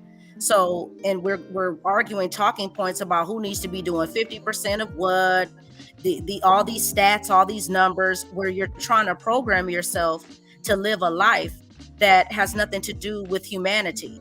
It's a disconnection from humanity. It just is flat out. It's a No, everyone's disconnect life is not going to from be the exact same carbon copy. It's a disconnect from, freedom, sovereignty, autonomy.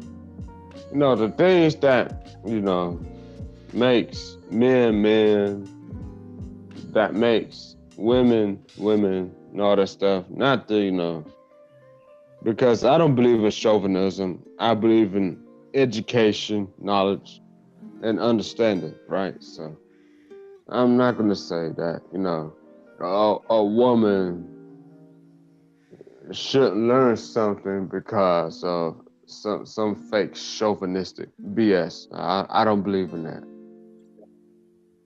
You know what I'm saying? So, Well, you're not trying to mold a woman like how we were just talking about Marcus Houston over here trying to mold and shape a young woman from 12 years old to 22. I mean, she's programmed. Right. I mean, I have no.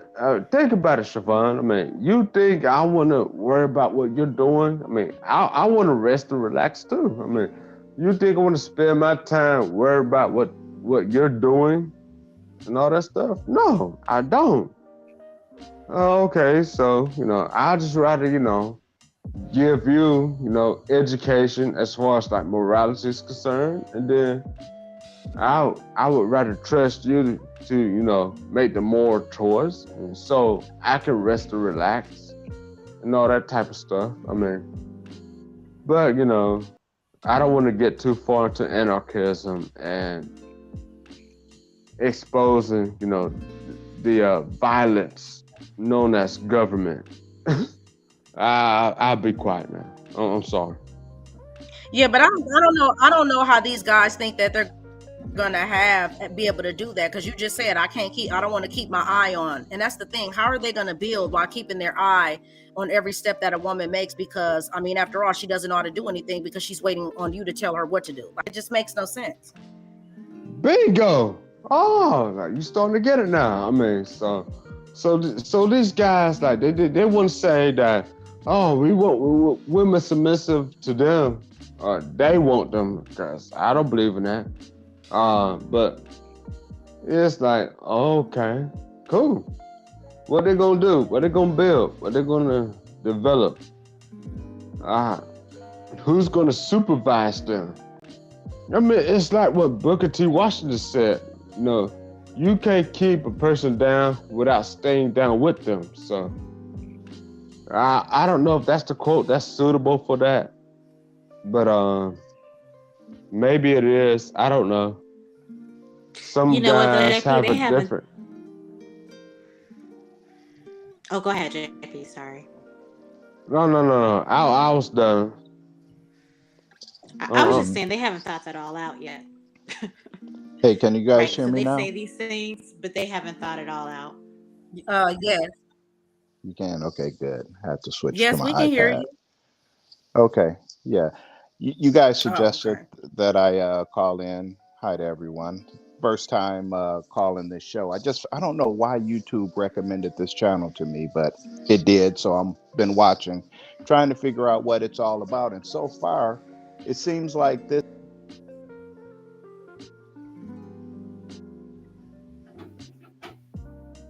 Working? Wait, I can't hear Wait him. a Can y'all minute. hear? Is this I heard him Marcus? for a second, I can't right? hear him either. Oh, hold on, man. He had that, he had that, low key sassy voice. I don't know what he was talking about. No. Yeah, he was sassy, but he. Let's hear.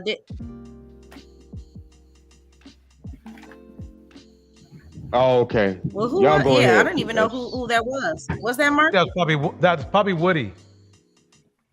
Oh, that was Woody. Oh, okay, so Marcus. Yeah, I never guess we pulled lost up. connection again. Damn. Damn, man. Worked for a second. Yeah, he must have. Yeah, and then he went on mute. Cap, what's Oh, up, Big Lord. Cap? Oh. Big Cap's in the house. Cap, what up, man? No, like I was just saying. I mean, I don't know, man. Like shit, man. The sisters was ready, man. Like, oh, another one. Oh, hell yeah. The sisters was in the cut, rubbing their hands together. Yeah, they was taking their earrings off. They was pulling their heels off and all that stuff. They was ready to pounce on dude. What are you talking about? Oh, no, I know how y'all get and all that. Oh, okay. He had that type of voice and all that. When I first came on here, y'all had that smoke for me. What that's cool.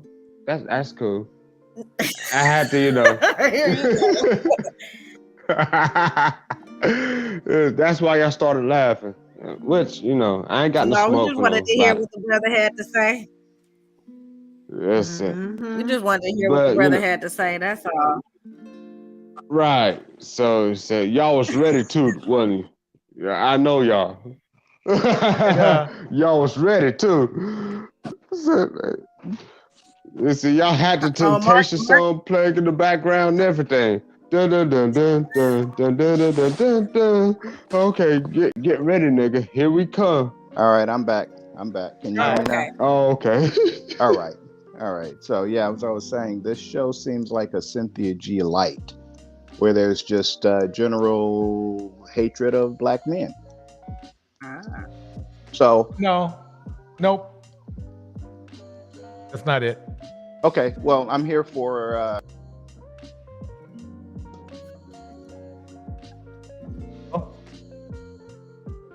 Oh man. Just about to get some conversation. Okay, he'll probably fix it. Are you guys there? Yeah, what happened to him? I don't know. I think he thinks he dropped off again. We were about to get into a very interesting conversation. Yeah, because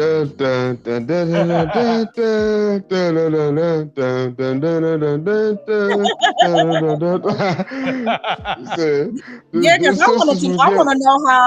I want to know how this channel is like Cynthia G's. Yeah. Look, Savannah, you have that cadence, Yeah, that thin G cadence. Oh no, but this isn't my show. So how are we over here talking like Cynthia G? I have to call nobody a trash bag bandit this whole time.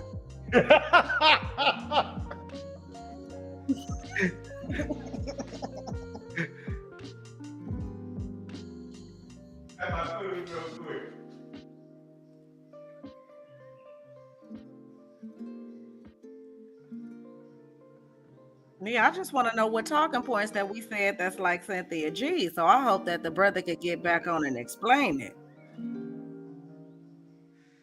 Because I would be interested in knowing. And we haven't even rehearsed any of our talking points. I don't even know who she is. So I don't know where all of that is coming from. Oh, you don't know who Cynthia G is? I'm trying to look her up right now. Well, I know you've heard about her in the space. You've been in these spaces. You've heard her name. Yeah, but I've never watched her clips or any of this. Let me see. Yeah, they make it out to be bigger than what it is, because It's She's business really for them. not that radical. I mean, Money making for them. yeah, you know, but the thing about it is, I have yet to see any of her followers get into the things that I've seen these guys from the other side get into. You know, where are the charges at of the women in these spaces from going off on their so-called hate of men? I'm back from. Okay, Woody's back. Here we go. Meanwhile, these Woody's guys are back. getting case. Hello.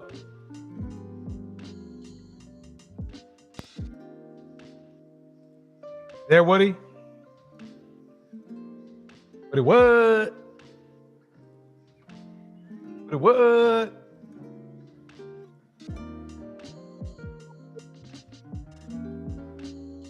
I know, and he said he changed devices.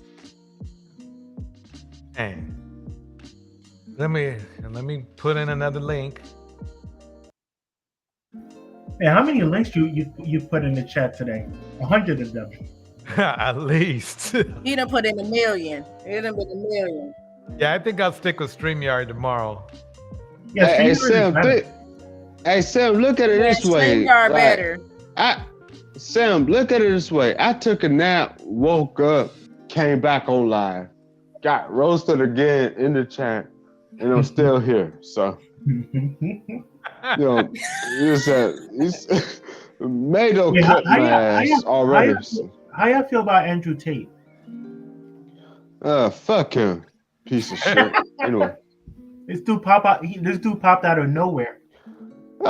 Sam, think about it this way. He's an agent. Sam, think about it this way. How in the hell is a guy in Romania convincing guys across the ocean to do certain things? I mean, wait a minute. He's in Romania, but he's telling y'all, you know. He's an American, though. Who gives a fuck? He's in Romania when he got locked up, wasn't it? I mean, okay. You want to go there, Sam? I mean, Andrew Tate is part of Pizzagate. I mean, I'm sorry, DJ. I'm so sorry. I'll be quiet now. I must have missed the swear word, right? I gave up. Yes, on that. yes, you did. I'm sorry. I'll be quiet. Southern Bill still roasted. She says he has Metro PCS. I don't listen to what he say though. I've had Metro PCS before. Can you guys hear me? Yeah, we can, you guys. Yes. Okay. All right. This is a third device. Now I'm on my Mac, so hopefully this will work. All right. So I missed what you guys had started to say in response to my question. This being a Cynthia G channel? Yeah, Cynthia G light, like not quite. You know. Cynthia G-esque, not quite. Yeah. Okay, all right. Well, let's take the core Cynthia G thing, which is the fact that the abort black boys theory, right? Right. Let's say you raised a baby pit bull, right? And it grows up to chew up your friends and family, right? Would you want to raise another baby pit bull? No. Okay, that's her theory when it comes to young black men, because a lot of the men, especially in the manosphere, tend to show a great deal of disrespect towards single black mothers and black women in general, and unappreciation for black mothers and black women in general. So if why would you want to raise or protect somebody that may or has grown up to not even like you? That a valid question, but the men of the manosphere feel that same thing coming from the women.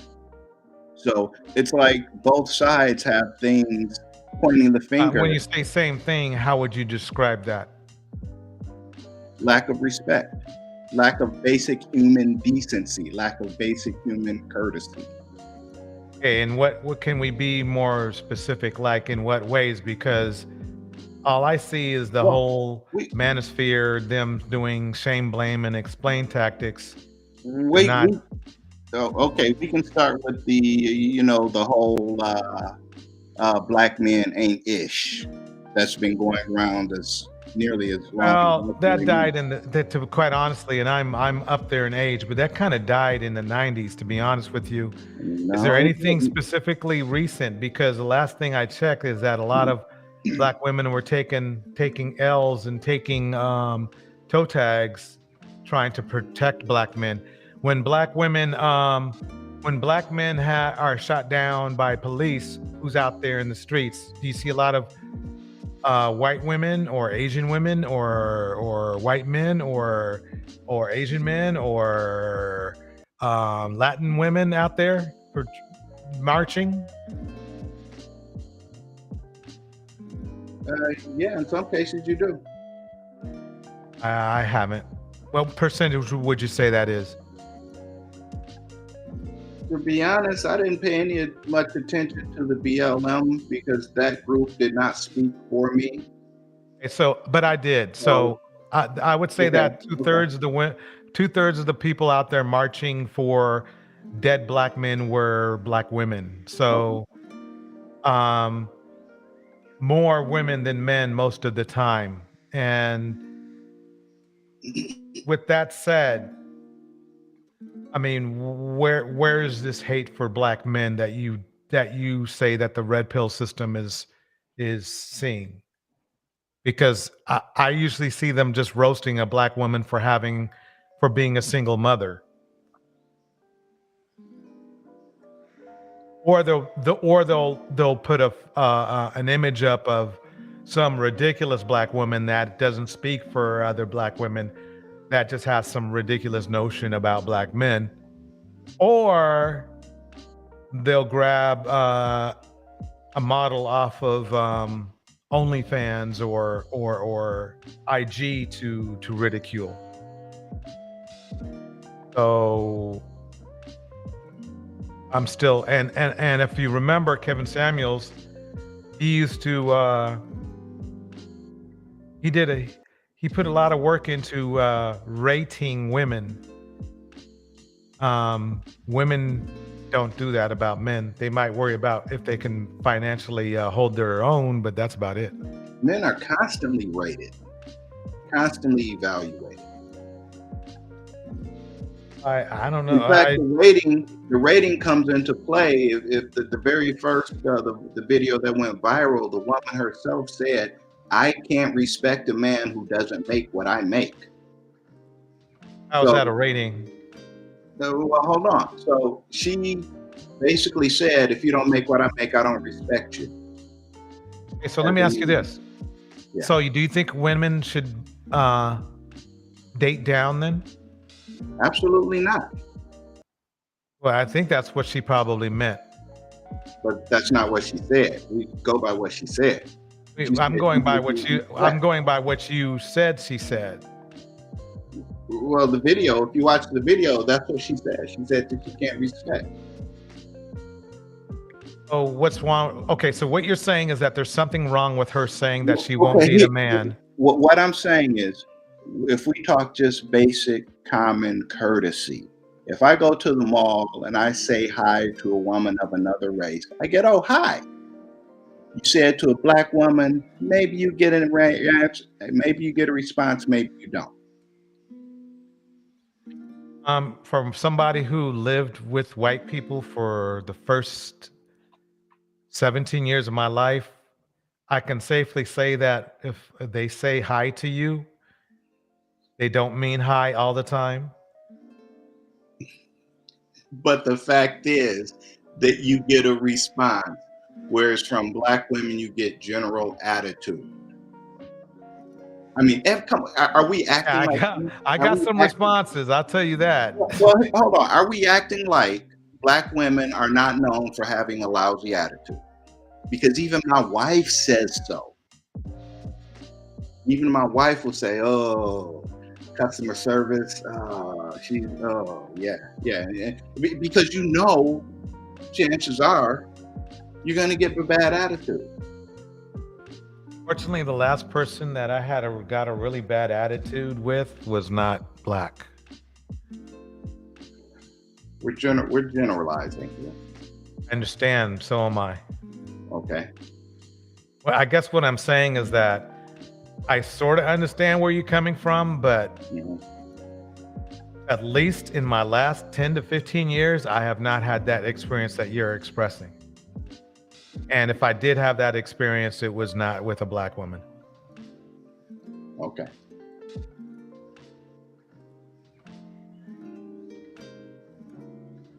So your show is more of what? Just harsh criticism of black men, basically?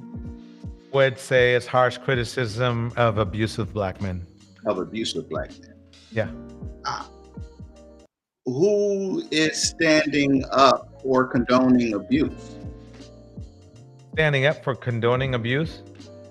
Yeah, I don't see that. I mean, when you say that, when you say who is standing up for condoning abuse, do you mean like who's condoning abusing people? Who's condoning it? Oh, I'll start, but I think that the panel will love to get in on this one. Do you believe in what's his name? Tate? Andrew Tate? Yeah. What do you mean believe in? Like, do I believe do you believe in what he stands for?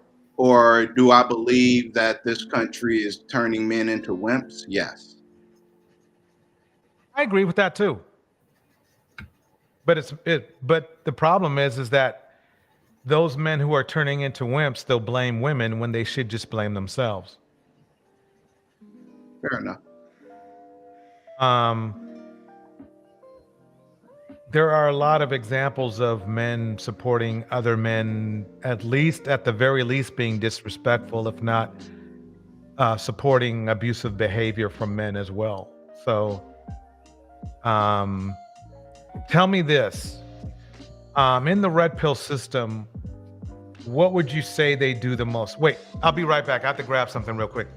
Okay.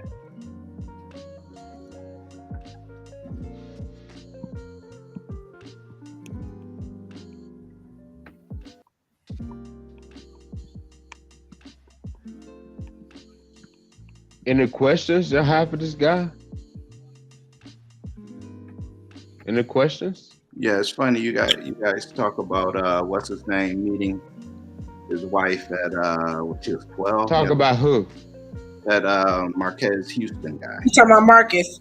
Yeah, that's creepy as hell. Even though I met my wife when she was 13.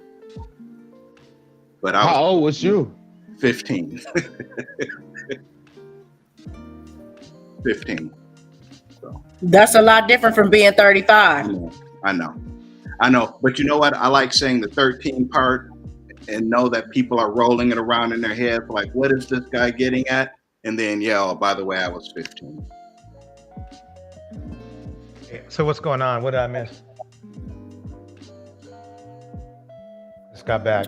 I heard something about Marcus. No, DJ, like you just missed the guy talking about he met his wife when he was 13. That was all you missed. That's about it. She was 13. Oh, how? He was 15. So well, that's different. Yeah, I know. Oh, so like you're like middle school, high school sweethearts or something? Yep. Y'all still together? Yep. How long ago have y'all been together? It seems like nearly my whole life. I mean, 3 kids, 2 grandkids. I mean, we've been together a long time. Okay, so I'm in my 50s now, so. Okay, so how did you find out about this neck of the woods? If you don't mind me asking. YouTube suggested the channel. Interesting. Like, no, and so I don't saw work that way. I saw DJ was going in on some of the manosphere people, and I'm all about doing a sanity check.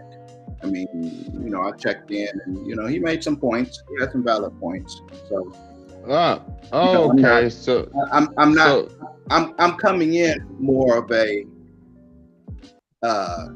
not as an adversary, but more of explain, you know, just to find out what's going on.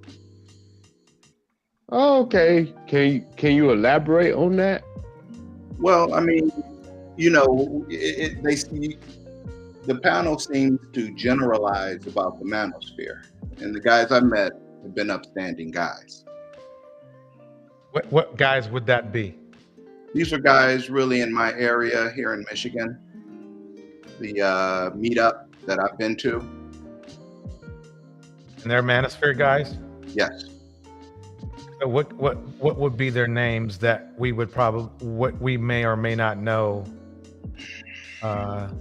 online? One of the guys, Bernard Riley.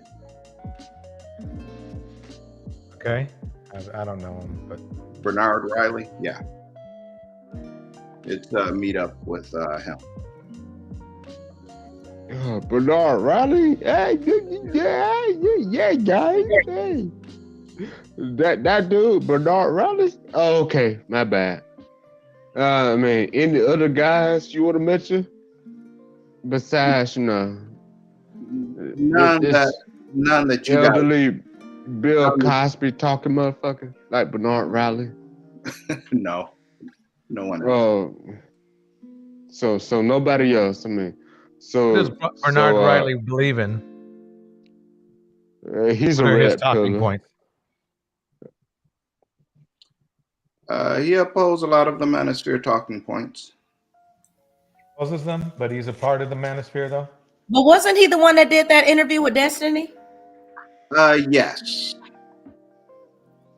I think he was the first one, and then Angry Man came in. But he's red pill affiliated.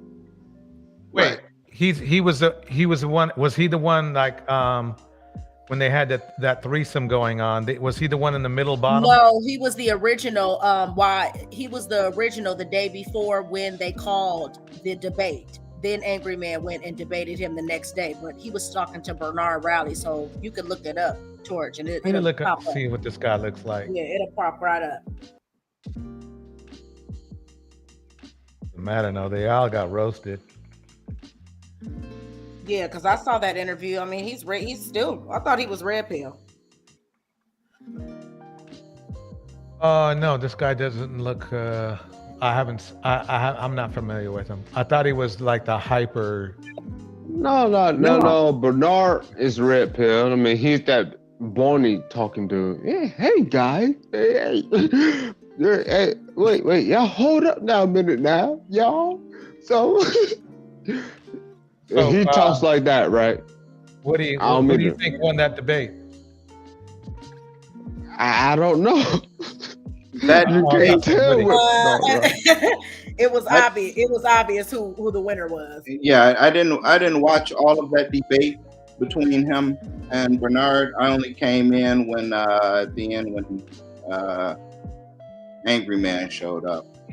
But as far as him and those two, I can't give an accurate answer for that. Okay. I'll have to look into him. I don't like to assume, if you know what I mean. I like to know exactly who people are before I say anything about them. So I'm gonna leave that. Yeah, you ought to check that out, George, as soon as you can. Yeah, it's interesting. Okay. So, Savon, how would you compare him with Obsidian? Who? This guy? Yeah, Bernard Riley. Bernard. I used to listen to Obsidian, and then I abruptly stopped. He made it clear that he's just in this for the money. Apparently, it doesn't seem like he has much of, since he was asking his lawyer buddy for money to keep his internet on. Yeah, Literally said that. I could not believe it. yeah. I mean, It might I have don't been a know. ploy. I understand. It might have been a ploy. No, Some, yeah, I think he might be on disability. So okay. he, I'm not gonna, get into his finances, but I will say, after, him, yeah, I just couldn't. I just couldn't. So. Are you in the camp that the majority of black men cannot do any wrong and that black women need to step it up, or where are you at? I mean, just going just by me and I am extremely hard on myself, and I am been told that I am hard on others around me. So I hold myself up to a very high standard. And yeah, I expect everyone else to do so. So when I see a dude, doing nothing with his life, I really have nothing to say. These guys I heard you and the panel complaining about, I can't relate to those dudes. I don't associate with people like that. Like wide neck? Right. Oh my goodness. Yeah. Yeah. I wouldn't have anything. I'm the guy when, I may be a bit socially awkward. I can admit that. I've gotten certain looks from people after saying certain things, which lead me to believe I may not, maybe my black card has been revoked. So, like, be something that would revoke your black card. Well, I was talking to these guys. It was like at a security desk, and they were talking about the stimulus checks and what they did with the money. And they said, "Oh, what'd you do with yours?" And I didn't get one. I said, "Why you didn't get one?" "No, I didn't get one." And they gave me a look like, "Oh, okay, so you one of them." So. Yeah, that's. So they told you you're one of them? That it was a look as if they were saying to me, "You're one of them." What? Rich? You're one of the uppity types. Man, I've seen a lot of company types get their get their check, and definitely there was a lot of people getting their PPP on too. Yeah, I couldn't justify the PPP. I didn't either. I mean, I didn't have a business at the time anyway, so right. I think I could have played the game, but I didn't. Yeah, it's not worth it. You don't want Uncle. A lot of people, locked up over that, and I try and do everything right. Try not to Auston Holleman should be locked up over it. That after. So he does not represent me. I mean, I travel. I support getting your passport, finding a wife from wherever you can find one.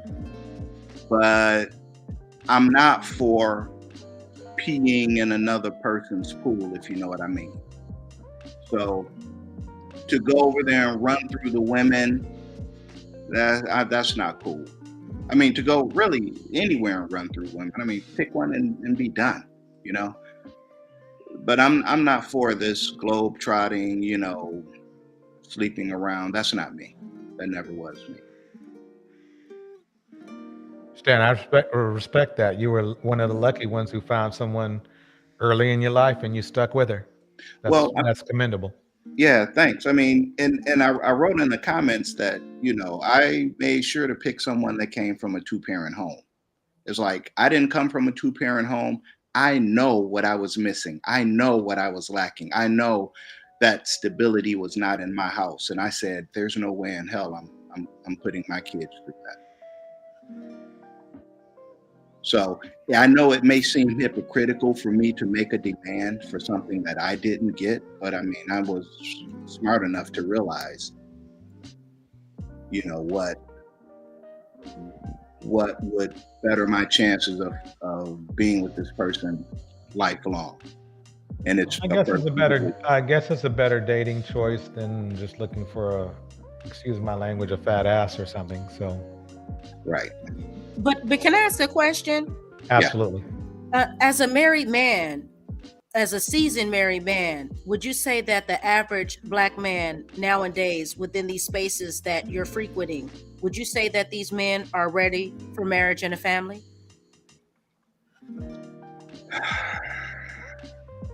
I think some are, but I think a lot of them aren't. What percentage would you believe that would be? You say percentage? Yeah. Mm-hmm. I think as far as Black people are concerned, only tops 15% on both sides are worthy of marriage, are capable of marriage. It may be a bit higher for men because I believe men can be logical about certain things and set aside emotion. But, you know, that's with still a few percentage points. So you believe in the men are logical and women are emotional theory? I think, yeah, I'd say by and large, yeah. Why doesn't that really play out in real life, such as war, crime, and incarceration?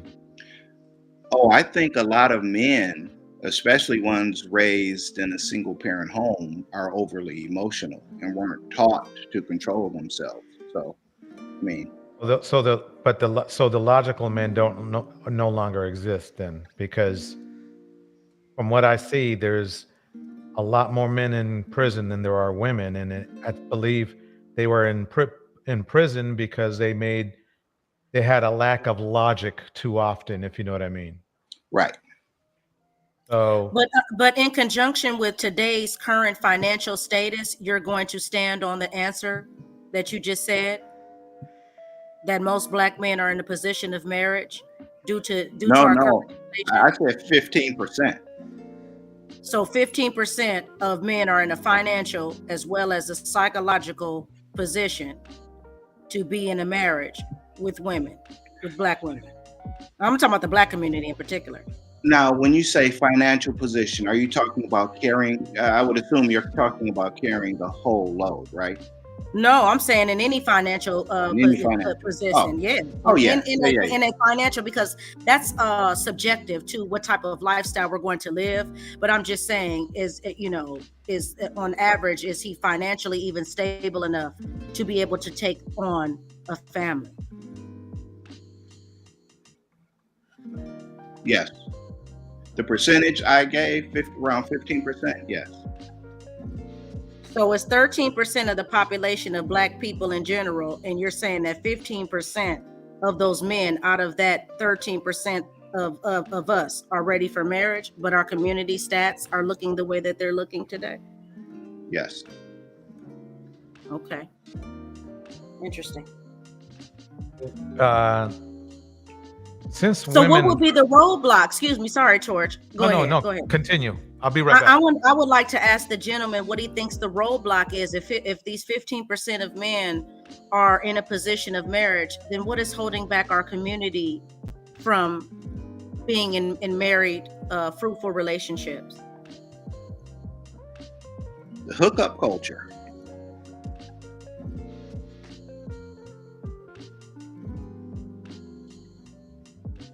You're talking about recent hookup culture? I'm talking about since I've been, as far as I can remember, hookup culture. Which hookup culture? The hookup culture that we've been existing in since the 1970s, since the inception of the single mother, or the current hookup culture through the internet and apps? Both affect the community. Can you elaborate about what this hookup culture is and how it's affecting the community?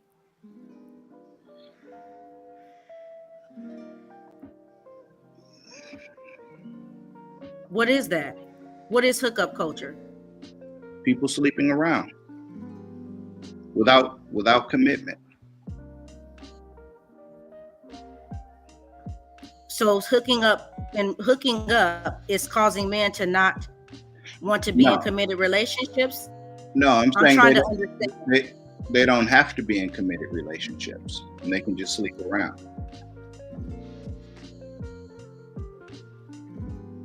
I mean, there are many factors as to why the marriage rates are dropping and continue to drop. I mean, it's not just the hookup culture. I mean, it's basically, hell, shit's just going to hell. Oh, sorry for cussing, but I mean, things are just going downhill. I mean, people don't know how conflict resolution, people don't know how to get along with each other. People are looking to get over on each other. I mean, it's a myriad of reasons why marriage is just not a priority. I mean, and you have guys who do have a little money. They know that, you know, yeah, you get a divorce, but you know, there are many reasons. You just can't pick one and say, ha ha, that's it. No, I mean, it's just a general breakdown of the family. The family structure is not valued. But why do you think that is? From a man's perspective, you're a married man.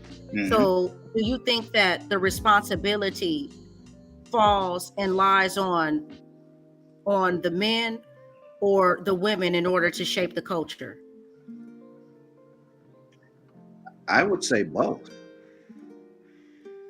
I mean, it's like I raised my sons. I raised, you know, my sons to be gentlemen in what I feel is a sea of turmoil or sea of chaos.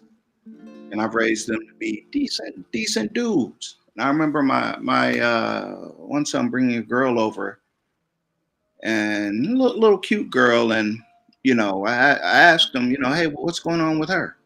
It's like, oh, she said she wanted a man that somebody who, you know, more established, and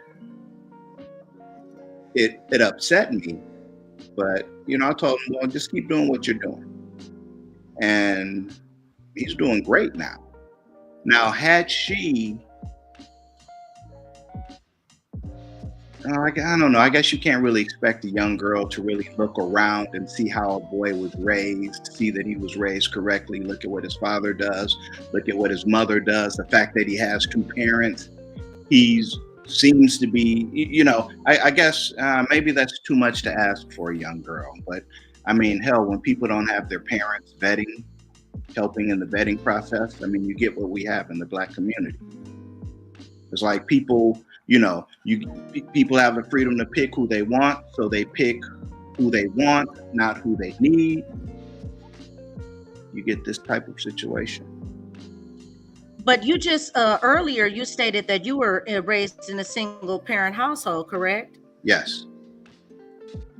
And I know that you're familiar with there was a time where a young gentleman like you would have went to your wife's house to meet her parents, and if they found out that you came from a one parent household, then they wouldn't see you as having value to be with their daughter. You do remember that there was a time that existed.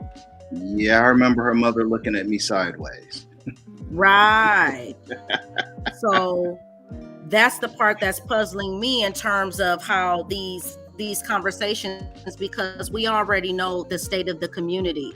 So that's kind of far-fetched to expect a group of women to look for men who were raised in two-parent households that are non-existent.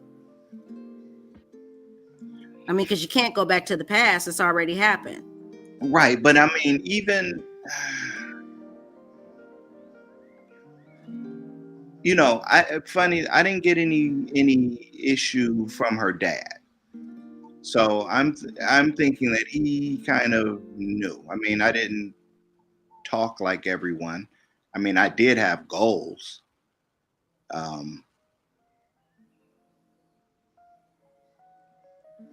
But you also didn't need, because you also didn't have, you also married her at a different time frame, because just imagine if she came from an elite family, let's say 100 years ago, do you think that her father would have handed you over in marriage and dowry to you?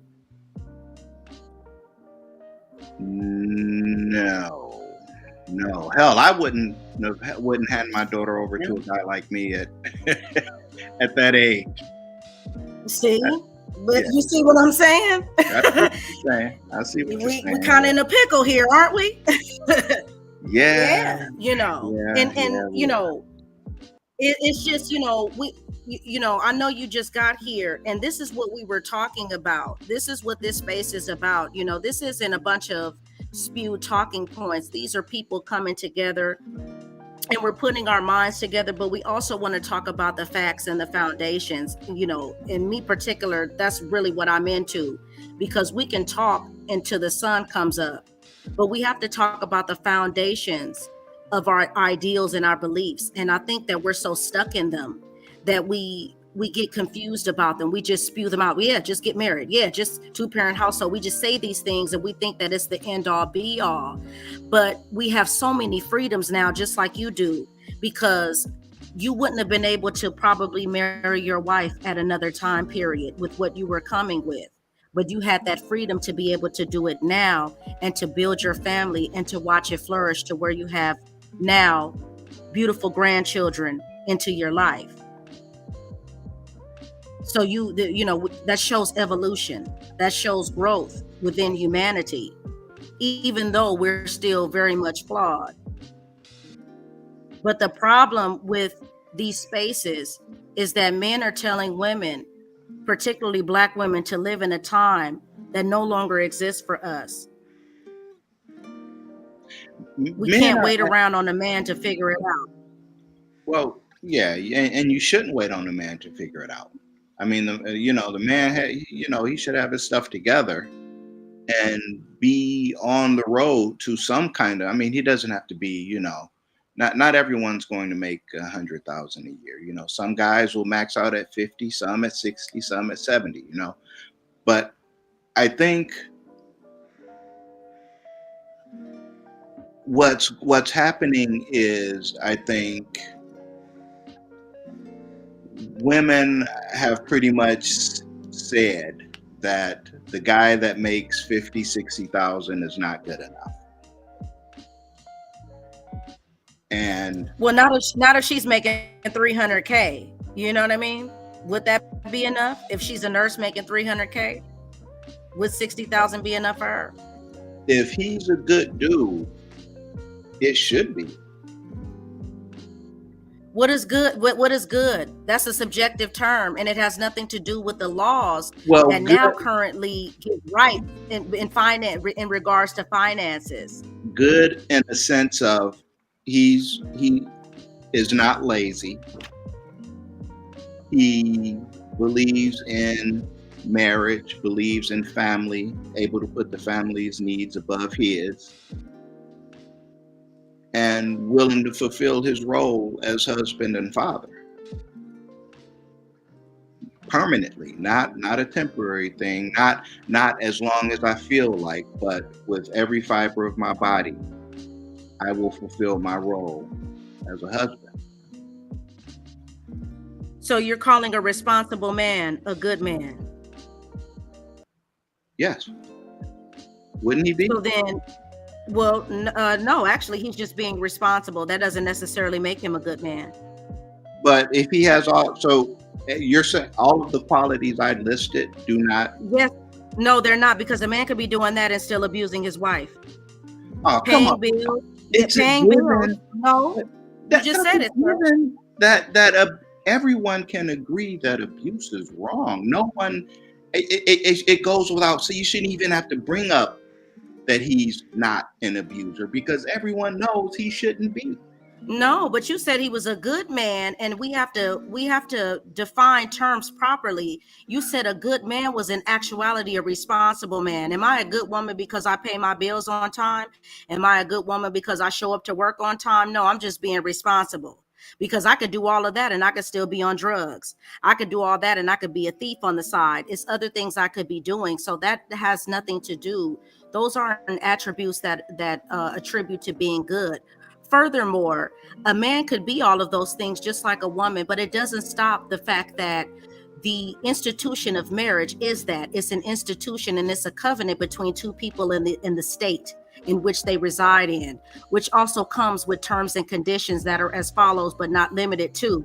If I'm making $300K a year and you're making 60, everything can be well and all good, but can also be liquidated of my assets upon you no longer being quote unquote good to me anymore.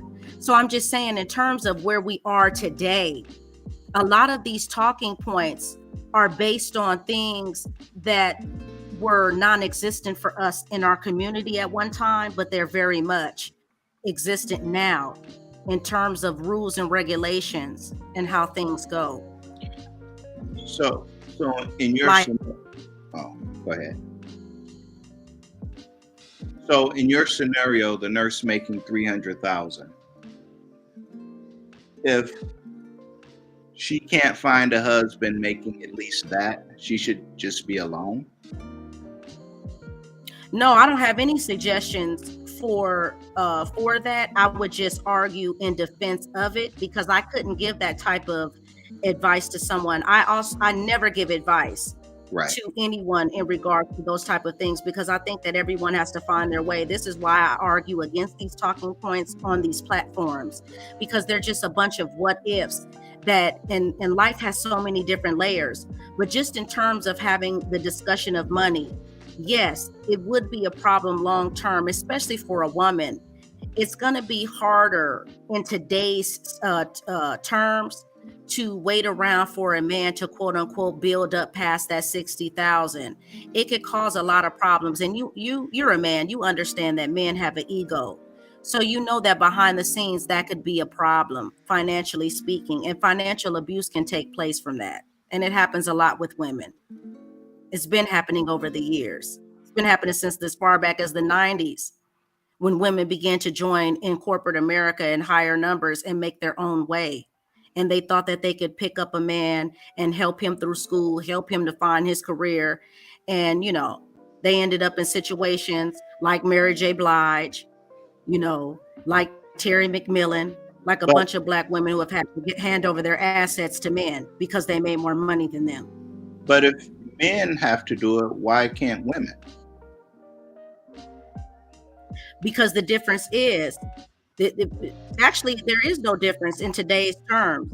Right. But the original reason why men had to, the original reason why men had to give up the money is because even the law is smart enough to know that you're not going to monopolize and waste the best years of a woman's life, aka her youth, and put children in her and then think you're going to abandon her with those children. Right. So even in terms of marriage, do you know that traditionally when a couple got married, you congratulate the groom and you wish the bride good luck? You know why that is? Because it's a good luck for her within the journey, because that man is leading her. It's congratulations to the groom because he found a wife. Mm-hmm. And that's a gift and that's a blessing.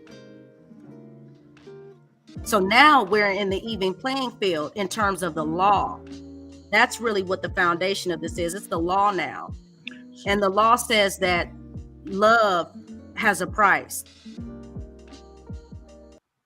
And the price can be more detrimental for a woman, especially when she has so much to sacrifice, which is her youth. Because I'm sure you hear it in these spaces about how she's hit the wall, she's old, she's used up. Right. So, but a man, he can go off and be 50 and start a new family. Yes. So that shows you right there who has the most to lose. But that's not, I mean, we're talking about the law here. So if the law, not how we, I guess, feel about it. If men still, I mean, it's equal protection under the law. If it's good for men, it has to be good for women. That's equal protection under the law. There's no such thing as an equal. That's why the scales are always unbalanced in terms of justice. in The scales favor of will women. never the scales will never be even. No, actually, it's not in favor of women. Actually, those laws were originally in favor of men, because when a man was married back in the day, there was protection for him, because it wasn't even looked at for a married man to be involved in certain crimes. Even marriage was a protection and a shield. It was a status symbol. Now it doesn't mean anything, because humanity has trashed the ideal of it. But marriage was actually a protection for a man, and marriage actually still is a protection for a man, especially in a high-ranking position, because no one is going to give you any money at the bank, no one's going to loan you anything, and no one's going to really do any real big business with you if you don't have a wife and a homestead, which is the exact reason, one of the main reasons why Black men won't be able to get ahead. I can't loan you $10 million and I got to figure out which baby mama house that you at this weekend. I got to know that you are stable. I got to know that I can get my money back that I've loaned. Would you loan a man $10 million who you don't know where you're going to find him? I don't know if I would take whether or not he's married into account. So you would loan $10 million. You would loan a man $10 million. You would pick a man who, then these guys have the same resume. It's just the difference is one guy is married, has 10 children with his one wife, versus a guy who has 10 children by 8 different women. Are we talking about for a job now, or I said, would you loan a man $10 million? No, I'm asking, would you loan a man $10 million? 2 men have the same resume. Would you loan the man $10 million who has 10 children with his one wife, or 10 children with multiple different women, and he's unmarried? If I'm a bank, I would look at the business plan. No, I'm not asking you that. I'm asking you strictly off of that. Which man would you pick? They have the same resume, they have the same qualifications. Let's just keep it even. But which man would you choose just based off of that knowledge? As a married man, I probably would be able to empathize with the guy who is married and probably want to see him win more so than the single dude. But that's taking it personal, beyond business. Business-wise, you'd have to weigh everything equally. I don't know if in business they would actually look at being married. I mean, is that something they do? I'd have to ask someone who works at a bank. I don't know if they actually do that. I'm not even talking about a bank. I'm talking about you yourself. You are the bank. Yeah. You have access to the money.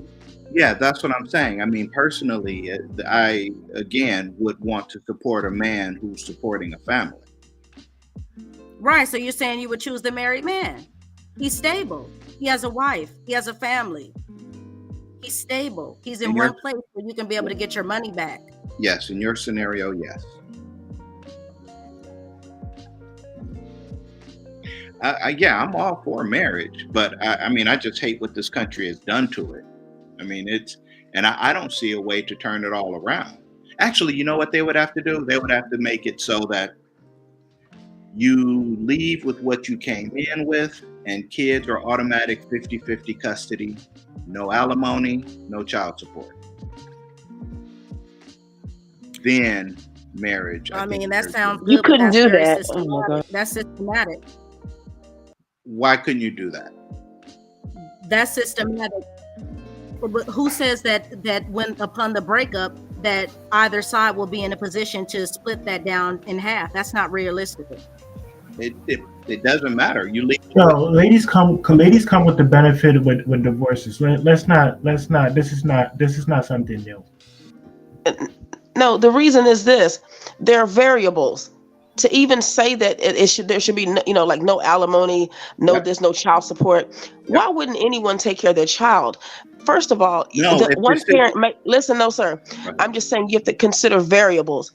If let's say someone is sick, or someone has a lifestyle that does not won't be good for the child and the child's studies, so that you can't do that. You can't just make a blanket statement like that. I mean, that's why nothing is so clean, nothing's so clear cut. And see, I think that what I want, you're saying that even that example that Gemini gave, where the woman is making like 300K and the man's making 60, I would be shocked that a man would even, I guess, be dating a woman making that much. But when another woman gave an example of herself wanting a man making 300K, you remember, I don't know if y'all saw that with Sin Sister, and it was like everyone says she doesn't deserve a man making that much and all this stuff, but that all y'all scenarios always want to be a black woman dating down and lowering her standards. That's what this is all about. It's fear, and I see it. I don't know if women know that. Well, I don't want to get into that. Never mind. Just a correction. That was actually Siobhan who said that. Oh, Siobhan. I'm sorry, Siobhan. Hey, they sounded like some. Sorry about that, Siobhan. So your point is a man who makes 60,000 shouldn't be involved with a woman who makes 300,000. I would say no, just on that, but I get that. I get the women might disagree with me, but I'm just saying that is correct, because I know where this is coming from, and it's typically coming from, black men, saying that. It's so, no, I would say she shouldn't, because she would be marrying down, and then if something went on, it would be she should have chosen better. But too many black women have done that, and they also lose. Studies say they lose money anyway dealing with black men when they marry black men. But marriage benefits black men way more than it does black women when she marries black men. But should a man who makes 300K marry a woman who makes 60K? Yes. It just is that way, and some the men they don't care about that, but a woman needs to. It's different. The dynamics and expectations just are different. And that's just the way. To me, that's just the way it is. The woman is taking his last name. So if we're, once again, in terms of tradition, if I'm changing my last name and I'm taking your name, then I'm coming under the umbrella of your status. Once again, that is the foundation of marriage, royalty and status. So if you do not have a status to give, and that's why marriage is a status. What is your status? What is your marital status? So yes, a man that makes 300K with my 60 can put me under his umbrella and his name, and we can build from that, because after all, I'm supposed to be ushering in a family and children. So there's no such thing as leaving a relationship unless we're both single, where there's 50-50, because if I've had 3 children by this man, then I'm not leaving with what I came with. I can't return the children to sender.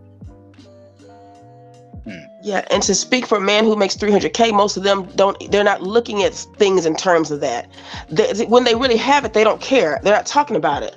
It's the men who don't, who are seem to be more worried about it. Right. Did y'all see that TikTok where this woman came on and said she's amazed by how many men talk about, women being gold diggers, or a man who makes a lot of money. It's like, if the man doesn't make it, it's like those men don't care, so they're not worried about it. I just think everybody's having these money conversations as a means to try to, once again, make everyone robotic. We are not going to be walking in and being Siamese twins within a relationship. But the thing about it is that if you're saying that men are being dumbed down of sorts, then it wouldn't be society. It would just be in terms of men's their spoiledness with women. I think men have just been spoiled, and now you have to play catch up, because we already know that artificial intelligence is taking over, which is by default knocking us out of the race of being able to have jobs and being able to run the world in the way in which it's been ran in the past. And I don't see science, I don't see the government, I don't see anyone stopping the future for the sake of humanity. So we have to figure out what our strategy is. So in terms of once again, status and name, what would be the purpose of marriage if there wasn't a status associated with it? It just has no meaning, and it never did. We were just trying to play catch up within our community, thinking that we were going to assimilate to the standards of the white man and his ideologies, and we thought we could profit from it. And we realized that that was never going to happen. And it's not going to happen right now. Not with the current price of inflation. It's just not. So in this scenario where the woman makes $300,000, what is she to do? What's her? She's to look for men who make that. That's what she should do. She shouldn't. She needs to change where she dates. Okay, but then the next question would be: does she meet the expectations or qualifications that these men have? Because yes, yes, she would. Yes, she would. Not based on her finances alone. Guys don't. Yeah, but actually, they see. No, this that is what. Go ahead. I'm sorry, sis. No, I was just gonna say that would just be that's chemistry, that's attraction, and that's mating, which that's separate than just the conversation of income. That's a separate conversation. But yes, that woman would want to pair with someone that she doesn't have to worry about them taking the empire that she's already built up, because it is a risk for her. And especially for her to rest her money in that account and then start to get pregnant off of it and need time off to care for children. See, but again, his question was kind of like more like a statement. In other words, he's saying, look, no matter what this woman has, she's probably still not good enough to get the kind of man she thinks she deserves. But this is what, I don't know if y'all remember Cassie West. See, again, they're speaking in terms with, if that's not your reality, you wouldn't know that. But this is what I think. The Cassie West came on. Remember, she was challenged Kevin Samuels, the white woman. Her husband was named David West. And Obsidian, he interviewed Obsidian. It was so funny, a hot mess. But anyway, she was like, it's unsafe for a woman to be dating down like that. She said, what she looked for, and she was saying like all her, the men she knows, these are college educated men, her friends are, said we're all just average looking people. She said, so this theory that these guys are trying to make women feel like they're not good enough, they're trying to speak for, quote, rich men or wealthy men, but they don't know what these men have to gain and lose. See, they can't speak from that point. They can't speak from having, looking at a woman and thinking, okay, this is what she has, this is family stuff, these are her goals. They're not looking at that. They're thinking looks. That's because they can't even relate to that world. So I've heard enough of these people talk about it to know that, they're trying to disqualify women from their standpoints, but they're not those men. It doesn't matter what she does. She's doing okay. She can be by herself if she wants to. If you think marriage is what this woman, a $300,000 woman needs, she can be married. To me, except if she's black, she'd have to date. She'd have to look out. But are you just talking about black women or all women? Oh.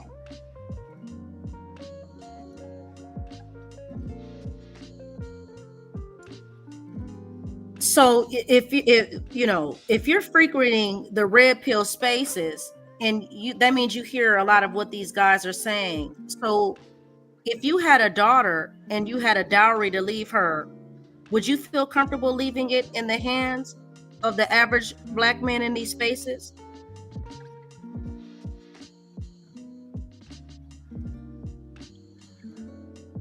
I would have to interview him to see where his head's at. I mean, saying what you say on the internet is one thing. What you actually live in real life could be completely different. We understand that, but you've seen how these guys behave online. Would you take a risk like that? Someone from Kevin Samuels' group, The Mix, I would probably be open to that. Yeah. Okay. I my daughter dated somebody from Kevin Samuels' Mix, and he was a mess. Was he? Yes. Oh wow, I didn't know that. The thing is this so is what the happened? problem. The problem with online situations is that, just like I was honestly shocked to find out Obsidian was was at least broke today. I understand that he gets payments, but that he was broke today. And that actually really shook me, believe it or not, even though I'm no fan of his, to know that somebody who seems to have a lot of value online doesn't have value in their real life is scary. What happened with this young gentleman was that he was my daughter technically dated slightly down. His father seemed to be well off because he actually literally gave the young man a house. Problem was that he was trying to remodel a house, but he was very, very what would you call it? He just wasn't a go-getter. He couldn't finish things up. One of the things he couldn't finish up was heat, and the other thing he couldn't finish up was a kitchen. And he was a Kevin Samuels believer to the utmost.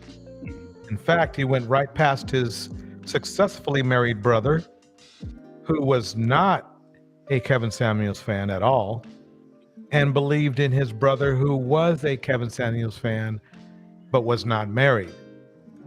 Okay? So he called his married brother a simp because he loved his wife and adored his wife. And that's in the world of Kevin Samuels, i.e., come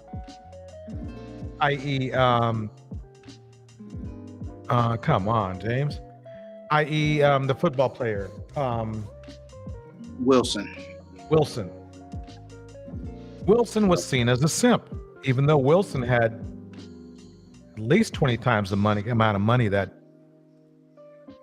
Kevin had, along with all the other things that went with what Kevin explained as being a high value man.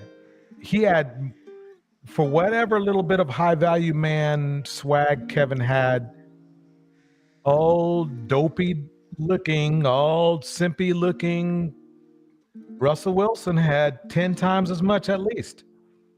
Had a gorgeous wife, 250 million real dollars. That's real 250 million. Mm-hmm. Okay. Nice house, key to the city, all the high, I mean, basically he had everything, but Kevin Samuels called him simp. So let me roll this back for where I was saying. Anyway, back to my situation with my daughter. One day the guy had a small tiff. Let's call it a tiff, temper tantrum. And he told her, fix him a meal. He points to the empty kitchen with nothing. It's just a space.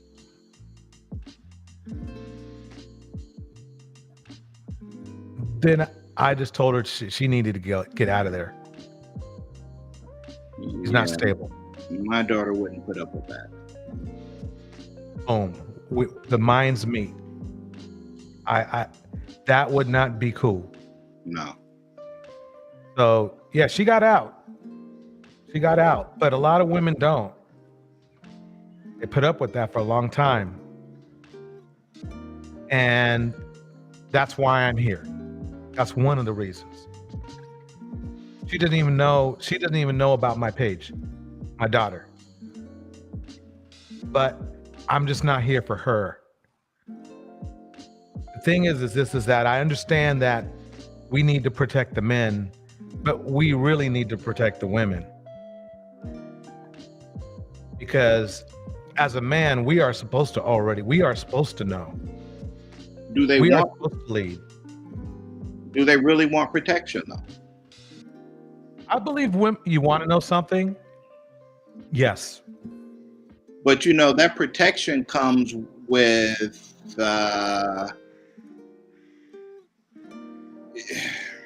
to protect someone, they have to listen to what you say. If you say, hey, don't go in that building, and she says, you don't tell me what to do, you're not my daddy, and she goes in the building, I mean, that's That's You know what, something? Believe it or not, I actually agree with you in that point of view. I've recently been in situations with associates who have made that wrong decision.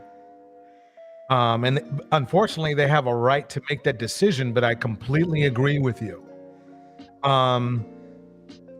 As far as that is concerned, the problem we have is you and I seem like we're logical people. The problem is that remember you gave us the 15%. That's a 15%. I mean, compared to the 85% other men, that's a scary notion for a young lady, if you know what I mean. That's a scary notion. Yep. You know, I myself believe there are more good women than there are good men in the Black community. I just do right now because they rely on being good to survive, while that may not necessarily be the case for men. Some men, they just like doing what they're doing, which is not really constructive. So I mean, that's kind of where the Cynthia G theory kind of kicks in, because your daughter and my daughter, they may have to end up with somebody of a different color to find gold. Hey, I am sentimental and love the notion of Black love, but dang, I mean, you said yourself that the community's crumbling right now. Yeah. I mean, I think it's done. And you think about it like, okay, maybe we can turn it around, but can we really turn it around in time for our daughters? No, it can't be turned around. It's too far gone to self-correct. I mean, I say that hoping that I'm terribly wrong, but just what I see about people and in general. Now, you said something a few seconds ago about you believe there are more good women than good men. What do you mean by good? Like, what's your criteria for labeling them? They're not sex first, but that's easy because most women think about sex a lot less than men do anyway. They're motivated by goals more than at least the existing crop of men. What I mean is that they're going to college, they're getting degrees, they're trying to be good. Men, I believe we have, number one, this is going to sound really old school and maybe even slightly bigoted, but I feel like the hip hop community, the hip hop culture has not really helped Black men at all. Oh, I agree wholeheartedly with that one. It's the mentality of promiscuity, the mentality of I'm down for myself, my own, and that's something I don't think. Do Black women partake in it? Yes. Do they partake in it as much as men? No. And DJ. that's why I feel that's where I feel the differential comes from. DJ, can I cut in and say something real quick? Absolutely. Just in regards to the sex statement, let me just clear this up by saying it's not that women don't think about sex as much as men. It's just that the wording would be women don't act upon sex. We're not as quick to act upon seeking sex. Well said. Like men do. Just that. Actually, yeah, women, at least in my experience, from what I've seen, women exhibit more discipline when it comes to sexual urges. DJ Torch, no. If you go to clubs and stuff, your opinion will be different. Wait, let me stop for a second. I was a DJ in clubs for literally 30 years. But I've seen women, everything. be flirting with men a lot over there.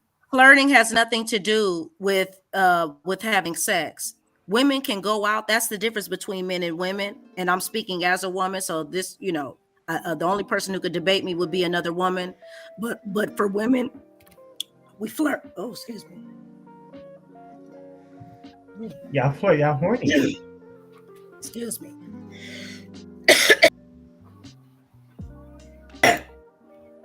Sorry, my voice was leaving me. Take your time. Take your time. Women, we can just go out and flirt. Yeah, we just go out too. We can go out and literally And just seek flirt attention and have a also. good time. We don't necessarily have to. But that's okay. But that's women. We're women. We're supposed to enjoy attention, because without the attention and without attraction, we would not be interested in laying down with a man to even have sex in the first place, Sam. That's just the law of nature. Got a point.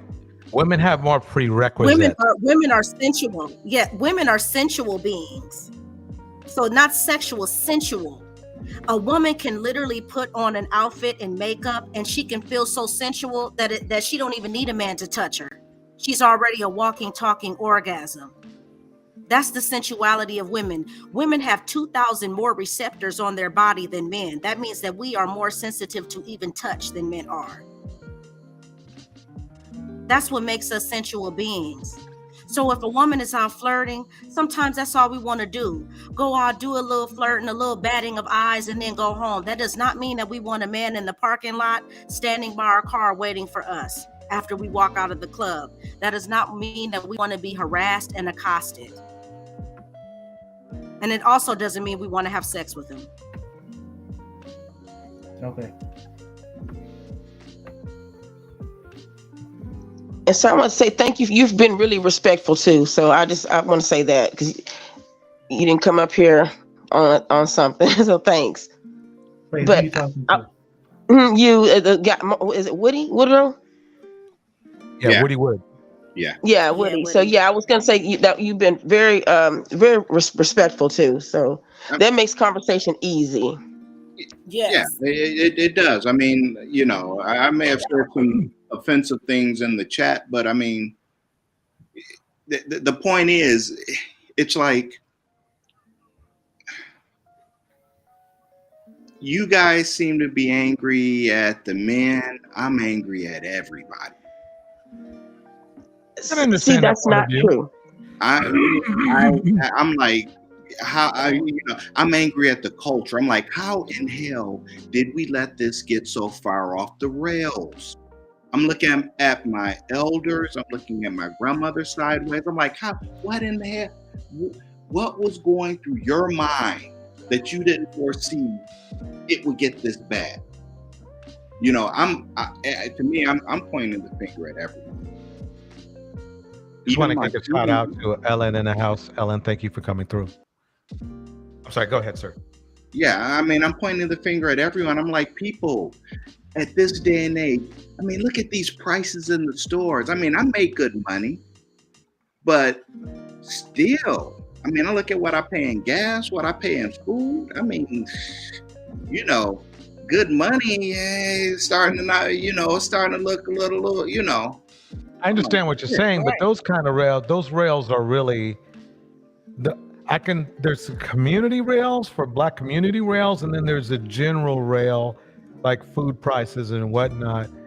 And it's simply put, the unfortunate thing in the United States of America is that it's run by about 20 people, to be honest with you. It's not quite as bad as, let's say, Russia or something. But really, quite honestly, it's really only run by 20 people that are super rich.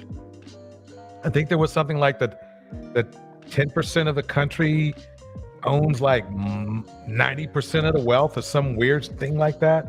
I have to look it up because I might not be accurate. But if you see my point, you know, you have the Bezos, you have the Twitter / car dude, you have, by the time they get done with the country doing what they want to do with their money, the way they want to do with their money, numbers start getting skewed the wrong way. You can blame it on the you know, the border, or you blame it on welfare or whatever. But the bottom line is that after you do that border welfare stuff, there's still a huge chunk missing somewhere. I had an experience with this when I was working for a school district, where my new boss came in and they were wondering where they lost $5 million. And for a school district, that's a lot of money. Don't know where it went. Don't know where it went. It's always, somebody always has a hustle going on.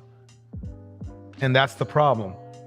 The problem with the good thing about America is that there's capitalism. The bad thing about America is there's toxic capitalism, and that's where we're at. There's always a hustle. And we built, I tell you what though, we built some damn good airplanes though. Might cost $1 trillion, but we built that one airplane good. Could have fed a lot of people with that $1 trillion, but by golly, we gotta build that one plane. And I'm talking about one plane. My sister was in the military. That's why I kind of know about stuff like that. Yeah, I used to do work on those planes you speak of. So gorgeous planes, gorgeous. What like F. Can I ask the brother a question? Yes. I would like to know, are you familiar with the current rise in the femicide rates between Black women and Black men? You mean Black men killing Black women? Yes. Or both killing each other? I mean, there's been a rise on both ends. Okay. No, actually, it's called femicide for a reason. So the femicide rates are very high. They're every 4.5 hours for Black women. They aren't that way in fact. I've heard you guys say that. Yes. Right. So I'm asking you, how do you feel about that? Because earlier you said that, that 15% of these men are in a position of marriage, but I want to know how you feel about them, clearly ending the lives of their girlfriends, wives. I mean, even while they're pregnant. And their mothers. You're asking me how I feel about that? Yeah. Right. What's your view on it?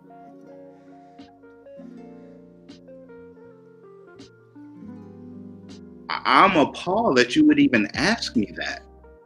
How do you think I would feel? You think I would celebrate it? I don't know, sir. That's why I'm asking. I didn't say you would. I was just asking what's your take on it. Right, but I'm offended you would even ask. It's just your viewpoint. But we all talk about our viewpoints on it.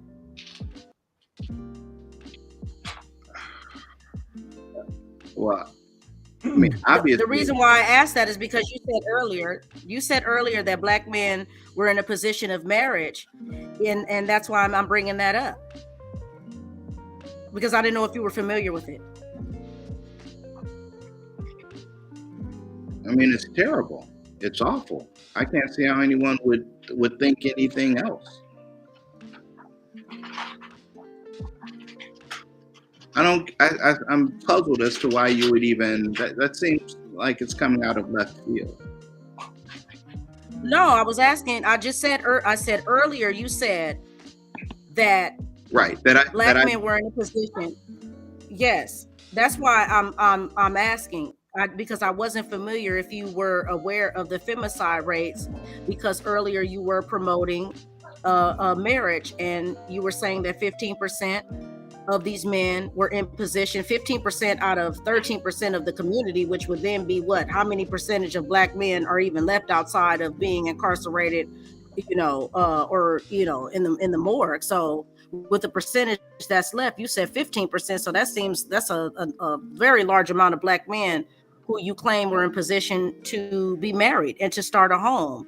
So with that being said, with the increase of domestic violence that's been existing, especially since the pandemic, I just wanted to know if you were familiar with that, because I don't know what you know. And then So I'm Siobhan, saying in terms of that, since you're familiar with it, and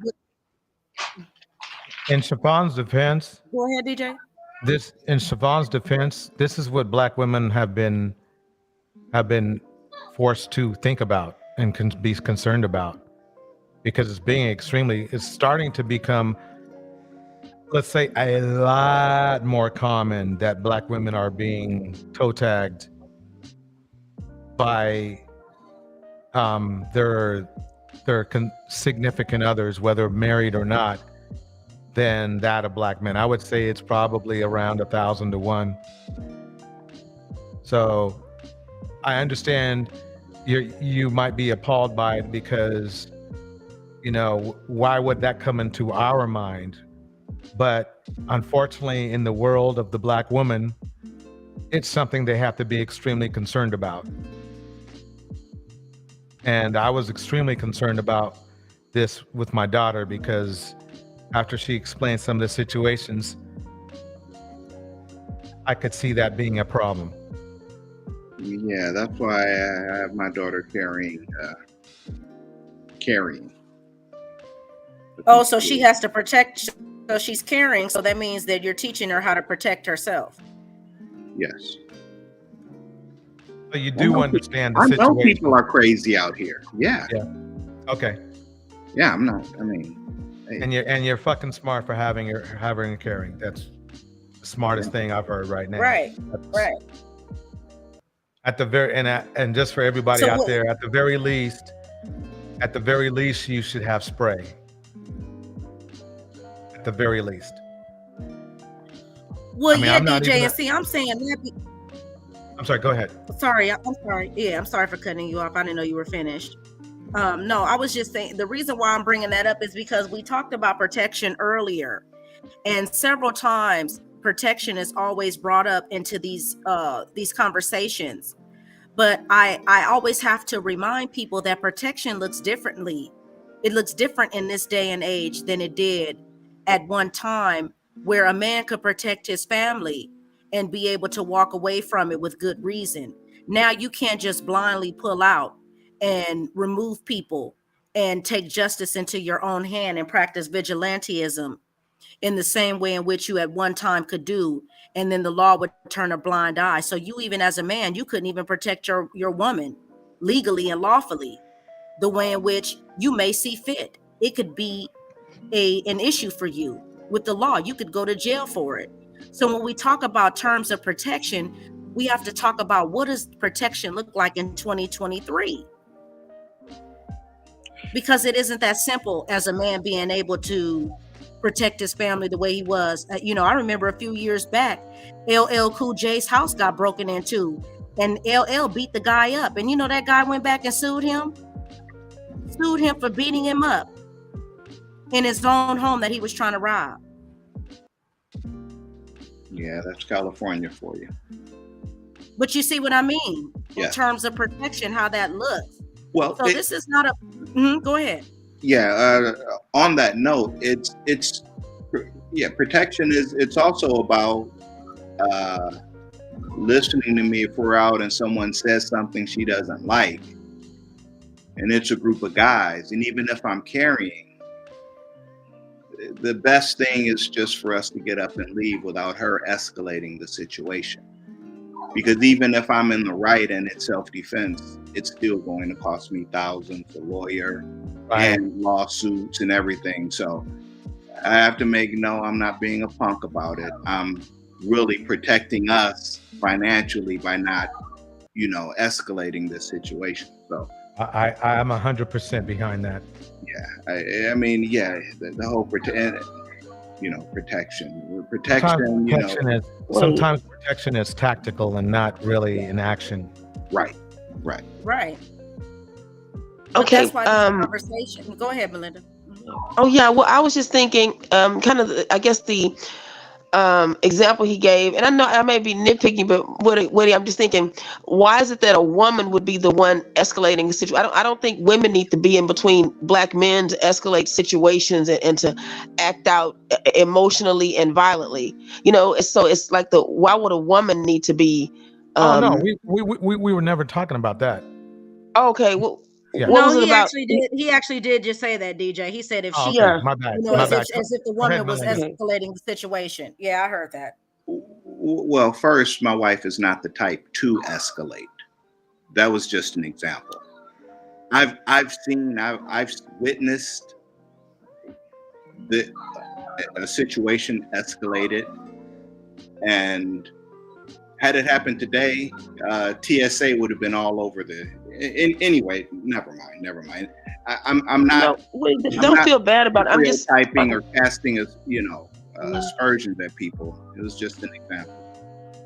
I mean, yeah, dudes are known for, it looks like if I'm out with one of my boys and the same thing happens, it's like, well, if you escalate, you might have to take a ass kicking, because I'm not going to shoot this guy to get him up off of you when you could have walked away. I mean, it's not worth it. I mean, we all have too much to lose here. But see, notice that I gave this is what happens. Okay. I just gave the example of LL Cool J, who was protecting his family. So this wasn't to throw anybody under the bus or come up with an anecdotal scenario. This was an actual real scenario that took place in regards to a man protecting his family. Now you're putting it on a woman who's in a bar, and all of a sudden she's stirring something up with a man, and now you're saying that she deserves to get hands put on her in order for you not to be able to do anything. No. Yeah. Okay. I just want to be clear, because I'm talking about liability and protection, and how no one can take the law into their own hands. I'm not trying to set up a pseudo scenario where, because that happens in bars and clubs, and you can't act like men don't accost women and disrespect women in public places anyway. So, we're not going to sit here and act like, and what woman is going to be with her man and then go start some mess with another guy? Like what Yeah, kind of woman? right. I've seen it. So they'll even use it. You didn't do this, Marcus, but they'll say that most of the guys getting killed in the black community, a woman set them up. It's always, it's going to be like a black woman set them up. And this is what it's a lot of stuff that they say too. It's always, somehow like the woman got him into something he couldn't get out of, That's not what I say. Yeah, that's not what I say. I mean, I know. Oh no, I said you didn't say that. No, I said you didn't say that. Wait a minute. But do you think women are not capable of doing it though? So really, this is the thing. I don't think that.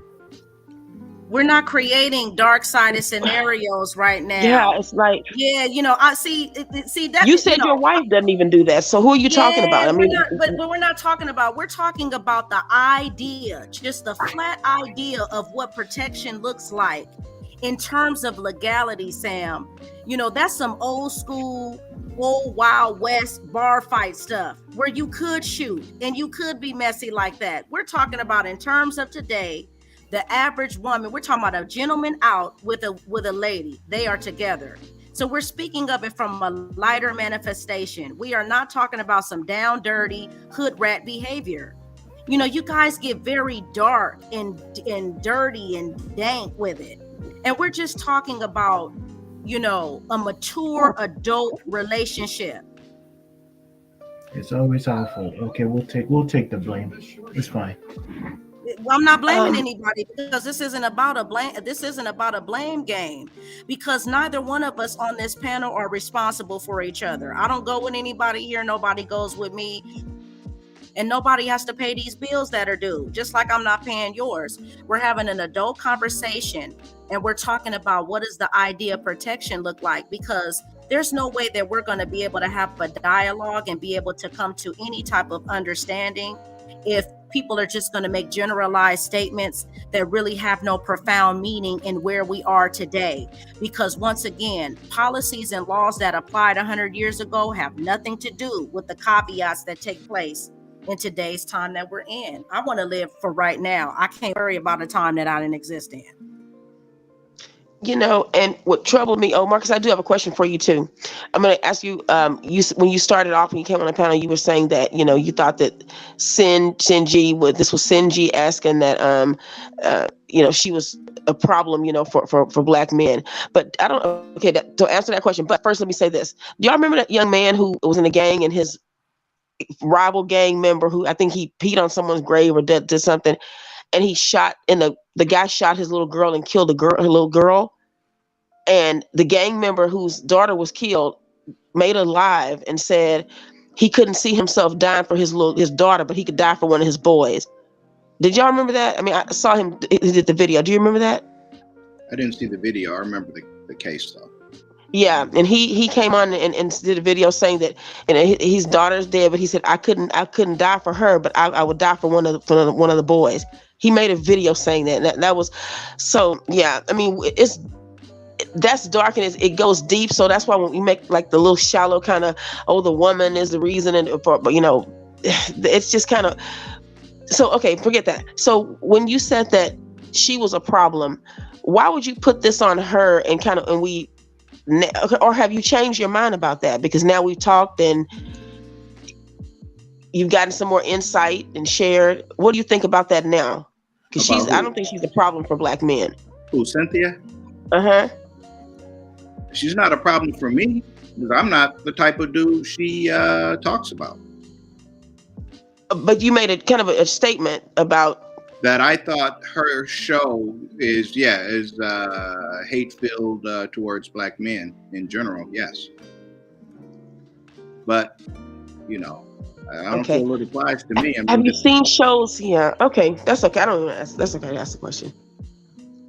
I guess I kind of think sometimes the Black men have a lot of cognitive dissonance, and if you think that she's a problem, it's like there are bigger problems that are actually real, and you know her shows are kind of a response.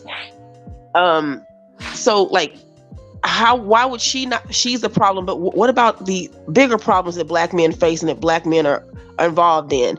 Why is that not the problem? But someone talking about it is. As far as, you know, as far as levels of severity, I mean, she has a YouTube show. She talks about hating men in my everyday, day-to-day life. That doesn't affect me at all.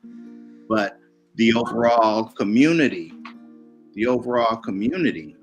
and what's going on with Black people, yeah, I think I have nothing to say. I mean, you think her show is the problem, and not what Black men are doing. Problem. It's not really even worth complaining about because it's irrelevant to me, really. I mean, I don't bring it up. You know, it's not part of my day to day. I'm concerned with what she said now, this or that. No, she doesn't matter to me. I believe what the sad part of her show is that she actually has a relevant argument when it comes to young ladies. It's actually I thought about it long and hard. It's actually a relevant argument. It sounds ugly because the situation's ugly. I think we all can agree on that. It is. Because no other women are faced with making those kinds of decisions. Sorry, can I say something? Sure can. You know, earlier when I asked the gentleman if he would loan $10 million to a man who was married or unmarried, he told me something that was very profound, and I just want to repeat it back to the audience. He told me that he would have to talk to the young men and see where they're coming from. And see, here's the difference between our community and other communities outside of ours. Most men of other communities, Japanese, Arab, what they would have said is that they want to meet that man and his family. But this is how this community operates, where you didn't even bring up where this guy's coming from because The bottom line is no one is going to hand you over anything or associate or affiliate their name with you, especially people who are coming from, once again, name, status, and wealth. The first thing Mr. Fukuzami is going to do before he hands over his money is he wants to come and meet your wife. He wants to meet your children. He wants to see your home. He wants to see how you live. He wants to see how your wife responds to you. He wants to see how your children interact with you, because he wants to see if you are worthy of even getting a loan from him. He wants to see what your value is outside of what you say, outside of your dossier and your resume. And in order for me to find out about you, I got to come over. I got to see who's sitting at the table. How's your home decorated? How does your family treat you? Are they happy when you walk in the door? Or do they wait 5 or 10 minutes later to come in and give you a little, hey, dad? That's what's going to determine if you're a trustworthy man. And this is something that Black men can't offer. Not only do they not have the means, they don't have the foundation. These are the things that we need to work on if we're talking about building. And it has nothing to do with the media and society. It has everything to do with the power that already exists in our hands. You got to be the change that you want to see. All of this blaming and pointing, no, those are just excuses because you want to lay down and you don't want to do anything. You want to wait for somebody else to shake you up. You got to make the choice for yourself. But you got to show up and you have to be reliable. And that's something that we can, you can't honestly tell me that most Black men are reliable in that way. You just can't. I wish I could say that, but I can't act like that's true. Right. And most of the issue when they confront something, I've noticed, it's about a response, the way someone is responding to the behavior. So they're like, to blame the person who's discussing it or talking about it, not looking at what's going on, not looking at what you see on TV, how guys are getting kicked out of countries, how they're online talking about some of the most heinous things. And, they're the face of, Black men have become the face of everything anti-family, anti-society. But, to look at the person doing videos who's not hateful, and nothing is hateful. It's discussion. It's just bringing out the facts. And now, people are waking up to it, but it's not just her. It's, we'll go to her, but what about the men out there who are saying like, yeah, this really is, this is true. I just think that to not look at yourselves and how, the men out there are reflecting you. Cause I think if you didn't care, you wouldn't have brought it up. If you didn't see yourself in that, not that you're doing that, I'm just saying, if you didn't see your image in that, you wouldn't have needed to bring it up.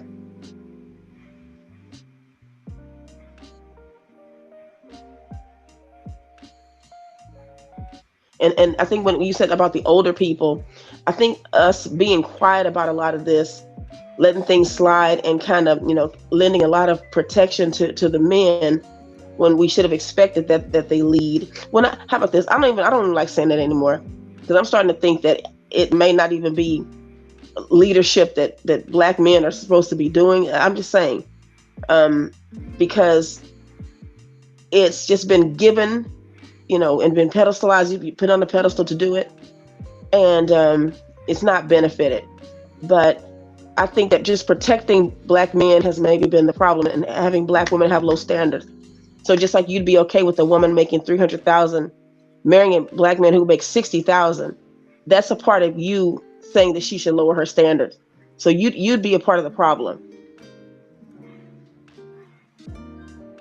Instead of you doing better or, making strides to be competitive with other men, you want the woman to keep lowering the bar and grading you on a curve. And if Black women keep doing that, that's been a problem, because it's reflected in her choices and the value system. So that's that. Yep.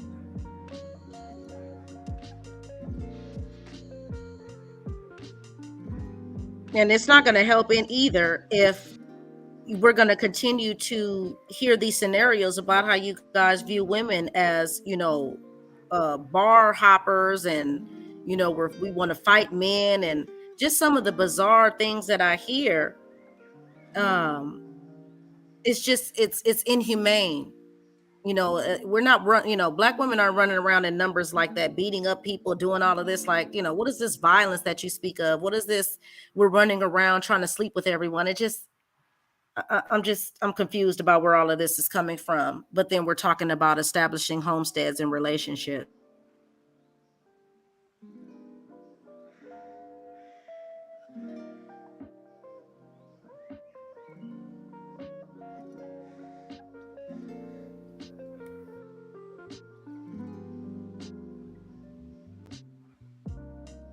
So, I think this is Hello? a perfect time for me to shut down shop. We've been Okay. Thank you, going DJ.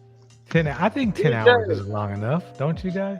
I think 10 hours. I mean, that guy was so cringe, man. I mean, I just sat back and chilled out, basically. I ain't want to get involved with what he was talking about, because what's that dude talking about? I was listening. He's still to that here. dude. I'm still here. Bro, what the fuck? You know what I'm saying? Oh, okay. I'll be quiet. What do you mean? Yeah. What do you mean? No, man, like, because, like, yeah, like, what the fuck? You know what I'm saying? You was getting grilled by the sisters, and I'm like, how the fuck? I mean, man, this is like, JP, did you just get up? Bro, like, I sat here listening to this shit, real JP, how many have you had so far? well, shit. JP, are you I making don't know, a cocktail DJ. like you mixing it with something? Oh no, man. But Oh, you just put ice and just drink it straight? I've been muted so far, so I don't know. Sexy Red TV in the house. Oh, Good seeing Lord. you. Just in time. That's the red. What's up? She put in, man, she been putting into the time. Y'all got to check out her channel. It's Right, man. very So, interesting conversations. that was how I found out Dennis Berlin was making it rain on these guys. Well, everybody, I appreciate you coming through. Don't laugh at my man JP now. JP, I think it's my turn now. I think I gotta have a couple myself, I guess. Well, thank you, DJ Torch. Thank you for this panel today. It has been awesome. I'm gonna actually go, and I'm off tonight. Go rewind and look at what I missed. And I just want to say, for Black women, just keep your standards up. And each time you hear something, you'll notice what Black men are saying. It's always going to be, the root of it is lower your standards. You should be able to deal with a guy making way less, and it's not benefiting you. Statistics show it's not. And I think that it just won't work, because there'll be resentment. There'll be all these things, because it's sad that they don't see that you should be worthy of wanting more. And that's the bad part. That really is the scary part. You don't have to settle. And it doesn't mean that you're making a value judgment, or maybe you should make a value judgment, because if that's what needs to protect you, you deserve what anyone else deserves. And sadly, what that's going to mean for them, because they haven't taken it as seriously, is going to mean that they likely won't be chosen. If that means you stay by yourself, if that means you want to, look for other Black men, you do it. But look at the statistics. Look at what other women are going through. Just the numbers need to make sense to you. That's what I'm saying. The numbers have to make sense.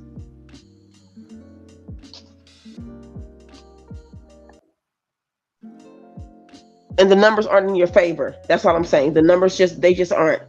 So if they think there's some magical guys around here who are, wanting wives and stuff, you can tell that that's not it. Look at the stats. Look at your numbers. What's happening? You know, don't bring another generation of little boys in or little girls where they have to be fighting and in a mercy of government or state. You don't want that. You don't want that in your life. Melinda. Yes. Right. Sam, talk to me, man. Last words. Well, I don't have much to say. Just have a good night, everyone. Everybody have a good night. Thank you, Sam. All right. Woody Wood, you have any last words? Yeah, good show. Good show. I think you guys cleared up a couple of misconceptions I had. So I guess I'll subscribe and continue to listen and call in if I hear something worth discussing. I'd be appreciated. Thank you, Woody. All right. Thanks. Looks like you the last one up here. Well, let me just say this. The blame game is the exact reason why, for the most part, Black women are just choosing to opt out. Because the bottom line is, on both sides, is that in order to be a leader, you have to be willing to take the blame.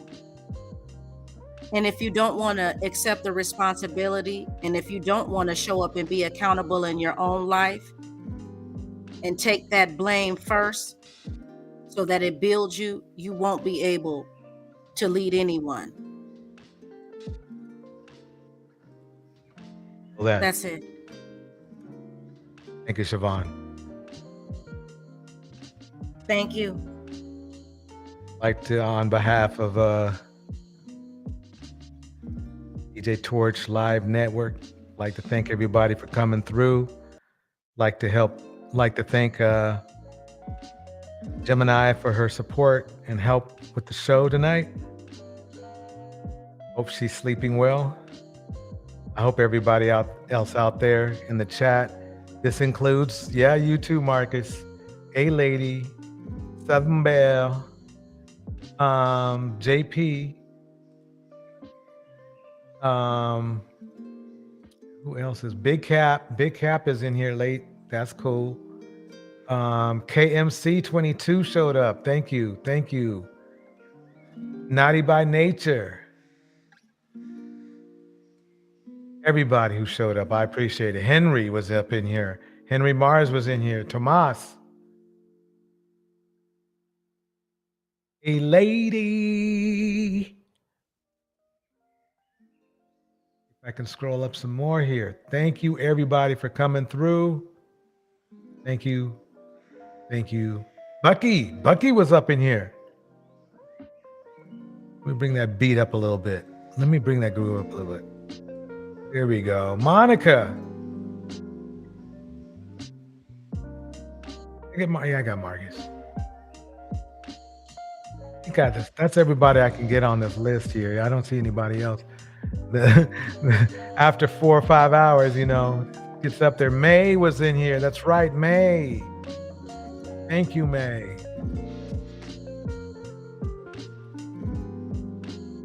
Or Sam.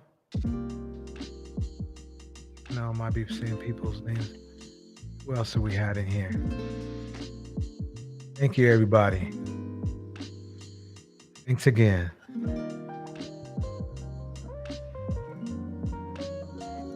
Bring that beat up.